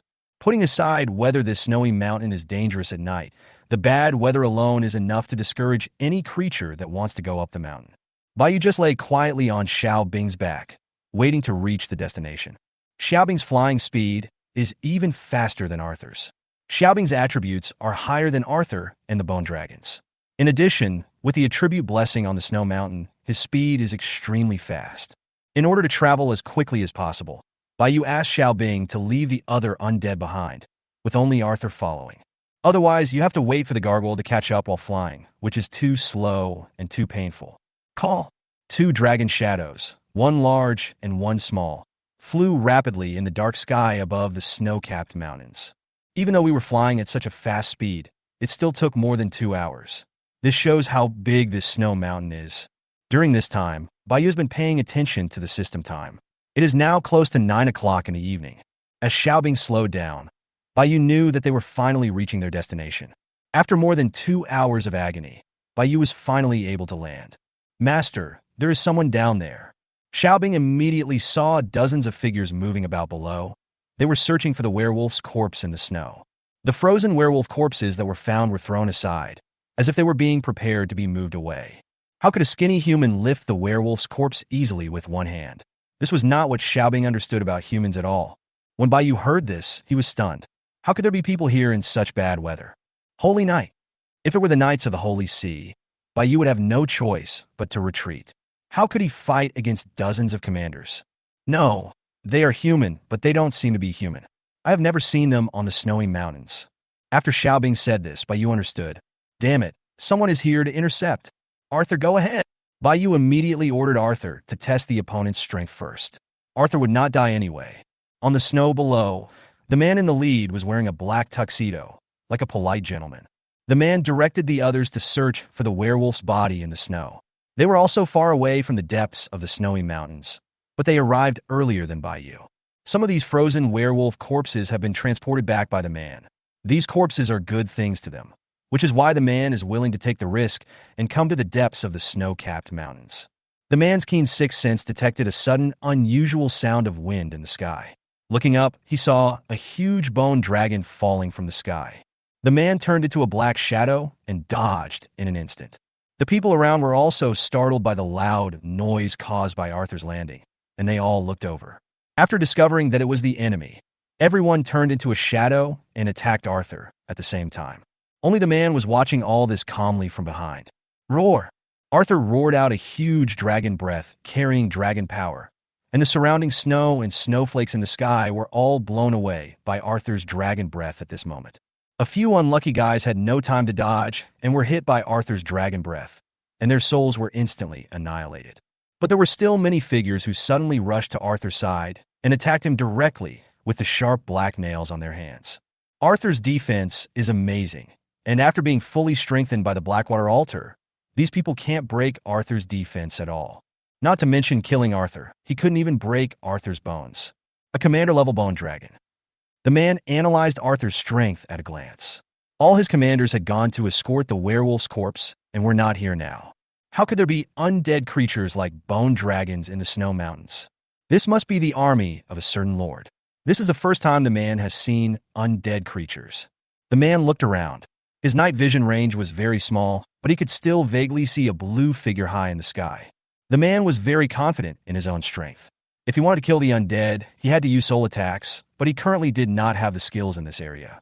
But there is a quicker way, which is to kill its lord. The man has a hunch that the lord must be above the blue figure. The man turned into a black shadow and actually flew up. It's the giant frost dragon on the snowy mountain. The man saw the blue figure clearly, and also saw Bai Yu on Xiaobing's back, wearing a black suit, blue eyes, and white hair. He is indeed a lord, and this outfit is the best proof of that. Although the man didn't know why the frost dragon appeared here with the human lord, this frost dragon was smaller than a bone dragon, and its strength could never exceed the commander level. Chapter 73, running pretty fast. The man did not hesitate from the moment he took off, and rushed towards Bai Yu on Xiaobing's back at his fastest speed. At this moment, Bai Yu was unaware of anything and could only hear the sound of fighting coming from the ground. Although Bai Yu has some characteristics of the undead, she doesn't know why she can't ignore the darkness like the undead. At this moment, Bai Yu suddenly felt Xiaobing moving, and then heard a muffled sound. Bang! The man never expected that the frost dragon would react so quickly, and he was actually slapped away by one of its claws. The man brushed the snow off his clothes and stood up from the snow. Xiaobing, what's going on? Bai Yu couldn't see anything clearly and could only ask Xiaobing. The figure on the ground flew up and attacked, but I slapped him away. Okay, Bai Yu can be sure that this is definitely not a human. Xiaobing did not sense any magical aura, nor did he see any weapons or props, which meant that this person could fly by himself and did not rely on anything. Xiaobing, what is its approximate strength? Junior commander. Compared to me? Better than you. Bai Yu took out the sickle, and all his attributes instantly doubled. And now, weaker than you. Bai Yu was relieved and immediately ordered Xiaobing to start landing to assist Arthur. After enduring a 2-hour snowstorm, Bai Yu didn't want to be cut off like this. As Xiaobing landed, Bai Yu jumped down. The snow on the ground had reached 20 centimeters, spreading to Bai Yu's calves. Bai Yu cast a fireball upwards, and the fireball exploded directly. The entire battlefield was instantly illuminated by Bai Yu's fire. Bai Yu also saw clearly the man opposite and the group of figures fighting with Arthur. The first impression Bai Yu had of them was that they were white, too white, whiter than Bai Yu herself, that kind of sickly paleness that didn't look like the skin color of a normal person at all. The man was wearing a black tuxedo, and the other figures were all in red suits, which made them stand out against the white snow. Fire magic was ineffective in this weather condition, and the flames only lasted for a moment before dissipating. But Bayou still saw the werewolf corpses frozen into ice sculptures behind the man. Bayou's left eye emitted a faint blue light, and a magic circle instantly appeared under the werewolf's corpse. The man also sensed a magical aura behind him. Looking back, he saw bone beasts and werewolves crawling out from the corpses. The first reaction of these bone beast werewolves when they crawled out was to attack the man in front of them. At this moment, the man finally understood why the Lord wanted these corpses. She could actually summon the undead. The man defeated the bone beast werewolves that were besieging him in just a few moves. The bones of these werewolves were restricted in the snow, and the speed of reorganization was slowed down. The moment Bayou used the magic of his left eye, he suddenly found that he could ignore the darkness. With the help of Bayou's left eye, he could see everything around him clearly, just like in the daytime. As long as Bayou keeps his left eye open, he can ignore the darkness. Without using magic, he will not consume magic power. He just needs mental support. Although the field of vision may be smaller due to the vision of only one eye, it is not a big problem. At least I am no longer blind at night. Are you the Lord? Bayou, holding a sickle and with one eye emitting blue light, asked the man in front of him. The man had an Asian face and was obviously the leader of the group. As for the other figures, they all had Western faces. The man looked at the girl, whose aura was getting stronger not far away. Next to her was the frost dragon he couldn't defeat, and on the other side was the bone dragon he couldn't kill. Retreat! The man's cold voice came out, and he did not answer Bayou's question. All the people around him turned into a trail of afterimages and soared into the sky, then scattered and flew towards the sky. With the help of his left eye, Bayou felt that his five senses were strengthened and his body became much more sensitive. Bayou cast dark magic, and his figure instantly turned into black mist and disappeared. When he reappeared, he was already in front of the man. Bayou swung the sickle in his hand, and the huge sickle blade was burning with black flames, slashing at the man. The black flame formed a long black tail under Bayou's rapid swing. The man never expected that the little girl in front of him could be so fast. She lifted the swallowtail on the back of her clothes and instantly turned it into a huge black cloth to completely wrap Bayou. But the black cloth was easily torn into pieces by Bayou's sickle. The man grew long nails on his hands and immediately blocked the attack of the sickle with his hands. The man was knocked back several steps by the sickle, leaving a wound on his hand, burning with black flames, and the pain of his burning soul made his face hideous. Not only that, he also felt that his lifespan was decreasing. The man immediately decided to chop off the injured arm with his other hand. The fallen arm quickly turned into ashes on the snow, and the man disappeared on the spot, covering his broken arm. It runs pretty fast. Arthur flapped his wings and flew towards the group of people. Xiaobing still stayed where she was, responsible for Bayou's safety. The sickle in Bayou's hand turned into a stream of light and then turned into a bracelet which was worn on Bayou's wrist. Bayou couldn't fly, so he could only watch them escape. Arthur chased them, but their flying speed was not slow, and their bodies were small and more flexible. Even if they couldn't run away, they could hide. It turns out that opening the left eye has hidden attribute bonuses. Bayou had never discovered this before and only used it as a summoning skill. There were traces of turning over in many places on the snow, indicating that these people had arrived a long time ago and had carried away a lot of werewolf corpses. Someone else got there first. Bayou also specifically asked Xiaobing, but Xiaobing had no impression of them. It was likely that the castle was outside the snow mountain, and he could also see the battle in the center of the snow mountain. Bayou couldn't understand what use these corpses could be to other lords besides himself. If someone has the strength to go deep into the snow-capped mountains, he would definitely not be interested in the food that can be decomposed from these corpses, right? The werewolf corpses found by those people had just been summoned by Bayou, and Bayou still had to search here like them. Bayou chose to summon all the werewolf corpses into bone werewolves. As for ordinary wolves, he used double summoning to transform them into other undead spirits. Xiaobing, can you get rid of the snow on the ground? Bayou remembered that Xiaobing mastered the natural power of ice and snow, so this shouldn't be difficult, right? Xiaobing lowered her head. Roar! A deafening roar was heard, bringing with it a huge gust of wind, which instantly blew away all the snow on the ground in front, revealing the brown frozen soil on the ground. The frozen corpses were too heavy and floated out one after another. Well done, Xiaobing. At this time, Arthur also returned from the pursuit. After killing several figures on the way, he was worried that the pursuit distance was too far, so he hurried back. Xiaobing, look around. Arthur is back. It's okay for him to protect me. Chapter 74. Picking up the gains. Xiaobing flapped his wings and flew away, heading towards his nest. Baiyu was counting the corpses on the ground. He used his left eye to summon werewolf corpses and used his sickle to double summon ordinary wolf corpses. It is unknown how long it will take to transport this frozen werewolf corpse back for summoning. The more you can summon, the better. Moreover, this place is deep in the snowy mountains, and the terrain is not easy to walk on. It is also very far from Baiyu's castle. Baiyu couldn't imagine how long it would take for the army Undead summoned here to return to the castle. Baiyu planned to summon some of these corpses here, and then decompose them one by one. It would be more convenient to transport the remaining corpses and supplies back in this way. An hour and a half later, other bone dragons and gargoyles also arrived one after another, and helpers came to transport supplies. Baiyu had almost summoned and decomposed these corpses. Baiyu found not only the werewolf's body, but also a few strange stones, which should be the body of the stone giant that Xiaobing mentioned. There was nothing else. Xiaobing also returned, and everything in the nest was taken away by the enemy, leaving nothing behind. Xiaobing's mother's body must have been taken away by them.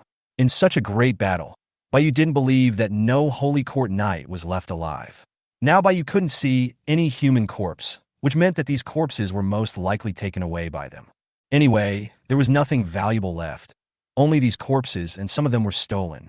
Baiyu walked up to the corpse of the stone giant and dismembered it. The body of the stone giant turned into 1,000 pieces of stone and a spirit core emitting red light. Baiyu picked up the spirit core on the ground. As for the stones, Baiyu didn't want them. It would be too much trouble to carry a bunch of stones back. Baiyu looked around to see if there were any other corpses of stone giants, but found nothing. Although he didn't find any corpses, he did find a lot of stone materials that the system had decomposed. All of them were dismembered and taken away by the previous lord. The body was not discovered by them because it was hidden well. However, there were not many stone giants, and the lord took less than 10 at most. Baiyu didn't feel very sorry for not being able to get these spirit cores. He just wanted to help him leave this world the next time he saw him. By 11:30 p.m., Baiyu had completely counted, decomposed, and summoned the corpses. There were a total of 1,800 Howling Moon Silver Wolf corpses. Baiyu remembered clearly that Little Green Bean had said that the Howling Moon Silver Wolf tribe had more than 3,000 wolves, which meant that the Lord had at least transported away 1,500 Howling Moon Silver Wolf corpses before Baiyu arrived. This shows that the Lord not only arrived early, he must have a large number of soldiers, all of which can fly, and his own strength has reached the commander level. He is definitely a top lord in the first echelon. The magic continent is so big. How can I encounter it with a 1 in 1,000 chance? On the other hand, isn't it the same for others? Among the 1,800 corpses of Howling Moon Silver Wolves, only 300 were in werewolf form, and the remaining 1,500 were in ordinary wolf form. Among the 300 werewolf corpses, there were 5 commander-level werewolves. Baiyu only summoned 1 commander-level bone beast werewolf, and the other 4 were all other summoned undead. The 4 commander-level creatures are a skeleton demon, 2 demon soul masters, and a gargoyle. The decomposition of 300 werewolf corpses yielded 6,000 portions of elite food, 500 magic crystals, and 160 spirit cores. The remaining 1,500 corpses can summon 3,000 undead, and Baiyu's undead army can be directly expanded to 5,000. The wish is beautiful, but the reality is not. Summoning 1,500 corpses is a huge project. Baiyu calculated that his magic power is 120, summoning consumes 3 points, and 1 point is restored in 1 minute. It took 2 hours to summon 40 corpses and 80 undead spirits. Baiyu needed to summon continuously for more than 3 days, without sleep, to summon all 1,500 corpses. Wait, taking out the sickle will double your magic power, which means you can summon 80 corpses in 2 hours. This way, time will indeed be accelerated a lot. But it is still unrealistic to summon all of them before the beast tide comes, because Baiyu cannot summon them all day long, and Baiyu still needs to rest. Baiyu vomited blood directly. The goal of summoning 3,000 undead from 1,500 ordinary wolf corpses was simply unrealistic. Baiyu first summoned 300 werewolf corpses, because Baiyu could use the magic of his left eye to summon them directly without consuming any magic power. As for the remaining 1,500 corpses, they can only be transported back to the castle and summoned slowly. Although the sickle can summon 2 at a time, it still consumes 3 points of magic power. Not only does the magic power take time to recover, but it can only summon 1 at a time. Throwing them directly into the Blackwater altar would allow for quick summoning. In order to save time, Bayu thought about it. It was almost the last day. Before the beast tide arrived, he could only summon a maximum of 400 corpses, or 800 undead. Bayu planned to throw the remaining 1,100 corpses directly into the Blackwater altar. If Bayu used his left eye to summon so many corpses, he would probably faint. Bayu first used up all his magic power to summon a part of them, and he will slowly summon the rest from tonight to tomorrow night. Bayu ordered the undead that had rushed over to start carrying the bodies of the Howling Moon Silver Wolves. As for the army that had just been summoned, Bayu did not make things difficult for them and let them return to the castle with all their strength. Fortunately, Bayu brought enough gargoyles this time, and with the help of the bone dragon, he was able to transport all the corpses back at once. Bayu ordered Arthur to escort from behind, while Bayu rode Xiaobing back to the castle first. 2 hours later, Bayu finally flew out of the snow mountain and returned to the castle. The operation that had lasted a night of agony finally came to an end. It's already 2 o'clock. The first thing Bayu does after returning to the castle is to put the 10,000 pieces of equipment sent by Zhao Lianxue on the shelves. Now Bayu only needs magic crystals to upgrade the barracks, and the last day has begun. Bayu planned to upgrade the barracks before summoning them. Anyway, he already had a lot of undead now, and he wouldn't need these 20. Even if they were very powerful, they couldn't be upgraded to the commander level in one day. Bayu recovered the supplies looted from the werewolf castle piled outside the gate with just 1 click. Congratulations to the Lord for obtaining 4,000 magic crystals, 5,000 portions of food, 2,000 portions of stone, 80 soul cores, and 200 pieces of animal fur. These are the supplies in the werewolf castle, as well as the 10 wood, 20 stone, and 5 iron ingots that Bayu obtained by decomposing the werewolf castle crystal. This time I found a bargain, and it can be said to be a great harvest. What else do you want if it's given for free? Chapter 75, Allocating Resources. The army undead don't stay in a castle to sleep. Bayu harvested 2,800 pieces of wood and 2,000 pieces of stone, which were the undead's harvest in one night. As for the animal carcasses next to the castle gate, Bayu planned to leave them alone for now and wait until tomorrow morning to decompose and recycle them. It was already very late, and Bayu planned to go to bed first. It would take at least 3 hours to transport the bodies of the Howling Moon Silver Wolves back. If Bayu waited for 3 hours, it would be dawn. As for the resources obtained tonight, we will make arrangements tomorrow morning. Xiaobing, you should stay in the castle for the next few days and stay out of the spotlight to avoid being discovered by those holy court knights. Bayu doesn't plan to ride Xiaobing for travel recently. It's too obvious to be a target.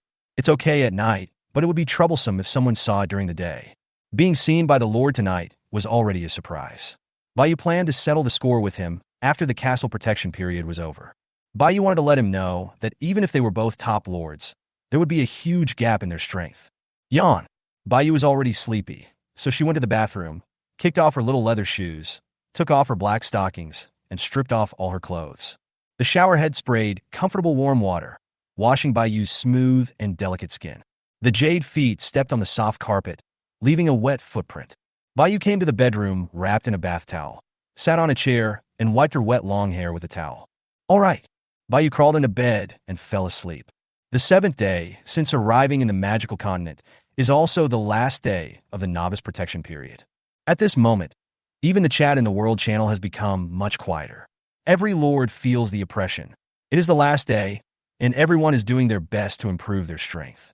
Because no one knows how strong the beast tide will be tomorrow, and whether they can survive is even more unknown. The undead also transported the bodies of the wolves back, and Arthur even ordered the bone dragons to go to the snow-capped mountains to pick up the undead on the ground. Otherwise, they really wouldn't be able to return to the castle in such a short time. It was not until 8 o'clock that Bayu rubbed his eyes and prepared to get up. It's so comfortable. Bayu felt that this sleep had restored all his energy, and his body was more relaxed than ever before. Bayu sat up, threw back the quilt, and got out of bed. Bayu's task today is to use the sickle to double summon the undead as much as possible, and then throw those that cannot be summoned directly into the Blackwater altar for summoning. It's time to prepare for the final beast tide. Bayu wore a white short-sleeved shirt sweatpants, and casual shoes, and turned around in front of the mirror. Yeah, it feels like a high school student. Bayou opened the exchange and received the equipment sold last night. This is a special period when all lords are nervous. Equipment must be selling well. After all, no one wants to miss even the slightest opportunity to become stronger. On the contrary, after surviving the beast tide, these equipments will become worthless. Congratulations to the Lord for successfully trading 10,000 pieces of ordinary equipment and obtaining 100,000 magic crystals. Bayou directly sent 50,000 to Zhao Lianxue and threw the remaining 50,000 magic crystals into the warehouse. Bayou just happened to get 5,000 iron ingots from the werewolf tribe, so he could build the city wall, but the defense tower could not be built for the time being. Put up! The moment Bayou clicked to build, four black walls rose up on the edge of the town's territory, completely encompassing the entire town. The 4 black walls are 10 meters high and 4 meters wide, and there is a city gate in the center of each wall. There is a square depression on the top of each gate and in the 4 corners. Bayou counted and found that there were exactly 20 of them. These positions should be used to build defense towers. Unfortunately, Bayou doesn't have enough iron ingots to build a defense tower. Special building. City wall. The upgrade materials have increased tenfold. The king level is still too far away from Bayou, so let's not think about it for now. Just relying on the command level defense of the city wall, most of the monsters in the beast tide can be stopped outside the town territory. Combined with Bayou's undead army, there is nothing to fear at all. Bayou came to the castle gate, decomposed the animal carcasses from last night, and threw them all into the Blackwater altar. These animal corpses below level 3 are not worth Bayou's use of undead summoning magic. Besides, Bayou couldn't summon all the corpses of Howling Moon Silver Wolves, so he didn't have time to take care of them. A Howling Moon Silver Wolf, at the very least, isn't it much stronger than those wild beasts? Breakdown. Congratulations to the Lord for successfully decomposing. There is too much food. Bayou now has more than 7,000 portions of food, including 6,000 portions of elite food. However, Bayou does not plan to sell the elite food this time. He will leave it for Xiaobing as rations. Xiaobing can also gain extra experience points by eating it. Maybe he will level up while eating it. These ordinary foods were not very useful, so Bayou sent 1,000 portions to Sun Xiaoxiao and Zhao Lianxue respectively. These foods are enough for Sun Xiaoxiao to eat for a while. At least she doesn't have to worry about food for the time being. As for Zhao Lianxue, there is no need to mention her. She has helped Bayou so much. Next, Bayou plans to upgrade the barracks, but he has not summoned today's troops yet. Required to upgrade the barracks. 12 magic crystals, 120 spirit cores. Upgrade. Required to upgrade the barracks. 14 magic crystals, 140 spirit cores. Upgrade. He upgraded 2 levels in a row, with good results. If he had enough spirit cores, Bayou could have upgraded 1 more level. Bayou took a look at the warehouse and found that there were still a lot of wood and stones, more than 20,000 magic crystals, and more than 100 spirit cores. In addition to iron ingots, Bayou was not short of other supplies. There is still a town-specific building, Shuttle Gate, that has not been built yet. Now that we have plenty of resources, we might as well build it all at once. Bayou clicked on build directly with her little hand. The castle gate faces the city wall gate 2 kilometers away. A black building emerges roughly in the middle. Bayou walked over and planned to take a look at the portal. The black building was 5 meters high. A few steps up was a big door. Bayou opened the door and saw that the inside was empty except for a tall, rectangular portal at the innermost position. Bayou came to the portal and found the system panel. He could also set the location he wanted to teleport to. There were only Sun Xiaoxiao and Zhao Lianxue in the list, and they were all gray and could not be clicked. It's boring. Bayou suddenly felt bored and went back into the castle. Bayou came to the barracks and prepared to summon soldiers, hoping to draw new ones this time. Bayou's little hands are in the shape of claws. Luck cannot be forgotten. The undead crystal has been charged. Do you want to summon it immediately? Bayou exerted a little force with her little hand and clicked without hesitation. Call. Chapter 7610 by 10. The undead crystal emitted a familiar pale green light. 20 figures began to gather behind the barracks crystal. Bayou saw 10 special figures emerging, different from all the undead in the past. This is a new type of soldier, and there are 10 of them at once. Each figure was skinny, dark-skinned, and sickly-looking. It's not quite accurate to say that it's in human form. To be precise, it's a person, but he looks very weak, as if he had been hungry for several days. Everyone was wearing a loose black robe that extended from head to toe, and holding a long black magic wand in their hands. When the 10 people saw Baiyu, they immediately fell to their knees. Your most pious apostle has met Her Majesty the Queen. The remaining 20 undead were all summoned ordinary undead. There were no liches or zombie titans, and Baiyu did not pay too much attention to them. However, 2 ghost dragons were summoned, which was a pretty good harvest. It was just that this zombie titan was a bit mysterious. Baiyu had unlocked it a long time ago, and he had a total of 50 chances twice, but he didn't summon it once. Baiyu could tell at a glance that they were not human. Not a normal person. Dressed as a wizard. He can only be a necromancer. Growth limit. Royal level. Skills. Ghost form. Undead summoning. Ghost form. Transforms the necromancer into a ghost. In ghost form, the necromancer can become invisible and fly silently, but cannot cast spells. Baiyu naturally didn't need to know too much about the undead summoning magic, which was equivalent to Baiyu's first level undead summoning magic. At present, it is very good for a level 1 necromancer to have 2 skills as a general soldier. Although they are essentially human, they have been given undead characteristics by the system and are still immortal.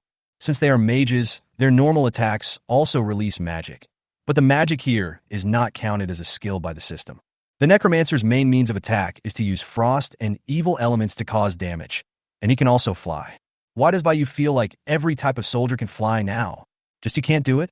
Baiyu did not forget that the Blackwater altar also has a strengthening effect. Generally, those who have been strengthened by the Blackwater altar will gain a passive or active skill to a certain extent. Baiyuka is counting on these necromancers to share the pressure of summoning with her. But who is the queen who summons personally? Baiyu asked them to enter the Blackwater altar to be strengthened. The undead that were summoned from the snowy mountains before have now been almost strengthened. A few minutes later, the necromancer's strengthening was completed, and Baiyu couldn't wait to check his attributes. Necromancer. Magic enhancement. Enhance the power of your own magic. Make various negative attributes overlap. Increase the magic value limit by 20 points and each attribute point. Although this attribute is a bit lame, the necromancer fights with magic. After being strengthened, the necromancer can directly have 50 points of magic power. It is indeed a bit abnormal. Since it was a magic enhancement, Baiyu also looked at the necromancer's skills again. Ghost form now allows you to cast spells or attack while in ghost form, while still remaining invisible. Baiyu was even happier when he saw the magic of summoning the undead. The necromancer's magic of summoning the undead was also upgraded to the 2nd level, and he could also summon 2 undead but only skeletons. Currently, the skeletons have broken the level cap. With John here, even the skeleton soldiers summoned by the necromancer can still be upgraded. It is Baiyu's best choice to improve his current strength. Baiyu smiled happily. Not only could all the 1,500 Howling Moonsilver Wolves' corpses be summoned, but he could also release them directly without Baiyu having to do it himself. The necromancers have the bonus of the Bone Throne in the castle. Their level is increased by 1, and their magic points are increased by 10 points, so they can summon 3 more. The core of the undead army's violent assault. Baiyu immediately arranged them to engage in tense and exciting work. 1,500 corpses is a huge project, and they cannot slack off.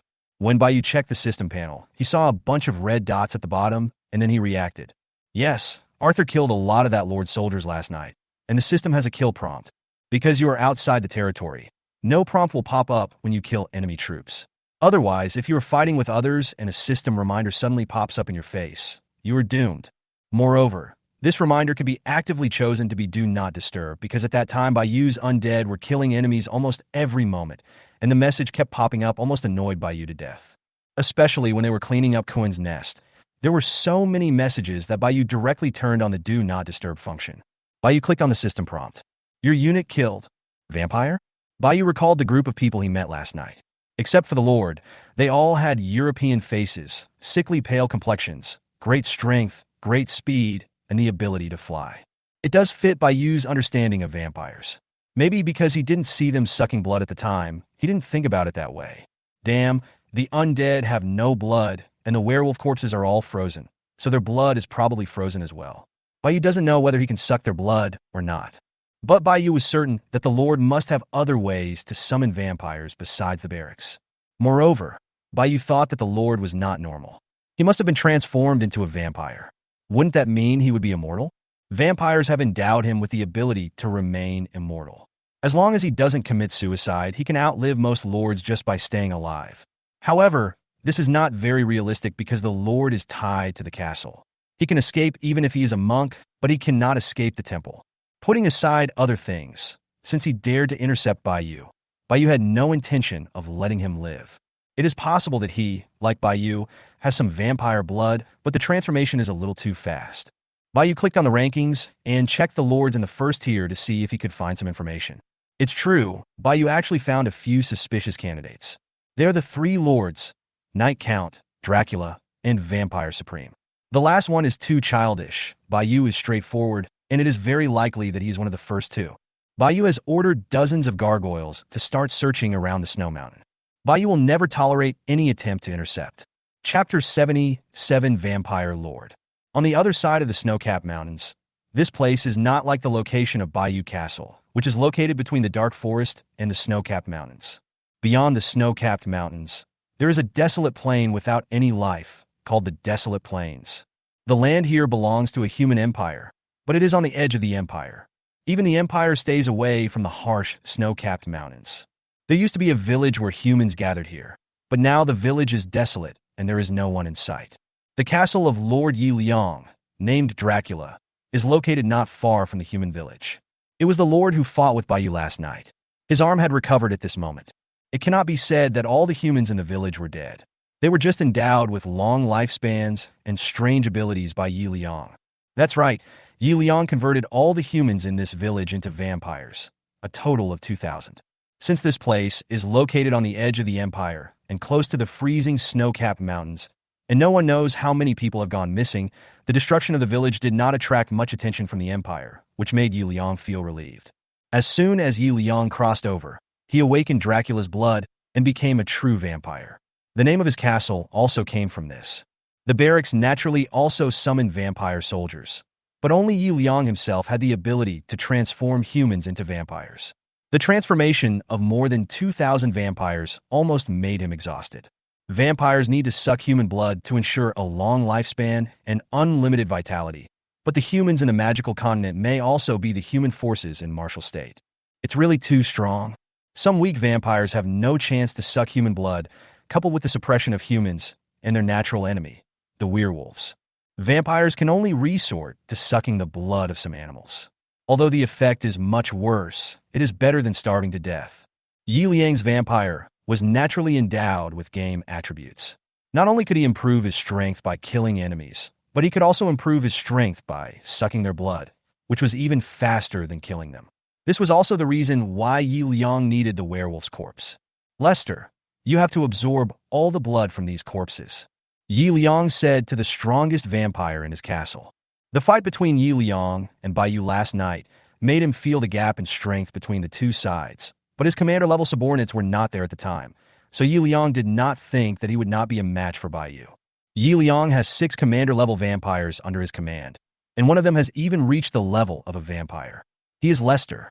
Lester will absorb all the blood of these werewolves, and his strength will surely make a qualitative leap. It will be easy for him to deal with a bone dragon and a frost dragon. Yi Liang thought of Bayou's beautiful face and perfect figure last night, and he just wanted to grab her, pierce her neck with his sharp teeth, and suck her blood. Yi Liang's vampire troops are not unique, which means that other lords can also summon vampires, and there are also vampire forces in the magical continent. Yi Liang has always wanted to contact them and join them. Only there can you find the top blood and resources. This is also what Yi Liang has always dreamed of. Sir, there are suddenly many more gargoyles patrolling on the snow mountain. They must be looking for our location. A vampire who went out hunting turned into a shadow and instantly appeared in the castle, reporting to Yi Liang what he had discovered on the snow mountain. I haven't even looked for her yet, but she's looking for me first. You guys should also go, find the location of her castle, and lure those gargoyles away. Yi Liang began to be curious about Bayou's troop type. At first, Yi Liang thought that Bayou's troop type was bone dragons, but now so many gargoyles have appeared. It is impossible that she can summon the entire undead race, right? He also checked the rankings and found that none of the lords' names were related to the undead, except for a few lords whose military types could not be identified. Yi Liang guessed that Bayou was one of them. After the beast tide was over and the location of Bayou's castle was found, Yi Liang planned to take action against her.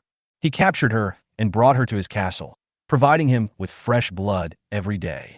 Yi Liang gave a wicked smile. Now that Bayou has the necromancer, he has been completely liberated. Of course, Bayou is not so ruthless and will occasionally help them summon. As the number of undead souls increased, the animals near Bayou Castle were almost extinct. They probably regarded Bayou Castle as a forbidden area. Moreover, the level of the undead is getting higher and higher. Killing one or two little wild boars has little effect, and the range covered by the undead is getting farther and farther. Some of the undead have even come to hunt near son Xiao Xiao's castle. The current situation is no longer enough for the undead to upgrade, so Bayou began to arrange for them to go hunting in the snowy mountains and the outskirts of the dark forest. There are still many high-level monsters here, which are good for providing experience. The snow mountain is so huge that it is impossible for there to be only a few creatures like the frost dragon, the howling moon silver wolf, and the stone giant.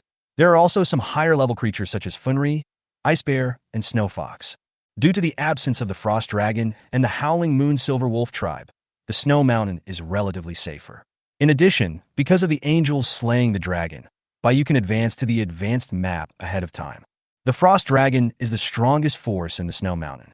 Although it has not reached the divine realm, Bayou estimates that it is at least a monarch or emperor. The howling moon silver wolf tribe was only a leader-level tribe and could only be located at the outermost edge of the snow mountain. There couldn't be such a huge gap in strength in the middle, and there must be other dangerous races. Since the undead won't die anyway, Bayou just lets them upgrade and spawn monsters outside the snow mountain. Bayou's current strength is more than enough to deal with the beast tide. If the beast tide is based on the Lord's comprehensive strength or is affected by the terrain, it may be a little difficult for Bayou. Because Bayou is close to two forbidden areas, there are countless monsters inside, so it is understandable that the beast tide is a little strong, not to mention that Bayou's castle has been upgraded to a town. The beast tide brings not only destruction and death, but also the lords who can hold on can obtain countless food, magic crystals, spirit cores, experience, and other resources. Bayou suddenly thought of Sun Xiao Xiao. The locations of Sun Xiao Xiao and Bayou's castles were not much different, and the scale of the beast tide was likely to be the same. It is basically impossible for her to survive the beast tide relying on those red-blooded demon apes, and Bayou needs her help to survive successfully. However, this also has great benefits for Bayou. Other lords only gain from one beast tide, but Bayou gained from two. By the time the beast tide passes, Bayou's undead army will directly reach a very terrifying number. Chapter 78, The Beast Tide arrives at midnight. Time soon came to the afternoon, and there were less than 10 hours left before the beast tide arrived. All the lords were seizing the time to improve their strength. Bayou's undead were scattered outside the castle territory to upgrade, and John's level successfully reached level 7, and this was the result of all the skeleton soldiers giving John heads. Bayou believed that after surviving the beast tide, even if John could not reach the commander level, he should have no problem reaching level 9. Arthur lived up to everyone's expectations and was promoted to the commander level. Withered Space forms a range barrier, absorbs the vitality and soul of the enemies within the barrier, and temporarily enhances its own attributes. Arthur, who has been promoted to the commander level, has added an active group skill with a strengthening effect, which is just right for the upcoming beast tide. Bayou herself was not idle either. Every 2 hours when her magic power was fully restored, she would help the necromancers to summon together. There was no problem in summoning all of them before midnight. Bayou would no longer consume magic power after 10 o'clock in the evening, and would concentrate on waiting for the beast tide after 12 o'clock to ensure that he had enough magic power and sufficient combat effectiveness. The world chat fell into an eerie silence, and everyone felt a depressing atmosphere in their hearts. In the evening, Zhao Lianxue sent a private message. The orphan of Zhao. Boss, the equipment has been sent. Zhao Wangbao. Okay. The conversation between the two was brief and to the point, without any unnecessary nonsense. It seems that Zhao Lianxue also knows the importance of the last day, and these equipment have obviously been forged in an expedited manner. Bayou took a look at the warehouse and confirmed it, then immediately put all the weapons on the shelves. There shouldn't be any equipment that sells better than this time period. The order that Bayou put on the shelves caused some sensation, but not a big one. These lords are now only concerned about their own survival. When they see the big guys putting equipment on the shelves, and the soldiers of these lords themselves have no combat effectiveness and need to be equipped and armed, they naturally begin to frantically purchase equipment. No one is sure whether they can survive the beast tide and keep the magic crystal. I'm afraid that by that time I'll be alive to keep it, but not to spend it. Night arrived as expected, and Bayu's equipment was sold out. Bayu immediately gave 50,000 magic crystals to Zhao Lianxue. It was very likely that Zhao Lianxue was relying on these magic crystals to improve her strength. At this moment in Zhao Lianxue's castle, more than 200 dwarves stopped mining and working and began to put on their equipment neatly, making final preparations for the beast tide at 12 o'clock. Zhao Lianxue used the magic crystals sent by Bayu to upgrade the barracks and unlocked the dwarf warriors, which could be summoned after 12 o'clock. Zhao Lianxue felt extremely tormented. Although there were few wild beasts where she was, it did not necessarily mean that the scale of the beast tide would be small. I suddenly envy the big guys. They must not have such worries. Orphan of Zhao. Boss, I hope I can see you alive tomorrow. Xie Huangbao. You haven't seen me yet? Bayu responded in what he thought was a humorous way. Xie Huangbao, believe in yourself. You will see me after you upgrade the town. Orphan of Zhao. I will upgrade the town as soon as possible. Xia Huangbao. Come on. After the unremitting efforts of Bayu and the necromancers, all 1,500 corpses of howling moon silver wolves have been summoned.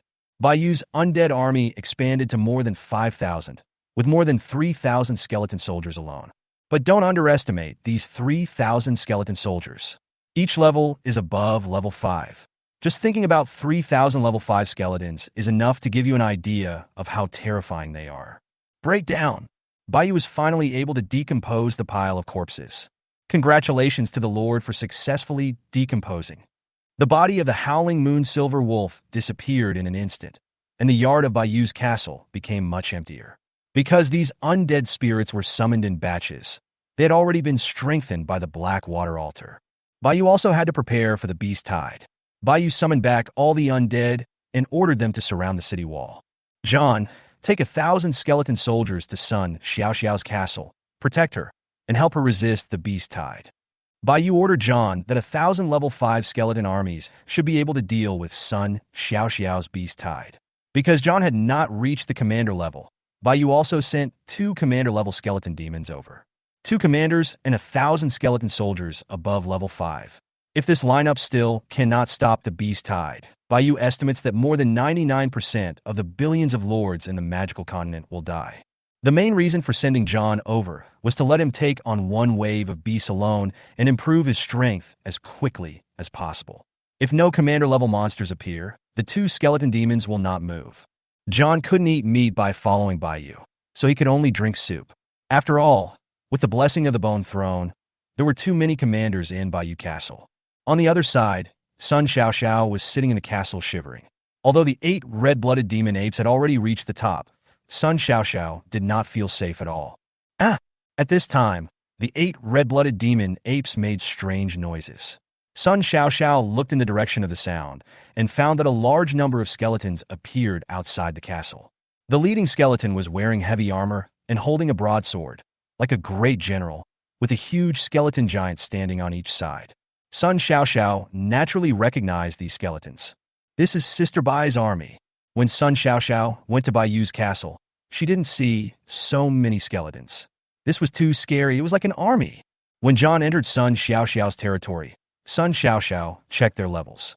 It doesn't matter if you don't look at it, but once you do, you'll be shocked again. Not only were the 2 skeleton giants at the commander level, but all the skeletons, including those that Sun Xiaoxiao thought were just ordinary soldiers, were ridiculously strong. 1,000 skeletons. All of them were above the commander level. Oh my god, what kind of army is this? Sun Xiaoxiao turned around and looked at her 8 monkeys. What the hell is this? Sun Xiaoxiao's worries were swept away. With Sister Bai's help, she would have no problem surviving the beast tide. John led the skeletons to surround Sun Xiaoxiao's castle. Compared with Bayu's castle, Sun Xiaoxiao's castle was much smaller. 1,000 skeletons could defend it without any blind spots. As the time gradually approached midnight, all the lords were ready for their final desperate struggle. Time, 23. There were only 10 minutes left, and all the lords seemed unable to withstand the tremendous psychological pressure. Torment, panic, and even despair, all kinds of emotions began to spread among the lords. World chat also became lively at this moment, as if to relieve the huge pressure or to say one last word. Electric Rat. Rat, I really can't take it anymore. Old 8, don't say such discouraging words. Drink this bowl of aioli. I will kill all the beast tidal waves, turning into a horse. Old 8 is a real man. I admire him. Alas, I have no chance. See you in the next life. Sad egg yolk. Be cheerful. Maybe if you die, you can quit the game and return to Earth. Wong Luffy. Tell me now. Tell me you want to live? Orphan of Zhao. I hope everyone can survive. Loves to eat coriander. We will be able to go home and eat coriander soon. Everyone must live well. There was still 1 minute left, and Baiyu had already reached the top of the city wall, staring into the distance.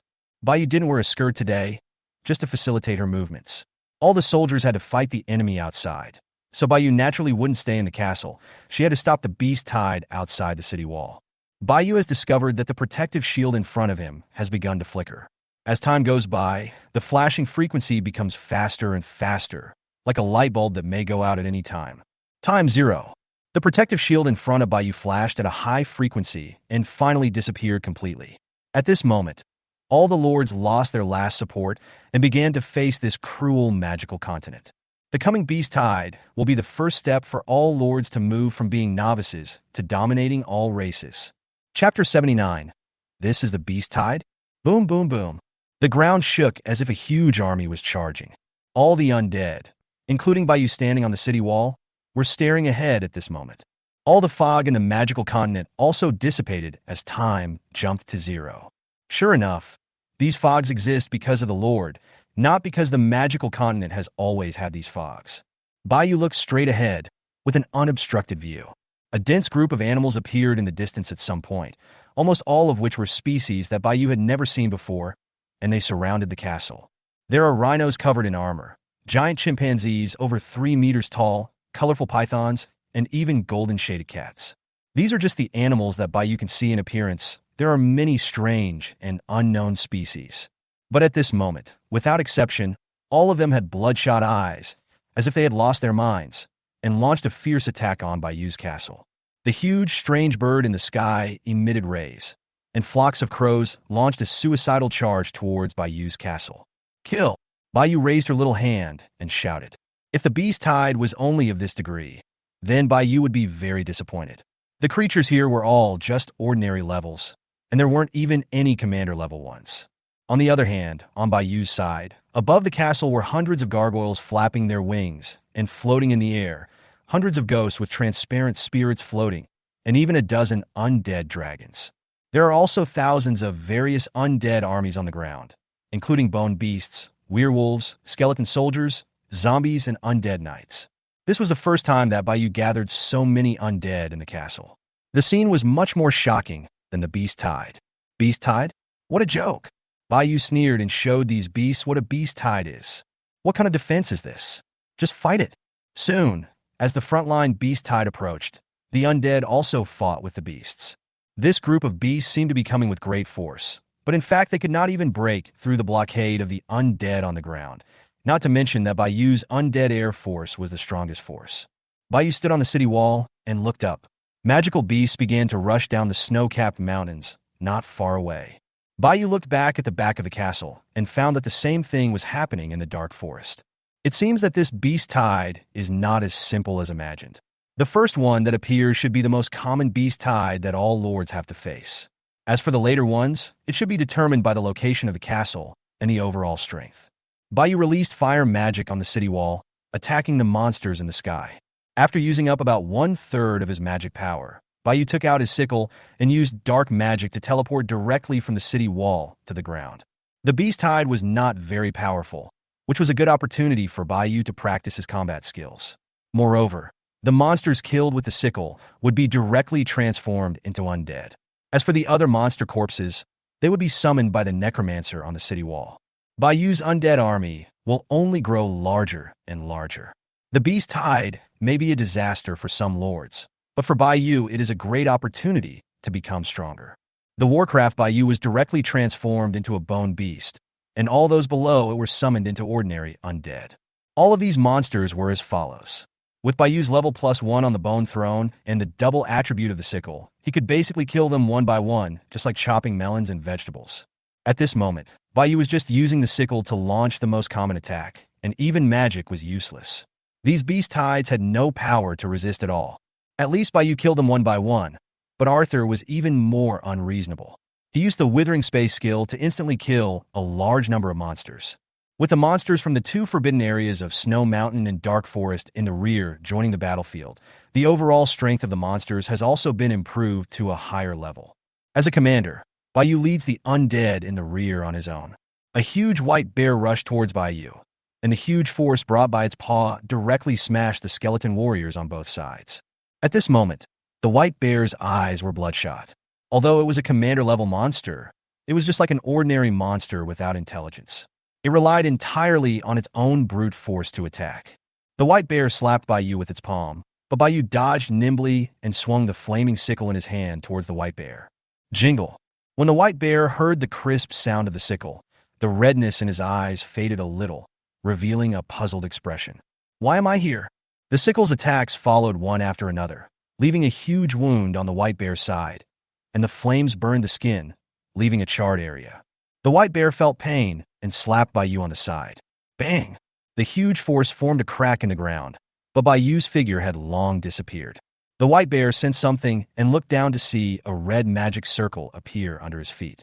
Before he could react, a huge pillar of fire swallowed him up. Then instantly several black spears flew over and pierced into the pillar of fire. The white bear's body was instantly pierced by the black spear. The pain that pierced its soul made it completely sober up, and the scarlet in its eyes completely dissipated, turning into a trace of clarity. Just as the white bear was about to beg for mercy, the surrounding pillars of fire suddenly disappeared, and the red magic circle under its feet turned gray. The white bear's body was pierced by a black spear and was burning with a strange black flame. It was completely powerless to resist, and its huge body was crushed to the ground in an instant. The white bear felt that his vitality was rapidly dissipating. That's right, this gray magic circle is Bayou's undead summoning magic. Bayou had been trapped in a misunderstanding before. That undead summoning magic can only be used on corpses, and Bayou had always believed that this was a skill that did no damage. What if you summon a living thing? Now the answer is obvious. Although living creatures cannot be summoned, their vitality will be rapidly depleted until they die. In other words, the undead summoning magic will also cause harm when used on living things. There is also a small suppressing effect that prevents them from escaping from the magic circle. If it were an uninjured white bear, it might have been able to break free in an instant, but it is now seriously injured and cannot break free at all. You can only wait quietly for death in the summoning magic circle. The white bear fell and died in the magic circle. A huge skeleton demon crawled out of the magic circle, instantly joined the battlefield, and began to rampage at the surrounding beasts. It's not that Bayou doesn't want to double summon, but with Bayou's current level of undead summoning magic, corpses above the commander level cannot be double summoned, and only one can be summoned. Congratulations to the Lord for killing the Winter Ice Bear and gaining 240 experience points. Double experience at night. It must be so cool with so many monsters. Little Karami, do you want to fight with me? Chapter 80. Lords respond to the Beast Tide. With so many monsters tonight, they should be able to level up at least one level. Adding Sun Xiaoxiao's side, let's make a bold estimate. It's not too much to ask for a level up of 2, right? The leader of a group was easily dealt with by Bayou. After all, he is the leader now. With the strengthening of the sickle, it is natural for him to deal with it easily. It's just that a little over 100 million mana points were wasted, but it's understandable if one wants to resolve the battle in a cool and handsome way. At this moment, with John's help, Sun Xiaoxiao found it not too easy to deal with the Beast Tide. Even the second wave of strengthened Beast Tide was only a few that emerged from the Dark Forest, and they were all small. Of course, she also knew that if it weren't for Bayou, she would be dead now.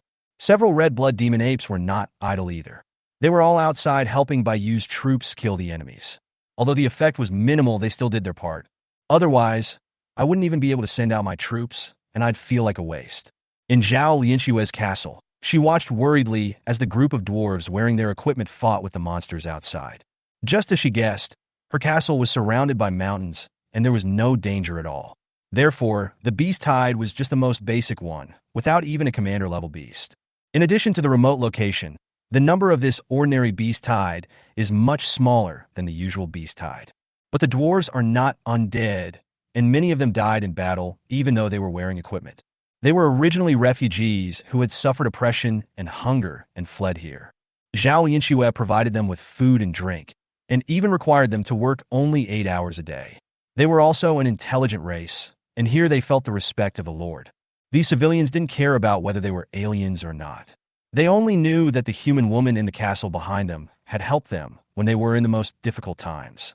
Now that she was in trouble, these dwarves would protect her even at the cost of their own lives.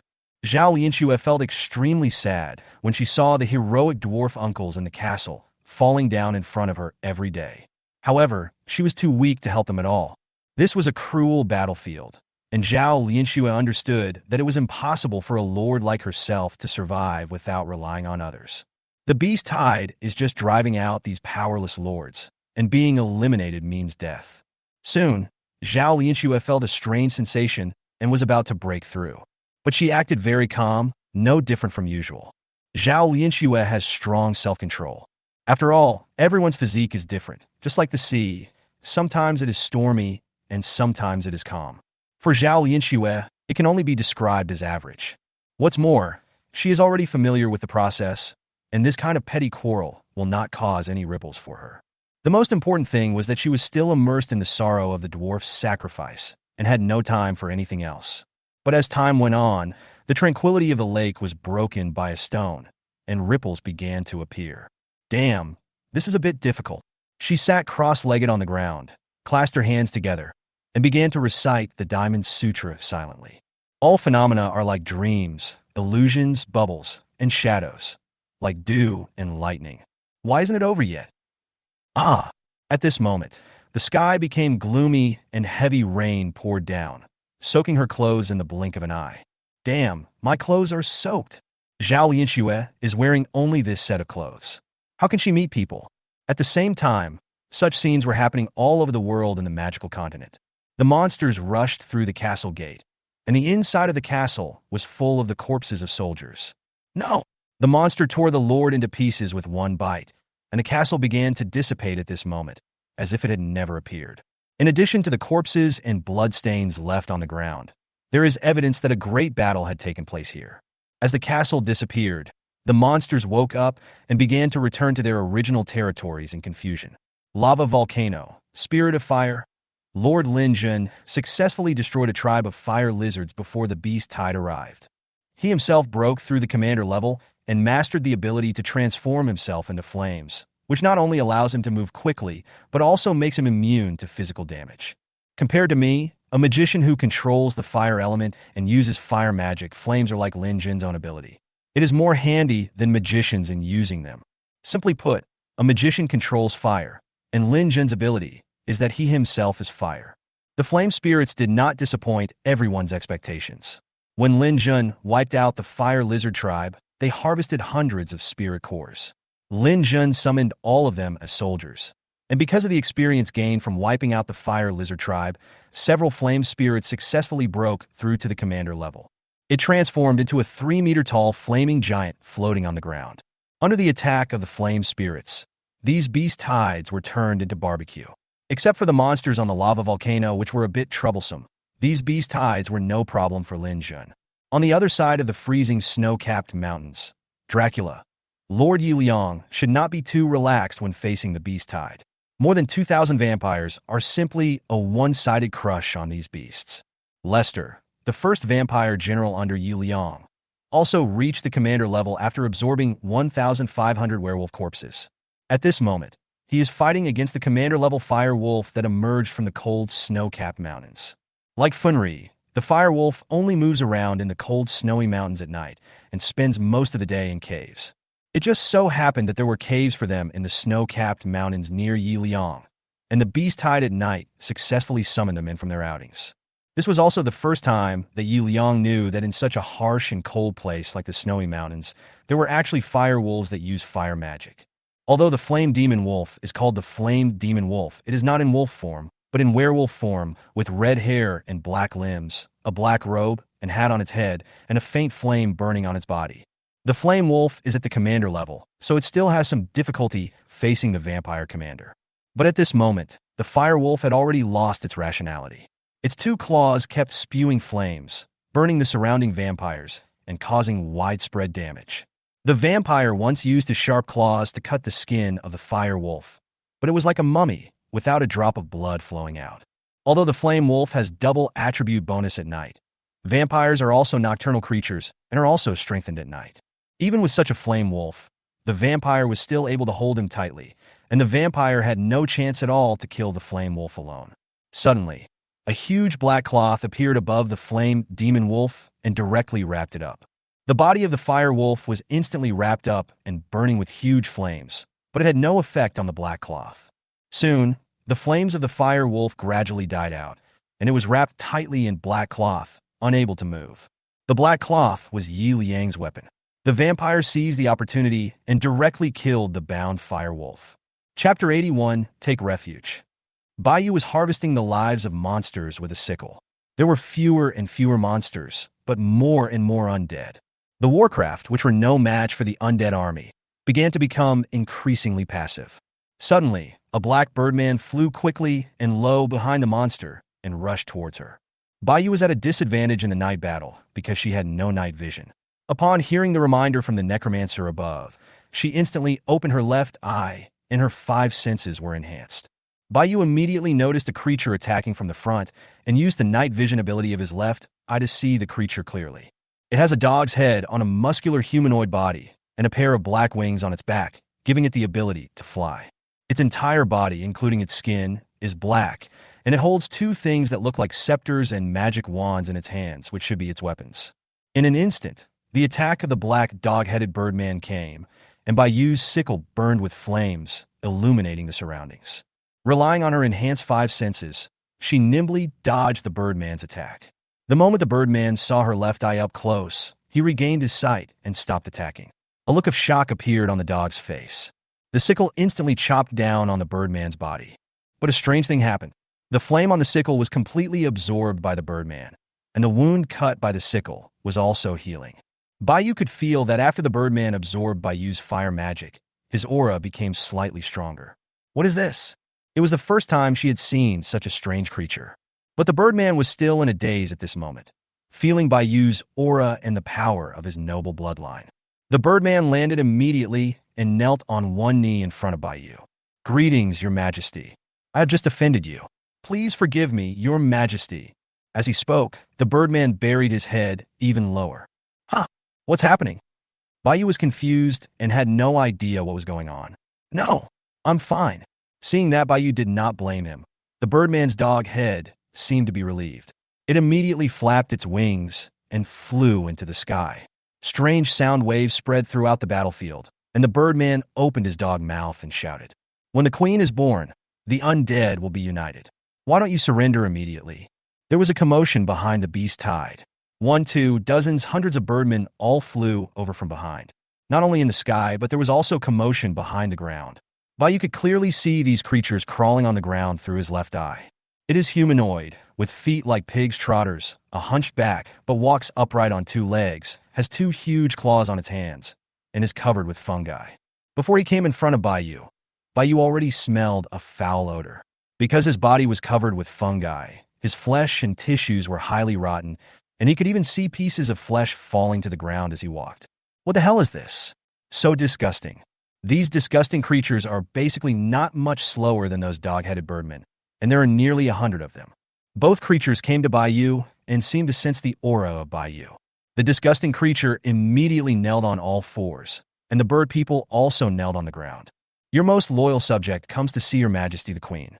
Wait, Baiyu seemed to understand. Only the undead would call themselves the queen, combined with the birdman's words just now and its strange abilities. So, these disgusting creatures and these birdmen are all undead. There are other undead creatures in the magical continent, but judging from the birdman's words, they seem to have been dispersed. Just because Baiyu is the only summon of the undead clan doesn't mean there are no other undead creatures in the magical continent. Yes, but not many, because there are too many types of undead. These native undead may have been glorious in the past, but now they have split up for unknown reasons and are fighting each other. Their status is basically at the bottom of the magical continent. According to the Birdman, the undead tribe should have had a king in the past, but the king died. This led to the split of the undead tribe into more than a dozen tribes, large and small. Kill all these monsters. Bayou stood in place and gave orders while looking at the more than 200 undead who surrendered to him. These creatures immediately rebelled against the beast tide and began to attack the surrounding beasts. Bayou teleported to the top of the city wall and put away his sickle. At this moment, the beasts had stopped appearing. Bayou glanced at the time. In another 15 minutes, these monsters would probably be slaughtered by their own undead army. Speaking of which, Bayou still didn't know what race these two undead were, so Bayou called up the system panel to check. Destroyer. Growth limit. Monarch level. Active skill. Magic Devour. Magic Devouring. Absorb magic to strengthen yourself. The initial mana is 0. When the absorbed magic value reaches 100 points, you can advance to release skills again. Magic Explosion. Passive skill. Magic Immunity. So awesome? No wonder the fire magic I just cast on it was useless. It turned out to have been absorbed. The Destroyer, whose life attribute is capped at Monarch level, has over 100 destroyers at the Monarch level. This is the biggest gain of the Bayou Beast Tide. There is only one destroyer here that is a commander level, which is the one that just attacked Bayou. The upper limit of life is Monarch level, which does not mean that all of their undead can definitely be upgraded to Monarch level, but there is only a slight possibility of breaking through the Monarch level. I kept seeing the World Chat Lord saying that there were soldiers coming to join us, and today I finally encountered one. Ghoul. Growth limit. Royal level. It turned out to be called ghouls. There was no leader among this group of ghouls, so Bayou just picked one at random and checked its information. The conclusion is this cat is too lame. Although its growth limit is the same as the gargoyles, it doesn't have any special abilities. It can only be described as lame. To Bayou, the ghoul feels like a low-end version of the gargoyle, and the most important thing is that it can't fly. It's okay that you can't fly, but it's also so disgusting. Ugh. Of course, Bayou felt a little disgusted in his heart. After all, the other person came to join him. Maybe he had the skills to become a commander. Chapter 82 is over. After killing so many monsters and gaining double the experience, Bayou finally got the chance to level up again. She felt that after she reached the commander level, her experience bar became much longer and the upgrade speed became much slower. She quickly took out the sickle again. The double attribute improvement brought by the sickle would greatly increase her resistance. Time 01. All the monsters have basically been destroyed by Bayou's undead army, and Bayou feels much better.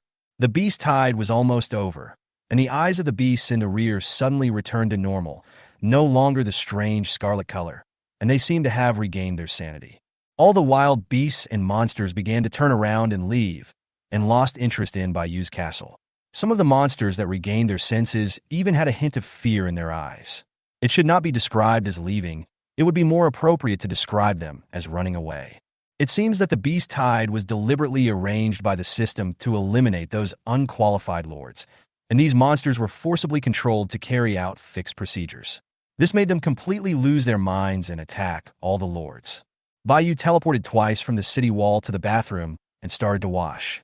Because she was planning to take a shower in the bathroom, she put away her sickle, and her senses were amplified again. Then she took a cold shower.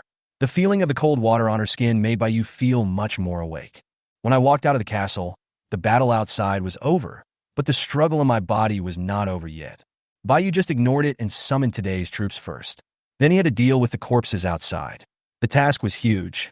Bayou was already counting 10,000 alpacas in his heart. He finally understood that this bath was a waste of time. The undead crystal has been charged. Do you want to summon it immediately? Call. At this moment, she didn't care whether she was lucky or not, and she just wanted to summon all the soldiers first. A light green light began to fill the entire room, and a huge figure appeared out of nowhere. Bayou was instantly attracted by this gaze. Its height alone was nearly 20 meters, with thick limbs and physical features somewhat similar to those of humans. Gray skin, and empty eye sockets without eyeballs, burning with green flames. Giant.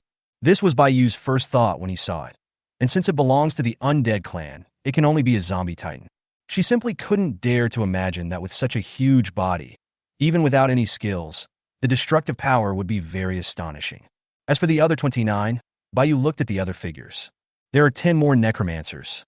They are here to reduce Bayou's workload. Well done. There is also a bone dragon and a ghost dragon, and nothing else, just some undead with low health limits. Greetings, Her Majesty the Queen. Go to the Blackwater altar and strengthen yourself first. Bayou nodded and gave instructions to the undead. 10 minutes later, the undead were strengthened, and Bayou checked the properties of the Zombie Titan. Zombie Titan. Growth limit. Monarch level. Skills. Flame God Body. Ice God Body. Enhancement effect. Flesh greatly improves the defense of the flesh, reduces the magic power consumed by the skill Divine Body, and each attribute point. At first glance, Bayou realized that this Zombie Titan wasn't fake, but really awesome. This is probably the highest attribute for a single character except for Arthur, John, and Xiaobing. The first level strength attribute has exceeded 10 points, and the enhancement directly adds another 10 points. Bayou also looked at the two skills of the Zombie Titan. The effects were similar. Both were strengthening skills, but the properties were different. After the skills were activated, they continuously consumed mana.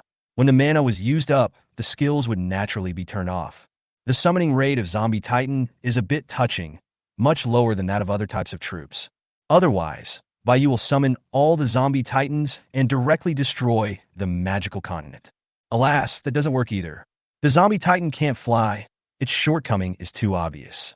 Bayou came to the city wall and began to command the undead to carry the corpses of the monsters and pile them all within the territory of the town. 20 necromancers began a long journey of work.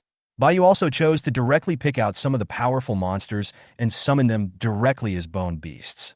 There were not many monsters besieging the castle this time, only more than 7,000. This number was achieved with the help of the monsters from the Dark Forest and the Snowy Mountains. Bayou estimated that the beast tide of an average lord would be around 3,000 to 5,000, depending on the situation. She glanced at the time.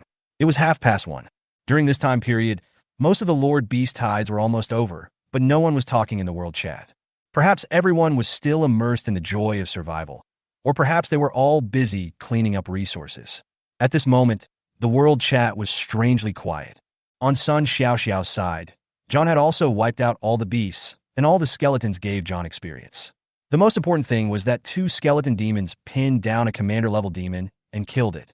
John also successfully reached the commander level with the help of the beast tide and the double experience at night. At this moment, she was directing the skeletons to carry the corpses, while Sun Xiaoxiao showed a smile of surviving a disaster in the castle. The 2 castles were not far apart, but Sun Xiaoxiao's beast tide was much smaller than Bayou's, with only more than 3,000 monsters. This was probably because she was far away from the snow-capped mountains and her strength was weak. John began to lead the skeletons to transport the corpses of the monsters back to Bayou's castle, not without leaving some for Sun Xiaoxiao. There were more than 3,000 of them, and all the remaining pieces were left to Sun Xiaoxiao. Don't underestimate those remaining pieces, as they amounted to hundreds of them. Standing on the city wall and gazing at the busy undead below, Bayou finally breathed a sigh of relief. Call dash. Bayou's complexion gradually returned to its original fair color. It's finally over. Damn it, it's so torturous. Chapter 83. Submission and Alliance Sigh. Bayou had to find out why he had been tortured for so long. Normally, it only lasted 20 minutes each time, but this time it lasted for more than 40 minutes. Unusual, very unusual. Could it be that he was promoted twice in a row? Wow. I guessed it right, I really got promoted 2 levels directly. Although Bayou's current attributes are considered strong among ordinary commanders, they are still not good enough for some abnormal commanders. Probably at an upper middle level. If the attributes are not enough, make up for it with equipment. This wave of beast tide is indeed both an opportunity and a disaster. For some weak lords, it may be a calamity, but for the top lords, it is a great opportunity. After the beast tide, if there was no high-level commander or something, Bayou would no longer be afraid. However, both sides are forbidden areas, and there is no telling how many strong men above the commander level there are. Bayou has to stay calm for now and not be too arrogant. Didn't they say there would be rewards after the beast tide was over? Bayou stood on the city wall. Most of the lord's beast tides should have ended by now. It was already 2 o'clock, which perverted beast tide would last for 2 hours. She clicked on the system's rankings to check, and found that there were only more than 21 hours left on the rankings. Bayou guessed that the rewards might be released after the countdown to the rankings was over. Until I saw that many of the lord names that were originally yellow on the leaderboard had turned gray. There are basically no lords in the first echelon, but from the second echelon to the 5th echelon, more and more lords have gray names. Bayou didn't even need to think. He knew that they were the dead lords, but the number was much more exaggerated than Bayou thought. The death rate of the 5th echelon was close to 70%. Looking around, More than half of the lords' names were gray. On the other hand, in the first echelon, there are basically no lords with gray names. The lords in the world chat also began to become active, celebrating the joy of being alive after the beast tide. Middle-parted boy. Haha, actually survived. Old 8. You didn't expect that the bowl given by Aoli 2 hours ago was not the last one. Big Mango. Although most of the soldiers are dead, at least they survived. Tyrannosaurus God of War. Tremble. Everyone. From now on, you will all be my enemies. I'm going to start a war for supremacy among all races. Ha ha ha ha. Huyen Yini, is the guy upstairs stupid? Bayou glanced at the world chat, ignored the lords who were frantically swiping the screen, and prepared to go back to sleep. These corpses outside can be left to the necromancers to be summoned slowly. They don't need to sleep anyway. Naturally, she did not forget to ask the destroyers where they came from. As for the zombies, they couldn't speak, so forget it. According to Bayou's understanding, these destroyers and ghouls all came from the Dark Forest. There were many species in the Dark Forest, including various wild beasts and magical beasts, as well as some advanced intelligent races who were in distress and fled to the Dark Forest for refuge. The depths of the Dark Forest are very mysterious. The destroyers don't know what is there, and they just stay on the periphery. It must be an extremely powerful person, and the danger level is very high, which is why it is called a forbidden area by weak creatures. So far, the destroyers have not encountered any other undead spirits except ghouls, so Bayou's wish to get something for free has failed. From this point of view, it is reasonable for the undead to appear in the Dark Forest. In this way, even if it is discovered by some powerful forces, it will not arouse suspicion. Bayou felt that it was time to explore the cold, snow-capped mountains and dark forests. The Air Force was responsible for going to the snow-capped mountains because the terrain of the snow-capped mountains was too rugged and not suitable for the Army Undead to move. The Army Undead went to the outskirts of the Dark Forest to deal with some low-level commander-level creatures. Bayou redistributed the work among the undead. The Air Force went to the snow-capped mountains, the Army went to the forest, and some were left behind to do hard labor to assist the necromancers in summoning the undead and moving corpses. Of course, the lumberjacks and stonecutters cannot stop working. Bayou needs a lot of resources to upgrade the castle. They have to work hard, adhering to the principle of not wasting. Bayou has ordered the destroyers and ghouls to return to their former nests and start moving. There are at least more than 200 of them, including commanders. It is impossible that they don't have any coins. There must be some assets to show their filial piety, right? At this moment, Bayou just came to the bedroom and took off his pants. Bayou couldn't bear to throw it directly into the closet like this, so she had to wash it first. Coming to the kitchen, Bayou gulped down several mouthfuls of water. Sweating too much makes one thirsty. Bayou, who had just come to the bathroom to wash her clothes, received a prompt from the system. The beast tied on Zhao Lianshua's side has ended. More than 20 dwarves were killed in the battle, and several were seriously injured and are being taken care of by other dwarves. But the dwarves also gained a lot. Several dwarves were promoted, and one broke through to the commander level. If it weren't for this commander-level dwarf who turned the tide, Zhao Lianxue felt that her castle might have been annihilated. Zhao Lianxue felt a little sad because her strength was too weak. Zhao Lianxue felt that this world was too cruel. She wondered why she was so unlucky to travel through time and space to this world and participate in this bullshit battle for supremacy among all races. Zhao Lianxue suddenly thought of her former boss, the bald, wretched, greasy man, and found that he was not so annoying after all. I just don't know if he is dead now. Zhao Lianxue often thought that if she could find a boyfriend who was 185 centimeters tall, handsome, and rich, it would be enough. The two of them could just have a plain love relationship, get married, have children, and live out their lives. Human high-quality male? People all like the type that is ignorant and naive, right? Zhao Lianxue sighed. She had already opened up her mind when she was in junior high school. She was deceived by her first love's sweet words, and she didn't know what she was thinking at the time, so she just agreed. Less than 2 months later, the two broke up.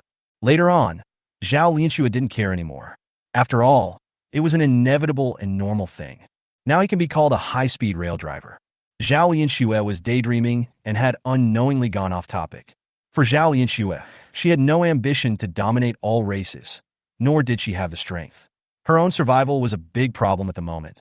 After a few days of contact, Zhao Lianxue found that Bayou was a nice person. Besides, she was a girl and would not be a scumbag who had any thoughts about her body. So Zhao Lianxue made a bold decision. She must surrender to Bayou. Chapter 84. Submission and Alliance, Part 2. Bayu put down her underwear and opened the system panel. The Orphan of Zhao. Boss, I don't want to work hard anymore. Please accept my knee. Crisp yellow burger. Huh. The Orphan of Zhao. My name is the Orphan of Zhao, and I have been an orphan since I was a child. Bayu was confused. What happened? The beast tide is over, and now there is another fool? Orphan of Zhao. My dwarf troops are too weak. I summon 20 a day, and there are only 140 in 7 days. If it weren't for the help of the dwarves who surrendered to me, I'm afraid I would be dead now. After the beast tide, I truly realized the cruelty of the magical continent. I could not survive relying solely on the dwarves. You are the big boss and don't have this worry, but I can't. I am afraid of death. The dwarves were also very kind to me. Apart from their appearance, they were almost the same as normal humans. They would chat with me, die, and feel pain. I had already treated them as humans during these days. Just because I gave them food, they would kill the beasts that invaded the castle even at the cost of their lives. Even when they were seriously injured and fell to the ground, they would still smile when they saw that I was still alive. I don't want them to die, and I don't want to die either. I want to submit to you, sir, and become your vassal. This is the result of my careful consideration. You can consider it. Damn it. Bayu wasn't paying attention, and Zhao Lianxue directly sent a short composition to him. Bayu took a quick look at it. Wait, surrender to me? How could I have done this? It was the first time that Bayu saw someone surrender voluntarily. But it must be said that submission is completely one-sided. If you encounter some bad lords, they will be used and thrown away. If it is useful to me, keep it. If it is useless to me, let it die. After all, life and death all depends on the Lord's thoughts. Who would be willing to put their life in the hands of others? Bayu estimated that Zhao Lianxue might be in despair at this moment.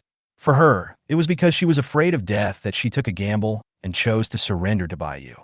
If Bayu was a bad guy, it would just be a different way of dying, and Zhao Lianxue's current situation would not change.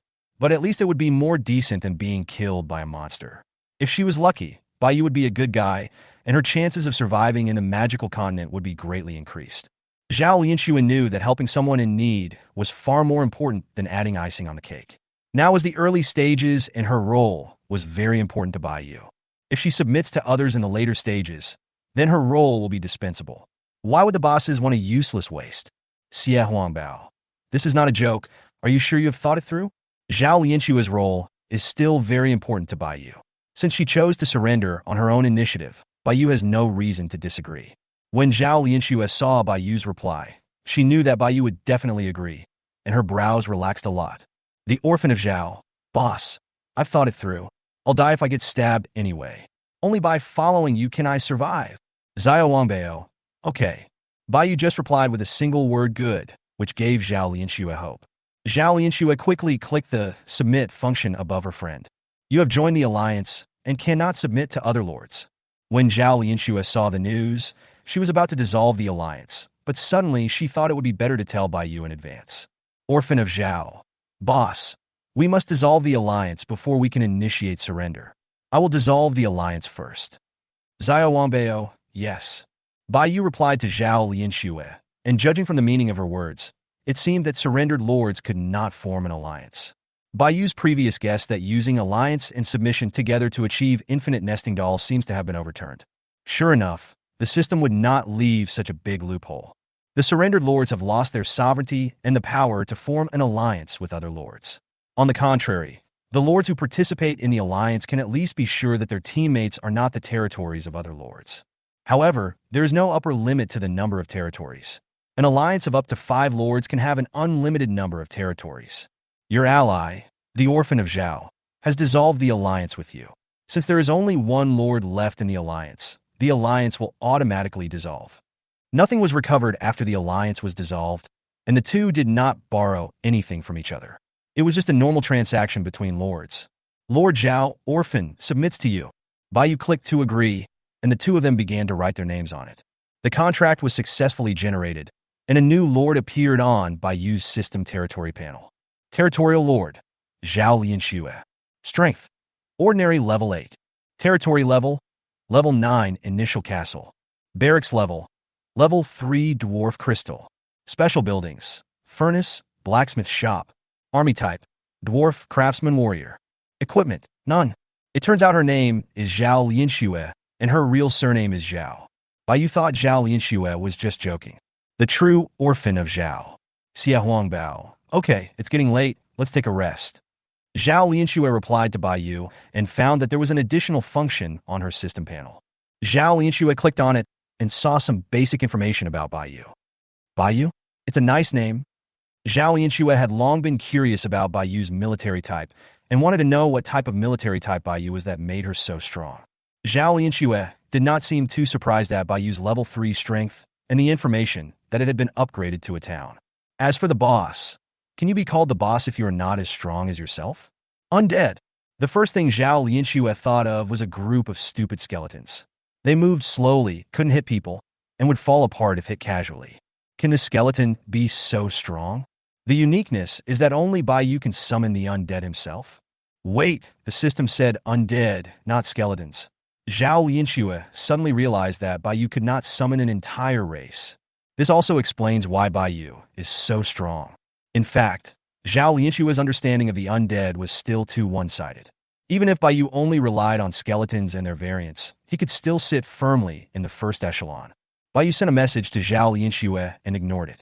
She quickly washed her underwear, went to the bedroom, and threw the clothes into an empty closet. This is specially used to deal with dirty clothes. It has its own drying and cleaning function. After cleaning, the clothes are indistinguishable from new ones. It is really a lazy person's magic tool. Bai Yu took off all her clothes and prepared to go to bed. Alas, there was nothing she could do as sleeping naked had become a habit. That's all for today's nightlife. Chapter 85, Submission and Alliance, Part 3. At 3 o'clock in the morning, when Bai Yu, Zhao Lianxue, and others fell asleep one after another, all the lords who survived the beast tide began to follow a trend: alliance. Almost 80% of the lords who survived the beast tide were able to withstand the beast tide with difficulty. Like Zhao Lianxue, they had a clear understanding of their own strength. That is weak. Too weak. So besides improving your own strength, are there any other ways to become stronger? Yes. That is the alliance. The alliance has become the only choice for almost all weak lords. Although the alliance has only 5 people at most, the flow of resources and mutual support among the 5 people can greatly enhance the lord's sense of security. After the first lord came up with this idea and started speaking in the world chat, it completely ignited all the lords. Everyone in the world chat is talking about one topic, which is finding teammates to form an alliance. In order to prevent arbitrary withdrawal from the alliance, the conditions for joining the alliance and the penalties for withdrawing from the alliance have even been tightened. Of course, this restriction is a contract jointly formulated by all alliance members. With the system in place, it is impossible to disobey it. In the lava volcano, Spirit of Fire, Lord Lin Jun was still counting the spoils after the beast tide ended. Because Lin Jun's castle is located on a volcano, the monsters that attack his castle are mostly fire creatures native to the volcano. The experience gained from the attacking beast tide is not important. What is important is that among the 4,000 or 5,000 monsters, more than half of them are from the volcano, and their own strength is above 100%. According to the above probability of Warcraft randomly dropping spirit cores, more than 2,000 Warcraft corpses can drop at least about 1,000 spirit cores. 1,000 spirit cores allow Lin Jun to summon 1,000 flame spirits, whose strength has increased many times more than before. Even Lin Jun, who had always had a blank expression on his face, showed a rare smile. Because Lin Jun's army only has one kind of creature, the flame spirit. So after Lin Jun upgraded the barracks several times, he not only increased the number of flame spirits summoned every day, but also increased the basic level. Lin Jun placed all the spirit cores into a magma pool in his castle. This special building has a similar function to Bai Yu's Blackwater altar. The spirit core can be transformed into a flame spirit, and it is also connected to the barracks crystal. That is to say, as the barracks improves the basic level of summoning flame spirits, the level of the flame spirits summoned by Lin Jun himself will also be upgraded accordingly. In this way, Lin Jun's strength will indeed usher in a huge improvement. As for the biggest threat on the volcano, the lava dragon, it suddenly woke up from its slumber a few days ago for some unknown reason, roared and flew away from the volcano. It has not returned yet. As Lin Jun looked at the continuously emerging flame spirits, his self-confidence soared. Just when Lin Jun was about to go to bed, a message suddenly popped up on the system. Lin Jun clicked it with some confusion, and it turned out to be a friend request. Ice Lord, Lin Jun didn't understand why this person added him as a friend. In the following days, Lin Jun rarely visited the exchange, so his popularity became lower and lower. It was long past the time when he would have thousands of people add him as a friend just by posting a message in the World Channel. Lin Jun agreed with his friend, thinking that this person might want to talk to him about something or something else. Spirit of Fire, what's up? Ice Lord, hello sir. Are you interested in forming an alliance? Currently, our alliance already has 4 lords, all of whom are lords of the second echelon. We would like to find a top lord of the first echelon to take charge. Are you interested? There were 1,000 people in the first echelon, and Lin Jun didn't believe that they chose to find him. Spirit of Fire, why are you looking for me? When the Ice Lord saw Lin Jun's curiosity, he seemed to see a glimmer of hope and decided to reveal some more details. Ice Lord, boss, let me tell you the truth. From all the lords in the first echelon, your troops are the only ones that look most like elemental creatures. Spirit of Fire, just because of the name? Ice Lord, to be honest, I and my 3 current allies are all elemental creatures. Lin Jun was completely interested when he saw this, and he found it incredible how these 4 lords who summoned elemental creatures could gather together. The Ice Lord and his companions were also confident that they had the strength to be in the first tier, but unfortunately, there were only 1,000 places on the list. They thought that they were just unlucky and were squeezed into the second tier. Even if not, they are still considered the top combat force among the second echelon. Ice Lord, boss, I believe you should have a preliminary assessment of our strength and will not hold us back. If you come, you can take the position of leader. The Ice Lord was very sincere, and he was also confident that Lin Jun's troops were elemental creatures. If divided according to the strength of the troops that summon elemental creatures, they are at least in the second echelon, or even the first echelon. The second echelon has 10,000 people, and Lord Hanbing has seen them all and talked to several suspicious lords. If there is no one who meets the requirements, then they can only be in the first echelon, and the only one in the first echelon who meets the name requirements is Lin Jun. Lin Jun thought about it and realized that what the Ice Lord said was right. Indeed, if they were all elemental creatures, they would not hold him back, but would be of great help to him. The functions of the Alliance are definitely not limited to what is shown now, so there is only one result: their current castle level is too low, and the corresponding functions have not been unlocked. Spirit of Fire, I agree. The Alliance is indeed of great help to the current situation. Ice Lord, congratulations in advance on joining us. Afterwards, the Ice Lord pulled Lin Jun into the Alliance, and the words Alliance Chat appeared at the top of Lin Jun's World Chat channel. Ice Lord, all members, the boss is here. Everyone should introduce each other to him and get familiar with everyone's arms. What surprised Lin Jun was that, except for the Ice Lord, the other 3 did not sleep. Lord of the Earth, hello sir.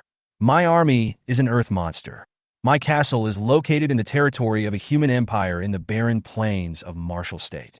Vine Fairy, my dear, my army type is a tree spirit. My castle is in a forest in Podale State. Woohoo! I'm so envious that we are all in the same state.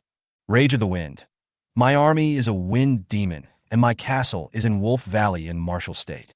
Ice Lord, I summon the Snow Girl, who should be the only highly intelligent creature among you. My castle is in the snowy mountains of Marshall State.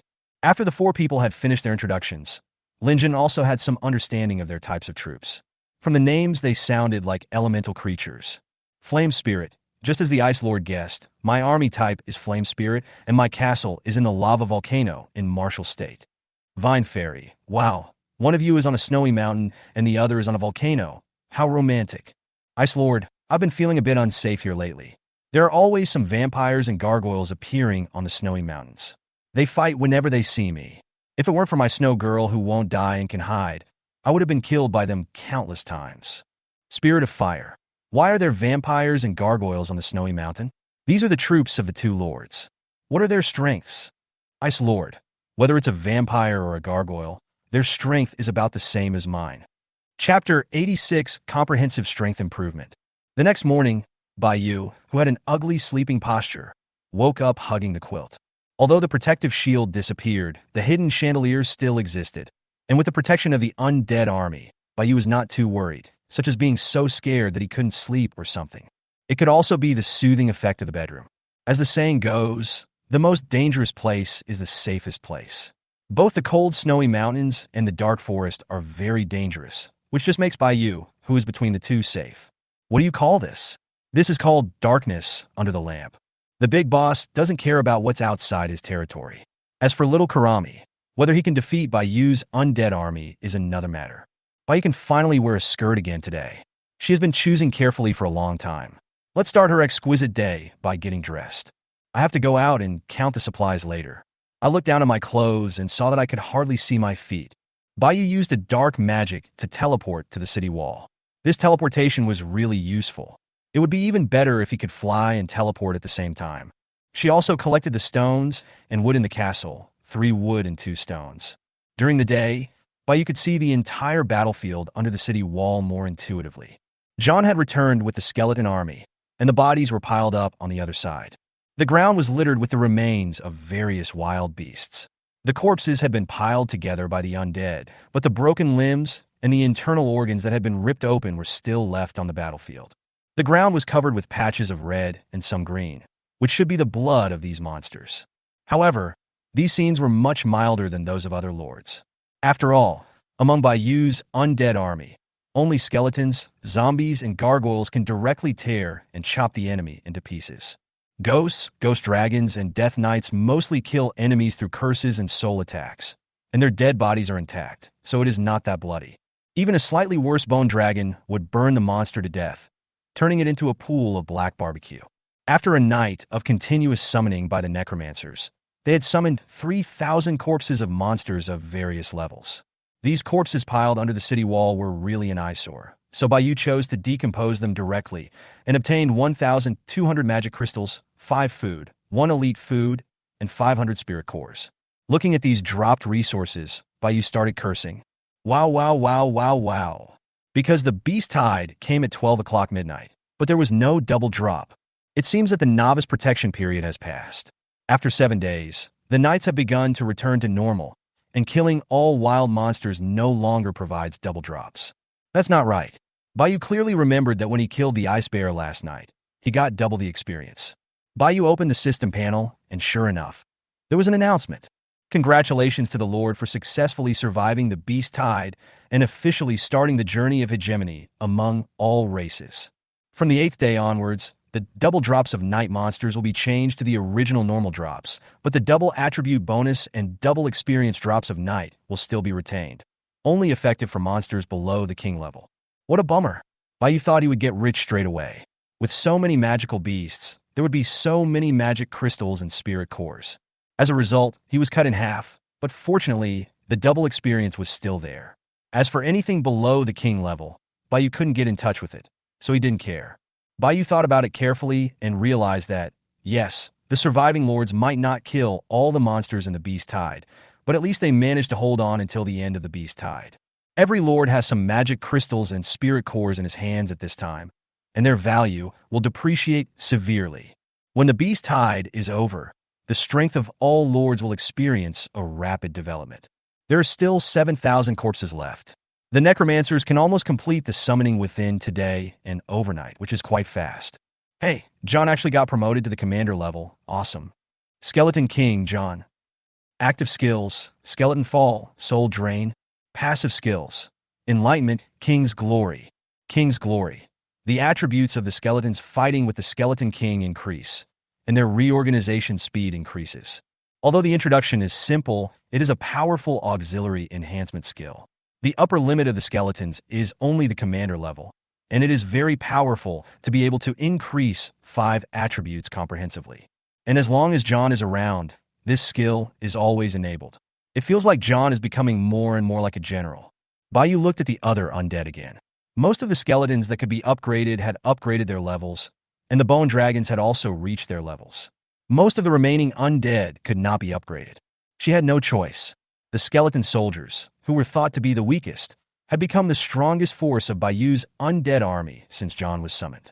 The zombie titan was also upgraded overnight. As long as you kill a high-level monster and get double experience, your level will increase rapidly. It rises quickly in the early stage, but will become slower and slower in the later stage. There will be no second beast tide. Bayu saw a ghost flying back and heading towards the castle. It flew back from the snowy mountains. It was obvious that the ghost was delivering a message. Bayu used magic to return to the castle again, took 2 steps, and came in front of the ghost. Your Majesty, the gargoyles have found the castle of the vampires. Chapter 87 Frost Cave. Of course, Yi Liang's vampires couldn't find Bai Yu's castle. After all, the hidden chandelier was not just for decoration. Without the strength of a king, one couldn't see through the hidden effect. On the contrary, the encounter of the vampires and gargoyles on the harsh, snowy mountains resulted in the death of many of Yi Liang's vampires. But vampires are not completely helpless against the undead. The blood magic mastered by commander-level vampires can directly attack the soul. In other words, only Yi Liang's commander-level vampire has the power to kill the undead. Coincidentally, there is also a commander-level gargoyle on the snow mountain. Yi Liang's commander-level vampire was no match for the gargoyles of the same level that could absorb magic. A red figure suddenly appeared inside Yi Liang's castle. My lord, the gargoyles have discovered our castle. Yi Liang was stunned. Didn't he ask them to lead the gargoyle away? How come they were still discovered? It doesn't matter if the other party discovers your castle. The key is that your troops can't even find any information about the other party's castle. This group of gargoyles and the Lord Girl that night seemed to appear out of thin air. However, the vampires brought back good news. They found the cave of the fire wolf that was in the beast tide last night. Yi Liang decided to destroy them and improve his strength as soon as possible. After all, Bai Yu's oppressive feeling was still a bit strong. Not to mention that Yi Liang's castle has been discovered now. But the location of the cave was not as close to his castle as Yi Liang guessed, but still some distance away. Yi Liang guessed it should be another cave. Then Yi Liang immediately led the vampires to set off. But neither Bai Yu nor Yi Liang discovered that there was a lord hiding in the cold, snowy mountains, and that was the Ice Lord Lung Jie. Bai Yu's castle is located on the east side of the snow mountain, while Yi Liang's castle is located on the west side outside the snow mountain. The distance between the two spans the entire snow mountain. In the middle of the snowy mountains, there is a valley formed between the mountains. Lung Jie's castle is here, and the entire castle is covered with snow, making it very difficult to be found. The castles of other lords were either built on the hillside or on the top of the mountain, but the location of Lung Jie's castle was very strange. Lung Jie's soldier, the Snow Girl, is a bird-like creature formed by ice and snow. The woman's head and body, her hands were 2 wings made of frost, and her feet were 2 huge bird claws. Although the Snow Girl is beautiful, she is not in human form. She has lost her jade feet and has 2 bird claws in their place, which are her main method of attack. This kind of creature of ice and snow element also has a combat power bonus in the harsh snowy mountains. At the same time, the ice and snow are indestructible and the Snow Girl is immortal. This is a snow mountain covered with ice and snow everywhere. Lung Jie thinks that his Snow Girl is invincible on the snow mountain. Although Yukiana is not very powerful in combat, she is extremely intelligent and possesses the characteristics of immortality. Lung Jie believes that the 2 gargoyles and vampire lords should be second-tier lords like himself. They have become enemies for some unknown reason. They are always looking for each other's location. If they encounter each other, they will not hesitate. Start fighting. Although these 2 forces feel much stronger than him, Lung Jie's Snow Girl is famous for her wisdom and immortality. What? Vampires and gargoyles are also nearly immortal. Wouldn't it be over if you just freeze it? Is there any difference between being sealed and dead? Sir, we found a frost cave. When Lung Jie heard this, his face lit up with joy. There were some frost caves on the cold, snowy mountains, which contain a lot of good things, just like the game copies in his previous life. However, the location of the frost cave is extremely difficult to find, and there are at least a few commander-level beings inside. While the 2 lords are fighting each other, Lung Jie can rely on the immortal Snow Girl to develop secretly in the dangerous and harsh snow mountains. By then, both lords will submit to me. Set off! Lung Jie and the Snow Girls turned into a pile of snow and fell to the ground, disappearing. Bai Yu is still in the castle listening to the ghost report. His castle is beyond the west side of the fierce snow. Bai Yu is silent. This is a bit difficult, not to mention the possible dangers of crossing the snow-capped mountains. Just the distance would take more than 4 hours for Xiaobing to fly across the snow-capped mountains at full speed, and it would take Arthur 5 hours to fly in the harsh environment of the snow-capped mountains. Not to mention those bone dragons and gargoyles, it would take about 8 hours. It is impossible for Bai Yu to destroy him with only 2 commanders, Arthur and Xiaobing. As a top lord, no matter how incompetent he is, it is unreasonable for the castle to not have 7 or 8 commanders. Moreover, Now is a special period. Xiaobing cannot go out casually and must avoid suspicion. Without Xiaobing, my strongest commander, Baiyu was not sure he could defeat him. We can't really lead a large army to fly from day to night to deal with him. You have to know that the longer we stay in the snow mountains, the greater the probability of encountering danger. Your Majesty, the gargoyles have discovered a strange cave in the snowy mountains. I once went inside to check it out and saw some strange werewolves through the walls, most of whom were at the commander level. Could this be a dungeon? There are only some commanders inside. It is daytime now. The danger of the snow mountain is relatively low, and the monsters in the cave do not have double attribute bonuses. Isn't this definitely a way to deliver resources? There should be treasures in the dungeon, right? Let's get started. Baiyu will never miss any opportunity to become stronger, and must make good use of the resources around him. Arthur, John, go! After all, it is a cave, so we must go inside. Arthur is too big and probably can't get in. So, Baiyu chose to bring John with him. John is a normal human and can definitely get in. Having John as the main combat force should be enough.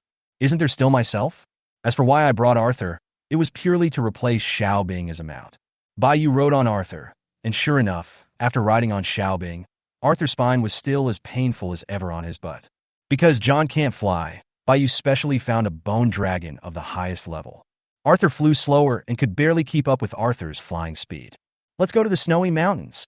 Arthur flapped his wings and flew with Baiyu, directly flying out of the castle into the sky. John behind him also transformed into a dragon knight, riding a bone dragon and following behind Baiyu.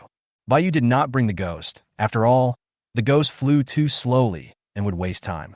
Baiyu asked the ghost to point out a general direction, and when they reached the approximate location of the snow mountain, other gargoyles would lead the way. The location of the frost cave is on the north side of the snow mountain, a little bit outside. This also proves that the creatures in this cave are not too strong.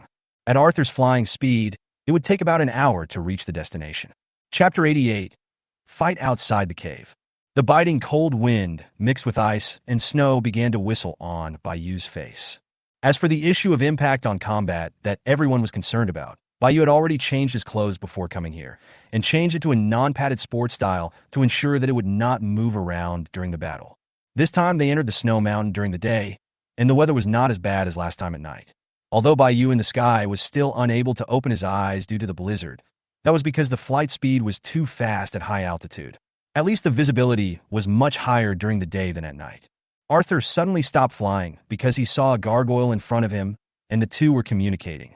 Baiyu finally had the opportunity to see the scenery of the surrounding snow-capped mountains. Because the fog was gone, Baiyu's sight could see through the ice and snow into the distance. The entire snow-capped mountain is white, with endless mountain ranges everywhere. Except for a bit of black in the direction where Baiyu had just come from, the rest of the place is filled with endless white peaks.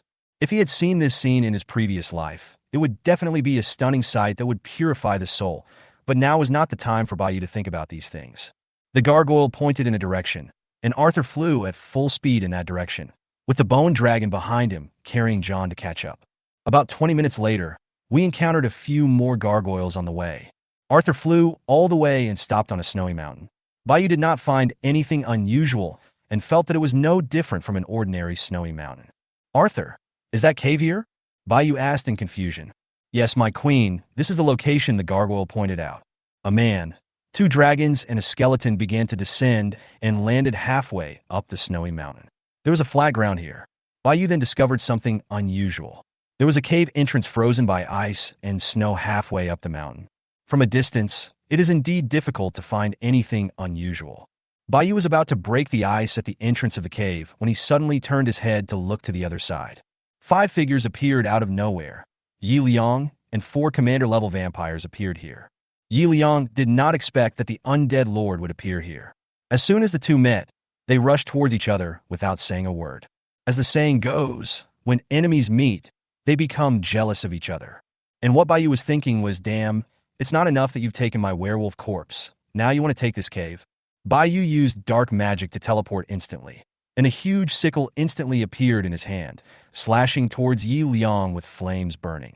Yi Liang slapped his ears with both hands and became deaf instantly. He remembered that the Undead Lord's sickle had soul attack. Then Yi Liang grew long nails on his hands and met Baiyu's attack. Bai didn't expect the other party to be so decisive. He directly made himself deaf, so that the bell on the sickle had no effect on him. But it's not a big problem. Being scratched by the sickle will still cause soul damage. Arthur and the bone dragon flapped their wings and took off, breathing dragon breath at the other vampires. John also attacked with a broadsword in hand. The two sides immediately engaged in a battle. At this time, the snow on the other side of the snow ground began to float and finally condensed into the bodies of Lung Jie and the 8 snow girls. Lung Jie was completely confused. What was going on? Were the two lords fighting? Lung Jie quickly looked at the troops on both sides. There were vampires on one side, but why were the other ones not gargoyles but bone dragons? 3 figures appeared above Bai Yu and Yi Liang's heads at the same time. Bai Yu and Yi Liang on both sides immediately looked in the direction of Lung Jie and the snow girl behind him. Hello everyone? Lung Jie smiled awkwardly. John and the commander-level vampire on the opposite side stopped at the same time and tacitly attacked Lung Jie directly. Damn it, I didn't offend you, did I? Lung Jie and his snow girls were also forced to join the battle. Are you kidding? Now the lords are either allies or mortal enemies. What's more, there is one more lord who comes to intercept. Even if Bai Yu can tolerate it, Yi Liang can't tolerate it. John cut the snow girl in half with a sword, but the 2 halves of the body did not bleed at all. Instead, the body fell directly to the ground and merged with the snow. Then it emerged from another place. The vampire next to him also pierced the snow girl with one palm, and the same situation happened to John. Lung Jie broke out in a cold sweat. The 2 snow girls just now were both commander level. Although they were not dead, it was too much of a blow to see them being killed instantly by the opponent's commander level. The 2 snow girls who had recondensed their bodies flew directly into the sky. The vampire was not to be outdone and also flew into the sky. The snow girl summoned a tornado, which came towards John with a blizzard. Unexpectedly, before the attack reached John, it was smashed by Arthur's huge body in the sky, forcibly interrupting the spell. Are you kidding me? Although his snow maidens were the most numerous on the field, they had no complete way to deal with these skeletons and vampires. Even if they succeeded in freezing the limbs of a vampire, the vampire would chop them off without hesitation and then quickly grow new limbs. It is even more unrealistic to freeze the bone dragon. The bone dragon's body is too big. It would probably take 5 or 6 snow girls to act at the same time, assuming that the dragon cannot resist. A terrifying thought suddenly occurred to Lung Jie. Could it be that these 2 lords were both top lords in the first echelon? My castle is surrounded by 2 top lords.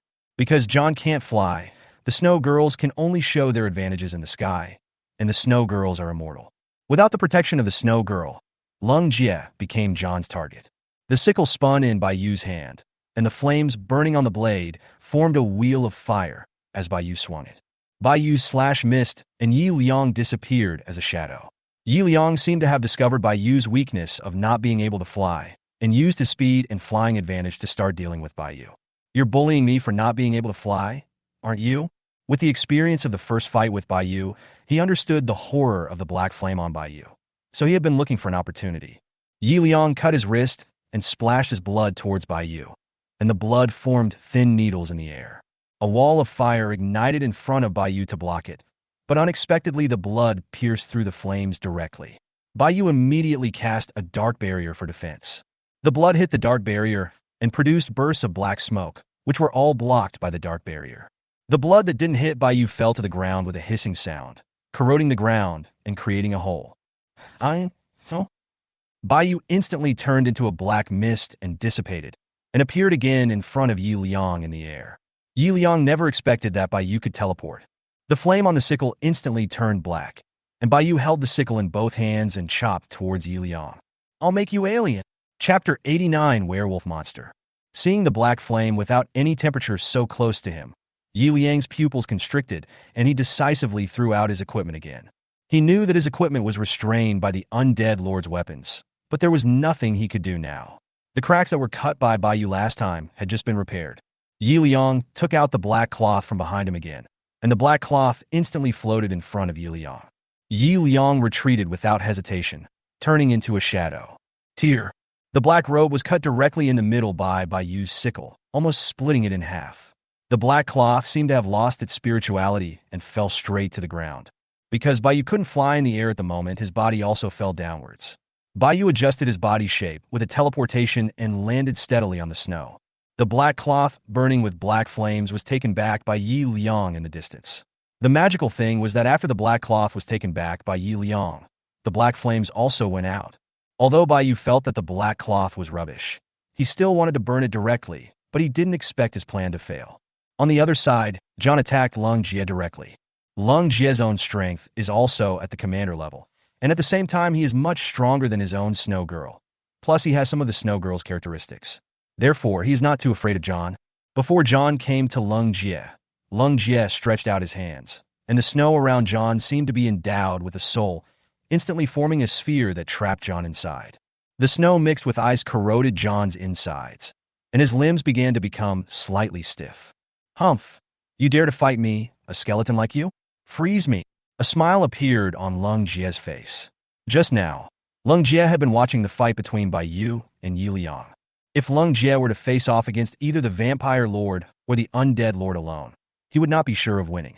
But if the troops under the two lords are still unable to defeat them, it would be too shameful for the lords. John in the snowball raised his broadsword high, and his entire heavily armored body began to glow red. Skeleton fall? John activated its skill. At some point, giant skulls as tall as a person appeared in the sky, burning with flames and starting to fall towards the ground. The burning skulls dragged long tails, like shooting stars. Boom! Boom! Boom! One after another, giant skulls crashed onto the flat ground halfway up the mountain and exploded. The surrounding snow was melted by the flames produced by the explosion, and the snowflakes in the sky turned into water droplets and fell down. Not only Lung Jie, but even Yi Liang was surprised.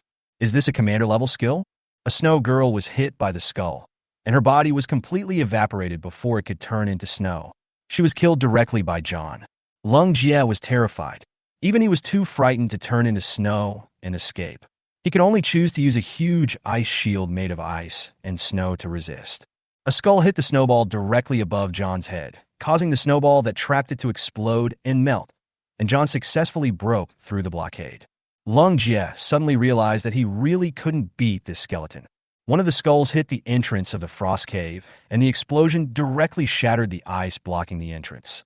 Roar! A fierce roar of a beast was heard at the entrance of the cave, shaking the entrance. Everyone stopped what they were doing at the same time and looked towards the cave entrance. A big guy woke up, as if his sweet dream was disturbed by the fight between the three lords, and he looked extremely angry at this moment. Bang! A white figure smashed through the hole and rushed out. The three of them only saw that it was a creature of the same shape and size as the Howling Moon werewolf, except that it was covered in a layer of frost armor. It was 4 meters tall, with nails on its claws that were half a meter long, and its eyes were bloodshot, with drool flowing from the corners of its open mouth. The one closest to the cave entrance is Yi Liang, followed by Bayou. The werewolf monster was so fast that before Yi Liang could react, its 5 half-meter-long nails pierced his chest. Maybe the werewolf monster thought Yi Liang was dead, so it threw him aside and immediately rushed towards Bayou. The long nails pierced Bayou's chest. Bayou used the dark barrier to defend himself, but unexpectedly, even Bayou was beaten back several steps and almost fell down. This monster has even higher attributes than Bayou with a double attribute blessing. At this time, Yi Liang's wounds healed slowly and he stood up again. His face looked a little unhappy. This monster was beyond his expectations.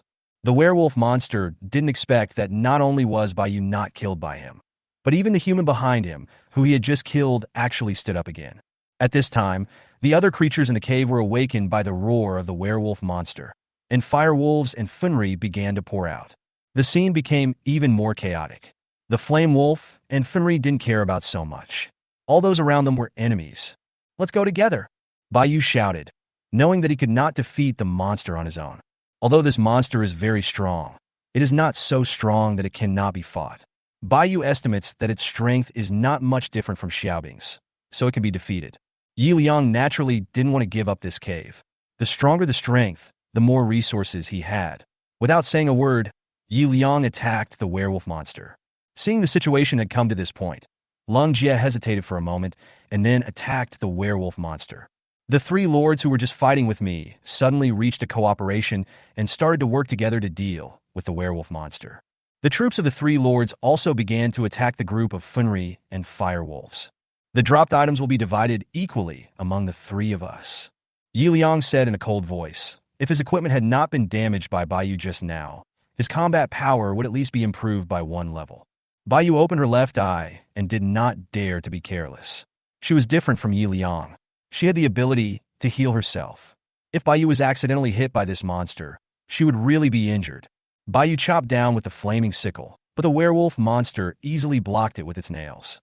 Yi Liang seized the opportunity and stabbed the werewolf monster's neck with his nails. Lung Jie also cast a spell to instantly freeze the werewolf monster's feet. Countless ice spikes emerged from the surrounding ground and attacked the werewolf monster's lower body. Unexpectedly, the werewolf monster suddenly turned into an ice sculpture and successfully defended against the attacks of Yi Liang and Lung Jie. The moment the werewolf monster turned into an ice sculpture, a large amount of snow and wind was stirred up, directly knocking back the three people. At first, Baiyu thought that Lung Jie had frozen it, but now it seems that the werewolf monster obviously froze itself. Baiyu felt a stinging pain on his arm. He looked down and found that an ice crystal had splashed onto his arm, freezing a piece of his skin, which turned purple and black inside. Baiyu instantly ignited a flame to melt the ice crystals. As the werewolf thought on its own, a huge magic circle appeared in the sky and enveloped the three people, and countless spikes formed by ice smashed towards the three people. This werewolf monster really knows magic. Chapter 90 Frost Wolf. Flames immediately burned around Baiyu and enveloped him, and the ice crystals melted when they touched the flames. Lung Jie was similar to Baiyu. He condensed a huge ice ball to wrap himself up to avoid the attacks of the werewolf monster. The only one who didn't know magic was Yi Liang. Although he had no problem resisting the werewolf monster's magic, he was still a little bit limited. Yi Liang took out the torn black cloth again, suspended it above his head, and blocked all the ice crystals. The werewolf monster took a look and saw that one was in a fireball and the other in an ice ball, and only the one holding the rag had the best attack. Just as Yi Liang used the black cloth to resist the werewolf monster's magic, the werewolf monster came in front of him, and the claws on its wolf claws pierced Yi Liang again. This time the werewolf monster learned from experience and used its nails that had pierced into Yi Liang's body to directly scratch upwards, almost splitting Yi Liang's entire body in half. Yi Liang fell to the ground with blood gushing out. His eyes suddenly widened and the blood around him instantly turned into spikes that attacked the werewolf monster in front of him. The werewolf monster condensed an ice armor for defense, but unexpectedly, it was directly corroded by Yi Liang's blood. The spikes formed by blood successfully pierced the body of the werewolf monster, corroding holes on its body and oozing green pus. Roar! The werewolf monster roared angrily, not expecting that his defense would be broken by this half-dead human. Yi Liang, who was lying on the ground, was instantly pierced by the ice that surged out of the ground again. Yi Liang's body was lifted up high, and layers of ice crystals began to appear on the surface of his body. The blood flow began to slow down, and his body functions continued to decline. He was about to be completely frozen by the werewolf monster. Suddenly, a red formation appeared on the ground. Boom! A huge column of fire shot up into the sky, completely covering Yi Liang. Yi Liang was successfully thawed by Baiyu's fire magic. Yi Liang instantly broke through the flames, holding a long sword made of blood in his hand, and stabbed it straight into the werewolf monster's throat. The werewolf monster has understood the effect of Yi Liang's blood and will not suffer a second loss. A huge ice wall appeared in front of it, trying to stop Yi Liang. But just as the ice wall emerged, it suddenly shattered. It was Lung Jie in the distance who was controlling these ice elements. Lung Jie understood that the half-baked frost magic he mastered was definitely not as strong as that of the werewolf monster. His magic was basically ineffective against the werewolf monster, so he could only assist from the side and destroy the ice element condensed by the werewolf monster. Yi Liang held the blood-stained sword and stabbed the werewolf monster directly, but the momentary obstruction was enough for the werewolf monster to react. The werewolf monster dodged, but Baiyu suddenly arrived from behind and blocked the werewolf monster's action with a sickle. Yi Liang attacked again with the blood-stained sword in hand. He had lost too much blood, and his face became even paler. If he could not attack the werewolf monster again, the remaining blood would not be able to maintain the weapon form. Yi Liang's blood sword successfully pierced into the werewolf monster's back, making a hissing, corrosive sound. The werewolf monster felt pain and knocked Baiyu away, then clawed at Yi Liang with his backhand. Yi Liang's body, which had just recovered, was disemboweled again. Yi Liang felt that his two teammates were actors, and he was the only one working hard. Bai Yu felt that it was almost time, and he should be able to get the kill. If he hadn't fought with the werewolf monster, Bai Yu wouldn't have known that Yi Liang had the ability to control blood. The repelled Bai Yu was not willing to be outdone. He landed steadily and raised his hand to reveal a huge fire magic circle. In an instant, a sea of fire rushed towards the werewolf monster, and the surrounding snow was melted by Bai Yu's flames. The werewolf monster was not to be outdone and also created a blue and white frost magic formation. An overwhelming snowstorm mixed with ice crystals rushed towards Bai Yu's sea of fire. The moment the sea of fire and the blizzard came into contact, huge amounts of steam erupted and smoke filled the surroundings. Lung Jie was confused. Wasn't she the undead lord? How could she have such powerful fire magic? Lying on the ground, Yi Liang cursed Bai Yu countless times in his heart. Why didn't he use such powerful magic earlier? Bai Yu didn't dare to use dark magic in such a huge sea of fire. Otherwise, in less than a moment, Bai Yu would still owe 200 points of magic power. Steam mixed with blizzard covered everyone's eyes. Bai Yu teleported in front of the werewolf monster. Although the werewolf monster couldn't see, it could sense Bai Yu's position and scratched at Bai Yu with a claw. Bai Yu's left eye swung, instantly catching the werewolf monster's attack. He dodged nimbly by leaning sideways and chopped directly at the werewolf monster with a sickle. The sickle easily broke through the werewolf monster's armor and cut through its flesh. A broken arm with long nails flew backwards and landed right in front of Yi Liang. Yi Liang's eyelids twitched. Roar! The pain that struck the soul was unbearable for the werewolf monster. He let out a painful howl, and black flames were still burning on his broken arm.